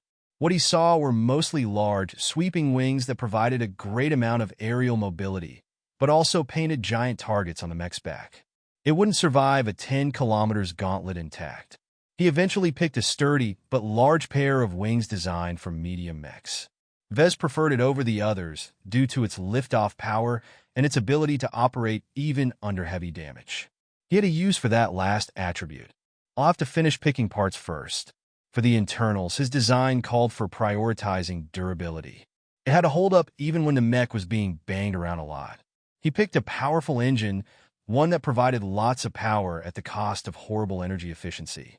For the power reactor, he went for a slightly underpowered one, but it was the only one that left enough space for the engines within the mech's internal structure. In order to power the mech sufficiently for the entire gauntlet, Vez added in lots of capacitor energy cells for a quick boost of instant energy. The sensors he chose were some of the most durable ones available, meant for a heavy guerrilla mech. They provided no guidance or targeting assistance, but their viewing range was decent, and besides their toughness was almost as good as armor. That should do it for the basics, Vez thought as he scanned the components again in order to make sure he hadn't missed anything. I'll look at weapons later. First, he had to put the basics together. First, he needed to make adjustments to the internal frame in order to accommodate the raptor legs. If Vez wanted to do it perfectly, he'd use the Mech Designer System's many tools to redirect certain mechanical components in order to achieve a sideways attachment. Unfortunately, his comm was disabled, and even if it were not, he'd be stupid to reveal the system. So he used the basic designer program provided to every contestant and made some crude and drastic changes. He creatively applied his jury rigging skills to clunk something up between the legs and the lower torso. It took a little more time than expected, but by the time he finished, the legs appeared to work decently in the simulator, though there was a higher than expected loss in the conversion of motive power. Still, Vez shrugged off the losses, focusing instead on his gains. As long as his vision of a versatile workhorse mech could be achieved, the sacrifices were worth it. Though this mech is going to look like a very strange horse once I'm done with its design. He spent the next 2 hours carefully integrating the engine, power reactor, and cockpit inside the torso. After adding in some other minor components such as the energy cells, he attached the torso to the modified raptor legs. The balance was a little off, but Vez could adjust it later. First, he had to finish attaching limbs. After the troublesome legs, it was a breeze attaching the head to the torso. Vez only made minor adjustments to the bog-standard human head in order to accommodate the gorilla sensors. The arms took a bit of effort to attach to the torso. Though not as extreme as with the legs, the arms were designed to accommodate a different chest profile, so Vez had to shave off and flatten a few bits in order to clunk the disparate parts together. The designer provided by the organizers locked a lot of advanced features. However, it did automate a lot of the most tedious and time-consuming work that did not really showcase the strengths of the designers working with it.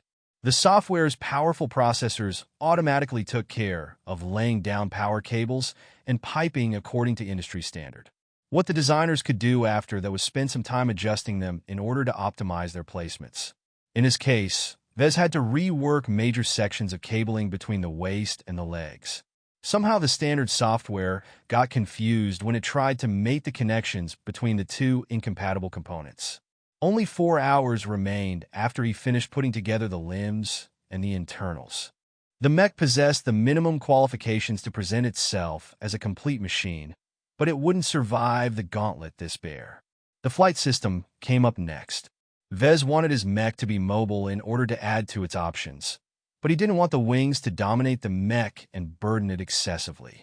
So he straightforwardly cut off major portions of the wings, especially the parts that extended too far from the back. It left the flight system looking clipped. I cut over 60% of the parts, but still managed to retain 30% of its thrust. It was a fairly generous ratio, helped by the fact the manufacturers paid attention to this issue. Most wings that lost so much length only provided enough flight capability to allow the mech a controlled crash. The wings Vez was left with weren't powerful, but they provided a sufficient amount of traversing speed, though he shouldn't expect the wings to let the mech fly high. Attaching the wings to the torso provided little trouble. Despite the fact that the torso wasn't built for flying, it still possessed all the modular connectors that eased the fusion between the two parts. The flight system looked remarkably compact compared to the larger and heavier torso, but that was the image he was going for. The smaller the wings, the longer they stayed intact. It kind of looks like a dragon bred with a human who delivered this mech into the world. The raptor legs provided the mech with a lot of leg power and mobility while still able to bear a generous amount of weight. Together with the hefty torso and arms, the mech's weight classification was approaching the upper limits of the medium standard, though it was not as bad as the Caesar Augustus and its variants. The wings provided enough thrust for the mech to help it move around as long as its weapon loadout wasn't excessive. The great thing about the junk pile was that Vez could pick the best weapons from it without worrying about licenses and fabrication. He rummaged through the pile and found a fairly thin but serviceable sword. He added a pair of lightweight backup knives before picking up a medium-sized round shield for defense. This took care of the mech's close-quarters combat needs. The ranged options were bound to be trickier. The mech only had 2 arms, enough for it to carry the sword and shield. He'd either have to resort to external add-ons or force the mech to holster its unused weapons on its lower back, which did not offer much space due to the wings. Vez also wanted the ranged option to be something other than an afterthought. Unfortunately, that was difficult if he wanted a weapon that could pack a punch while simultaneously keep the mech light enough to maintain its mobility. His experience with the Caesar Augustus and the Mark Antony taught him that a pair of mid-powered laser cannons did not kill opponents fast enough. So for a ranged option, he also needed a weapon that packed a punch. This was very difficult to deal with. As the time limit grew closer, Vez felt a little anxiety infect his mood, which he absolutely did not want. He took a small break from tinkering and refreshed his mind by having a small meal and taking care of his bathroom needs. Once he exited the toilets, he regained sufficient calm that he was able to focus on envisioning his desired mech again. He thought up a bold idea when he took a leak. It would test his jury rigging as well as many of his other skills, but if it worked, the mech could gain a short-term range kill capability. As ballistic weapons weighed too much and missile weapons lasted too short, Vez chose to take a pair of high-powered laser rifles as his weapon of choice. The rifles the junk pile offered packed a lot of punch, but were prone to overheating and gobbled up energy like there was no tomorrow. The first thing he did was strip their stock, optical sight, and other useless doodads. Then he took a pile of light armor plating and crafted a rectangular shell around the rifle as protection. He then stuffed as much energy cells as possible within the casing and linked it all to the rifle as its primary energy source. He then took a pair of turreted ballistic cannons, cut off their swivels, and crudely welded the armored laser cannons onto it. After that, he installed the slightly oversized pair of boxes onto his new mech shoulders. The mech had reached its limits in terms of weight, but the shoulder-mounted laser rifles offered substantial firepower at a distance as long as they didn't overheat. Vez spent the remainder of the time refining the coordination between the different parts. He especially had to recheck the programming of the swivels and made sure that it acted according to the characteristics of energy weapons instead of ballistic weaponry. As his strange, crude Frankenstein of a mech came into being, he attracted a fair amount of unflattering attention. Compared to the elegant lines of Patricia's mech, this boy's work is a total mess. I don't know why he even bothers with the runny wings. It's not like the mech's going to fly in the first place with all that weight. Vez took no notice of the jeers. He knew his mech better than anyone else. The mech would work as advertised, at least for the duration of the gauntlet. Alongside its formation, Vez tried to keep his intent focused on one single concept, and he felt he did a decent job with all the limitations surrounding this contest. He wasn't able to fabricate the parts by hand, and most of them were also designed for mechs fulfilling different purposes. Such a disparate gathering of parts might even nullify the X factor entirely. I'm taking a big gamble here, but I'm confident I'm not wrong in taking this route. His strange mech married a humanoid upper form with a pair of raptor legs and some limited flight capabilities, so he named it the Drake. The mech carried his hopes of a victory in the qualifiers, and therefore allow him to come up to the big stage tomorrow where he could gather plenty of attention. Enough to attract a customer, Vez hoped. Time is almost up. Please finalize your designs.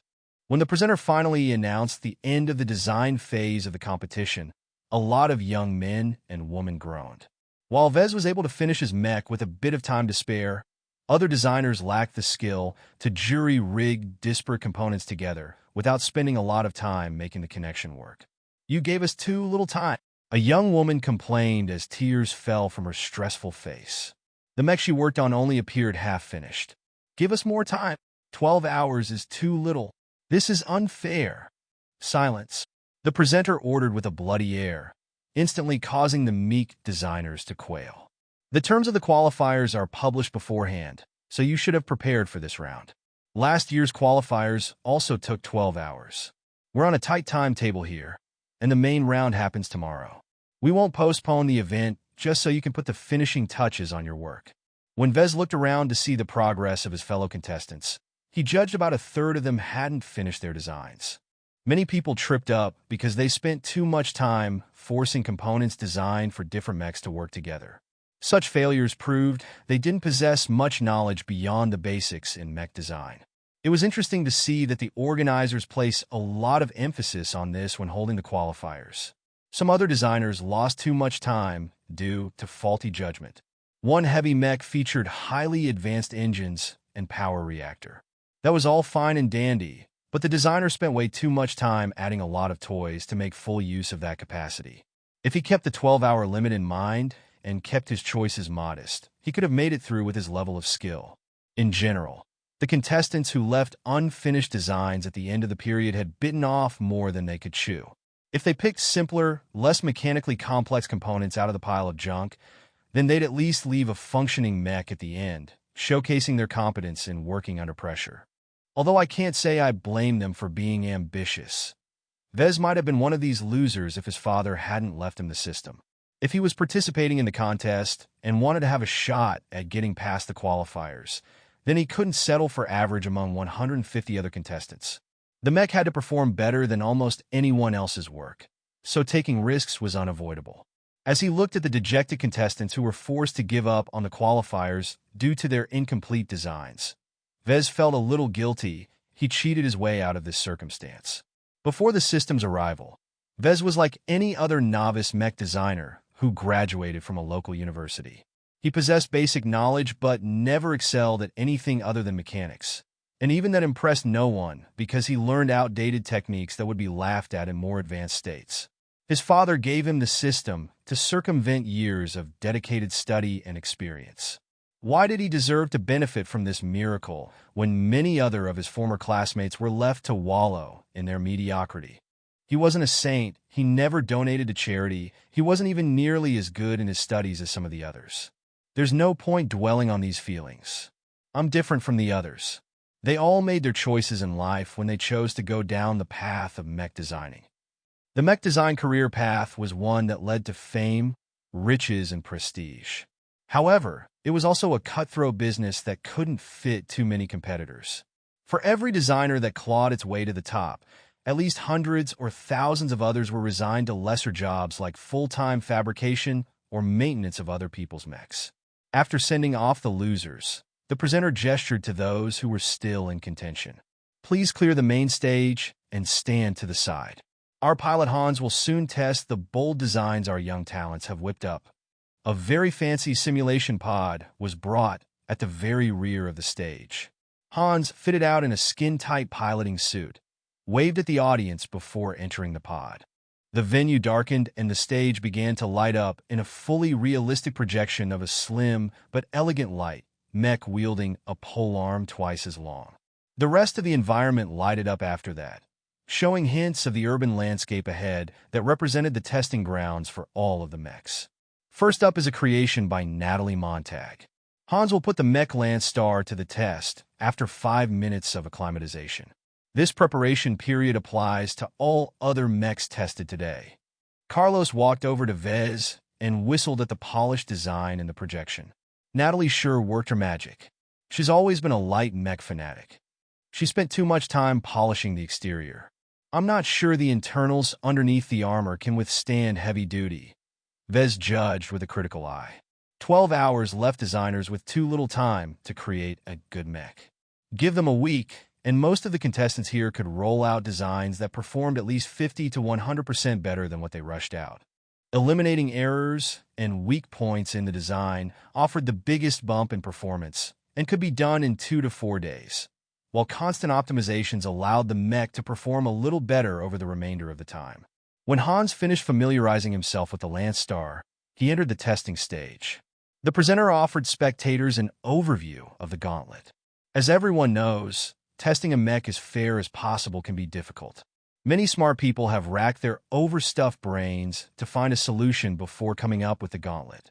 They come in different lengths, duration, and difficulties, and randomize in configuration with each separate run. That means that Hans will face similar challenges with each mech he pilots without being able to use his last run's experience to help him overcome his current challenges. Technically, since no run was the same, their difficulties actually diverged in many different ways. If Hans faced smooth sailing up to the end, where he'd get whacked by an overwhelming ambush, he'd be able to score higher than in many other situations. For example, if he faced constant harassment right at the start, leading to his mech's destruction midway due to his inability to find time to recover. In both gauntlet runs, the amount of mechs and their strength remained the same, but the way they exerted pressure differed drastically, leading to different results. There was no point complaining about it, though. Vez knew that the gauntlet was a long-held custom in the mech world, and that its inventors had plenty of time to curb much of its faults. The Landstar moved. Its thin and lightweight design spoke of a great retention in motive power. Natalie Montag evidently possessed real skill for getting a mech to traverse so smoothly. The machine flitted through the debris-filled streets of the gauntlet like a dancer. When the Landstar encountered enemies, Hans piloted the mech as a high-speed scout. It dodged aside the attacks sent in its way and avoided traps and entanglement whenever possible. If a mech was able to come up to its front and present an obstacle, the Landstar only dealt enough damage with its lance and auxiliary pistol to squeeze its way through. Natalie's mech started stumbling when Hans couldn't avoid a couple of laser beams. The gauntlet's computer-controlled opponents might not be very smart or skilled, but they possessed overwhelming numbers, so it was impossible to keep out of reach no matter how many times Hans dodged. Ouch! Carlos winced. The mech is getting bogged down and surrounded. It doesn't have enough firepower to break through. The Landstar only used its polearm as its main weapon. It possessed no ranged weapons at all. Hans had no way to pressure his opponents at a distance. When more and more opponents gathered at range, the Lance Star finally suffered a critical hit in its thinly armored ankle. This practically halved the light mech's mobility, leading to the mech getting hit much more often. It lasted a respectable amount of time and took out a few more mechs in its death throes, but the simulation finally ended at its destruction. The presenter came back in focus as the simulation projected a lot of statistics, such as the distance traversed and how many opponents the mech took out of action. The Lance Star has reached a distance of 7 kilometers, during which it killed 5 mechs and damaged 20 more. I don't know about you guys, but I think this is a great performance for a mech put together in just 12 hours. The crowd offered a polite applause. Natalie was too conservative in her design, which led to the Lance Star's one-dimensional performance. Other than its speed and lack of major design flaws, the mech boasted no other advantages. A heavy mech called the Thunderstorm came up next. It possessed a quadrupedal design, its 4 heavy legs supporting an incredibly tough and stable firing platform. The mech looked a little strange, as the upper body of the mech sported 2 thick cannons as its arms. The presenter introduced the mech and its designer briefly, as everyone waited for the 5 minutes of preparation to pass. When Hans stepped out into the streets, the Thunderstorm rolled over the mechs in the vicinity. Its prodigious firepower, with its main weapon being 2 ballistic cannons, destroyed every mech if they got hit a couple of times. Though slow and inaccurate against light mechs, the Thunderstorm also incorporated half a dozen laser mounts on its shoulders and back to fend them off. A substantial volley of missiles fired from a kilometer away. They arced upwards into the sky, following a parabolic trajectory as they rocketed downwards towards the Thunderstorm. Hans hastily turned around and fired his lasers in rapid-fire mode in order to shoot down the missiles. But this left him vulnerable to the other light mechs again, who all took advantage of the opening to slip in some damage. The missiles hadn't delivered too much damage, as the Thunderstorm still had plenty of armor to spare. But as Hans piloted the heavy mech forwards while trying to destroy as many enemies as possible, the missiles continued to pour in from above, each wave leaving behind more explosions and more damage. The sad thing about the Thunderstorm was that it performed well enough against enemies in reach, but offered no solution to the constant long-ranged missile bombardment. The mech possessed almost no mobility, allowing the missiler to stay out of reach. With no line of sight nor a set of targeting data, Hans couldn't even switch his cannons to artillery mode and fire back lobbing shells. He tried a few times when the combat reached a lull, but it obviously represented nothing more than a gamble with very long odds. When the Thunderstorm finally got wrecked by all the missiles, the presenter came back on stage and analyzed the statistics. I am mightily impressed with the Thunderstorm. Hans achieved a whopping 30 kills and damaged twice as many other mechs. While he hasn't moved far from his starting point, his damage scores are more than ample enough to vindicate this mech. The main goal of the gauntlet was to get the mech to pass through 10 kilometers. Regardless of success, a run was scored on damage inflicted and distance reached.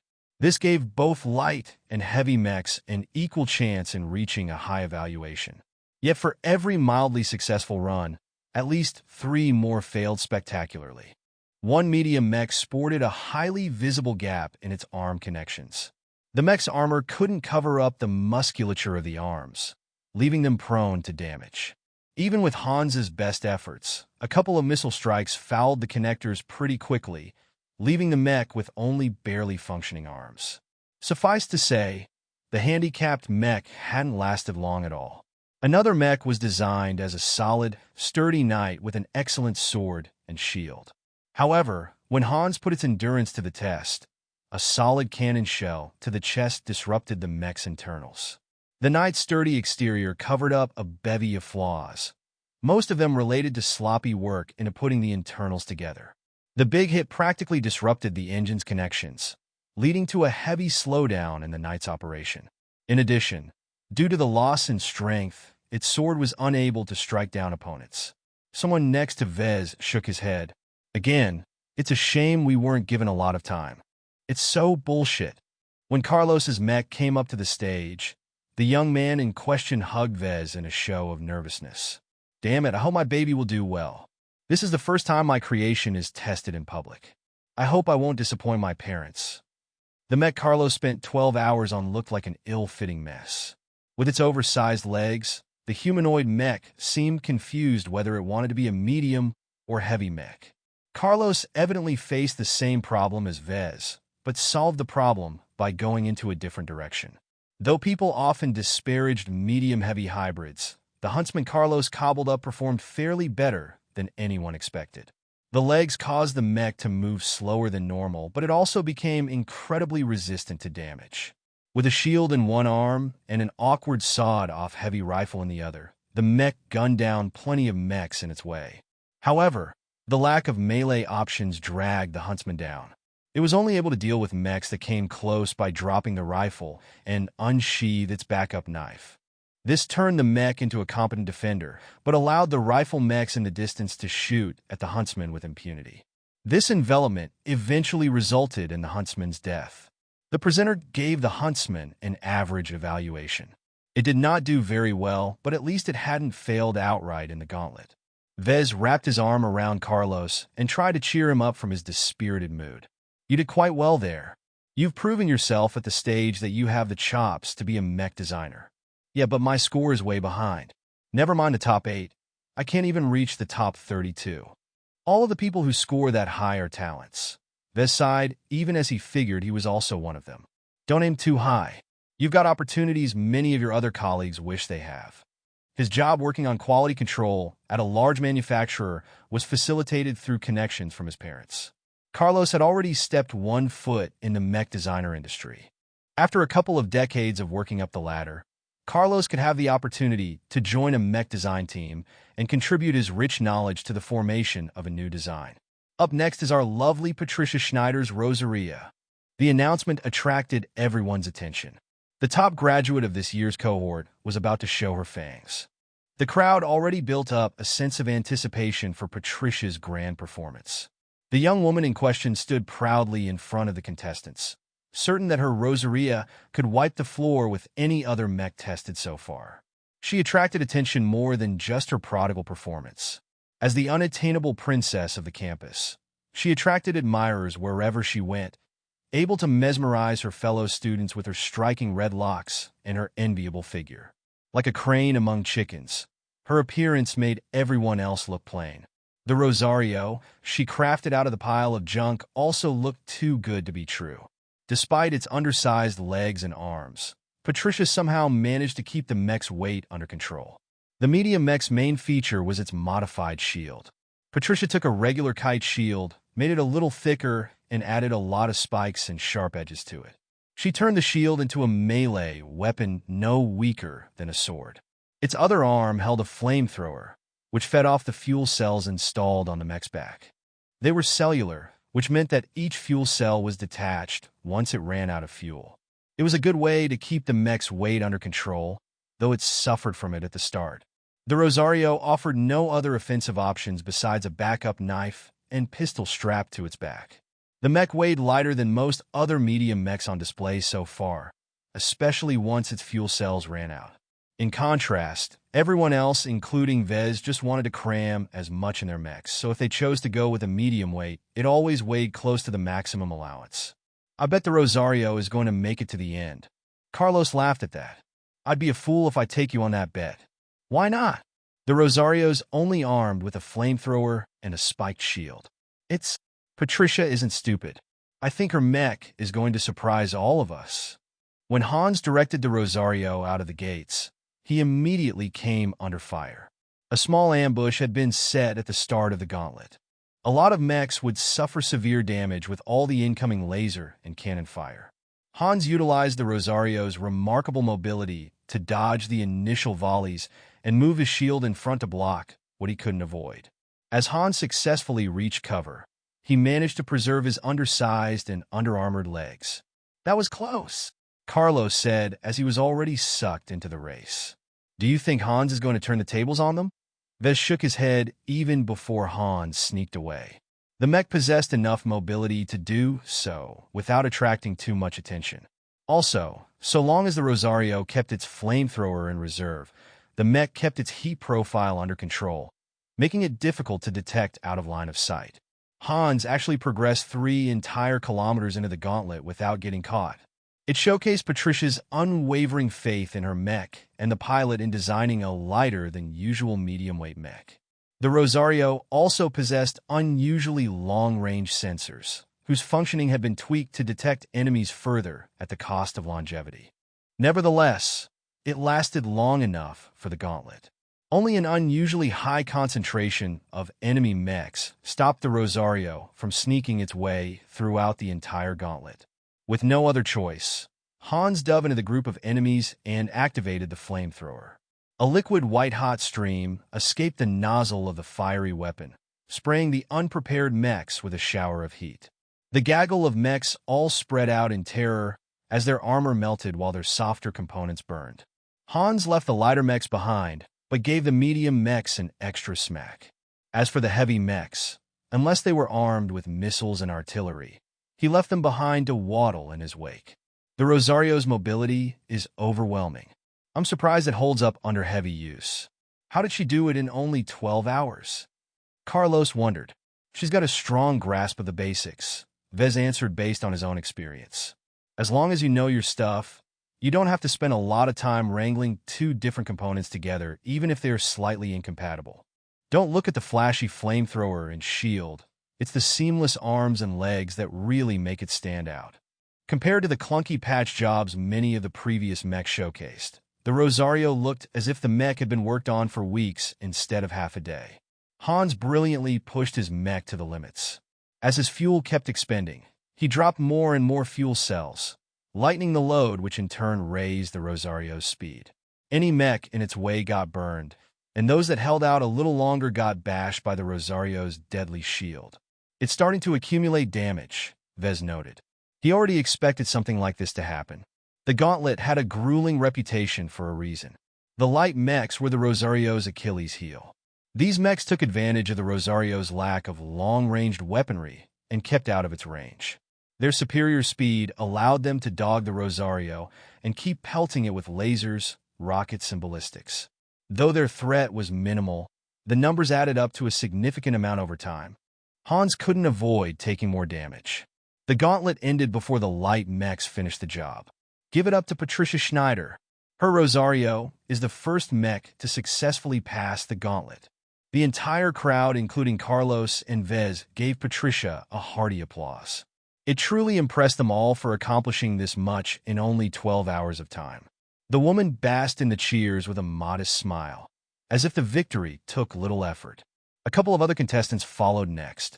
None stood out too much except those made by the elites among the developers. Like Patricia, the designs of their work were sober, featuring not too much toys, but using the few they had to their fullest potential. Their designs also focused on maintaining integrity, allowing Hans to push their mechs harder without letting it fall apart around him.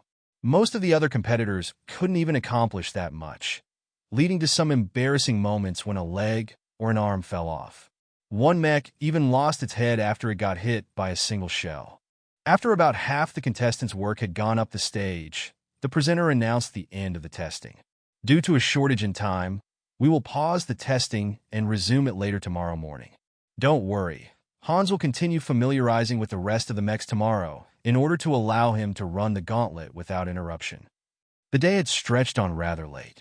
Many of the contestants hadn't eaten a proper dinner even. Vez dreaded the interruption as his mech hadn't gone up yet. Carlos came up to him and slapped his back, relishing the chance of comforting Vez instead of the other way around. Don't stay up all night. It's going to be okay. I looked at your mech, and it's a badass design. Nothing will go wrong tomorrow. Vez exited the venue with all the other contestants. Half of them already shook their heads with resigned expressions, while the other half dealt with the anxiety in a variety of ways. Unlike most of them, Vez possessed a decent amount of confidence in his design, so he didn't stew too long over the wait. He went back to the hotel and embraced a grouchy Lucky when he entered his room. "Hey there, buddy. I hope you haven't missed me long." The cat bit his hand a little to let his dissatisfaction known. It quickly perked back up when Vez fed it a mineral he picked up along the way back. Lucky's company distracted Vez from his worries, letting him fall asleep even as Durham's nightlife grew vibrant at the end of the first half of the Young Tigers exhibition. Many new young talents had shown off their chops, and the most shining stars among them would compete in the second half of the competition tomorrow. The next day came with an alarm. Like the previous day, Vez had to wake up early, though he didn't really need to be present during most of the gauntlet runs. Win or lose, Captain Jillian would inform him anyway.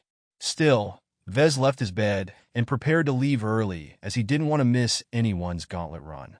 Just looking at how each contestant used the same circumstances to build wildly different mechs taught him a lot on how to build a design that was out of his comfort zone. The crowd that came to watch the testing had been reduced by a third. Many contestants who failed had dejectedly bowed out of the competition and left the stage for the real contenders. Vez thought it was a shame, but everyone was different. Like yesterday, the presenter came back up to the stage while Hans entered the simulation pod at the back. Thank you for your patience. I hope you had a good night's sleep, because we are starting the show again. First up, give the stage to Edwin McKinney's Sky Ripper. While Patricia's Rosario awed the crowd in showcasing the Bright Republic's best, it didn't beat the prestige of graduating from an institution of the new Rubarth Empire. The gigantic superstate possessed the best mechs, the best education, and the most cutting-edge research.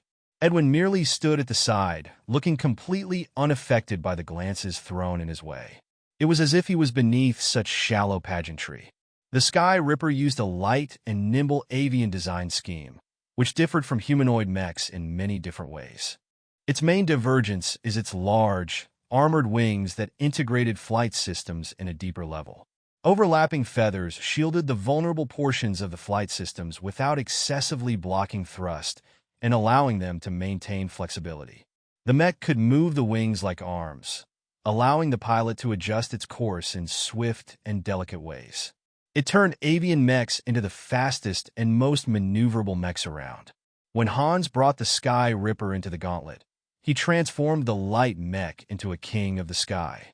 The mech flew rapidly in the air, avoiding plenty of ordnance thrown in its way by maneuvering through the fire with its graceful way of manipulating its massive wings. There comes the first obstacle. The gauntlet's reputation for nail-biting arduousness did not exempt flyers. If anyone thought a flying mech would get a free pass by flying really high in the air in order to reach 10 kilometers in a minute or two, they were wrong. The gauntlet adjusted to flying mechs with a little cheating by swapping most of the light and medium mechs with flight-capable versions. The heavy mechs that remained received no change, as they were quite capable of throwing an incredible amount of ordnance at any flyer that was foolish enough to fly around in the open air. Hans encountered a formation of a couple of flyers. He reacted to their appearance by diving low and using the structures as a way to cut their line of sight and interrupt their firing lines. Through a mix of hit-and-run tactics and luring the enemy out of position, the Sky Ripper masterfully decomposed a large group of flyers into a bunch of wrecks and disoriented machines. The Sky Ripper's dominance relied on its impressive flight system, its unparalleled flexibility, and its aerial speed dominance over the clunkier light mechs. When the Sky Ripper went all out, it utilized two devastating ways to tear its opponents apart. First, the beak of the avian mech opened up to reveal a compact cannon. It didn't fire a lot due to the limited ammunition the light mech carried, but every shot made at close range felled a light mech. Its second option to kill were its incredibly sharp talons. Edwin modified them with sharpened armored spikes that allowed each swoop and diving attack to tear straight through the thin armor of flying mechs. The only mechs that presented a threat to Edwin's masterful implementation of a flyer were the heavy mechs on the ground. While the urban environment posed many problems in firing at the low-flying Hans, they still utilized their indirect fire weapons to great effect, especially missiles. Benefiting from the sensors locks the light mechs maintained on the Sky Ripper, the many missiles honed in on Hans as if a hive of bees got enraged by a bear that stole their honey. The Sky Ripper responded by spreading its wings and firing rapid-firing lasers at the missiles. Edwin somehow managed to strip most of the housing of laser weapons and mount them on the wings with minimal weight impact. He furthermore linked them to a set of high-quality targeting sensors embedded in the thin mech's chest. Hans was able to rely on the auto-targeting to shoot down most of the missiles while keeping his attention focused on evading or killing the flyers. Hans easily reached the end of the gauntlet after suffering only superficial damage.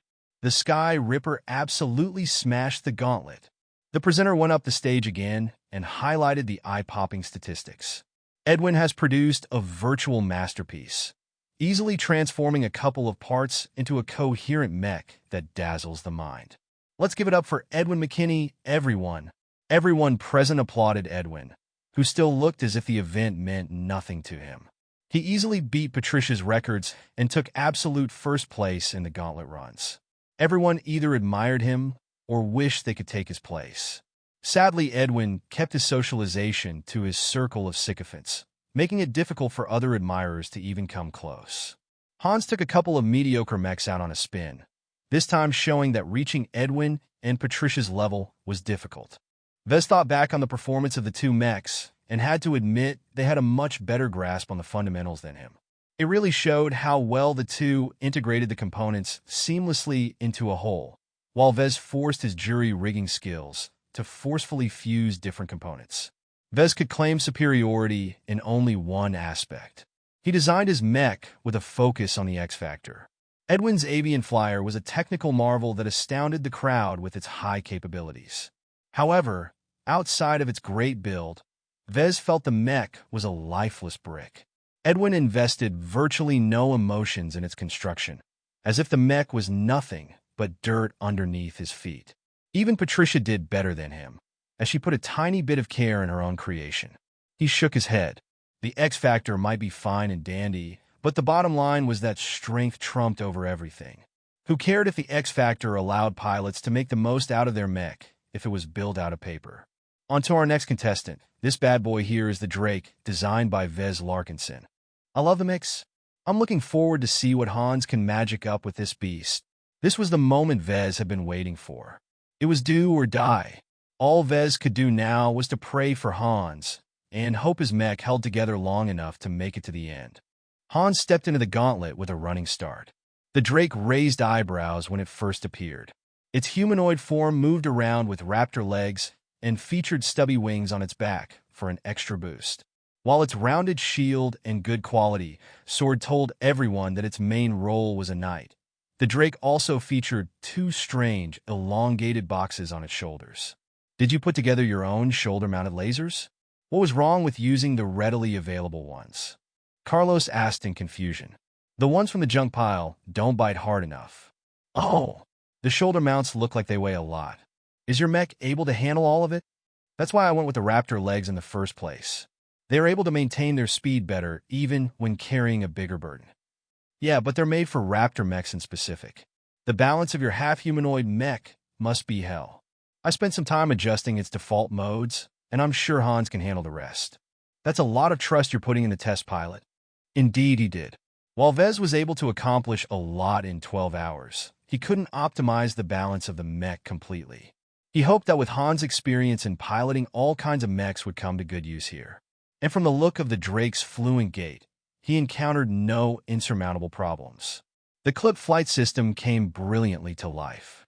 Hans took advantage of its diminished output to put an extra spring in his steps. At certain moments, the Drake moved faster than light mechs even as it weighed as much as the heavier medium mechs. While it wasn't able to avoid detection due to the heat it generated, it was able to outrun a couple of groups.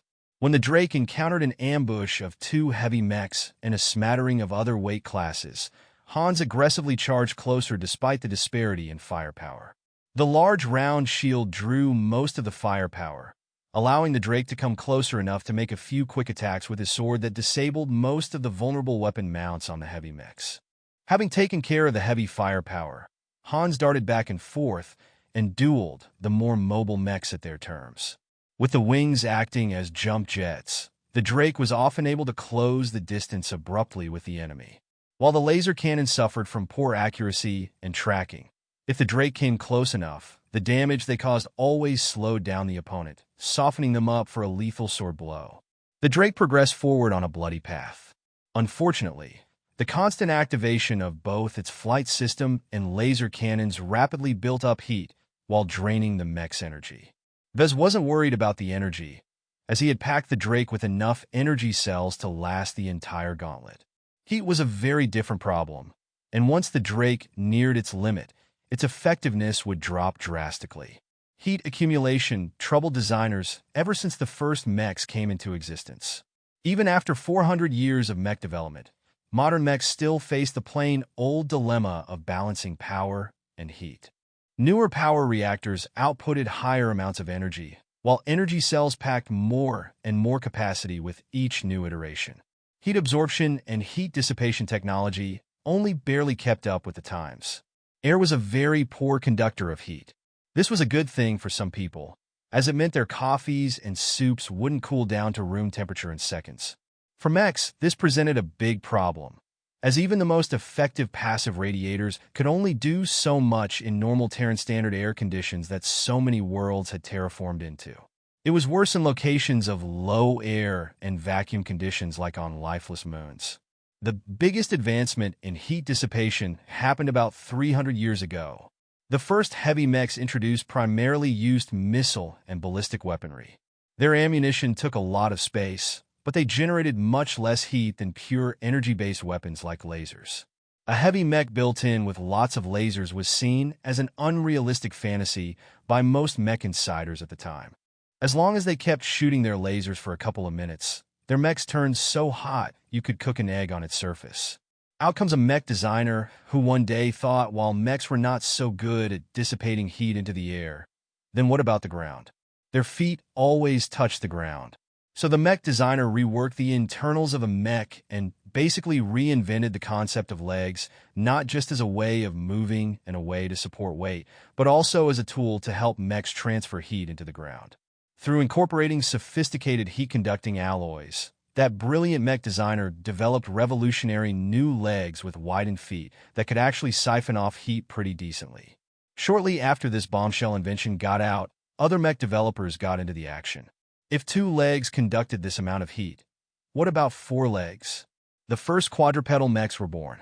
These so-called animal and centaur mechs looked highly unusual, but having more legs offered many advantages besides increased heat transfer.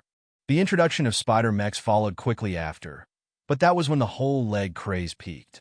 The one man who tried to design a centipede mech failed miserably, and his abomination was quickly forgotten. Methods to deal with heat had come a long way since then, from the use of evaporating coolants to the incorporation of replaceable heat sinks. Mech designers had more choice in how to handle this problem. Vez hadn't included any of that in his mech. Worse, as Hans often hopped and glided around, the Drake's feet wasn't touching the ground, thus further limiting its heat dissipation. Hans kept avoiding the heavy mechs with his mobility while cutting down the medium mechs by jumping close and taking them out with his sword and shield. Only the light mechs posed a problem, as the laser cannons couldn't be fired too fast in order to avoid overheating the Drake. Worse, the laser fire the Drake received only increased its heat levels. About 7 kilometers through the gauntlet, Hans decided it was enough and detached the laser mounts and stubby flight system from the Drake. The mech lost a lot of its mobility and ranged options, but at least its heat generation was cut. Through a mix of clever positioning and a lot of running, Hans was able to pilot his lightened Drake through several blockades. The entire crowd adopted strange expressions when they saw Hans kept surviving ambush after ambush. The Drake often slipped past by the skin of its teeth, its exterior armor and its shield accumulating more and more holes and burn marks. Yet despite the extensive damage, none of them hit anything critical. Hans was somehow able to keep going with the Drake, even when the mechs of other contestants would have malfunctioned at this point. Damn son, did you really spend just 12 hours on your mech? It's still going strong. I haven't done a thing. Vez helplessly shrugged his shoulders. I was on the stage just as you. It's not even possible for me to cheat. Maybe you got word of the competition format beforehand. This must be why Patricia aced the qualifiers. Did the two of you do some unspeakable actions in order to get an advantage? Vez really hadn't cheated. He behaved so scrupulously ever since he arrived at Bentheim that he never once opened the system on his comm. The city was really too crowded, so there were many people of all sorts of affiliations spying on each other. He didn't trust the hotel, the wireless net signals, or even the open air to be clear of spying eyes. Meanwhile, The gauntlet reached the endgame as the finish line was in sight. Hans valiantly squeezed the Drake through many tight spots, though his enemies accumulated at his heels. The light mechs posed a great problem to him, as they were impossible to shake off for long. Only through taking creative routes, such as crashing through thin structures, could Hans stay ahead of the baying wolves. Its shield blocked so many shots and sword attacks that it collapsed at a critical moment when the Drake defended against a pair of knights. While Hans crippled the left knight, the right mech was able to hack off the undefended shield arm. The Drake explosively retreated in order to buy time for Hans to adjust his mech's posture. He was barely able to escape, getting enveloped by hopping inside a large parking complex. Vez's heart dropped at the crippling blow.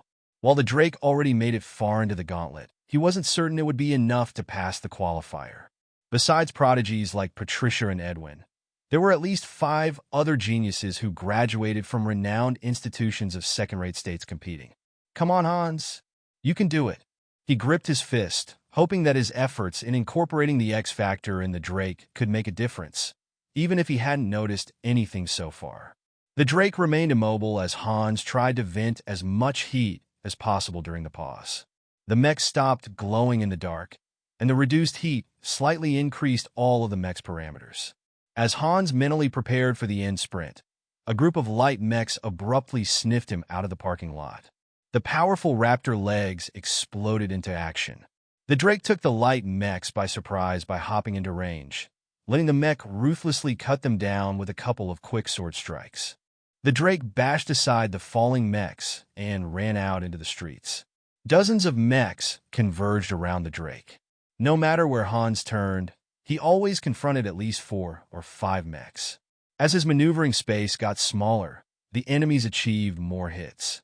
His armor flaked off, and his power reactors started to sputter. However, the engines were well protected, so they kept running at full tilt while the Drake's powerful raptor legs maintained a steady gait even with half of its armor in tatters. Hans hacked and slashed at his opposition with unprecedented ferocity. He even started kicking and shoulder-bashing the mechs in his way, all to create openings to escape. The amount of mechs that crowded around him grew so large that they started to block each other's efforts. The Drake, desperate to break through the mob of mechs, sprinted forwards and used its powerful legs to jump. The sudden action practically broke the remainder of the mech's leg armor. The Drake landed awkwardly atop a puzzled mech, crunching it with the weight of a mech's fall. It opened up sufficient space for Hans to slip past and reach the last 100 meters of the gauntlet. A sniper round cut the unarmored ankle of the Drake, finally felling the mech at the last moment. Everyone let out gasps of appreciation and disappointment. The Drake managed to come so far, outshining almost every other contestant. However, its scores took a big hit if it failed to reach the end of the gauntlet, which was a giant pity. Not yet. It's not done yet, Vez thought as he gripped his fists so tight he squeezed all of the blood out. He kept mentally praying for Hans to pull a miracle. There's still more you can do with a single leg. It turned out that the Drake wasn't out of the picture yet. Amazingly, the mech threw away its sword and bent forward. It used its single remaining arm to support the mech's upper body. Hans awkwardly piloted the 2-limbed mech forward. Its intact leg hopped forward with powerful force, while the arm kept the mech's forward portion from crashing on the ground. With each misaligned hop, the mech awkwardly neared the finish line, even though the arm took more damage from the stresses of carrying so much weight. The sniper shot again, this time taking off half the Drake's arm. Hans couldn't avoid falling forward, yet he kept fighting defeat by practically crawling his mech forward. Only several meters separated victory from defeat, and even as other mechs fired potshots at the Drake, the crippled mech wriggled its remaining leg in a way that allowed the Drake to slide past the line. The entire crowd was speechless. Even the presenter looked dumbfounded at the Drake's incredible integrity and Hans's brilliant performance. Contestant Vez Larkinson has designed a magnificent piece of work. The Drake has officially conquered the gauntlet. Congratulations! The applause Vez received reached the level of Patricia's. Many contestants and spectators looked at him with a renewed eye. This gratified Vez, though he didn't let the praising contestants coming up to congratulate him get to his head. He participated in this contest in order to make himself known to potential customers. Already Vez started to eye the couple of servicemen and mercenaries in the crowd. It's not time yet. Let's wait until I officially pass the qualifiers. Most of the other mechs that went through the gauntlet after that failed to excite the crowd. It trudged on, and besides the contestants whose mechs were on display, Vez was growing bored. He had seen most of the varieties of mechs by now, and many designers failed to think out of the box, resulting in many similar mechs coming out one after another. Well, if Vez hadn't benefited from the system, he'd probably design a similarly crappy mech as well with his once horrible 0.3 creativity score. After a couple of excitements involving the mechs designed by the geniuses, the end results were clear. The presenter enthusiastically announced the 8 lucky designers that could go on to the main stage of the YT this afternoon. And the 6th place goes to Vez Larkinson. Congrats, pal. I already knew you'd win. Carlos hugged Vez tightly. Vez kept a small smile on his face as he basked in his first victory. If he couldn't make it this far with the help of the system, he had no reason to be here in the first place. It was a sure thing to pass the qualifiers. As for the main event, he was not so sure. Both Edwin and Patricia were strong, while the rest of the contestants who studied abroad couldn't be underestimated either. Still, 2 of them slipped up during the qualifications, causing Hans to fail before he reached the end of the gauntlet with their mechs. The next phase of the design contest happened in the afternoon, while the mech pilot competition ended its semifinals. The start of the design competition would be put on the front stage in front of a live audience of thousands. His face and image would also be projected to the rest of the Bright Republic, which was an unprecedented glory for him as he never really excelled in anything before. He sighed at the happenings. No wonder so many of my colleagues chase after fame and fortune. It not only feels great, it's also good for business. While the crowd started to disperse, Vez already turned on his meager business charm as he walked over a group of idle mercenaries. Hopefully he could generate some interest for his product from these battle-hardened men and women. Despite turning on the charm, Vez only managed to generate non-committal interest for his mech. He expected it to be a challenge, but the soldiers and mercenaries all treated him like a fly. Oh, the potentates were polite about it, but the disdain and dismissal was clear in their eyes. His status as a promising young mech designer who just got through the qualifiers meant nothing to them. He lacked the opportunity to show off the Mark Antony as they brush him aside after a minute of polite talk. My apologies, my department is not in a hurry to procure a new mech. Our budget is tight. We don't make a lot of profit per operation. We can barely keep our mechs afloat. I'll look into your products a couple of years later when our current fleet of mechs needs replacements. The crew I'm running already trained in a specific configuration of mechs. Introducing a different type of mech will disrupt the balance. I'm not specialized in melee combat. A mech that uses a mace and shield is not suitable to an unskilled pilot like me. The excuses sounded the same no matter where Vez tried to find a customer. As the people left the venue in order to grab a bite or visit the main event in the central stadium, Vez was left with empty hands. Hello there, Vez. He turned around to see an unexpected sight.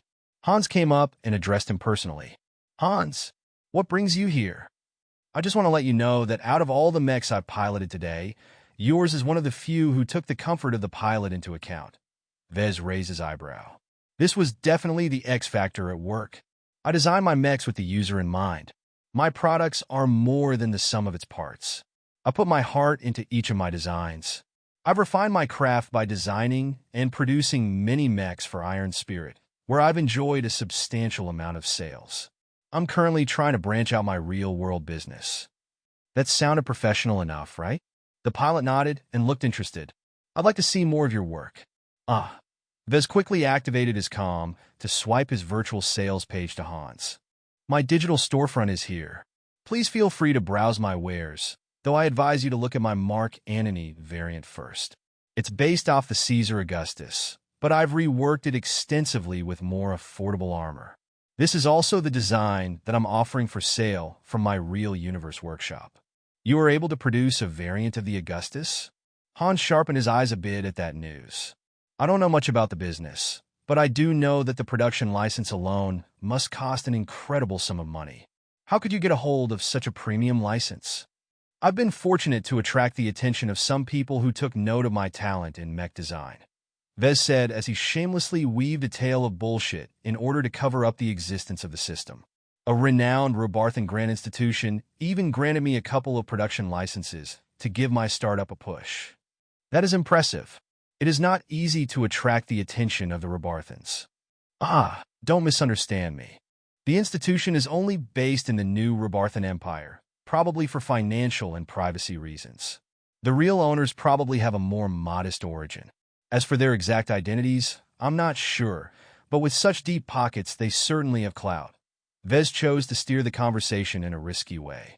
By not so subtly talking about the non-existent rich people behind his back, he was weaving an illusion of having the support of a mysterious and powerful backer.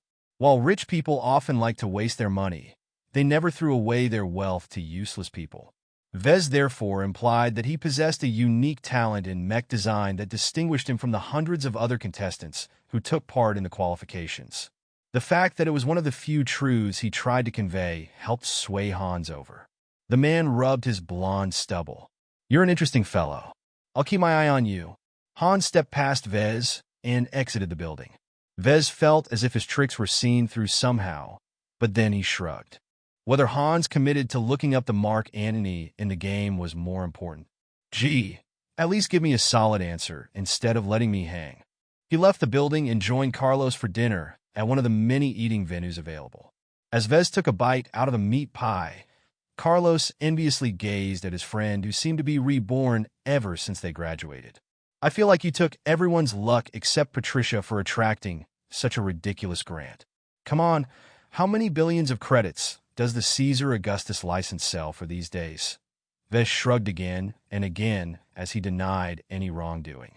"I really don't have a sugar mommy, let alone a daddy. You know I don't swing that way. Give me a couple of million credits, and I'll gladly go down on my knees no matter how old and smelly." Ugh, thank you for that image. I still haven't finished my lunch. When Vez described his difficulties getting his first sale, Carlos shook his head. "You haven't grown up here in Durham, so you don't have a good picture of the people who buy mechs. You're expecting too much out of the mech corps and the mercenary corps. Forget about selling a private mech to a government mech pilot.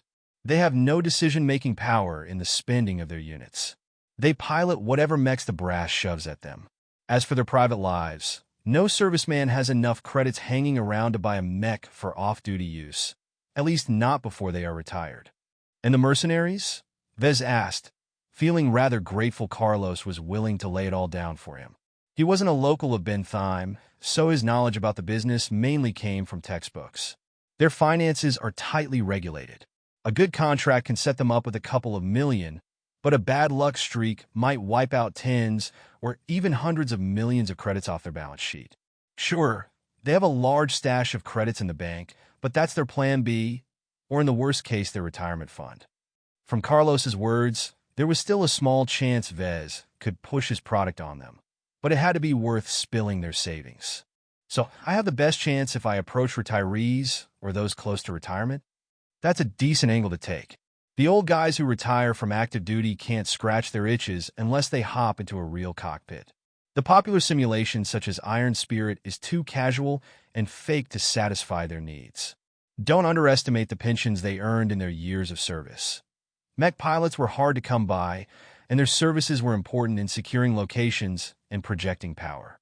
They earn a nice share of wealth of whatever it was they were defending or attacking as taxes or protection fees. It was an accepted reality in human space that the fist trumped over laws. Only the fact that the Bright Republic was just a poor, third-rate state kept it from being embroiled in constant wars over territory. A lot of money exchanged hands whenever mechs took to the field. However, most of it got spent on maintaining the mechs and paying off other expenses. "I do have an idea," Carlos said as he finished his burrito. "You should try to approach the rich guys, in particular the collectors. They love collecting unusual mechs and admire them for hours in their private mech stables. Some of them aren't even potentates. They just love the feel of owning unique mechs." Vez thought his chances there were bigger. "That's a good angle, but they're often inapproachable, right? If you're some average hobo, then yeah, the security won't let you come close. But what if you're the winner of the Young Tigers exhibition? Collectors love unearthing gems in the rough. If they can snap up the very first handmade mech of a budding mech designer with bright prospects, they don't care about the piddling millions of credits they have to throw at you. It's peanuts compared to the potential collector's value when you become a household name in the Republic. This was a tall order for Vez to fulfill. This year's competition was incredibly tough, and even he couldn't guarantee victory against 7 other talented geniuses. It all depended on the format of this afternoon's competition. After finishing their dinners, they walked over to the gigantic stadium at the center of the exhibition. A large crowd of fans cheered as they saw their favorite pilots triumph over their opponents. It took quite a bit of squeezing for Carlos and Vez to reach the crowded entrance. The security portal let both of them pass without issue once they identified themselves as mech designers who participated in the design competition. It was a nice freebie given to them by the organizers. A regular ticket to attend the competition in person reached in the tens of thousands of credits. The well-planned layout of the interior of the stadium allowed the 2 young designers to get a glimpse of the excitement all around. Through the clever use of height and depth, the entire venue was transformed into a 3-dimensional set of arenas where spectators could sit and watch the matches safely from above. Highly durable protective screens protected the onlookers from incidental projectiles and impacts, though the violence still led to some frightening moments. The Young Tigers exhibition introduced the true world of mechs to its visitors. Vez gobbled it all up like a junkie getting his fix. He eagerly approached the nearest arena battle, showcasing a tense sword duel between 2 nearly identical medium mechs. Both of them had been at it for a while, damaging their shields to such an extent that they were forced to throw it away. The red mech, piloted by a talent from Bentheim, circled around the purple mech painted in the livery of an academy in Rittersburg. The 2 core planets of the Bright Republic often competed against each other in any field imaginable, from sports to mech competitions like this. The usual stereotypes were that the people of Rittersburg were polite and stuffy, while Bentheimers were cosmopolitan and greedy. However, when one met the other, they both turned into raving madmen eager to put the other down a notch. As a native of Cloudy Curtain, Vez had no stake in the match. Even though he studied at Rittersburg, he possessed no sense of belonging of that beautiful but ultimately elitist planet. As for Carlos, he felt a bit torn between rooting for his home planet or the planet where he spent much of his time partying. Shit, who's going to win? Carlos bit his lips. Neither of them were pilots, nor did they possess the aptitude to become one. Their knowledge on mech fights largely came from entertainment and the occasional classwork in college. Vez only possessed a slight advantage over Carlos due to his Larkinson military family background. The Bentheimer is a bit too impatient. Vez judged as he took in the tempo of the match.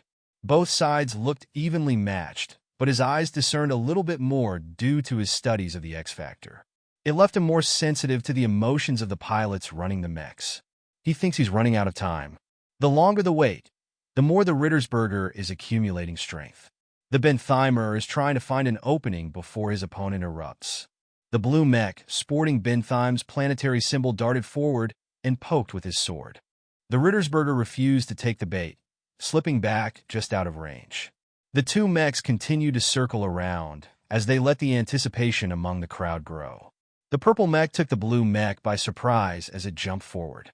The mech from Bentheim hastily parried the sword slash, only to receive a punch on the mech's face when it tried to retreat. The disruption of the mech's main sensors gave the Rittersberger enough of an opening to stab his sword past its defenses. As the tip of the sword touched the armor plate just in front of the cockpit, both mechs immediately immobilized. The safeties had engaged, bringing the match to an end in favor of the purple mech. That was a good show, Vez commented with appreciation. The Rittersberger had a great grasp of timing. He struck when the Bentheimer thought he was in for the long haul. Carlos shook his head as he looked perplexed. Dunno. The guy from Bentheim should slap himself for letting his opponent get close enough to deliver that punch. They took the time to spectate the other matches, enjoying the visceral feel of real mechs clashing against each other with the naked eye. Experiencing such mech battles personally was a treat, and Vez improved his understanding of mechs every time he watched the pilots exert their mechs to the utmost. After having his fill of mech battles, Vez parted with Carlos and reached the backstage area. After a stern search by security, an attendant guided him to a waiting room where the 7 other finalists of the mech design competition waited.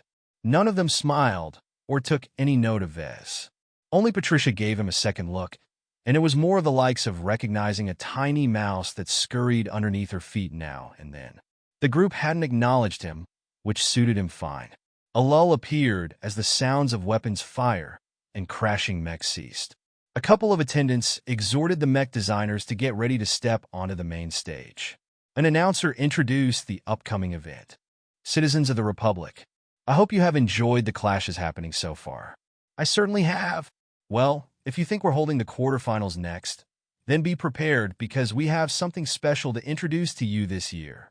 The projectors behind the announcer lighted up in a collage of mech designers and fabricators working diligently on their mechs. A good pilot can't do without a good mech. For every pilot on the field, there are at least 10 to 20 people supporting him from behind. It is at the hands of mech designers that a new mech comes to life. We here at the Young Tigers exhibition wish to do our part in honoring this important profession. Now, let me introduce the 8 brightest mech designers of the year. The 8 of them stepped forward onto the stage. The audience gave them a polite applause. There was modest interest in their appearance, but they'd rather go back to seeing mechs bash their heads against each other. After a brief bow, the announcer detailed the upcoming contest. I'm sure it's fascinating to see our budding engineers tinker with machinery, but it can get a little tedious if they go on for days. We've taken your comments to heart about last year's event and decided to put a new spin on the format this year. Oh, that didn't sound so good, Vez thought. The announcer let the anticipation build up a little before detailing the mech design competition. As you know, many talented pilots have the opportunity to show off their skill on stage.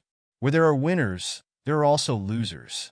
Mech warfare can be a cruel business, but what if some of our pilots have a second chance? Are you willing to see them compete in a separate bracket? Most of the crowd cheered enthusiastically. Many pilots competing today lost their chances to reach the quarterfinals. Many fans hoped their underdogs could shine on the stage once again. We've come up with the Fusion Cup. 8 eliminated pilots with the best scores will receive the opportunity to work together with these 8 fine ladies and gentlemen on the stage. It will be the first competition in this side of human space where both pilot and designer compete jointly for the top and win the prestigious cup.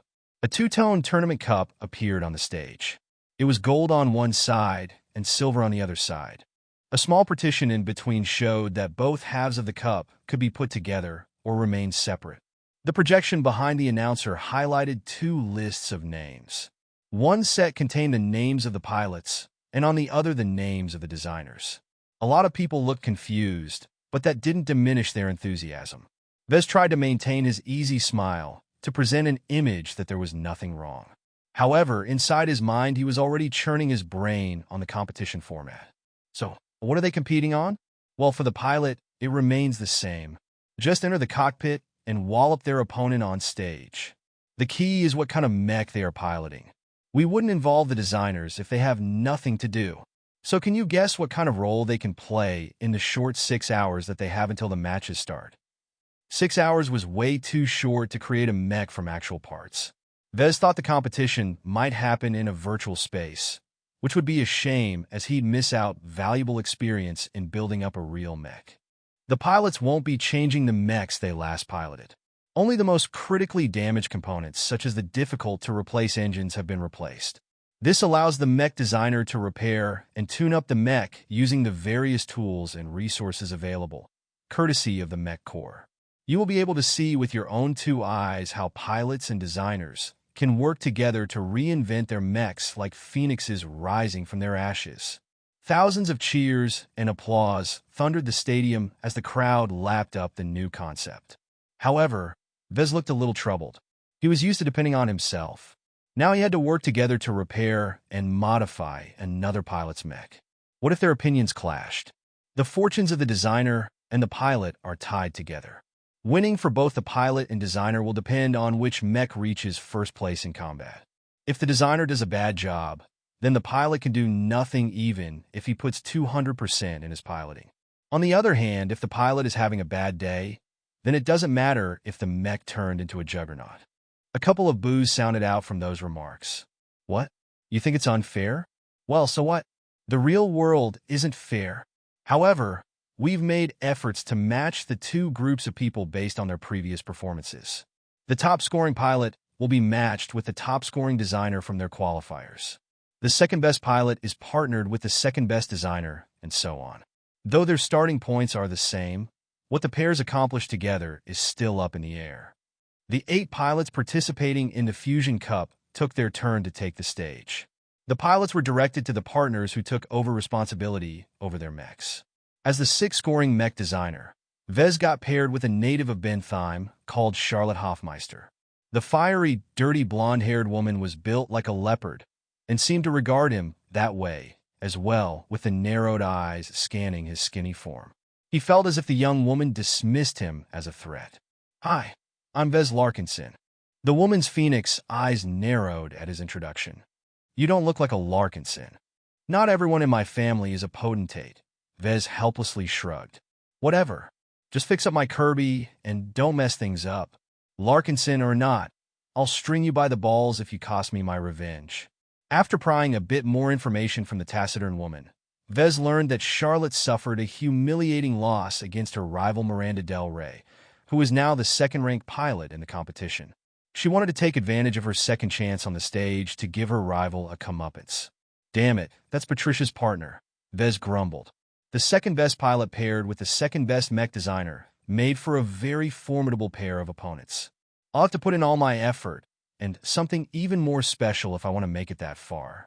Everyone went to the improvised workshops that the organizers put up in the unused side arenas. The wrecked mechs the pilots used already rested on a lifting platform. When Vez saw Charlotte's Kirby, his heart dropped to the bottom of his stomach. "Your Kirby is a heavy mech?" "Yup." The woman smiled with obvious affection. "It's the best damn partner a girl could ask for. He's been my buddy since my final year in the academy." The Kirby was in actual fact a Riesling Inc. Turbofire RTF 581. The Turbofire was built around the concept of overwhelming mid-range firepower. At the time, it was an excellent fire support mech that provided a powerful amount of suppressive firepower in the battlefield. It was not a mech suitable for arena duels. The organizers knew this and came up with a long list of demands ever since the first few white keys resulted in severe injuries. The firepower of all projectile weapons were reduced substantially. In return, melee attacks also got reduced in power by lowering the mech's arm power. Naturally, the latter could be circumvented by putting the weight of the entire mech in the blow. This also resulted in melee dominating over ranged weapons in the tournament, which Vez supposed was the intention of the organizers. Too much firepower strained the protective screen that kept the spectators safe from the explosions. In any case, Vez had to get this lumbering, bipedal gun platform in working condition in just 6 hours. This might not sound like a problem, but when he saw what Miranda Del Rey did to it, he practically despaired. The Turbofire's legs both suffered amputations, which led to the scrapping of both whole legs. In addition, the rest of the mech surface sported nefariously thin sword marks, which made it easy to exploit the damaged sections.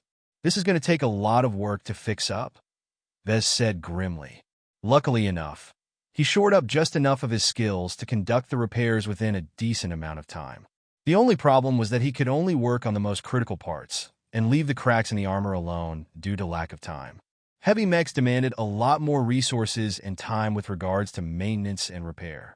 This was one of the reasons why light and medium mechs significantly outnumbered the heavy mechs in service. Vez tried to discuss making some modifications to the mech to make it more viable to the limited-range arena format. "No, absolutely not. A sword or a mace really helps out if the enemy gets close. Zip it, nerd boy. I don't want to tarnish my Kirby by using him as a caveman." Helplessly, Vez dropped the topic for now. Charlotte adamantly insisted on maintaining her tactic of pouring overwhelming firepower at the enemy before they could get into range. This worked great against inexperienced opponents, but as her thrashing against Miranda revealed, skilled pilots had answers to this one-pony trick. Very well, I'll go work on your mech and get it up to working condition. He had more ideas, but thought it prudent to keep his mouth shut. He got the measure of Charlotte now, and knew he couldn't get a word through against her stubborn mouth. It frustrated him a little that the organizers forced him to work with an uncooperative client. Everything they did in the competition was broadcast live to the rest of the Republic. If Vez and Charlotte lost to the first round, they'd end up as laughingstocks. Never mind finding a customer for his Mark Antony. All the pilots would simply laugh at him for failing so drastically on stage. The Kirby took a long time of wrangling to get into an optimal position to replace the legs. In his own workshop, such a job took days, of which most of the time was spent on fabricating the huge legs. Fortunately, in the interest of speeding things along, the organizers provided a number of parts along with nearly state-of-the-art fabrication tools. The cost of the 3D printer and assembler was worth at least 5 times more than the second-hand goods back home in Cloudy Curtain. This is the power the government has at hand. Vez thought ruefully as he started to inspect the damaged underside of the Kirby. Any small mech designer will just get crushed if it tries to compete against the wealth of an entire state. He shook his head and even slapped both of his cheeks. He needed to get his head in the game and avoid any distraction. I wonder if I can impart some X-Factor magic with my repairs. Theory made it possible, but frankly Vez was dubious it could work this time. The organizers already fabricated and supplied most of the parts, which meant he had no opportunity to build up a mech using parts he designed and fabricated on his own in a significant amount. Still, he spent his time refocusing his thoughts in order to keep a narrow intention in mind. I want to make the Kirby a worthy partner for Charlotte. This was the angle he went for. Charlotte obviously already developed affection for her mech and piloted it for an extended time. If he could reinforce that connection in a minute way, it might mean the difference between victory and defeat. With the help of the loaders, Vez was able to get the mech into a position to remove the useless remains of the upper legs. He turned the assembler machine into disassemble mode, which allowed him to gently pry off the legs and clear the sockets underneath the torso of any remaining debris. The installation of the new legs went smoothly. He selected a pair of legs identical to the old ones from the limited selection available. He had no reason to change the model of the legs. Attaching them to the Kirby was similar to assembling the legs of a new mech. Though there were a couple of differences, the most important was that the internal frame needed to be attached perfectly to the legs. While Vez had done such things many times in Iron Spirit, doing it for real on stage brought about immense pressure. Still, the legs attached perfectly to the mech in the end. It helped that Vez avoided thinking negative thoughts by adamantly adhering to his intentions. He wanted to seriously repair and tweak the Kirby until it became a great tool of destruction in the hands of Charlotte. Maintaining mental discipline allowed him to work on his mech in a calm fashion, which slightly impressed the spectating crowd. As the mech designers quietly worked on restoring the functionality of the mechs, the quarterfinals of the White Heat continued. Only one match took place at a time, which had the effect of drawing most of the spectators away to the main arena. The people who watched the matches only turned around and looked at the mech designers busy in their work as the matches ended, and the new one had yet to start.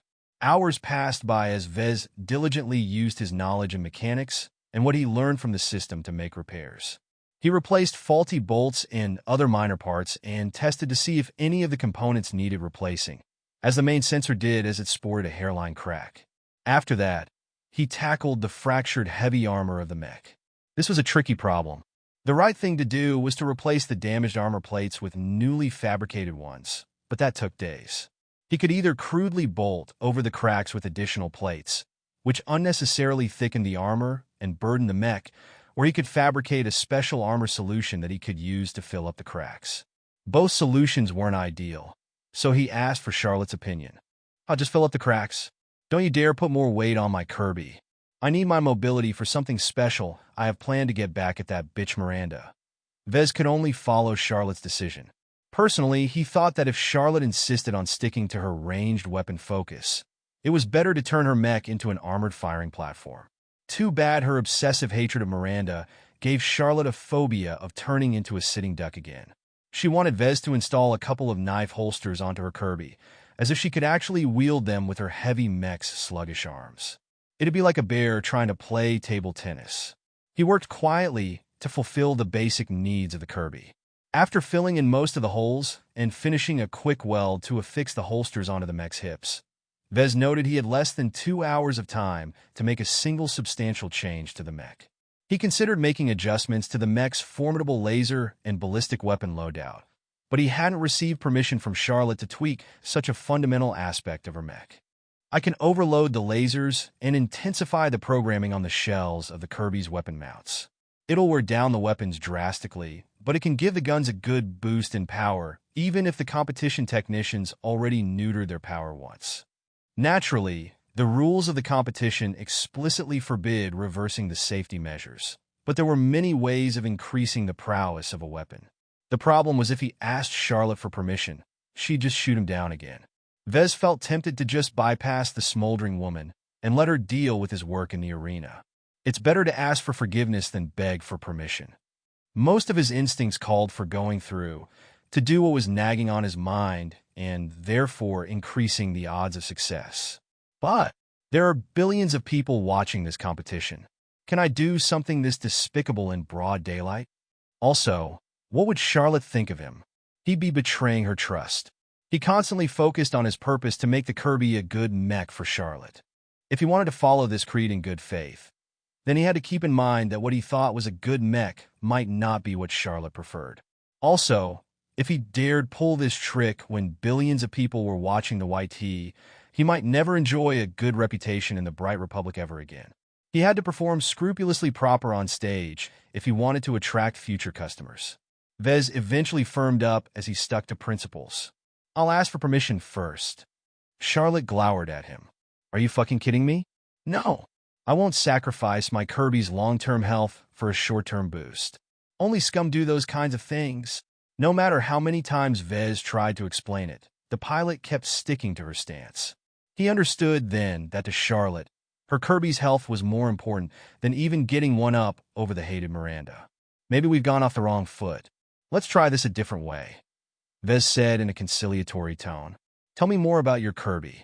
Why do you want to know that? Charlotte looked at him with suspicion. We've got 2 hours of time left, and maybe I can make a few tweaks here and there if you'd let me.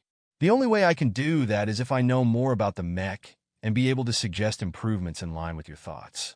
Though she showed she still had misgivings about it, when it came to her mech, she felt better if she bragged about the Kirby. I won the top marksmanship prize in the Academy tournament. They loaned me the Kirby as the first place prize. It's the best mech I've ever piloted so far. He's an old training mech, but he's got the best specs among the heavies in terms of firepower. Charlotte went on and on as she gushed about the mech's substantial firepower. She really obsessed over the ability to turn an enemy mech into Swiss cheese before they even reached her. Vez thought the reason why she personalized the Kirby so much wasn't because she considered the mech a person, but that its weapon loadout featured tons more firepower than all the other piddling mechs she practiced with. In her words, those smaller medium and light mechs were pansies. I think I see what you want. Vez nodded his head. Your training mech is a great fire support mech, but Miranda is going to destroy you with her sword again if you go on stage with the same mech. You have to plug your vulnerability to close-ranged mechs if you want to stand a chance of winning the cup. I don't want you ruining my Kirby. No, I got something different in mind. I'd like to install some temporary additions to the Kirby. What do you say about bolting more guns to the Kirby's frame? The prospect of even more guns excited Charlotte a bit, and after Vez detailed his plans based on the Kirby's build and the available parts, she enthusiastically gave her approval. As a turbofire model, its design had proven itself over the years as a sturdy and reliable way to deliver heavy firepower. It featured a large, stocky bipedal build, allowing it to hide behind hills or structures and fire its weapons over the top without exposing itself excessively. Its main weapons were its 2 heavy cannons that took the place of the arms. This left the turbofire with a well-integrated pair of weapons that could easily be fired around corners and over other obstacles. Naturally, this also prevented the mech from wielding external weapons such as rifles or swords. Though much of the mech was devoted to supporting the 2 cannons, the mech also featured twin laser shoulder mounts. Each mount carried 3 medium-powered lasers and normally fired in rapid-fire mode in order to take down missiles and light mechs. The turbofire design incorporated extra-large and extra-sophisticated sensors. Their best feature was their strengthened targeting systems, allowing the laser mounts to fire more accurately at fast-moving targets. Charlotte always relied on the autonomous shoulder mounts to take care of rushing mechs. Unfortunately for her, Miranda knew about this detail and confronted the Kirby with a Knight-type mech. The shield was specifically prepared for this arena duel. Hiding behind the reinforced shield, Miranda was able to dodge the heavy cannon shots and shrug off the laser beams long enough to reach Charlotte's rear. As the Kirby lacked any way to turn her weapons around, Miranda had ample opportunity to do all manner of things to the lumbering heavy mech. Even the shoulder mounts couldn't turn around due to their excessive length with the mech's large head in the way. To plug this gaping weakness in the turbofire's design, Vez offered to add a small change to the Kirby. He wanted to add a couple of rear-facing weapons on the Kirby's back. With relatively little experience in this area and only less than 2 hours to accomplish the job, Vez knew it wouldn't look pretty. But right now he needed to impress the crowd, and just sticking to safe and boring repairs wouldn't cut it. The Kirby also deserved better. Mounting weapons on the rear of the mech was a tricky operation. It couldn't be something with a long barrel such as a cannon, because the enemy mech could just stand to the side or even cut it off. The weapon should also be limited in weight, or else it could shift the mech's center of gravity too far backwards, making it easy to trip on its back. Lasers could do. There's a couple of smaller mounts available. Still, they don't pack enough of a punch. There was really only one solution: missiles. The basic ranged weapons available to mechs consisted of 3 separate choices. Laser weapons boasted high accuracy, weighed relatively little, and required no physical ammunition. They also slurped energy like a thirsty hog and generated incredible amounts of heat. However, their light speed damage delivery meant that if a mech's sensors were good enough, it could even detonate explosive shells in midair. Ballistic weapons, which included solid projectiles as well as explosive shells, often fired through an electromagnetic barrel. This caused them to consume energy and build up heat, but in a much lesser proportion to lasers. They generally delivered a lot more damage at the cost of accuracy and having to carry around ammunition. Missiles in these days were basically considered self-propelled and self-guided explosive shells. They boasted a substantial amount of firepower and did not require a large and sophisticated weapon platform to launch. The simplest missiles could even be launched from an improvised pipe. They demanded the least in terms of heat, weight, and space out of the mechs, but they were also the most troublesome to reload since they took an incredible amount of space. Still, their ease of delivery made them popular alternatives to ballistic weaponry. These missiles also came in hundreds of different varieties. The most dominant type of missiles were long-range missiles, which could travel at long distances and arrive at a target with pinpoint accuracy, as long as it was supplemented with decent targeting. What Vez decided to incorporate in the Kirby's back was something different. Long-range missiles were all fine and dandy, but the close-range nature meant that much of the propellants in the missiles would never be fully utilized. He decided to go with short-range rockets instead. While they didn't possess enough propellant to travel beyond a kilometer of distance, they used up all of the freed space for extra explosives instead, leading to a bigger boom. Their relatively low-tech and self-contained natures meant that mounting the launchers carrying the rockets was as simple as welding a metal box to a surface. Vez installed 3 separate launchers on the Kirby's broad back in a slightly angled, semicircular arrangement. The middle launcher pointed its rocket straight ahead, while the 2 launchers to the side angled a bit to the left and right respectively. This eliminated the Kirby's blind spots. Naturally, the actual installation was a bit more complicated than described, but he still managed to hook up the launcher systems to the Kirby's operating system. Alright, time's up. The first match of the Fusion Cup will commence in a single elimination bracket style. Matches will last at most 20 minutes, after which each mech can be serviced until the time they're called up to the stage again. You won't have too much time between matches, so make the best of your time and conduct only the most essential repairs. The rules of the Fusion Cup posed slightly harsher restrictions compared to the main tournament. In the normal YT competition, Repairs to the mech were always done by a team of professionals. The Fusion Cup placed all responsibility on the mech designer alone. In practice, this meant that Vez could only spend a small amount of time effecting repairs before Charlotte took the Kirby for another match. Therefore, to make it to the finals, Vez had to make the best use out of a very limited window of time, while Charlotte was forced to defeat her opponent while suffering as little damage as possible. Vez refused to look down on Charlotte's opponents. 5 of them achieved a higher ranking in the main tournament, and all of them were well aware of her fighting style by now, so they could prepare countermeasures. The only good thing about the Fusion Cup's rules was that the announcer revealed the randomized matchups at the end of the modification period. This prevented Charlotte's immediate opponent from bringing in a mech specialized in taking down heavy gunners. The announcer revealed the brackets. As expected, the organizers probably nudged a few things here and there in order to make sure that the first and second place teams faced each other at the finals if they won all the matches. Vez wouldn't be dealing with Edwin and his partner just yet. Instead, their first match surprisingly coincided with what he desperately did not want to see. Let the first match begin. Charlotte Hoffmeister and Miranda Del Rey, please enter the arena. A light and heavy mech both entered the stage. Charlotte's Turbofire's footsteps cracked the surface of the arena with each step due to the additional weight. Though the rear-mounted rockets weighed relatively little, that was only the case compared to other weapons. It made Charlotte's mech into an even bigger sitting duck once its ammunition ran out. Miranda's mech was a statement in elegance. Not unlike the Fantasia, Miranda's training mech looked thin and feminine.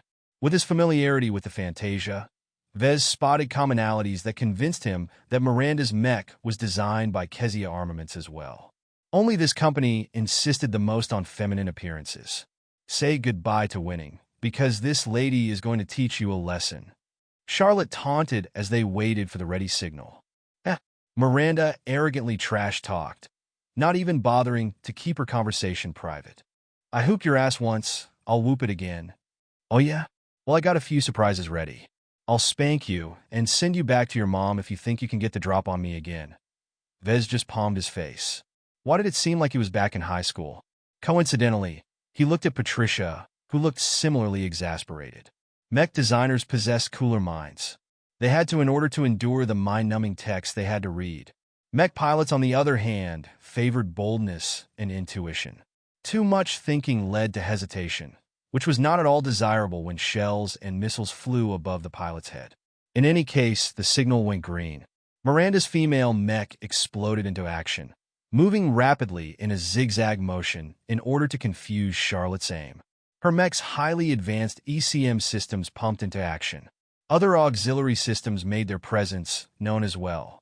One module caused distortions to appear in the naked eye, the result of a special smoke that hindered optical targeting systems and fed them a whole bunch of garbage data.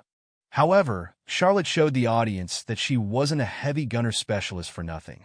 Without waiting for her targeting systems to punch through Miranda's ECM, she fired her cannons and lasers in a wide spread without fine-tuning her aim.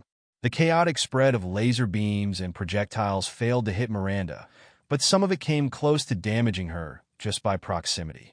Miranda stopped fooling around and circled her way forward at an oblique angle, always making sure she never closed the distance in a direct path that allowed for easy hits.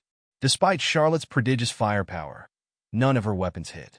Only when Miranda reached halfway did she suffer minor damage to her mech's legs when an explosive shell detonated a bit too close. It peeled a few layers of armor, but nothing more. I told you, Charlotte, you'll always be beneath me. Charlotte appeared to have panicked a little and overloaded her laser mounts. The weapons pushed past their maximum cycles and fired until the turrets overheated. Vez winced as he thought how troublesome it was to repair the turrets. Overheating affected laser weapons a bit more severely than other components due to the high demands of integrity the weapons required. If the focusing elements were a little bit off, then what the barrel spat out wasn't a tight beam, but a wide spread that felt more like a tanning machine than a deadly weapon. Miranda suffered a number of hits, not just due to the increased frequency of shots, but also due to the shorter distance. Getting closer meant her profile grew in Charlotte's targeting vision. This increased the heavy mech's chances of hitting the light mech. However, As Miranda continued to close the distance, the hit rates decreased even as the lasers kept their frantic firing. Her mech sideways dodging increased the amount of degrees Charlotte had to adjust her aim once the distance between the two narrowed. It was like the difference between shooting a clay pigeon 5 meters away and 50 meters away. If the clay pigeon was thrown in the air from a distance, the shooter only needed to shift his weapon a couple of degrees at most to track the projectile. If the clay pigeon flew a lot closer, then the shooter might even be forced to turn his body over 100 degrees in a single second. Heavy mechs notoriously turn their mechs slowly.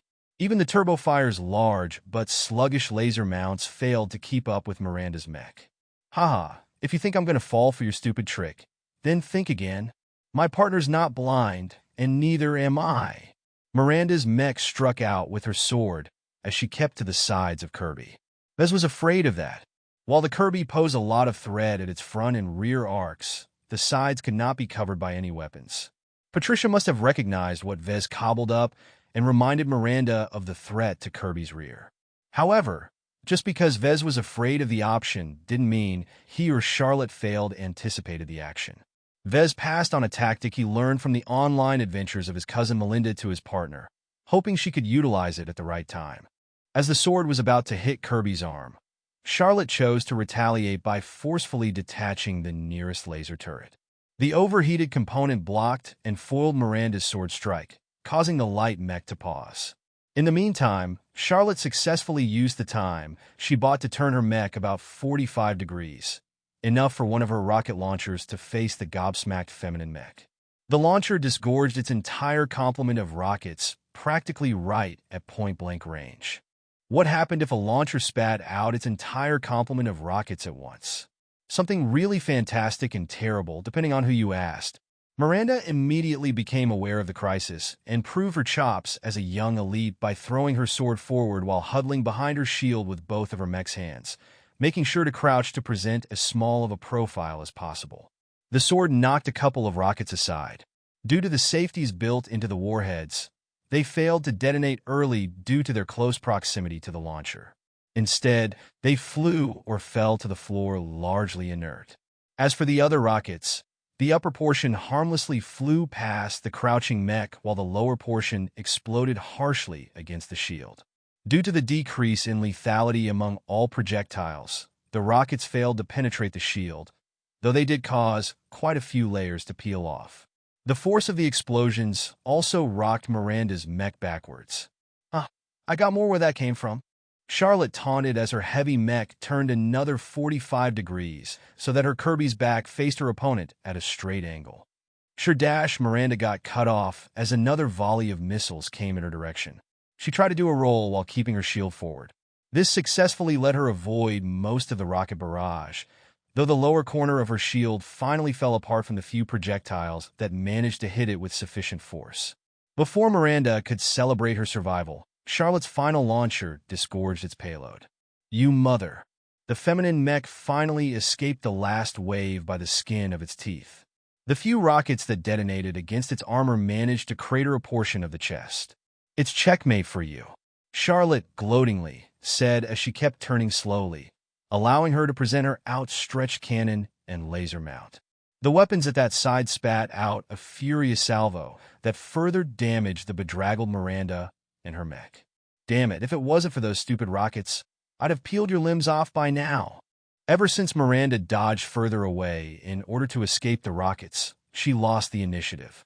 Her mech needed time to build up speed, and before she built up her momentum, Charlotte got a prime opportunity to sneak in a lot of damage. The Kirby sinisterly aimed at the legs, hoping to impair Miranda's mobility. A lucky high explosive cannon shell managed to detonate close to the legs, which stripped off the rest of the armor of the female mech's feet. The force of the small explosion also unbalanced Miranda's gait, causing her to lose crucial speed. Alright, I wanted to save this for the finals, but you leave me no choice now. Let me show you what Patricia gifted my mech. Oh! Vez bit his lip as Miranda finally took the match seriously. He knew that Miranda always kept something in reserve. As a mech designer as renowned as Patricia wouldn't just let her partner go out in a boring stock mech. The female mech's back armor opened up to reveal a stubby flight system. Vez almost couldn't believe what he was seeing. That fucking Patricia stole my design. Patricia not only stole his idea, she improved upon it. She expanded and sloped the back armor in a way that freed up space, while not making it obvious a miniature flight system was attached in that location. The amount of engineering it took to create such a hidden surprise boggled Vez's mind. He had to admit that Patricia possessed terrifying competence. Miranda's mech ceased to care for its damaged legs, as the compact flight system allowed it to travel above the floor with sufficient speed. The light mech's ability to dodge improved substantially. After building up sufficient speed, it flew towards the Kirby for a second showdown. Charlotte gritted her teeth inside the cockpit. Her rear armor was burdened with empty rocket launchers. Though they already released their payloads, they still weighed her down a little bit. In addition, she sacrificed one of her shoulder mounts in order to fend off Miranda. With only one laser mount left, she was sorely pressed to keep off the looming threat. The match entered another act, and this time, even if Miranda had thrown aside her sword, she still possessed enough lethality once she unsheathed her backup knife. Yet it never came to use, as Charlotte finally achieved a critical hit to the light mech's weapon arm. Miranda managed to swap the knife to her mech's other arm, but the damage it suffered when holding the shield caused the fingers to grip the knife unsteadily. The distraction allowed Charlotte to get in another couple of shots. When her next cannon shell impacted the light mech again, the competition's inbuilt safeties kicked in and turned the projectile inert. Everyone was silent for a moment, then cheered massively as they experienced an upset.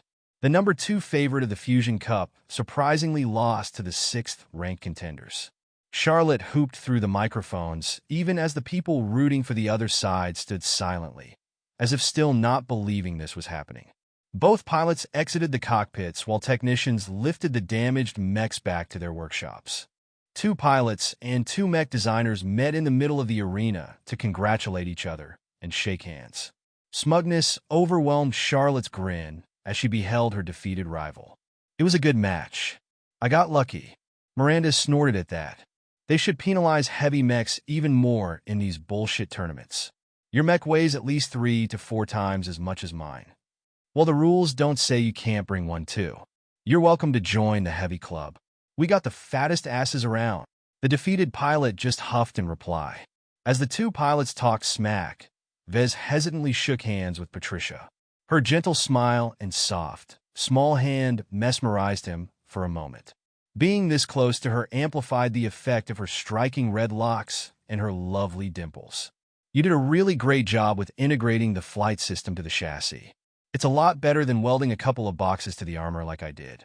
If my mech partner hadn't achieved a lucky hit at the end, then this contest might end differently. Patricia shook her head. Don't belittle yourself. What you chose to augment worked out much better in the end. You chose to plug a gap, while I doubled down on Miranda's strength. I don't think either choices are wrong, but as you said, it worked out better for you, as the extra firepower was a lot more useful than flight capability in our matchup. To be honest, both Miranda and I expected to fight a medium or light mech. Yours is the only heavy mech in contention. The 2 babbled a bit about the design choices they made for their respective mechs. What actually Vez had in mind was trying to facilitate the X Factor, but that was something of a secret weapon to him. He instead diverted Patricia's attention by pointing out he had a hard time convincing Charlotte of making any changes. She only approved the rockets due to agreeing with her affinity for more weapons. Miranda gave me the lead instead. Patricia explained. As a gifted pilot, she's proficient in piloting many variations of light mechs. So when I proposed to adapt your flying system scheme to her mech, she readily agreed. Now that I think about it, I should have involved my partner more in the shaping of her mech. The 2 teams parted after the announcers called in the next contestants. Charlotte and Vez returned to the workshop where the beat-up Kirby rested. While Miranda ultimately inflicted no damage, Charlotte caused enough of it to compensate. The mech's left shoulder was absent a laser mount, and the entire mech still suffered minor internal damage due to overheating. An overheating mech posed serious problems in terms of repairing them. A mech that ran as hot as an oven all over meant that the damaging heat penetrated to the very deepest interior of the mech. To repair such a mech to maximum readiness, Vez was required to pull the mech apart and go over each component one by one. Thin wires and small components were especially vulnerable to damage from excessive local heat. It'll last. It's not the first time I cooked the Kirby. He's built to take a pounding. Charlotte nonchalantly declared as she sank down in a nearby sofa and sipped her energy drink. Vez sighed in exasperation. We only have about an hour to 2 hours before we're called up on the stage again. That's barely enough to refill the rocket launchers and roughly slap another laser mount on the Kirby's empty shoulder. I don't have the time to do the repairs I'm certain this mech needs. Then don't. I'll just roll with the punches. If my Kirby's a little slow, it's no big deal. I'm already used to moving at a snail's pace. Vez really preferred not to hand his chances of winning over to fate. Their stunning upset against Patricia and Miranda attracted some attention from the crowd, but most of them attributed their win to a faulty strategy by their opponents. Winning a match by getting lucky didn't prove his mech designing skills. If Charlotte and Vez somehow managed to scrounge up another win in the next match, they could prove that they possessed real skill. If Vez sufficiently proved his capabilities, then he'd have a much easier time selling off his own mech. He still kept his ultimate goal in mind. Winning the Fusion Cup was not a life or death matter. It only helped fulfill his other goals. He got on with the repairs while keeping an eye out for how his competitors were doing. Most of them involved high-speed duels or tense battles where both sides clashed their swords against each other. This excited the crowd much more than the one-sided shooting fest Charlotte went through in the previous match. Refilling the empty rocket launchers took very little effort. It only took a little time because the machines available to Vez could only put in one rocket in its tube at a time. After that, Vez dug into the pile of spare parts the competition offered and picked the closest-looking equivalent of the Turbofire's standard laser mount. Removing the damaged remains from Charlotte's emergency dismounting of the shoulder mount was a delicate operation. If Vez screwed up here, the new laser mount wouldn't fit in the standardized socket, which enabled the laser mount to link into the mech's targeting systems and draw power for its rotation. Luckily, the mech appeared to have been built for these kinds of actions, as Vez encountered no bumps into making the socket clean. After carefully attaching the laser mount, Vez spent some time making sure the mech's processors correctly adjusted its targeting system to the new mount. Different models required different parameters in order to fire accurately. It didn't perform as well as the original model, but for a quick fix it did the job. Vez swept the moisture from his forehead as he finished the essential repairs. Barring the damage the mech previously suffered before its entry in the Fusion Cup, the Kirby recovered its highest combat state. In the meantime, a couple of other matches took place in the arena. Mechs sporting different amounts of damage and variation entered the stage and duked it out with their counterparts. What Vez paid the most attention to was the match that decided his next opponent. The match progressed in a one-sided fashion. A hapless knight who ranked 8th in the previous tournament was forced to use his backup pistol against a skirmisher-type mech. The skirmisher wielded 2 submachine guns and ran circles around the mech with ruthless patience. "Looks like that SMG fellow will be my next opponent," Charlotte remarked as she already sized up her next likely opponent. "I hope my armor will be up to the task." The skirmisher fell under the medium weight class, but moved almost like a light mech. Vez checked the names of the participants and learned the skirmisher's pilot was called Alexander Steele. His mech designer was a fellow named Michael Dumont, who studied at a private institution based in a second-rate state. This guy looks tricky. Unlike Patricia, who merely mastered the basics to the utmost level, Michael is more familiar with new advancements and better techniques. I think Alexander is holding back the full potential of his mech. His current opponent isn't worth exposing his trump card. Charlotte's easy smile turned into a serious frown. She had reason to worry if Alexander's skirmisher possessed a hidden card. Normally, heavy gunners easily shredded skirmishers solely due to the difference in firepower and armor. But what if the skirmisher changed his weapon loadout?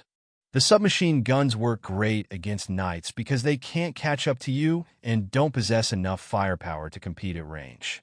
But that's obviously not going to work for you, Charlotte. She nodded at that realization. Unlike her own mech, whose weapons were pretty much fixed, Alexander could just put down the SMGs and take a more appropriate weapon in a battle, such as a heavy shield or an armor-piercing rifle.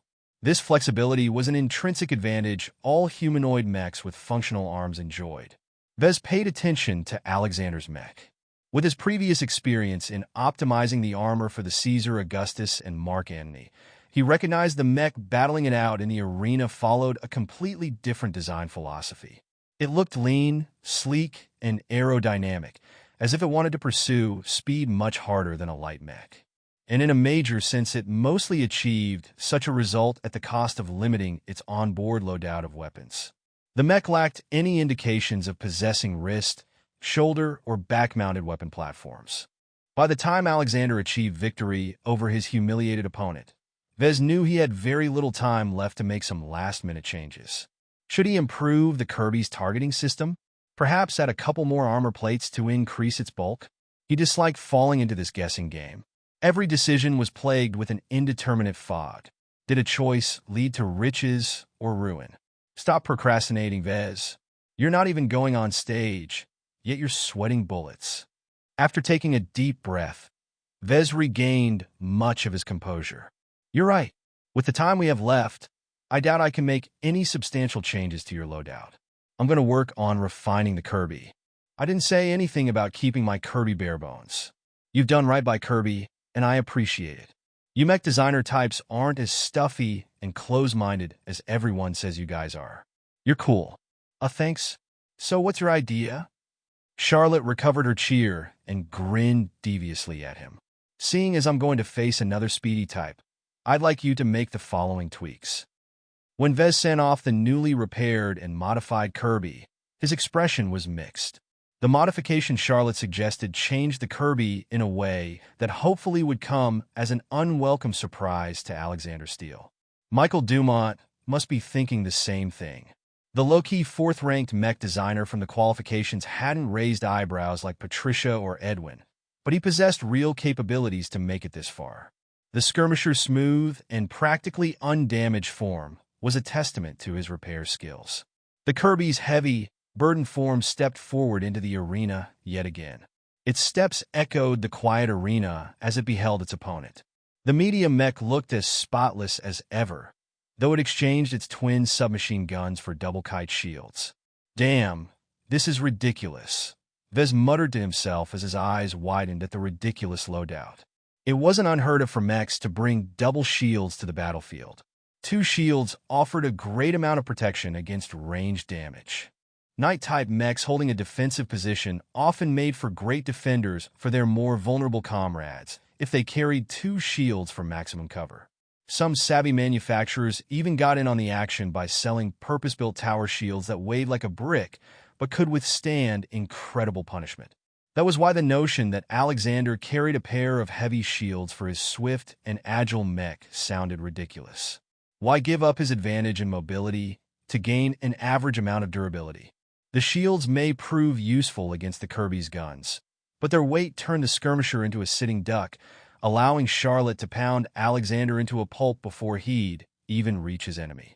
Could it be that Alexander is carrying another weapon? The timer counted down. Plenty of people in the audience took note of this match. Not only did it determine which team entered the finals, it also signified a battle between two unusually modified mechs. The crowd was beginning to come around to the idea behind the Fusion Cup. It not only tested a pilot's judgment and skill, it also involved his partner's craftiness. The mech designer's role might not be as flashy as the pilot's, but his every move affected the battlefield in a way that was no less influential. Vez feared Michael quite a bit for this reason. The man hid his competence well, for the skirmisher that he fixed up revealed no hints of what lurked beneath its spotless facade. 3, 2, 1, start! The match exploded into action as Charlotte fired all her guns without waiting to engage her targeting systems. Her manual aim proved sufficient, as pretty much both of its explosive shells detonated squarely against the skirmisher's shields. Surprisingly, the shield held against the immense assaults. The lasers fired from the Kirby's shoulders merely splashed the shield's surface with ineffectual heat. The second volley of shells from the Kirby's arm cannons failed to deal any substantial damage to the sturdy shields. The skirmisher calmly stepped forward, leaning its posture square against the shields just before Charlotte fired. While the shields contributed much to the skirmisher's unyielding pace, Alexander's impeccable piloting skill made sure his mech maintained its balance. How can this? I don't even. Vez tried to parse the sight in front of him. The shields were able to withstand incredible punishment far beyond the materials provided by the organizers should be able to withstand. Are they cheating in front of a crowd of millions? Likely not. Such blatant rule breaking threw away all credibility for the Young Tigers exhibition. Then, considering all the state-of-the-art machinery the mech designers had at their disposal, then Michael must have treated an existing pair of shields with a highly advanced composition so far ahead that it must involve some secrets from a second-rate state. He grimaced at the guess. The organizers were probably overjoyed when they get to peek over Michael's shoulders. The technique he used might not be known to the higher-ups at the Bright Republic. Perhaps the Bright Republic introduced the Fusion Cup for reasons other than allowing mech designers to gain some fame alongside pilots. This implied the Republic was desperate to steal new technologies, which was ridiculous. Though it only ranked as a minor star country, it still possessed unimaginable wealth compared to most corporations. The income they made off Bentheim and the budding mech industry there ensured they possessed the resources to enhance their tech base. There must be something else behind the Fusion Cup, something I can't see yet. In any case, nothing Vez figured out could change the situation in the arena. The shielded skirmisher came quite close, and only failed to reach the Kirby due to the kinetic force of the explosions that pushed it back. "Art, what does it take to crack open your shell?" Charlotte shouted in frustration as she slowly stepped her mech backwards while continuing to fire her cannons. She kept her laser mounts silent. The lasers inflicted negligible damage to the shields. It hurt her more than the enemy if she kept shooting to the point of overheating. When the skirmisher finally came close enough to engage in melee, Alexander patiently waited for another pair of shells to impact his dented but still intact shield. The moment the cannons fired off their payload and loaded another round, the shields dropped and a twin pair of heated knives entered the mech's hands. "So that's what you were hiding?" Charlotte yelled as she finally re-engaged her lasers. At this range, a barrage of shots created a couple of awful burn holes in her opponent's armor. Yet the lasers lacked the punching power to stop or hinder the skirmisher in any way. Mechs often used rapid-fire lasers to deal a great amount of constant damage in an efficient way, but such a narrow focus made them vulnerable to sudden strikes like the one Alexander performed. The skirmisher jumped in the air and landed both ends of its knives into the Kirby's shoulder mounts, instantly piercing them and rendering the laser scrap. Too impatient to wait for her next shells to reload, Charlotte simply bashed her cannon tubes against the hanging skirmisher, successfully lodging it off her mech's frame. Unfortunately, the shock dealt some damage to the internal modules of the cannons, causing their reloading process to stop. Instead, Charlotte engaged her surprise. "See you, sucker?" One of the three boxy rocket launchers started to flare as the boosters hidden within came to life.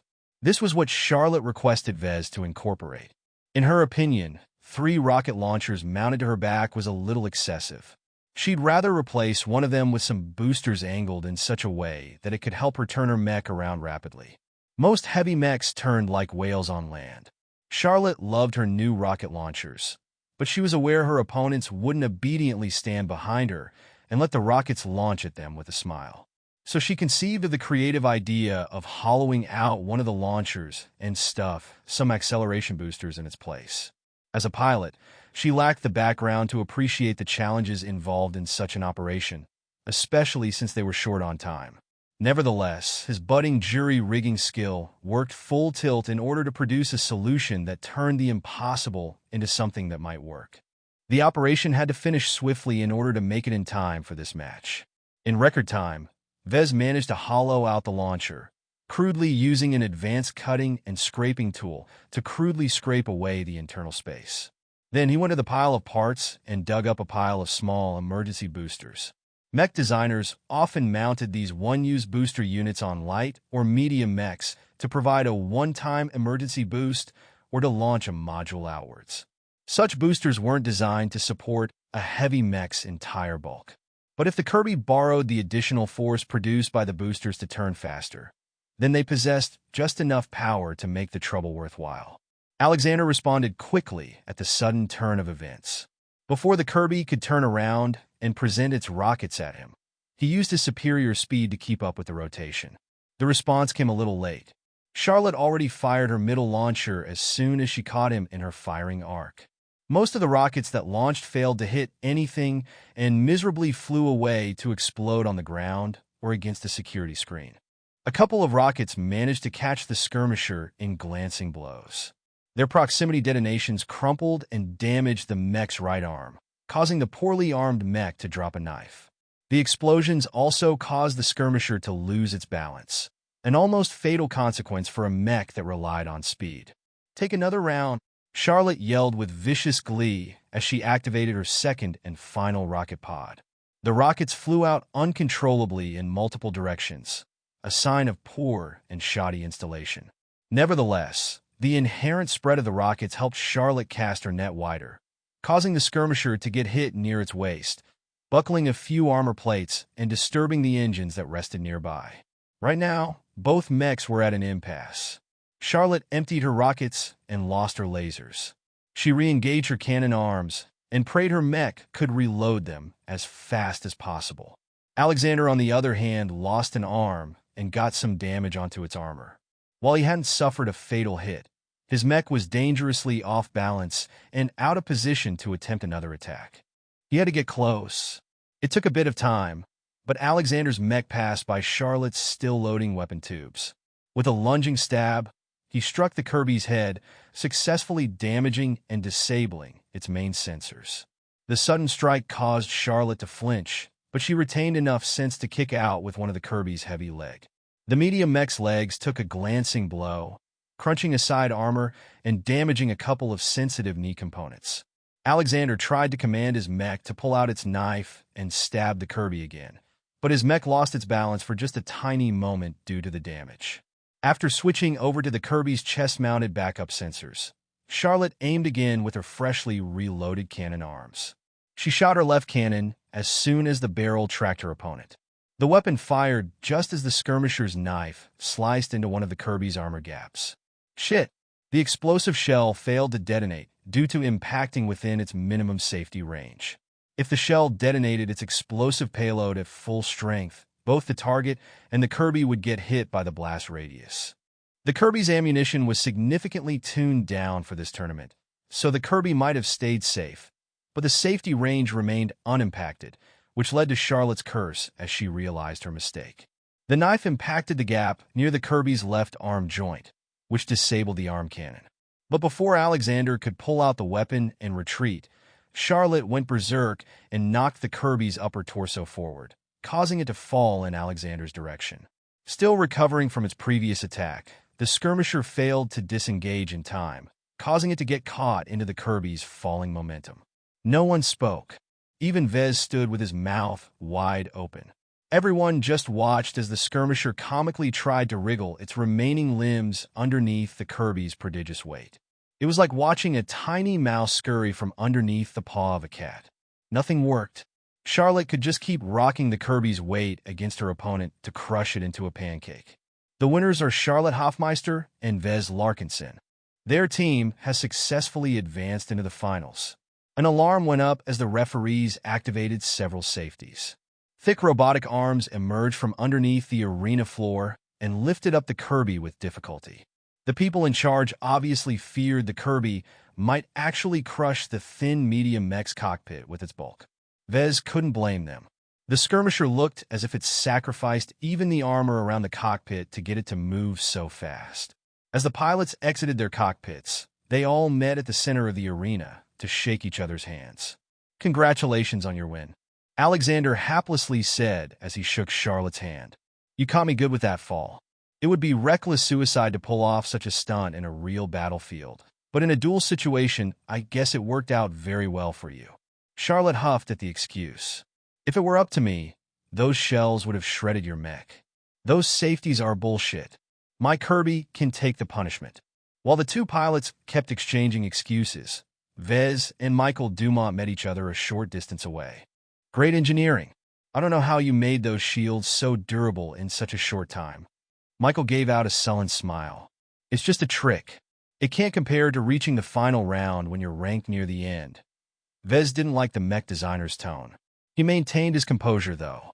"I admit I'm lucky enough to be paired with a good pilot with an uncommon mech. Her heavy mech poses a lot of problems just by carrying so much stuff around. I know it put you in a tough position. The modesty only soured Michael's expression even further. If this year's mech design competition hadn't switched to this bullshit Fusion Cup, then you'd be congratulating me. You're right in that you got lucky, punk. Your team beat mine fair and square. But if it came down to a showdown between just you and me, then I'd wipe the floor with you 99 times out of 100.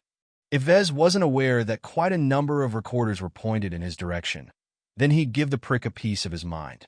Instead, he kept up his smile and straight up turned his back at Michael, signaling that the conversation was over as far as he was concerned. You should gracefully resign now while you can. Michael gave his parting shot.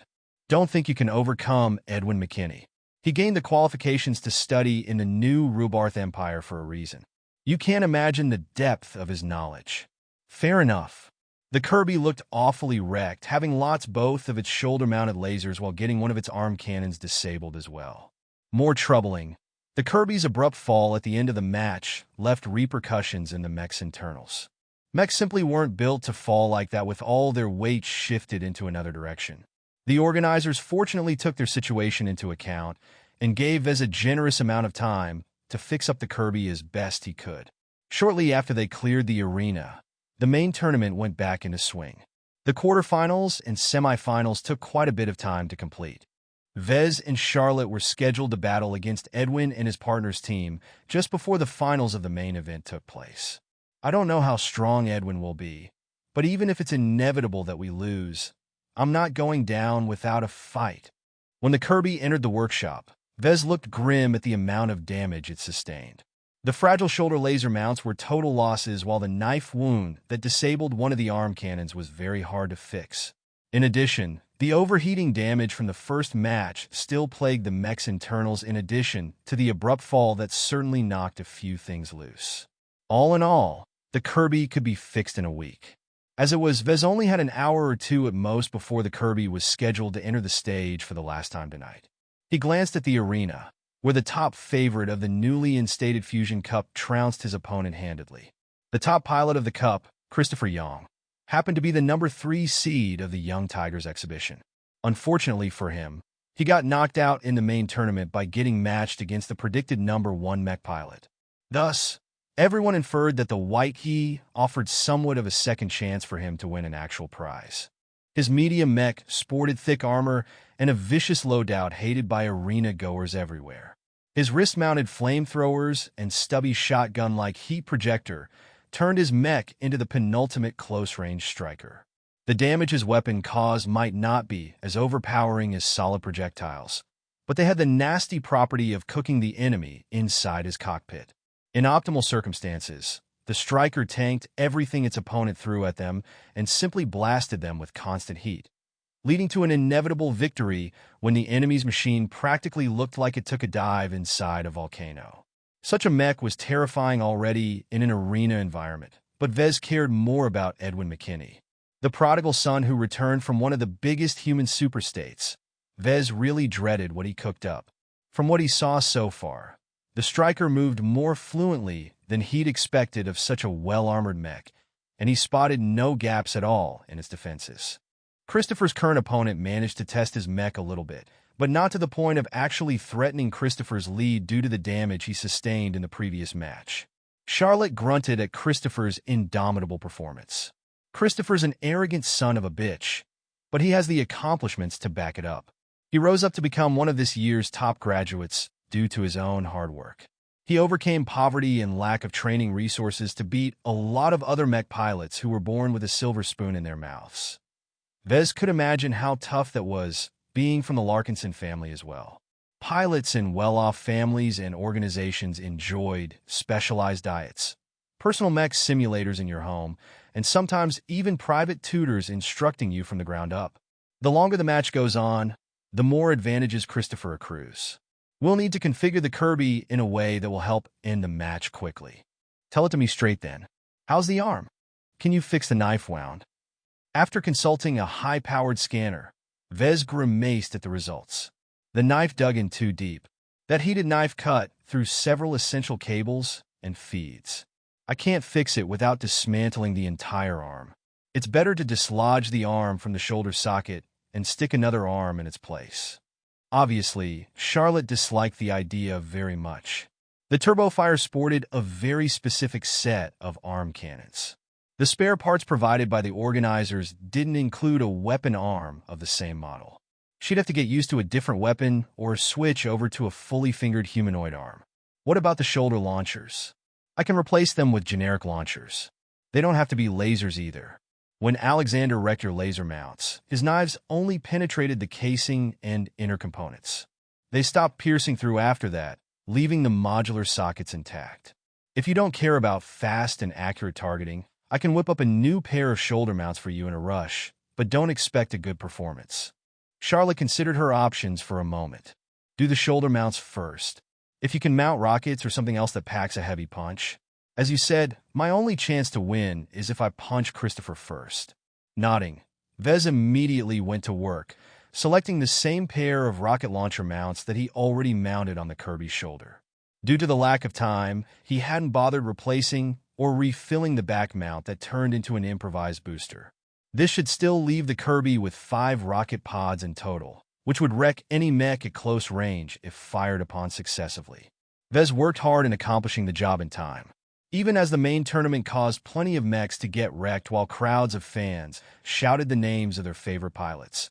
Vez fully concerned himself with bringing the Kirby back to a semblance of life. He poured as much of his emotions into the work as possible, hoping it could knock the presumptive champions off their thrones. What resulted from his hour-long frenzied tinkering was a heavy mech with 2 crude shoulder-mounted rocket launchers affixed to its shoulders. Unlike the streamlined laser mounts, the boxy, oversized rocket pods weighed the Kirby down significantly more. Together with the pods affixed to its back, the Kirby was dangerously top-heavy in its weight distribution. I can't do anything about the balance, Vez warned Charlotte as he moved on to working on replacing the arm. You'll have to move carefully and never let yourself get tipped over. Right. I'll keep that in mind. The work on the arm proceeded even faster and shoddier than Vez thought. He practically ripped the damaged cannon arm from the Kirby's shoulder socket, rendering it even more damaged, but Vez hardly cared at the moment. He inspected the socket and hastily removed whatever debris remained. Then, he picked up a generic heavy mech arm from the pile of parts and hastily installed it in the empty shoulder cavity. Even as the semi-finals of the main tournament started to wrap up, Vez hastily connected all the necessary cables without testing them to make sure they properly exchanged information and power to the empty arm. He skipped the fine-tuning and calibration of the arm entirely, which was a big taboo in his profession. An arm that wasn't tuned right felt like a crude prosthetic to a mech pilot. The responsiveness of the arm suffered greatly, but it couldn't be helped. The competition pushed Vez into cutting pretty much every corner he could find. The announcer already got ready to warm the crowd up as Vez asked Charlotte what weapon she wanted to wield for her new arm. And now, get ready for the final round of the Fusion Cup. Who will win the grand prize? Will it be the twin stars of the Bright Republic, the mighty Christopher Young and the genius Edwin McKinney? Or will the underdogs Charlotte Hoffmeister and Vez Larkinson triumph once again with Lady Luck by their side? Granted, Vez could give the announcer a prize for adeptly making the finals sound dead even. Whether the match resulted in a favorable outcome, nobody knew. Vez didn't dare analyze his chances.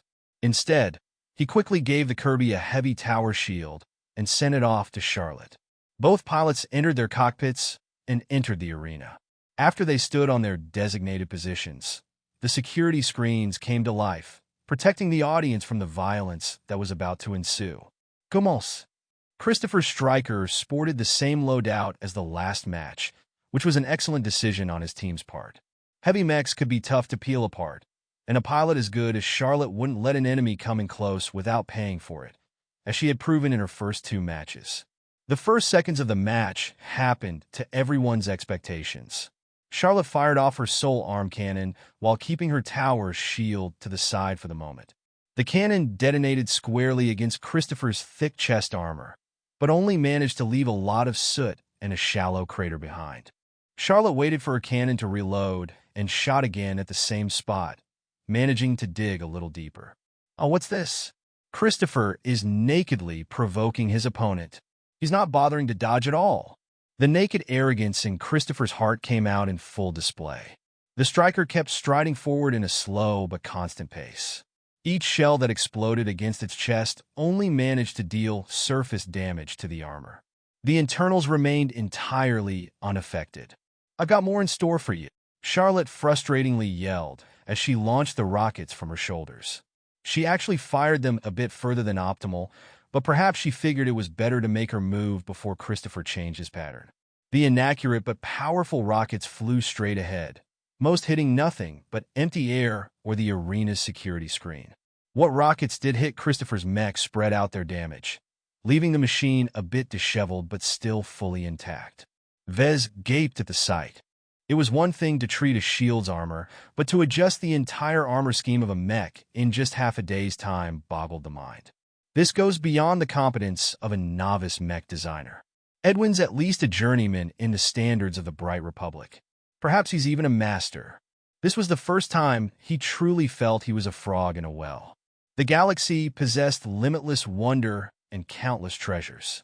Though it irked him to admit his current capabilities could not even touch Edwin's shadow, he was confident the mech designer system could pull him up to the standards of the bigger and wider galaxy in time. I wonder how the system is doing. It must be feeling a little cramped and lonely in my comm unit. Though Bentheim welcomed every visitor with a smile, Vez was under no illusion that much of his actions were monitored. Perhaps he might not warrant personal attention from an actual human, but he was sure there were dozens or hundreds of automated programs tracking him from cameras, microphones, and countless other sensors. Only in the safety of his workshop, where he meticulously controlled his own workspace, did he truly feel safe in activating the system. Keeping my system locked in my comm unit is tempting fate. I should try and find a better solution to house the system once this ordeal is over. In any case, Christopher reached his optimal range. With one arm, he activated his flamethrower, and with the other he fired his stubby heat projector. Waves of visible and invisible heat combined with each other to crash against Charlotte's practically immobile frame. Much of the heat was absorbed by the shield, but due to its shoddy materials, its forward-facing layers already started to melt. Christopher fired his weapons constantly from the same position, essentially battering the shield with heat. Charlotte kept up firing her soul cannon, only to slowly peel off the chest armor layer by layer at a snail's pace. It truly impressed the entire crowd how well Christopher's mech withstood the barrage. Seeing that her shells got dispersed without effort, Charlotte grunted in frustration and tried to charge forward. Unfortunately, the tower shield weighed down the Kirby too much, but even without the burden, Christopher widened the distance with ease. It was perverse how Christopher's mech boasted armor almost as good as Charlotte's, but with only a fraction of the weight. The match wound down as the Kirby suffered a slow death. Charlotte's ballistic cannon finally malfunctioned due to the internal damage it accrued by all the heat cooking the mech from the inside. It signaled the end of her chances of ever killing her opponent's mech. And we have a winner. The crowning champions of the Fusion Cup are Christopher Young and Edwin McKinney. Congratulations to Larkinson and Hoffmeister for putting up a valiant struggle. Please give it up for our hometown boy and girl. Perhaps admitting that this competition's balance was grossly out of whack, the audience clapped appreciatively at Vez and Charlotte's efforts to fight to the very end. Somehow, Vez felt most of his frustrations fade away. He got over the unfairness of competing against a prodigy who studied at an elite institution and using his advanced knowledge to his advantage. Second place is good enough, especially since I never intended to compete to the very top in the first place. From all the attention placed on him, Vez felt optimistic he could find a customer in the crowd. While Edwin proved his overwhelming dominance in the local mech scene, he was too unapproachable. Everyone could guess he was meant for greater things. As someone who never left the Republic in his entire lifetime, Vez put up a respectable fight, overcoming two opponents with luck and skill. Well, mostly skill. You didn't get to reach the finals if you lacked the qualifications to work as a proper mech designer. As the two teams met in the middle to shake each other's hands, the organizers set up an impromptu podium nearby. They waited for the announcer to finish his spiel so that they could accept their awards. So, can you give me a hint on how you made Christopher's mech so durable? The elite mech designer peered his eyes at Vez, as if he was an unworthy bug. Okay, so you don't want to talk Vez awkwardly remarked and discreetly pulled back. In contrast to his frosty conversation, his partner had an amiable conversation with Christopher. The young man wore a friendly smile as he explained the decisions he took in the battle. Not that it required much effort on his part due to the overwhelming superiority of his mech. The announcer first awarded the third place to the team that lost to Vez and Charlotte in the second round. Though Alexander and Michael's mech had been crushed by the Kirby's incredible weight, the operational capability of the mech remained intact, if a bit battered. Their opponents for the third place had lost against Christopher's devastating heat armament, which meant pretty much the entire mech was half fried from the incredible heat. Repairing such damage when it spread out to the entire mech was a nightmare, and Vez didn't begrudge the mech designer for losing. Michael Dumont did a decent job fixing up Alexander's skirmisher to the point where it could wield a rifle. And now for the winners of the silver medallion. Please welcome our young talents Vez Larkinson and Charlotte Hoffmeister. A much louder applause met the two young graduates as they ascended the podium and accepted the silver medallion from the floating cases in front of them. With smiles plastered to their faces, they both waved cheerfully at the crowd. Vez found it wasn't bad being appreciated for once. The celebration truly affected his mood for the better. In addition to receiving a commemorative medal to the first ever Fusion Cup held in the Republic, our two winners will also receive a cash prize of 200,000 credits each, along with preferable treatment akin to veteran status by the Bright Republic. The cash prize was a nice surprise, but it was a drop in the bucket considering the immense cost of business Vez had to deal with. It also clearly dwarfed the prize money of last year's mech design competition. What surprised him was that the Republic actually handed out preferable treatment to the two of them. Even Charlotte perked up significantly when she heard the words. Normally, only the champions of Young Tigers exhibition enjoyed preferable treatment.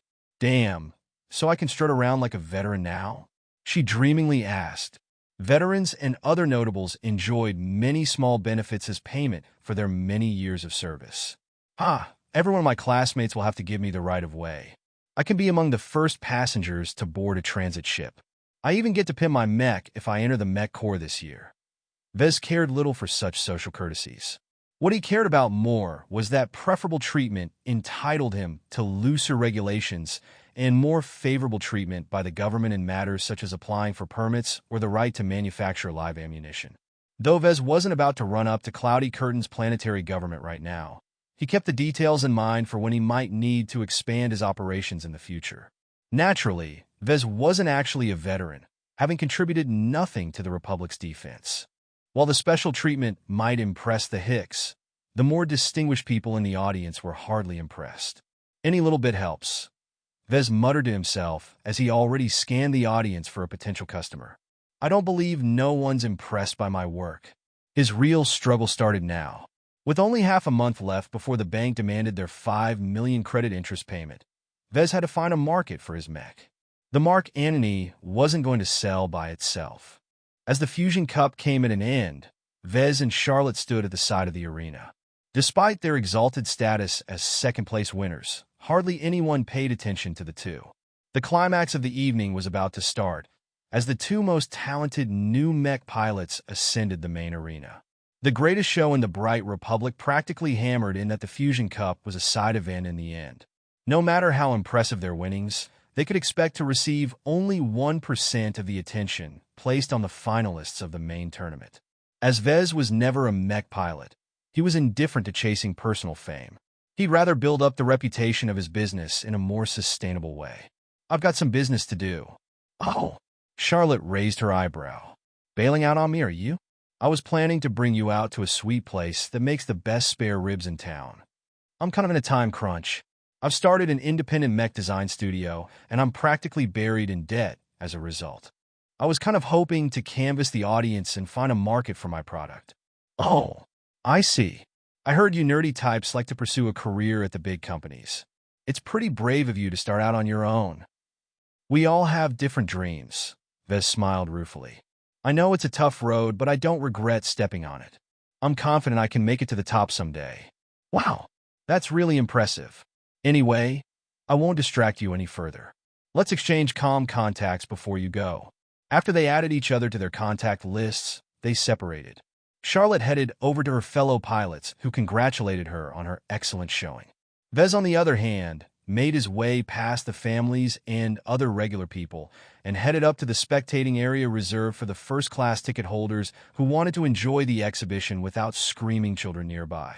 Security let him in without a fuss, a perk for being a participant. Vez walked past an invisible screen that dampened most of the noise from the crowd down below. The dim lighting, luxurious upholstery, and the plentiful private viewing rooms gave the first-class area a sense of exclusivity. The people who possessed the qualifications to enter this area all emanated an air of class or martial might. Those present in the public areas all congregated into small groups of close-minded associates as they paid attention to the spectacle unfolding in the central arena. Vez took a deep breath and made sure the silver medallion he just won was visible on his chest. Then, with a pleasant smile, he approached the nearest group of people who looked like they wouldn't totally shut out others. A trio of what looked like industrialists and a couple of mid-ranking Mech Corps officers took their eyes away from the tense and slow-paced duel to focus their attention on Vez. "Ah, you're the second-place winner of that side contest, aren't you? Are you related to the Larkinsons?" Vez nodded politely at the officer. "My father's been on border patrol for many years, though recently he went missing." Everyone politely adopted a mourning expression, including Vez. "That's a shame. Those who guard our borders against the aliens are performing the highest duty for our nation. I'm still hopeful he'll live." Vez shrugged, but resumed smiling, not wanting to tread down on this topic any further. "In any case, I was hoping to interest you in a new mech variant I've recently developed for my startup business." One of the businessmen laughed politely. "As a matter of fact, I'm here to do the same thing. I'm a representative of Jackson and Partners. We were just discussing the Mech Corps' potential renewal of their oldest 400-unit fleet of scout flyers." Well, that was awkward. They exchanged a little bit more before Vez was politely sent off like he was a toddler intruding upon adults doing serious business.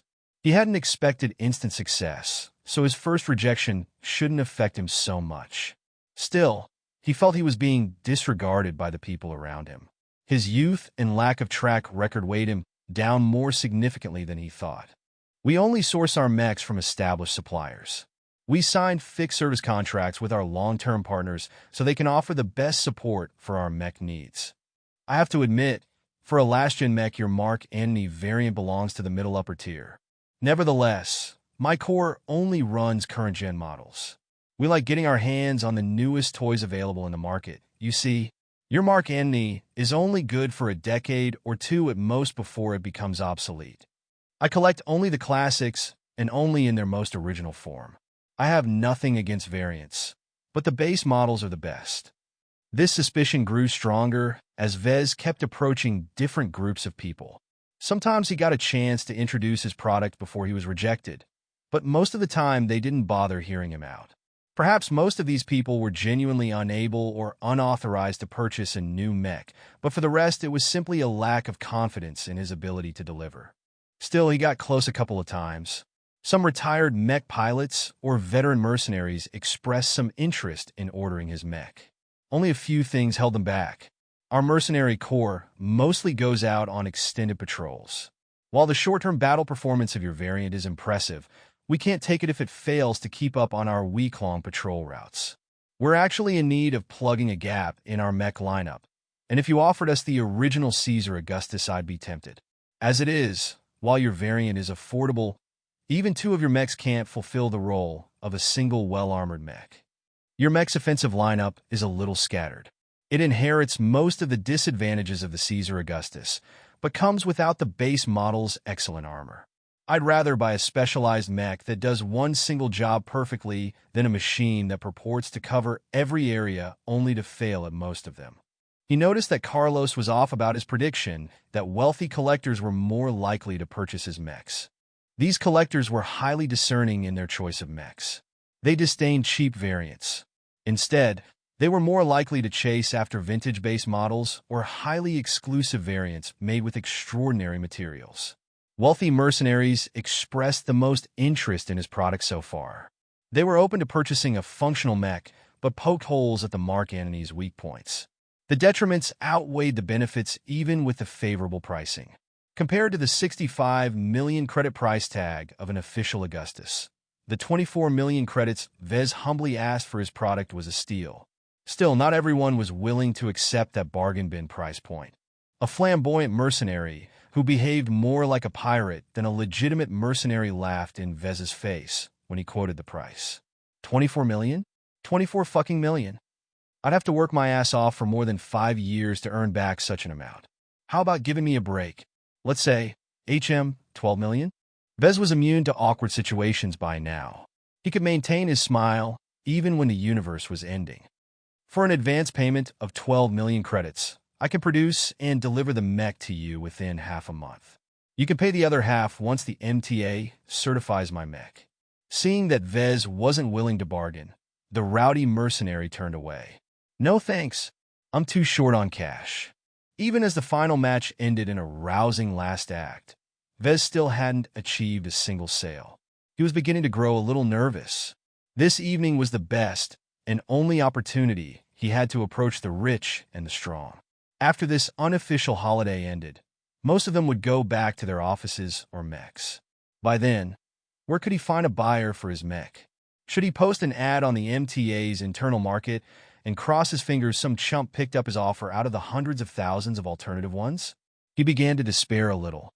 He was so desperate, he'd get on his knees and beg if it increased his chances. The more he interacted with the people around him, the more he realized the mech market was more insular than he thought. The vibrant market the MTA portrayed did not apply to the situation on the ground. The MTA's market communities mostly encompassed entire star sectors. A single third-rate state such as the Bright Republic couldn't support too many producers. Vez realized that by setting up his mech boutique in Cloudy Curtain, he'd inadvertently isolated himself from his clientele. A quiet environment, lack of competitors, and favorable taxes meant nothing if Vez was unable to earn any form of revenue in the coming weeks. He lacked too many things. Though he had a tenuous connection to the Larkinson family, they wouldn't go out on a limb to subsidize his business, nor purchase his first mech. While they saved up a sizable amount of credits over the years, most of them were reserved for emergencies. Using them to save a failed business was not in the family's collective interests. Without the support of any substantial influence, Vez was like a boat trapped in the middle of THRC. Only a desolate expanse of water surrounded him in each direction. Where could he find an island to gain some respite? Hello there, Vez. Whoa. Vez almost jumped out of his skin from the abrupt greeting. He turned around to see the test pilot who piloted his mech during the qualifications. Hans, I didn't expect to see you here. I'm an active serviceman as well. Once I finish my duties, I thought I'd drop by and catch up to the finals. Sad to say, I came too late. Anyway, what got you so down? Vez explained his circumstances and then elaborated on his difficulties in pushing his new design. I'm not surprised no one's ever taken you on your offer. Besides the detriments you already mentioned, the most important reason why no one dares to accept an order is due to the untested nature of your design. Pilots like us, we don't trust the spec sheet produced by the MTA. It's been wrong plenty of times before and will continue to do so until they get their asses kicked out of their monopoly in mech management. As I was saying, we pilots like to look at the actual performance in the field instead of a bunch of abstract numbers that may have been fudged. The numbers are absolutely reliable. I've achieved a small amount of success selling virtual versions of my Mark Antony in Iron Spirit. So far, not a single customer returned to complain about any deviations from their mech's official performance. I advise you not to bring up these virtual games. Hans firmly advised. At our level, no one takes Iron Spirit seriously. The inaccuracy and deviance from actual piloting is more pronounced at the higher ranks of the game. It takes a lot of effort to adjust to two different environments, so most older mech pilots don't bother maintaining an active presence in Iron Spirit. What about you then? You did a great job piloting my Drake through the gauntlet. Are you interested in a purchase? The test pilot shook his head. I don't earn enough to afford a personal mech, and since I test out new designs as a job, I don't pilot a fixed mech when I'm at work. Vez received another disappointment. If even a mech pilot as friendly as Hans refused to buy his mech, then his chances of convincing other pilots was practically nil. I might know someone who could be persuaded to take a leap at your design. Hans added as he saw the crushed response in the young man. I'll do you a favor and introduce him to you. Whether you manage to close a deal with him will depend on your own efforts. A chance is all I ask for. I'm grateful for any assistance you provide. Hans leisurely led Vez through the crowd of spectators paying attention to the elaborate award ceremony. The Young Tigers exhibition was specifically organized by the Republic to glorify young heroes, so a lot of fanfare accompanied the awarding of prizes. Once they arrived at the door of a private room, Hans knocked at it with a peculiar rhythm. A beep sounded out as the lock disengaged. As they entered the box, Vez saw that almost nobody occupied the chairs and couches. Only the grandest seat supported a person. The man who sat on the chair looked like an old, gray-haired veteran that emanated the same vibe as his grandfather. Even from the entrance, Vez could feel the man was more than just an average veteran. Ah, Captain Rodello, nice to see you again. I see you brought a guest. Colonel, this is Vez Larkinson, the runner-up of the Fusion Cup. Vez, this is Colonel Aries Huntington.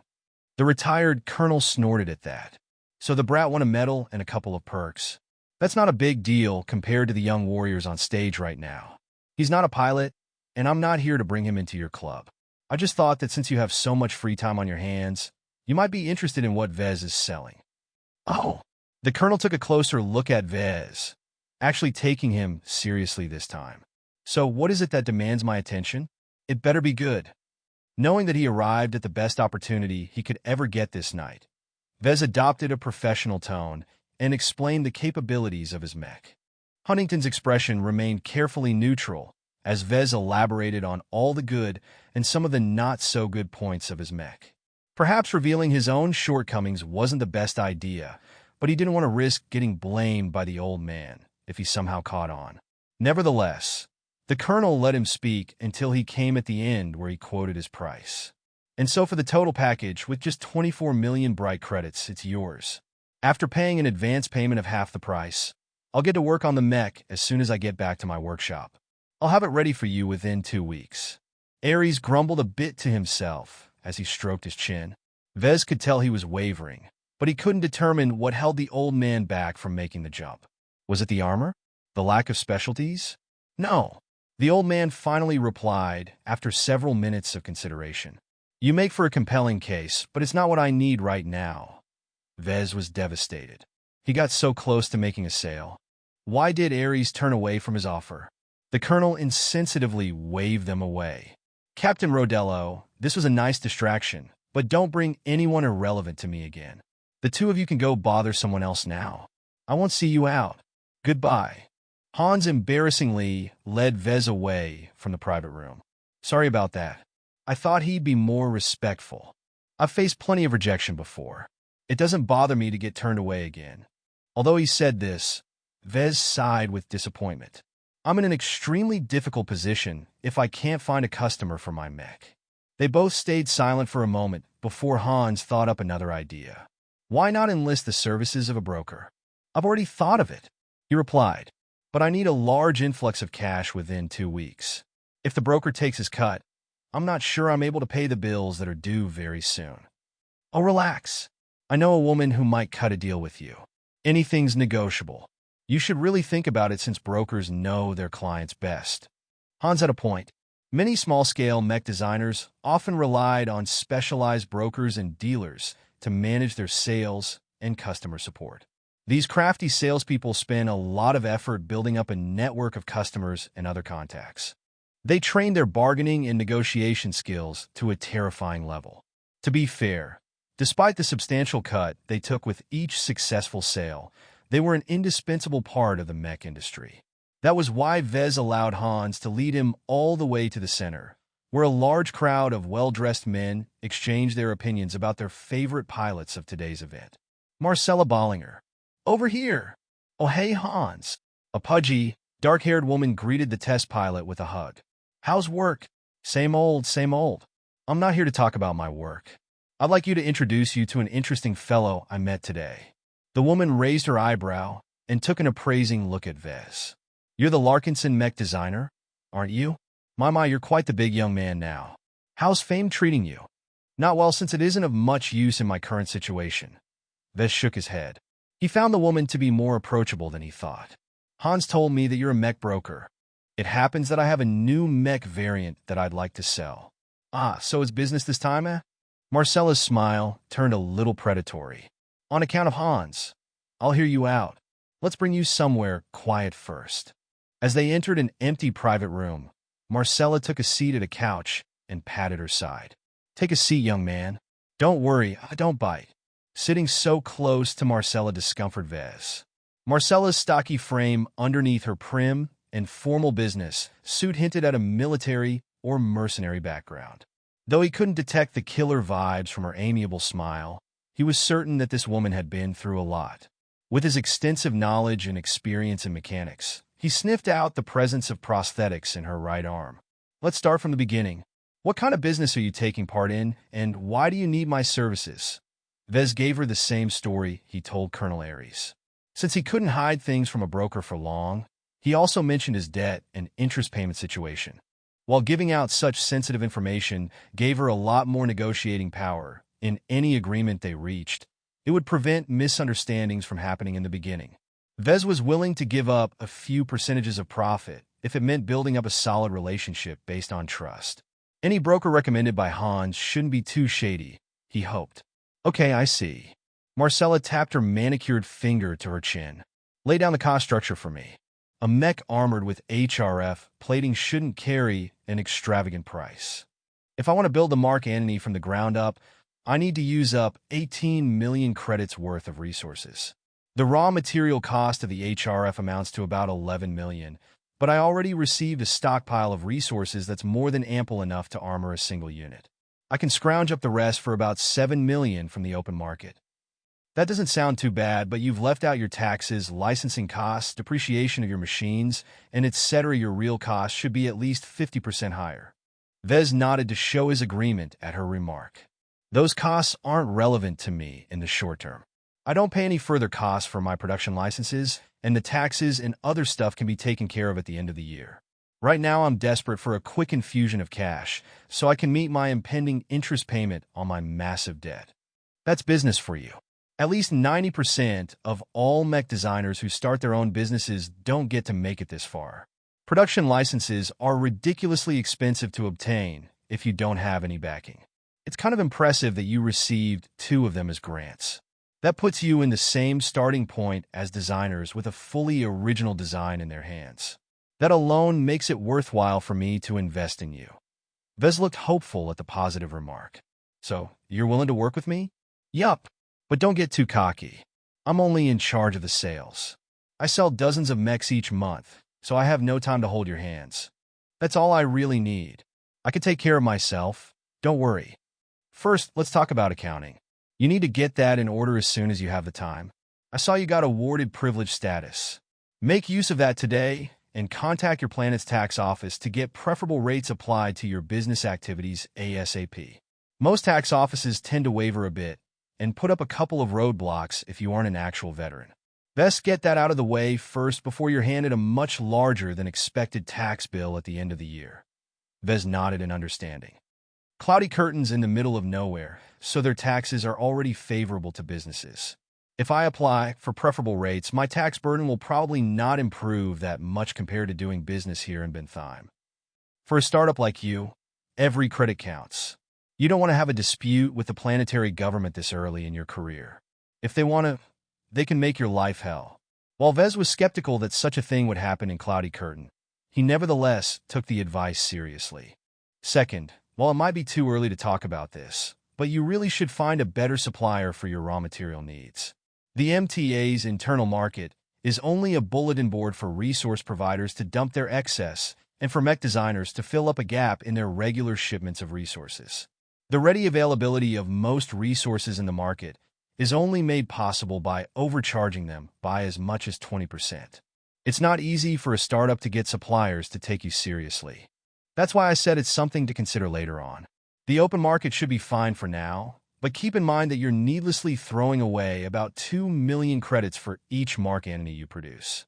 That debt problem could be history if you solve your wasteful sourcing. Marcella moved on, as such a thorny problem couldn't be solved at this moment. As for your variant selling potential, I already have a handful of clients in mind. I'll warn you that without a track record, your new variant won't be able to demand much of a premium. Still, I can work some magic here. It helps that you designed your mech with some flair in mind. It looks almost as impressive as the genuine Caesar Augustus.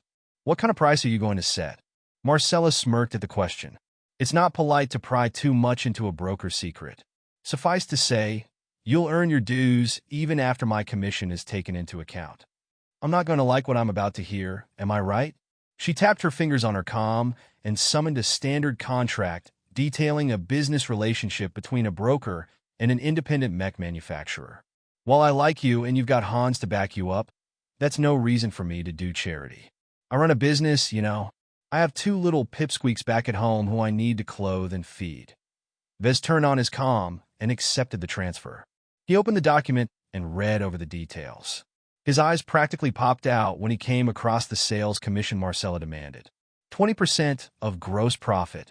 That's a generous amount already if you consider how much work I have to put in to sell a niche last-gen mech with limited application. Is there any way you can give me a break? It's a little much. While I'm open to negotiation, I'm not budging on the remuneration. I'm also taking into account your sales volume. A small-scale mech boutique like yours won't be able to produce a lot of mechs annually. The scale of your business is really minuscule compared to my biggest clients. A one-man show can only take you so far, and that means I'm perfectly justified to demand a bigger piece of your pie. The huge amount of money Marcella skimmed off the top potentially dwarfed his debt burden. If Marcella sold his variant at the bottom price of 24 million credits, then he'd earn 7 million credits in gross profit, which was the difference between the sales price and the cost of goods to manufacture the mech. 20% of 7 million credits amounted to 1.4 million credits. If Marcella sold 3 more mechs, then she'd earn more than the bank. Hans, who stood quietly against the wall, gave out his opinion. 20% is harsh, but you can expect Marcella to treat you fairly. Unlike other brokers who represent as much as over 100 different mech manufacturers, she makes sure to represent your mechs with actual effort. Nodding, Marcella explained her stance. You're looking at the costs while neglecting the benefits. Sure, you can approach a public broker who will offer 10 or even 5% of gross profits. But what incentive do they have to raise their sales volume? If you sign a contract with me for 20%, you can be damn sure that I'll work my ass off to sell as much of your mechs as I can. Right now, you need to have a visible market presence and develop a reputation for your business more than you need to maximize profits. Vez had to admit that Marcella sounded reasonable. Of course, maybe Hans and Marcella were conspiring together against him and took advantage of his desperation. Also, the commission you leave me is nothing compared to what you will get in return. I might not be the biggest name around town, but I have a lot of friends in high places. You'll be paying me for my extensive network that I've invested many millions in building up. A lot of other brokers might sell 100 mechs a month, but 99% of those mechs are bottom of the barrel. You can forget about earning the big bucks if you take your business to the budget brokers. The contract also states that you'll be my exclusive broker for 10 years. I don't recall this being a standard clause. Our business relationship is a two-way street, Marcella pointed out, gesturing her hand to Vez and then to her. If you are prepared to invest in me, I'll do the same to you. The contract applies for 10 years because I don't want to do the hard work helping you build up a name in the market, only for you to bail out on me a couple of years from now and take your business elsewhere. As I said before, this isn't a bad thing. A 10-year exclusivity clause means that your interests align with mine. Think of how big your name will be 10 years from now, and think of who can make this all possible. In other words, helping Marcella was equivalent to helping himself down the road. Vez understood the rationale, even if it left a bad taste in his mouth. What if Marcella neglected his products one day? He had very little recourse to force her to work her ass off if she focused on a shinier product from a competitor. Marcella's eyes sharpened as she noticed his wavering expression. I'll sweeten the pot for you. If you sign the contract this night, I'll guarantee you that I'll find a customer no later than 24 standard hours from now. I'll even hand you an advance of 7 million credits so you can purchase and take back the raw materials you still need to start building your mech. What if you can't find a customer within that time? Then it will take 2 days. Marcella shrugged nonchalantly. Trust a lady to know what she's doing. And what if it takes more time? Even if I fabricate the Mark Antony and let the MTA certify it within 2 weeks, if I don't have a buyer to take my product away, I'll be in big trouble with the bank. Could you help me out if they come knocking at my door? Sorry, Vez, but I already told you that you should take care of your own issues by yourself. I'm only responsible for sales. The advance payment is just a one-time bonus. And frankly, I don't mind seeing you sweat a bit. How else can I be assured you'll have a mech ready for me to sell within 2 weeks? Vez suspected Marcella was fond of using monetary incentives to establish her business relationships. This is just the start of our partnership. If you don't trust me to keep my promises and do my job, then it's better if you look elsewhere. You have a point, Vez admitted with a resigned sigh. They spent an hour hammering out a basic contract. Vez even used some of his prize money to hire a legal expert on very short notice in order to make sure he wasn't being bamboozled. Sure, Marcella already screwed him up front. He only wanted to make sure she didn't screw him from behind at the same time. After Vez, Marcella and their legal representatives all agreed the contract looked okay. They signed it and sent it off to be notarized. Marcella received the full blueprint of the Mark Antony along with detailed specifications, or at least as much as the simulations could determine. She even demanded the right to manage his Iron Spirit designer account. Why would you need something like that? It helps if certain clients get to test drive your mech in the game. Don't misunderstand, they're not stupid or addicted to the game. While it's not an accurate representation, if they feel good about piloting a virtual mech that's about 90% similar to the real thing, they won't care about the 10% Iron Spirit is unable to simulate. I guess you can also create some good promotional material for my mech. A visual example is very effective in generating initial interest in your product. We humans are primarily visual creatures after all. Watching a reasonable facsimile in action is a lot more visceral than extrapolating the performance of your mech from a dry spec sheet. After they exchanged a few more words, they finally called it a night. Marcella Bollinger left the exhibition center with a new cash cow under her belt, while Vez still felt mixed about the contract he signed. He hardly bargained any additional benefits out of the bulldozer in action. He pretty much got run over during the entire conversation. He even felt it wasn't a bad thing getting taken advantage of.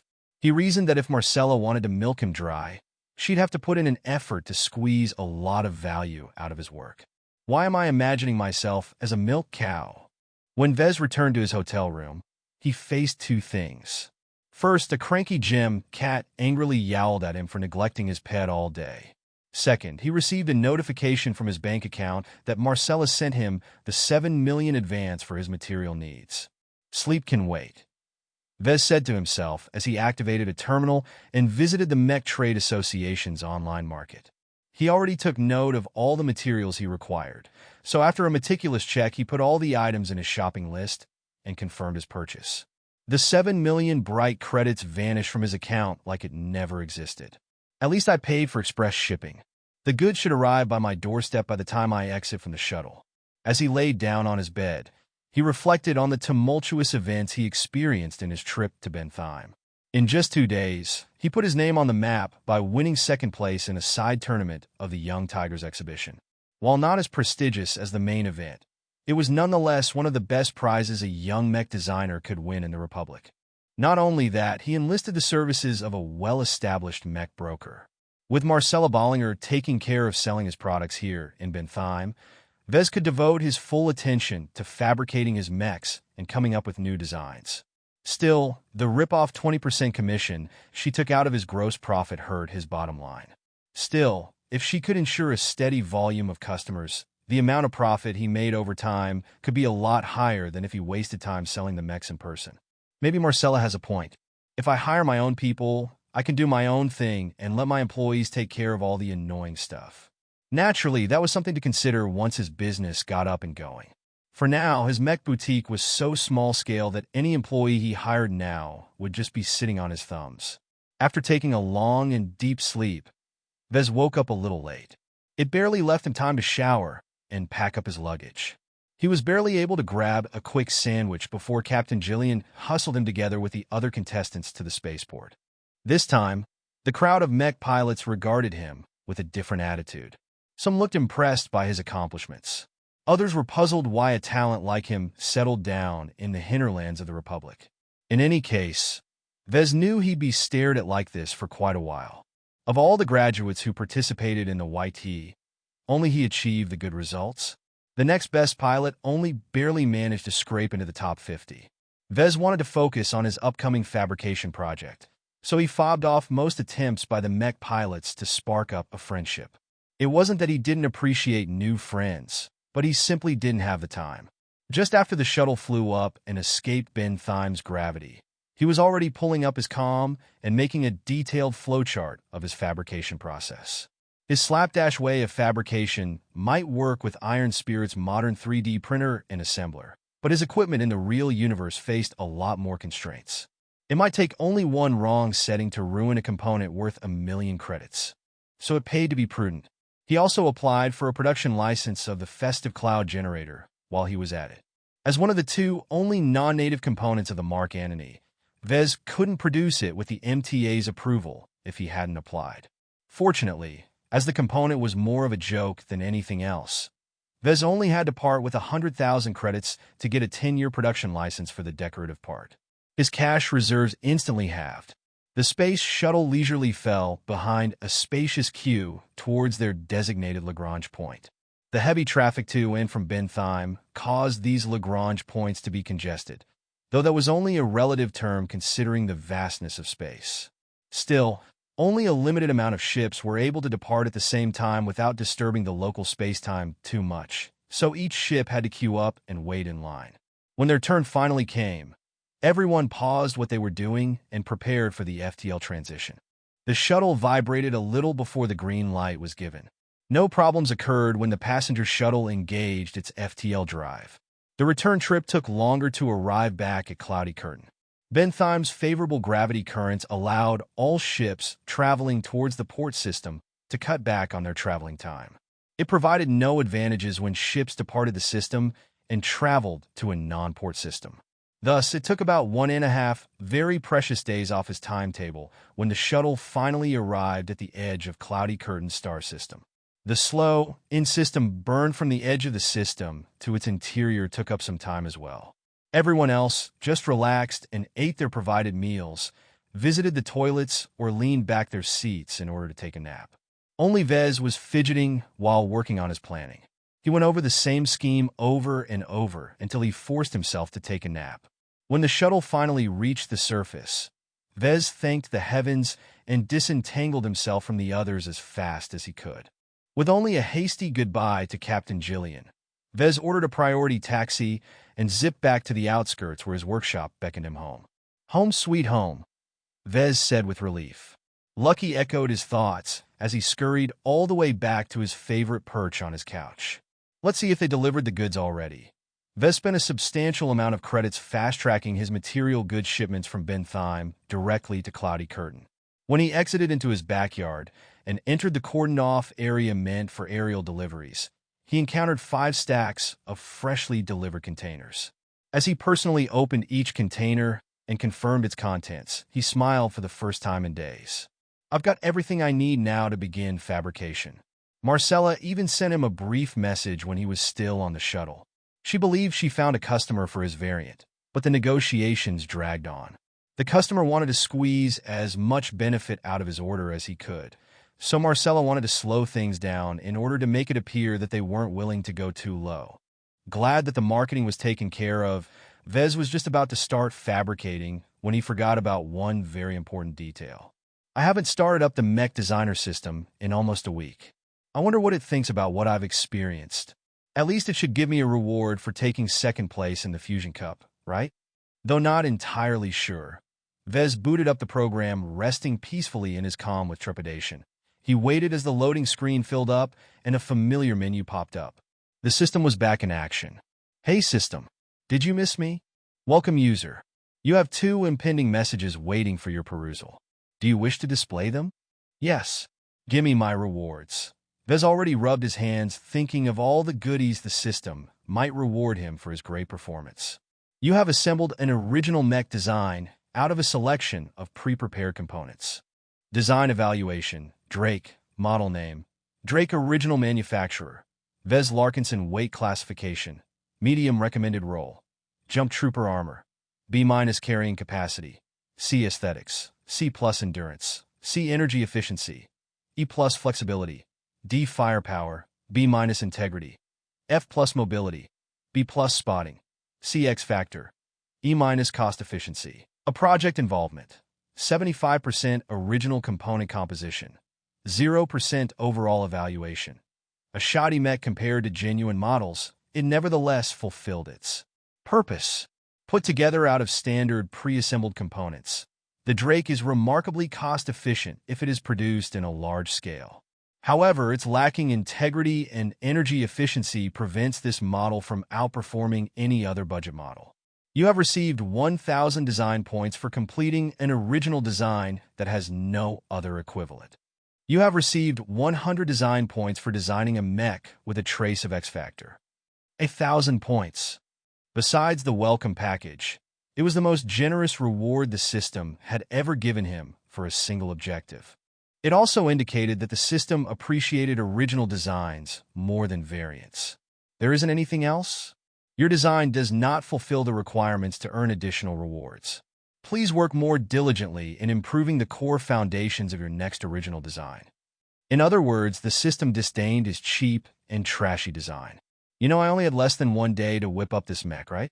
I did a decent job considering I was working with severely outdated parts. The system acted as if his words were passing clouds and continued on with the updates.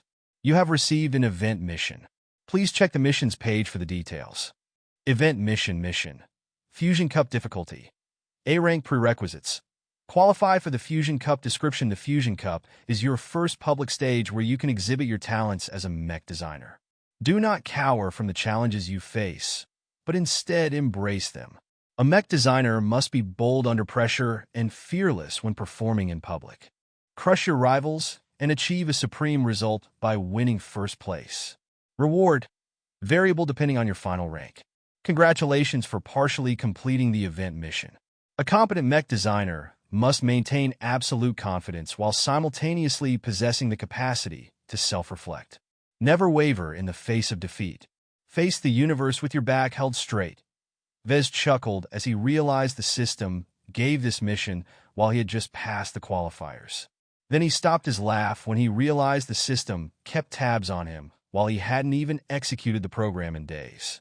How was it able to observe his every movement in such an electronically well-guarded environment? The system quickly gave him the rewards for the mission he never knew he received before he completed it.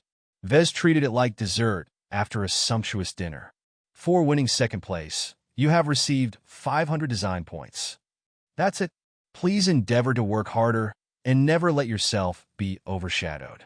Vez almost broke out with curses. The system sure asked a lot out of him. He only used the system for 2.5 months. How much could he improve in so little time? Even with the help of the system, Vez estimated he needed at least 2 or 3 years of active use of the system in order to catch up to the likes of Edwin McKinney. If he took into account that Edwin constantly improved as well, it might take 5 or 7 years. To become a star mech designer, Vez had a long way to go. He not only had to shore up his fundamentals, he also had to build up his business and design market-viable mechs that not only took into account the performance of the mech, but also its cost efficiency. Designing and fabricating the Mark Antony was just the first step. The system already hinted at him that producing an original design was the road to real prosperity. Well, to design an original blueprint from the ground up requires a boatload of skills. And to improve my skills, I need DP. Lots of DP. Eager to see how much DP he currently possessed, Vez called up his status.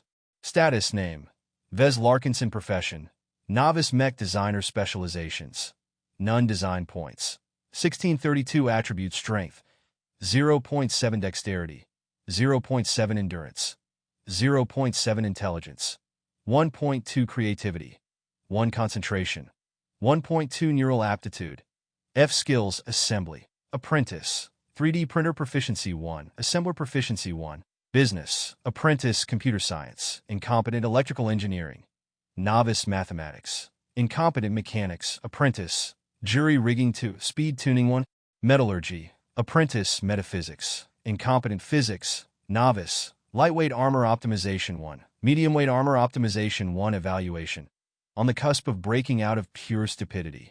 The windfall of 1,632 DP came as a timely surprise to Vez. With such a large amount of DP, he could complete his purchase of several subskill upgrades that he had his eyes on that would help with his first fabrication project in the real universe.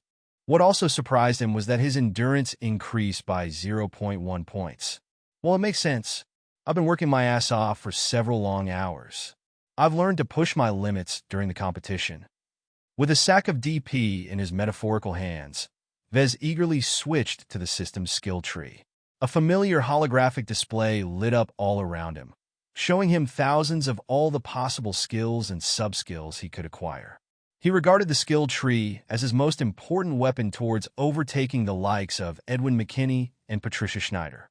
No matter how fast they improved, they eventually had to put in the hard work to learn new theories and become proficient in new techniques. All Vez had to do was earn a bunch of DP from designing and selling new mechs and invest them into the skill tree. Aside from the ever-elusive X Factor, Vez had access to an unprecedented variety of new and exotic skills. Some of the more notable entries even threw his entire conception of mechs upside down. Biomechanical fusion, quad-pilot connected neural interfacing, permanent consciousness imprisonment. What are those crazy scientists up to? The more he glanced at the names, the more he felt as if the space outside the Bright Republic was a scary place. His sanity might have worsened if the system hadn't blurred the more specialized skills down the skill trees. For now, Vez had no interest in taking up these exotic skills. Not only wouldn't he be able to explain how he became proficient in these exotic and restricted technologies, he also plainly lacked the luxury to waste his points in needless side projects. If he wanted to close the gap to his rivals, then he had to invest in his foundation skills, no matter how boring they sounded. Since I'm getting ready to fabricate the Mark Antony, I should shore up my assembler subskills. He purchased both Assembler Proficiency 2 and 3D Printer Proficiency 2 for 400 DP each. After having his DP reserve partially depleted, Vez received an influx of new information and knowledge from the depths of his brain. He realized he already knew most of the information coming to the front. He just hadn't realized how important they were and how it connected directly to his performance when utilizing the machines. He learned many new tricks to improve the quality of his fabrication and how to reduce the occurrence and severity of faults. The flood of surfaced knowledge fully unfolded within his mind in a way that made it very difficult for him to forget it again. He advanced his proficiencies with the 3D printer and the assembler by at least a year of dedicated practice. This was valuable experience that already came into use as Vez called up his detailed planning of the fabrication process and made some adjustments to his steps.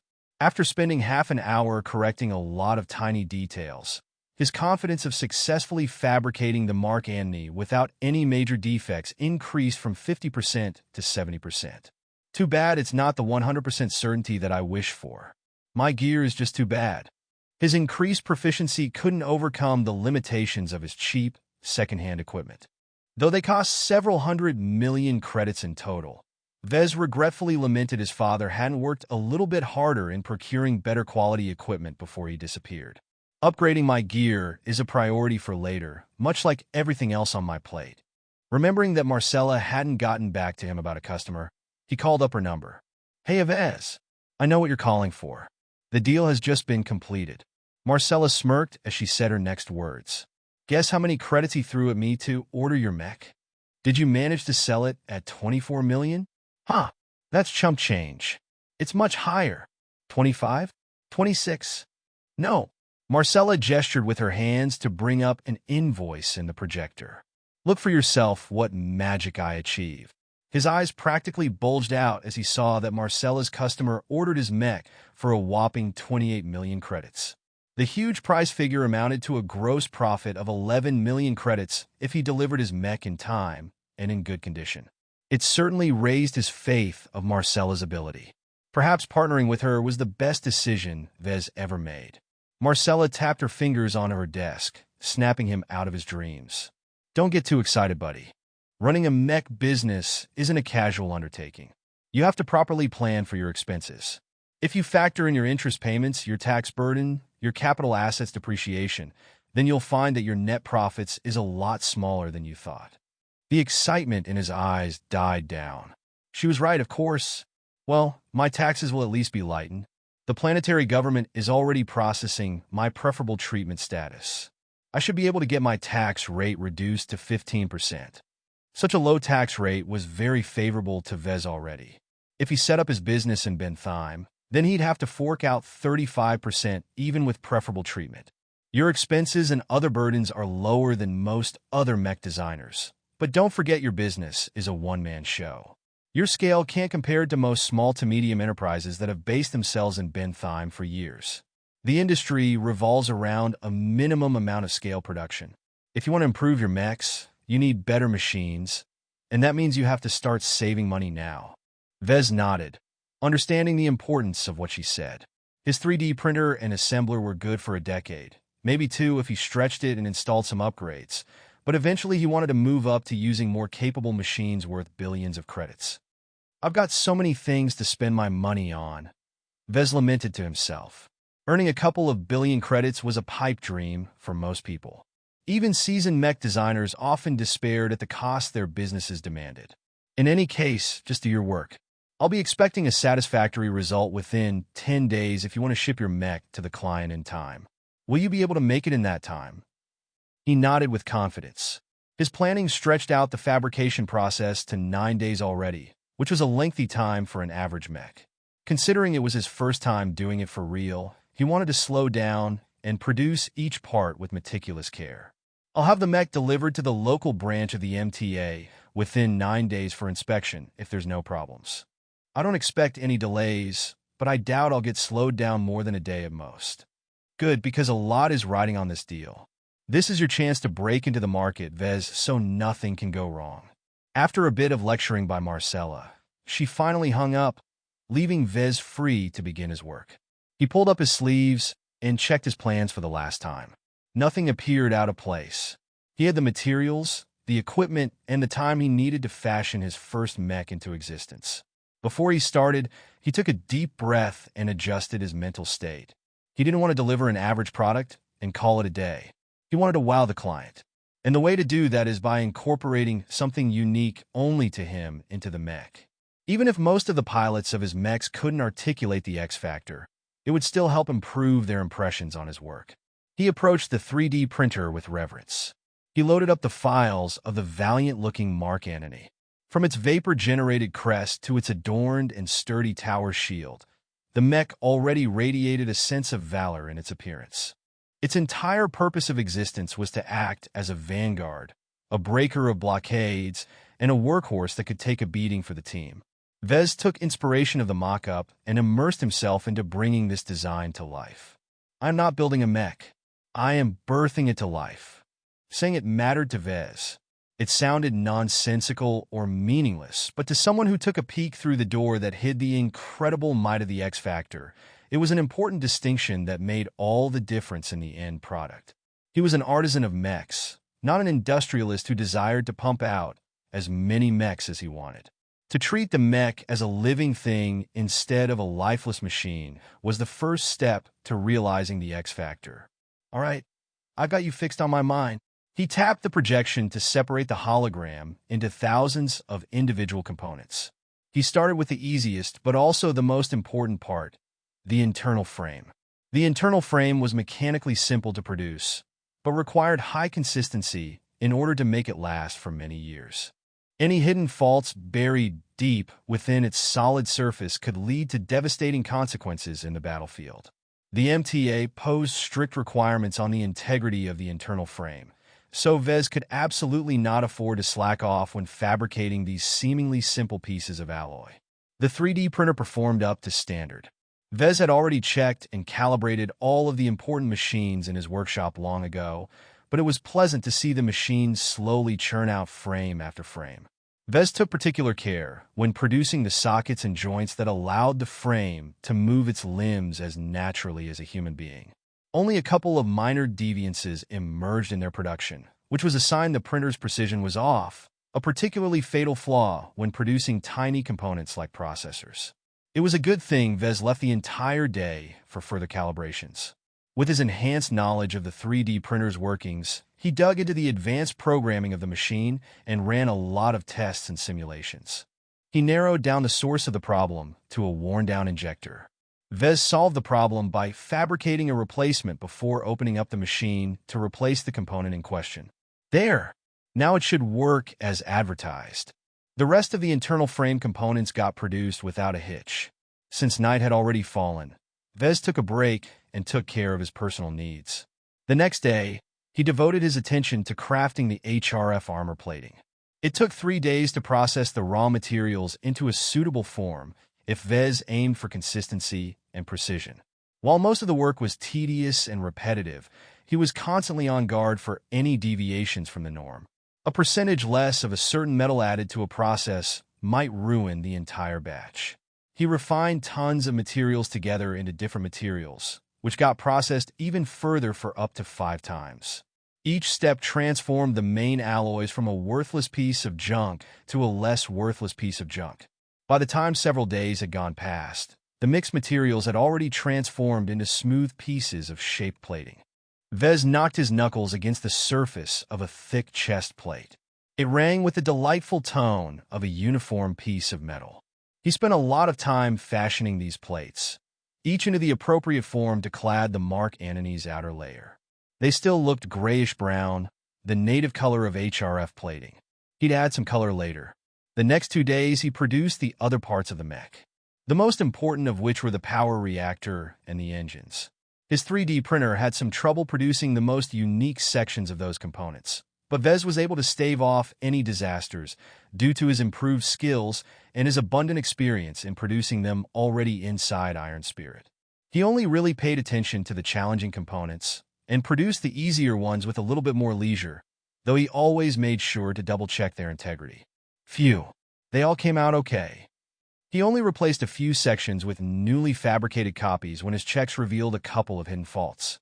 Such suboptimal components wouldn't wreck a mech immediately, but it left the machine vulnerable to a cascade of malfunctions later on. Dealing with it now prevented the MTA from using it as a reason to disqualify his mech during their inspection. Now that he finished producing all of the parts, he moved on to the assembler. It was the tallest machine by far, reaching as high as any small office building downtown. While the assembler was a single set, the system was actually composed of many different lifters and hefty arms. They allowed a single person or an AI routine to put together a mech without relying on any other manpower. Modern assemblers formed the basis of today's boutique industries, allowing individual craftsmen to compete against giant mass producers economically. Though mass production always remained as the most cost and resource-efficient mode of production, small-scale manufacturers could tailor their individual products much better to their customers. Naturally, the huge transgalactic corporations hadn't sat still and incorporated assemblers in their own factories in order to offer the same customization capability, but it never really came close. In any case, Vez owned a run-of-the-mill cheap assembler that wasn't in its prime condition anymore. Like his 3D printer, the assembler showed some signs of use and past repairs. Luckily, the assembler he possessed was not too advanced, so Vez wasn't worried those self-made repairs would screw up the system. His checks also made sure the assembler remained in working condition. Damn, 6 days have gone by already. I only have 2 days to put my mech together. He could produce the entire Mark Antony inside Iron Spirit with that much time.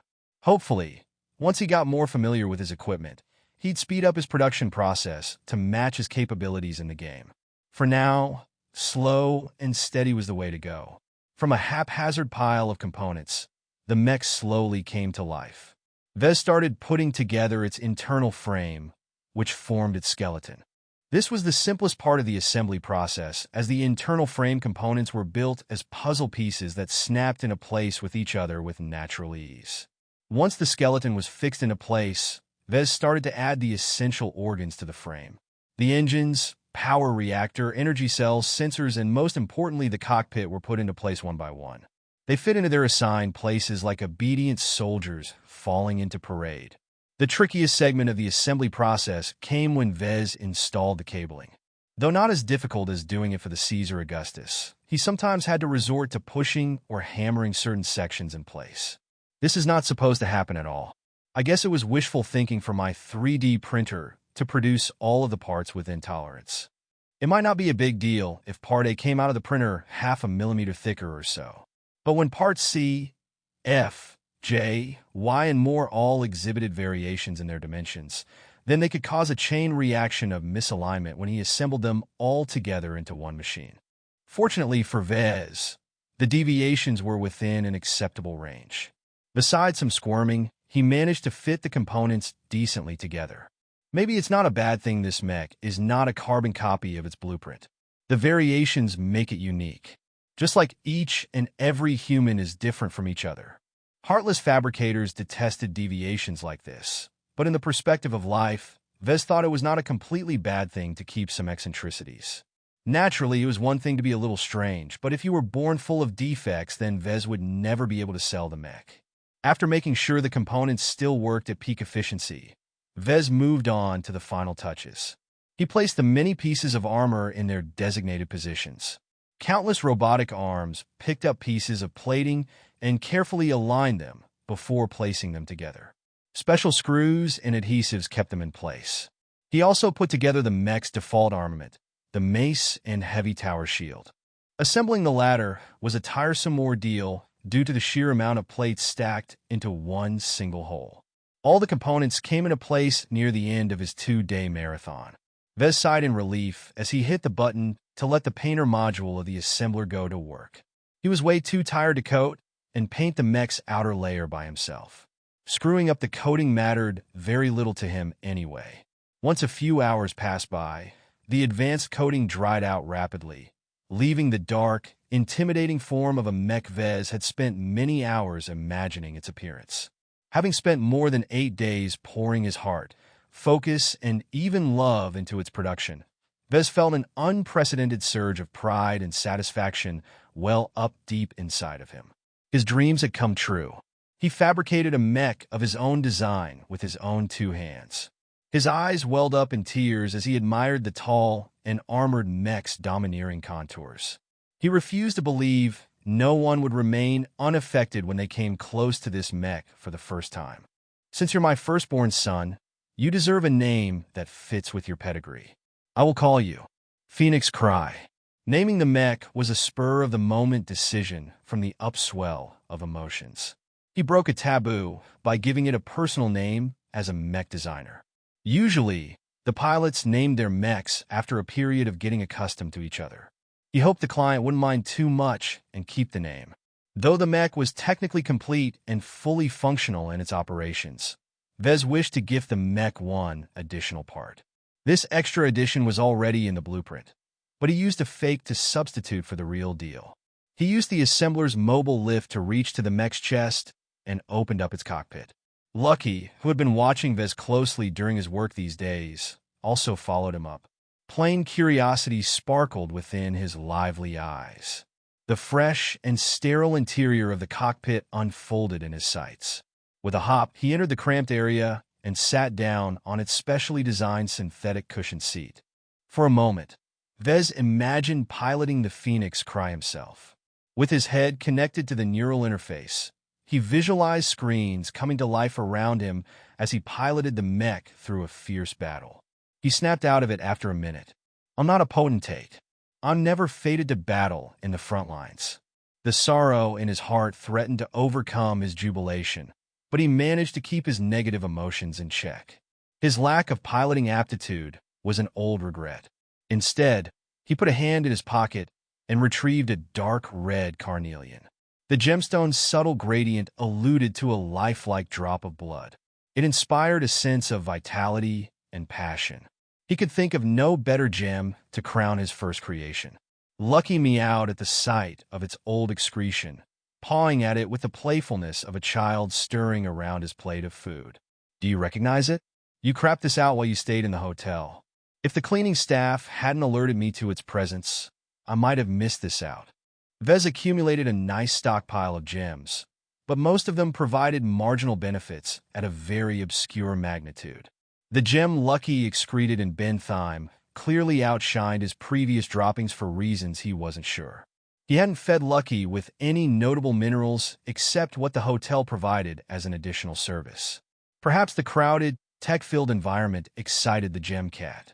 In any case, the gem's attributes stood out in more than one way, and the color also matched the mech.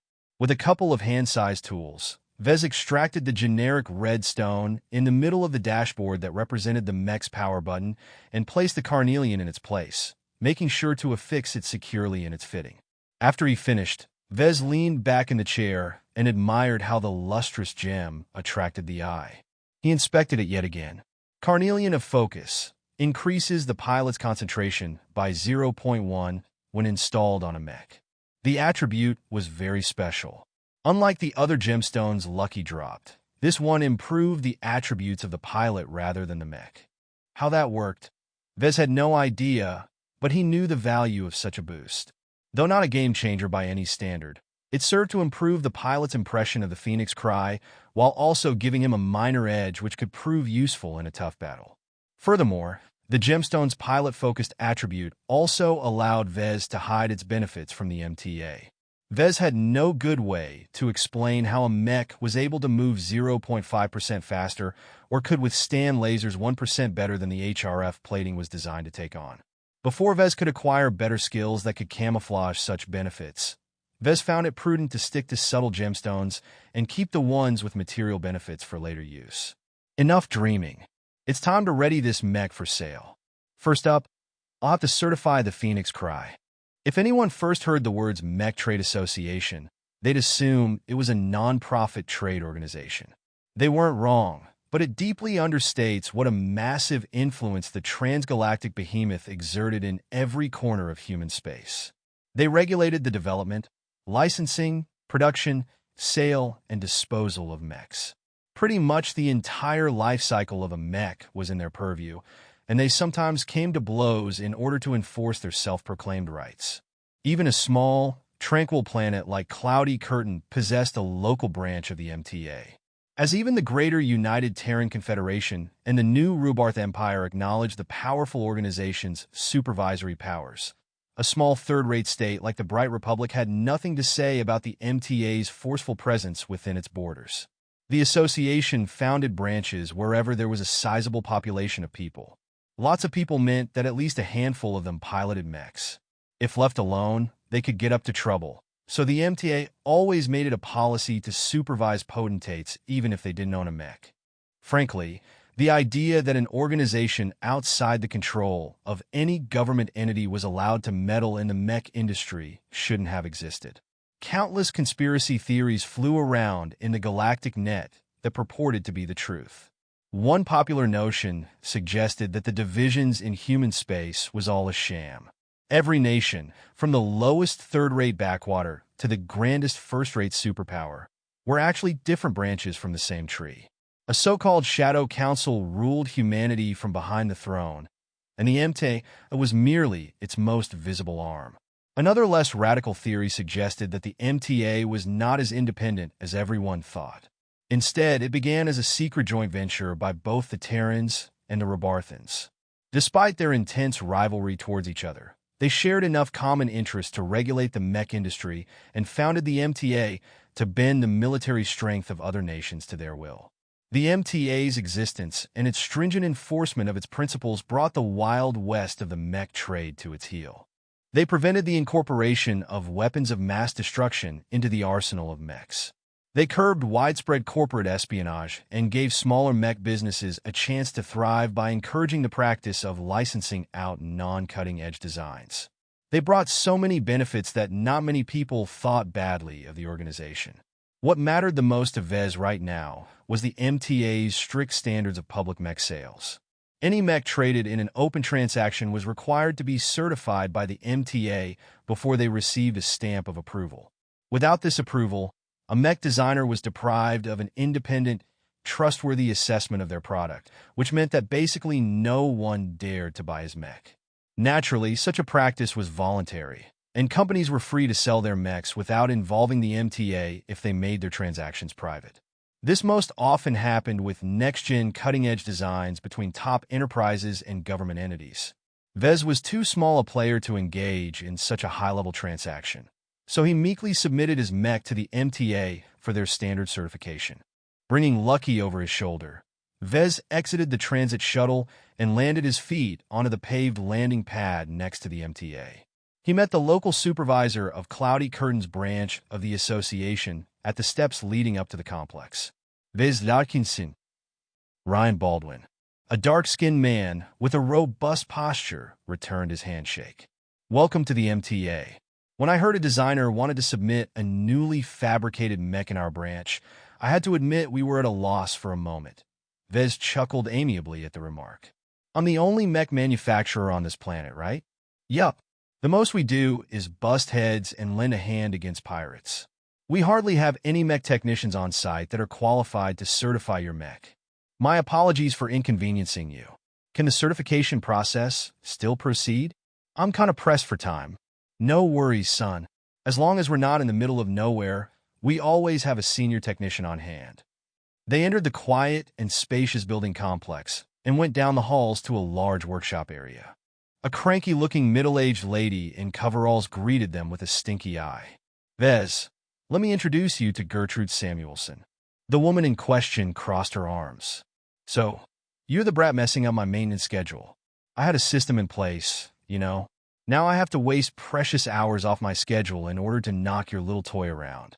Well, you better not think it's a done deal, because I'll be doing my best to dig up its flaws. He could only smile awkwardly at that.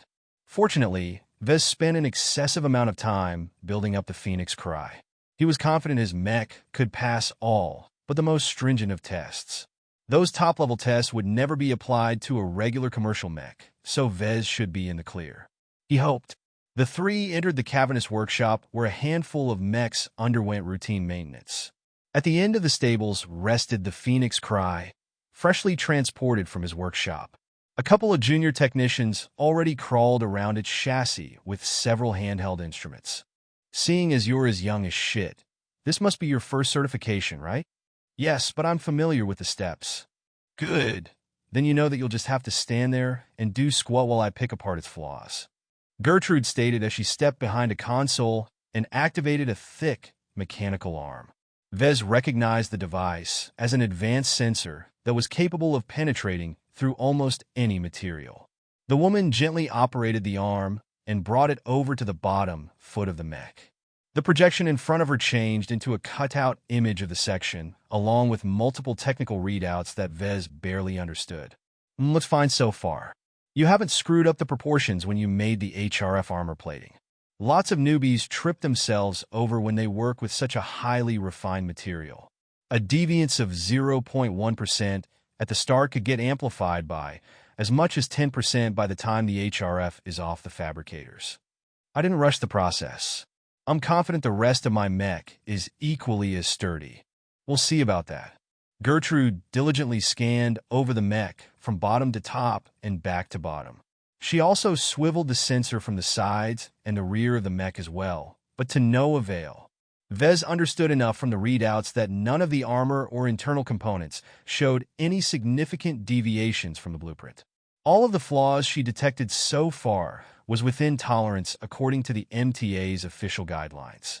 Only the most nitpicky of technicians would choose to make an issue out of those tiny problems. To her credit, Gertrude said nothing even if her frown grew deeper.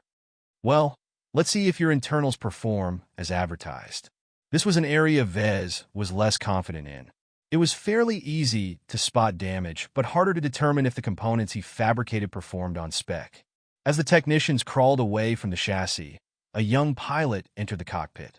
Vez, Ryan, and Gertrude watched at a healthy distance as the pilot activated the mech. The neural interface is starting up without a hitch. No issues encountered so far. The pilot reported, and Gertrude confirmed his observations through the readings that scrolled down her terminal. Startup finished. The mech is in standby mode. The power reactor is spinning. No leaks detected.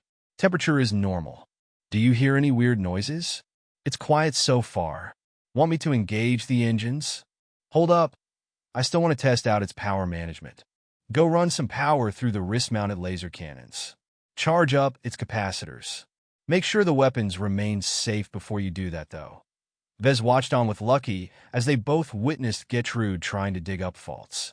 No matter how much she stressed the power system, she failed to make the mech squeal. Vez increasingly grinned wider as he realized he had nothing to fear in this aspect. His mech was mechanically sound. Despite spending 2 hours testing out the internals, the MTA came up empty with regards to things to complain about. The engines purred like a kitten, while its sensors were able to capture objects from kilometers away with razor accuracy. Let's move on to the active tests. The senior technician grumbled. The pilot took out the mech outside to a large and spacious range and obstacle course. Both weren't much to look at since the cloudy curtain branch only included them as an afterthought. Still, the minimum certification only required some basic tests for the Phoenix Cry. The first test involved testing the mech's limbs, in particular its articulation. Under the watchful eyes of several hovering sensors, the pilot stretched the limbs of the mech to the maximum angles possible. Nothing broke even when the arms almost bent straight backwards, which was a good sign for Vez. The MTA then tested the mech's carrying capacity by picking up and carrying a variety of weights, which also went without a hitch. With these tests done, the pilot put the mech through its paces by jogging and then full-on sprinting on a race course. The medium mech pushed to its maximum projected speed and maintained it with only minor difficulties. The pilot then repeated the same track, but this time carrying the mace and tower shield. The mech ran a lot slower this time, but the extra weights failed to topple the mech over or cause any other catastrophes. They then moved on to the trickiest part, the ranged weapons testing. Gertrude grinned savagely as she rubbed her palms. While she held little hope in finding fault with the shoulder-mounted missiles, the lasers should be another story. Laser weapons contain plenty of tiny, delicate components, so they were also the weapons most prone to malfunction. They first tested the missile launchers, but everyone knew it was just a formality. The launchers were fairly low-tech to begin with, as most of the advances in missile technology lay in the missiles themselves. The launchers only stored the missiles and kept them from exploding when they got bumped or something. Both the long-range and short-range missiles flew from the launchers without a hitch and detonated against a cratered hill exactly as expected. The mech then moved on to a range, where it began to test out its wrist-mounted weapons at a variety of power levels. From the lowest setting, the pilot fired the weapons so rapidly that the beams appeared to be stuttering from an unstable power supply. Despite its shaky appearance, the lasers fired with the right amount of power and accuracy. The pilot then cranked up the power supplied to the cannons. The lasers increased in size and intensity. The beams flickered less, but their burn duration increased. The maximum setting practically turned the laser cannons into bringers of doom. Thick beams that looked like flowing suns escaped from the barrel and bore a set of holes right through the targets on the range. At the end of the round of testing, Gertrude came out of the process with a list full of pass criteria. Without more stringent stress testing, she could not find any other opportunity to disqualify the mech. The pilot exited from the mech and jumped straight down, relying on the anti-gravity boosters in his mech suit to land as light as a feather. When the pilot reached the trio, he removed his helmet, revealing a face and skin tone almost the same as Ryan's. "How's the mech?" "It's an incredible mech, and I'm not talking about first-timers," the pilot enthusiastically replied. "I feel like I'm piloting a giant instead of a machine." The mech responds so smoothly, I can't even believe it's possible for mechs to move that way. Ryan snorted at that. That's the advanced internals of the mech at work. You've never piloted anything other than standard budget models, so I specifically brought you here to experience this new mech. Even with the difference of a generation, an advanced mech is still in a different league compared to the cheaper current-gen models. You should try to get a chance to pilot the base model. The Caesar Augustus is a real beauty besides its impracticalities. "So, Gertrude, do I get your stamp of approval?" Vez asked while the father and son pair talked about the details. It's kind of suspicious how this mech held up so well during testing. Did you even produce this mech yourself? Gertrude asked suspiciously. As if already expecting the question, Vez shook his head and activated his comm. He sent over his logs. You can look for yourself to see I worked on it with no one else around to assist. She didn't even look at the logs. If Vez was confident enough to send them over without a problem, then they really hid nothing of note. Very well. It is in my professional judgment that your Mark Antony variant mech has broken no rules and met all the criteria our organization has set for all publicly traded mechs. Your mech will be stamped with our seal of approval, and you should receive the certificate in your mail in the next hour while I finalize my report. The resignation in the lady's tone barely registered to Vez. He only felt an incredible amount of satisfaction and relief for surviving this ordeal. Now that the MTA officially certified his mech, no obstacle remained in the long road to selling his first mech. He immediately brought up his comm and called Marcella. Good news, Em. My mech has just passed the MTA's certification. I'll send you the files as soon as they arrive. That's very good news. Marcella responded with a little more surprise than Vez expected. Perhaps she hadn't been very confident in his first work. I'll arrange the express shipping on my end. The mech will arrive at Ben Thyme in 1.5 days. That's good. Can you transfer the payment over as soon as it's there? I feel as if the bank is already looming over my shoulder, ready to repossess all my assets. The credit transfer is already pending. As soon as my client receives the mech, the transfer will be approved. A heavy weight almost lifted off his shoulders. While the bank still gave him nightmares, Vez at least breathed a little easier now that the deal was essentially done. So, what's next on my plate? Have you found another client for the Mark Antony yet? Marcella shook her head. I've got a lot of other things on my plate, and I like to see if your first sale goes right before I find another buyer. I'd like to keep an eye on your current client for a couple of weeks to see if he has any complaints. If he finds no defects even after weeks of regular use, then I can confidently start pushing your product to my other clients. That's good. Still, after I pay my annual interest payment, I don't have enough capital left to produce another mech. I need another advance payment in order to start producing the next batch. That's not a bad thing for you, she said with a smile. You deserve a holiday, and more importantly, you need some time to get your books in order. I've seen way too many startups get into trouble with the tax office due to improper accounting. Don't rely on a random AI routine downloaded from the galactic net to do your numbers. Do it yourself or hire an accountant to do so. All right, I'll do it myself. My business is tiny, and I only have one sale, so my books are very thin. Secondly, you should shore up your skills. I've seen what you did in Iron Spirit, and I'm fairly impressed by the progression of your work. You've clearly improved in the short months since you first started designing mechs. Use some of the extra money you earned to get a bunch of virtual licenses and get to work expanding your repertoire. The only way a mech designer is able to advance is by pumping out new designs.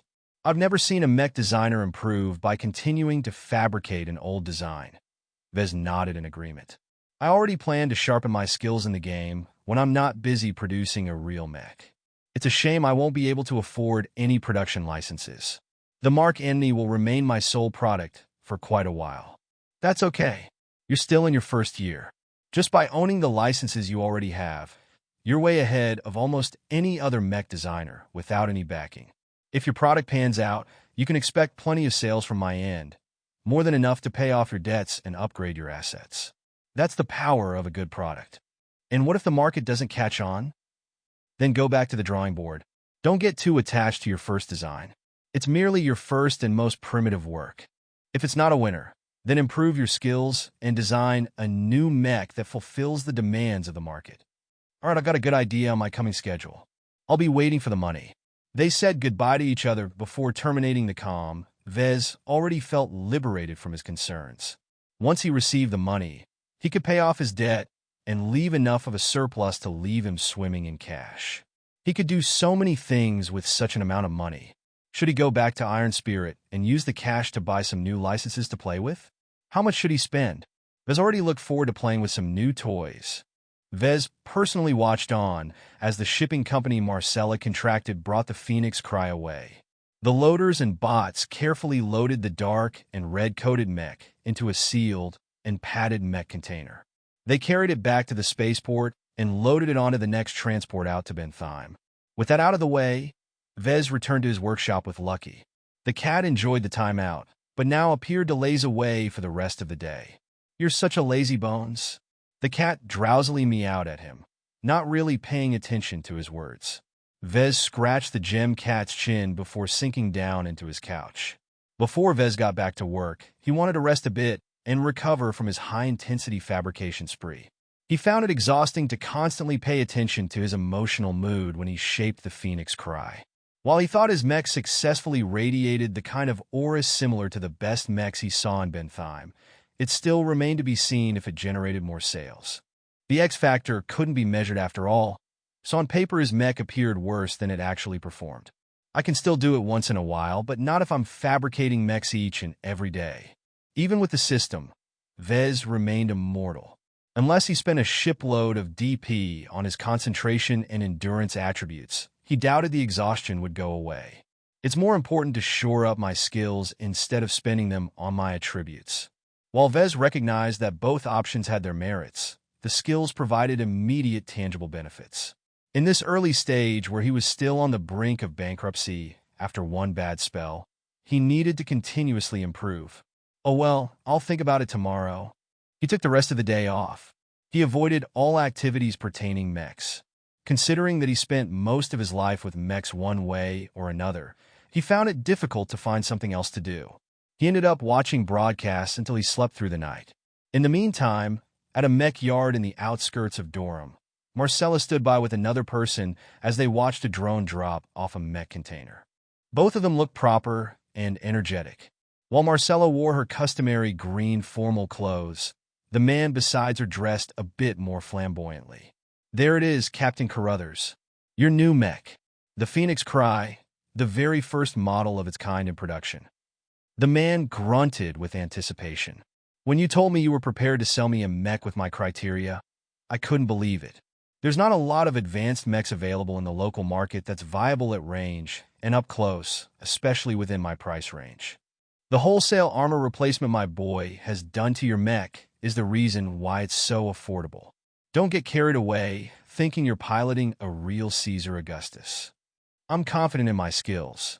I've taken the model out for a spin plenty of times in the simulations. I know how far I can push this mech. As long as I don't hunt after the most notorious pirates, I'll be fine. The alternative armor is also cheaper to replace. You won't be breaking the bank with this mech as long as you don't let its core be damaged." Some of Marcella's drones flew up to unseal the container and check if its contents matched the manifest. When everything checked out, the container opened to reveal a formidable-looking mech. The drone started removing the seals that kept the mech inert and its weapons cold. Wow! Playing around with virtual toys is one thing, seeing the real deal is another. Even Marcella looked impressed. Both of them spent hours poring over the spec sheet and the simulations of the Mark Antony. While recognizing the model's inherent flaws, they both admired its decent build quality and plethora of options. Marcella saw the potential in Vez with his polished design, so she made sure to get her hooks in early before some other competitor got their claws on him. Despite her good impressions of Vez's first work, she only regarded it as a transient design, something to get the mech designer's business running. Even Captain Carruthers reserved some of his judgment on his new purchase. His bounty hunting outfit needed a frontliner, but not something that was helpless at range. While durability was important, he valued greater choice in offensive options more as he cross-trained in both melee and ranged weaponry. Finding a model in the market that paid equal attention to both was not difficult, but finding one that could take a beating and not cost a fortune was a challenge. He only settled on the Mark Antony due to a lack of alternatives. When the pair both came closer, their awe increased. The mech managed to put out a pressure that was not inferior to the hand-built Caesar Augustus that Bosworth proudly put on display. The dark tones of the mech darkened the bright day somehow. Its gold accents gave the mech a sense of class, while the red highlights, along with its dark red tower shield, gave it a martial presence. The mech practically exuded battle lust despite its deactivated state. I see what everyone means when they say that handmade mechs have their charm. I can see why the mech designer couldn't resist giving it a name. The Phoenix Cry. It's not bad, and it certainly fits. The mech designer won second place in this year's YTE. He might be young, but he has already shown he's a cut above the rest. You can't find a design with this much drive from an established mech manufacturer. The captain whistled in appreciation. The more he looked at the Phoenix Cry, the more he felt he lucked out.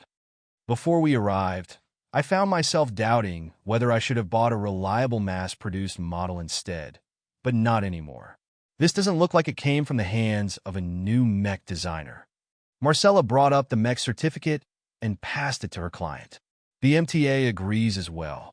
They put in hardly any complaints, and what they did note is well within limits. The mech designer took his time, but he delivered a solid product. I'm itching to take this mech for a spin. Be my guest. Here's the keys and codes. The captain took a lifter that took him up to the cockpit. He pressed a button on his key device that signaled the cockpit's locking mechanism. After receiving a valid signal, the mech's chest parted just enough to allow the cockpit to open up a hatch. The captain squeezed through the tight fit and took a seat with practiced ease. He admired the cockpit for a moment, still giddy at the thought of owning such an impressive-looking mech. The interior of the cockpit matched the grandeur befitting of a Caesar Augustus, though instead of majestic white the interior was mostly dyed in dark gray and gold. The only splash of red in the cockpit was the prominent button that booted up the mech. Carruthers hovered a finger over the lustrous gem. He took in the luxury of it all. Impressed, the designer kept up the luxury even as he charged half the price of the authentic base model. It didn't quite fit, but that hardly mattered to him. It gave him some bragging rights when he showed the mech off to his friends. The sheen of a gold plate shone just beneath the front console. Carruthers bent down in order to read the engraved words. CA-1C Mark Antony, designed solely by Vez Larkinson, hand-fabricated solely by Vez Larkinson, made in the Bright Republic production number 1. The plate added to the handmade feel of the mech. Carruthers chuckled at the sight. He got too used to seeing cheaply stamped plates recycled out of scrap in his previous mechs. The cheap mass-produced mechs he piloted so far all tried to cut whatever corners they could in order to save costs. Forget about gold. Sometimes the plates were made out of the cheapest synthetics. Carruthers stopped fooling around and pressed his fingers softly at the matte but eye-catching gem. The mech hummed as its power reactor and engines came to life. The cockpit's illumination turned to life even as the neural interface engaged a connection with the occupants' brains. The transition from a human body to a mech stature should be highly familiar to the bounty hunter. Yet as he felt his mind sink into the mech, he encountered a depth that was deeper than any other machine he connected to before. The Phoenix Cry eagerly sucked in his mental awareness and gave it access to its deepest corners. A wash of sensations flowed over his mind as he became accustomed to the new perspective. Piloting the mech in the virtual simulations only impressed him mildly. But from how deep and rich he established his connection just now, he became fully aware of all that the Phoenix Cry was. It's almost as if I'm connecting with a kindred mind instead of a soulless machine. He discarded the notion as soon as it popped up. Mechs couldn't think, let alone influence his thoughts. The spec sheet clearly stated the mech hosted no AIs in its memory banks. The neural interface also passed the MTA's stringent tests, so his observations were not clouded by contamination. Carruthers threw away all superfluous thoughts and finished up the booting process. He then took his mech out of the container. Each step thundered the ground, enough that Marcella found herself forced back. The mech turned around and took up the mace and shield hanging on a rack. The heavy tower shield felt solid to him. It would serve him well as disposable protective cover. The mace, on the other hand, was clearly subpar. Made out of HRF, the only thing the weapon had going for it was its weighty head and its low cost if he broke it. Nevertheless, he decided to replace it with one of his spare swords as soon as possible. "Marcella, you don't mind me using the yard for a bit, right?" he asked over his comm. "Feel free to push your mech." Carruthers eagerly moved around with his mech.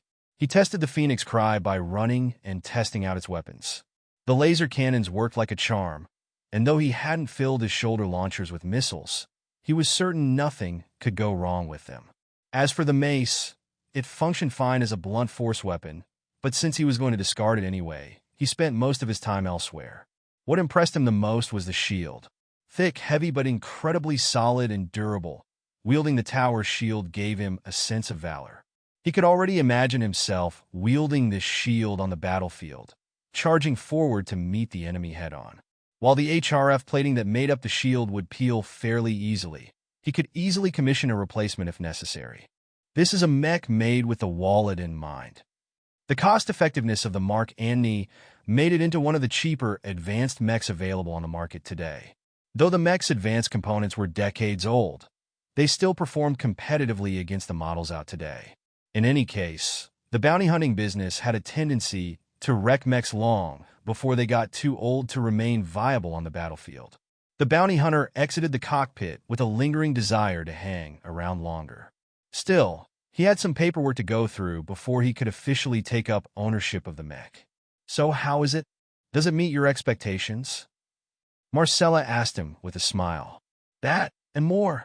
The only thing it misses is my coat of arms on its chest.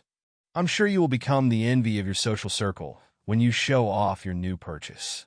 We'll see. I'm itching to test this baby out in the field." As both sides noted no problems, they went through with the formalities. After signing a bunch of documents, Captain Carruthers officially owned the first mech produced by a young talent. He certainly knew that more than a couple of people might take interest in the mech's performance. "Let them peek. I'll be sure to bring out the full strength of my Phoenix cry." Just as Marcella sent out her approval for the money transfer, Vez sat behind his terminal going over his numbers. His comm beeped loudly, interrupting him from filling out his ledger. He looked his comm, and it stated that he received a notification from his bank. He stared at the message for a solid minute. His account gained about 19 million bright credits from the latest transfer. I'm rich," Vez burst out as he laughed at the sky. "Marcella actually did it. My mech sold for 28 million credits." He received an advance of 7 million credits when he contracted Marcella to be his broker, which he spent on buying the raw materials to fabricate his internals. As for the armor, Vez used the stockpile gifted to him by the system for completing the 4th tutorial. This allowed him to skip the 11 million credits required to buy all the goods necessary to refine the HRF armor plating. His monetary gain, therefore, amounted to 19 million bright credits this time. For his subsequent productions, he had to put in 18 million credits to fabricate a new mech, which cut down on his profits. No more freebies from the system this time. In any case, as Vez was already working on his accounting, he inputted his latest earnings and put his balance sheet in order.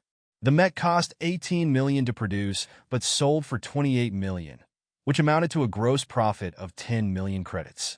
Marcella skimmed 2 million credits from that figure already, so that left Vez with 19 million credits in cash.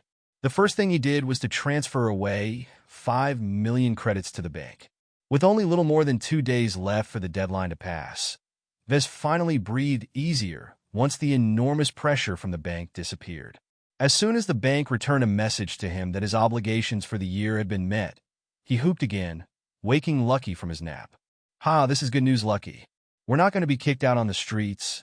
Lucky meowed disinterestedly. "I'll also be able to afford shinier minerals for you to snack on." That caught the gem cat's attention.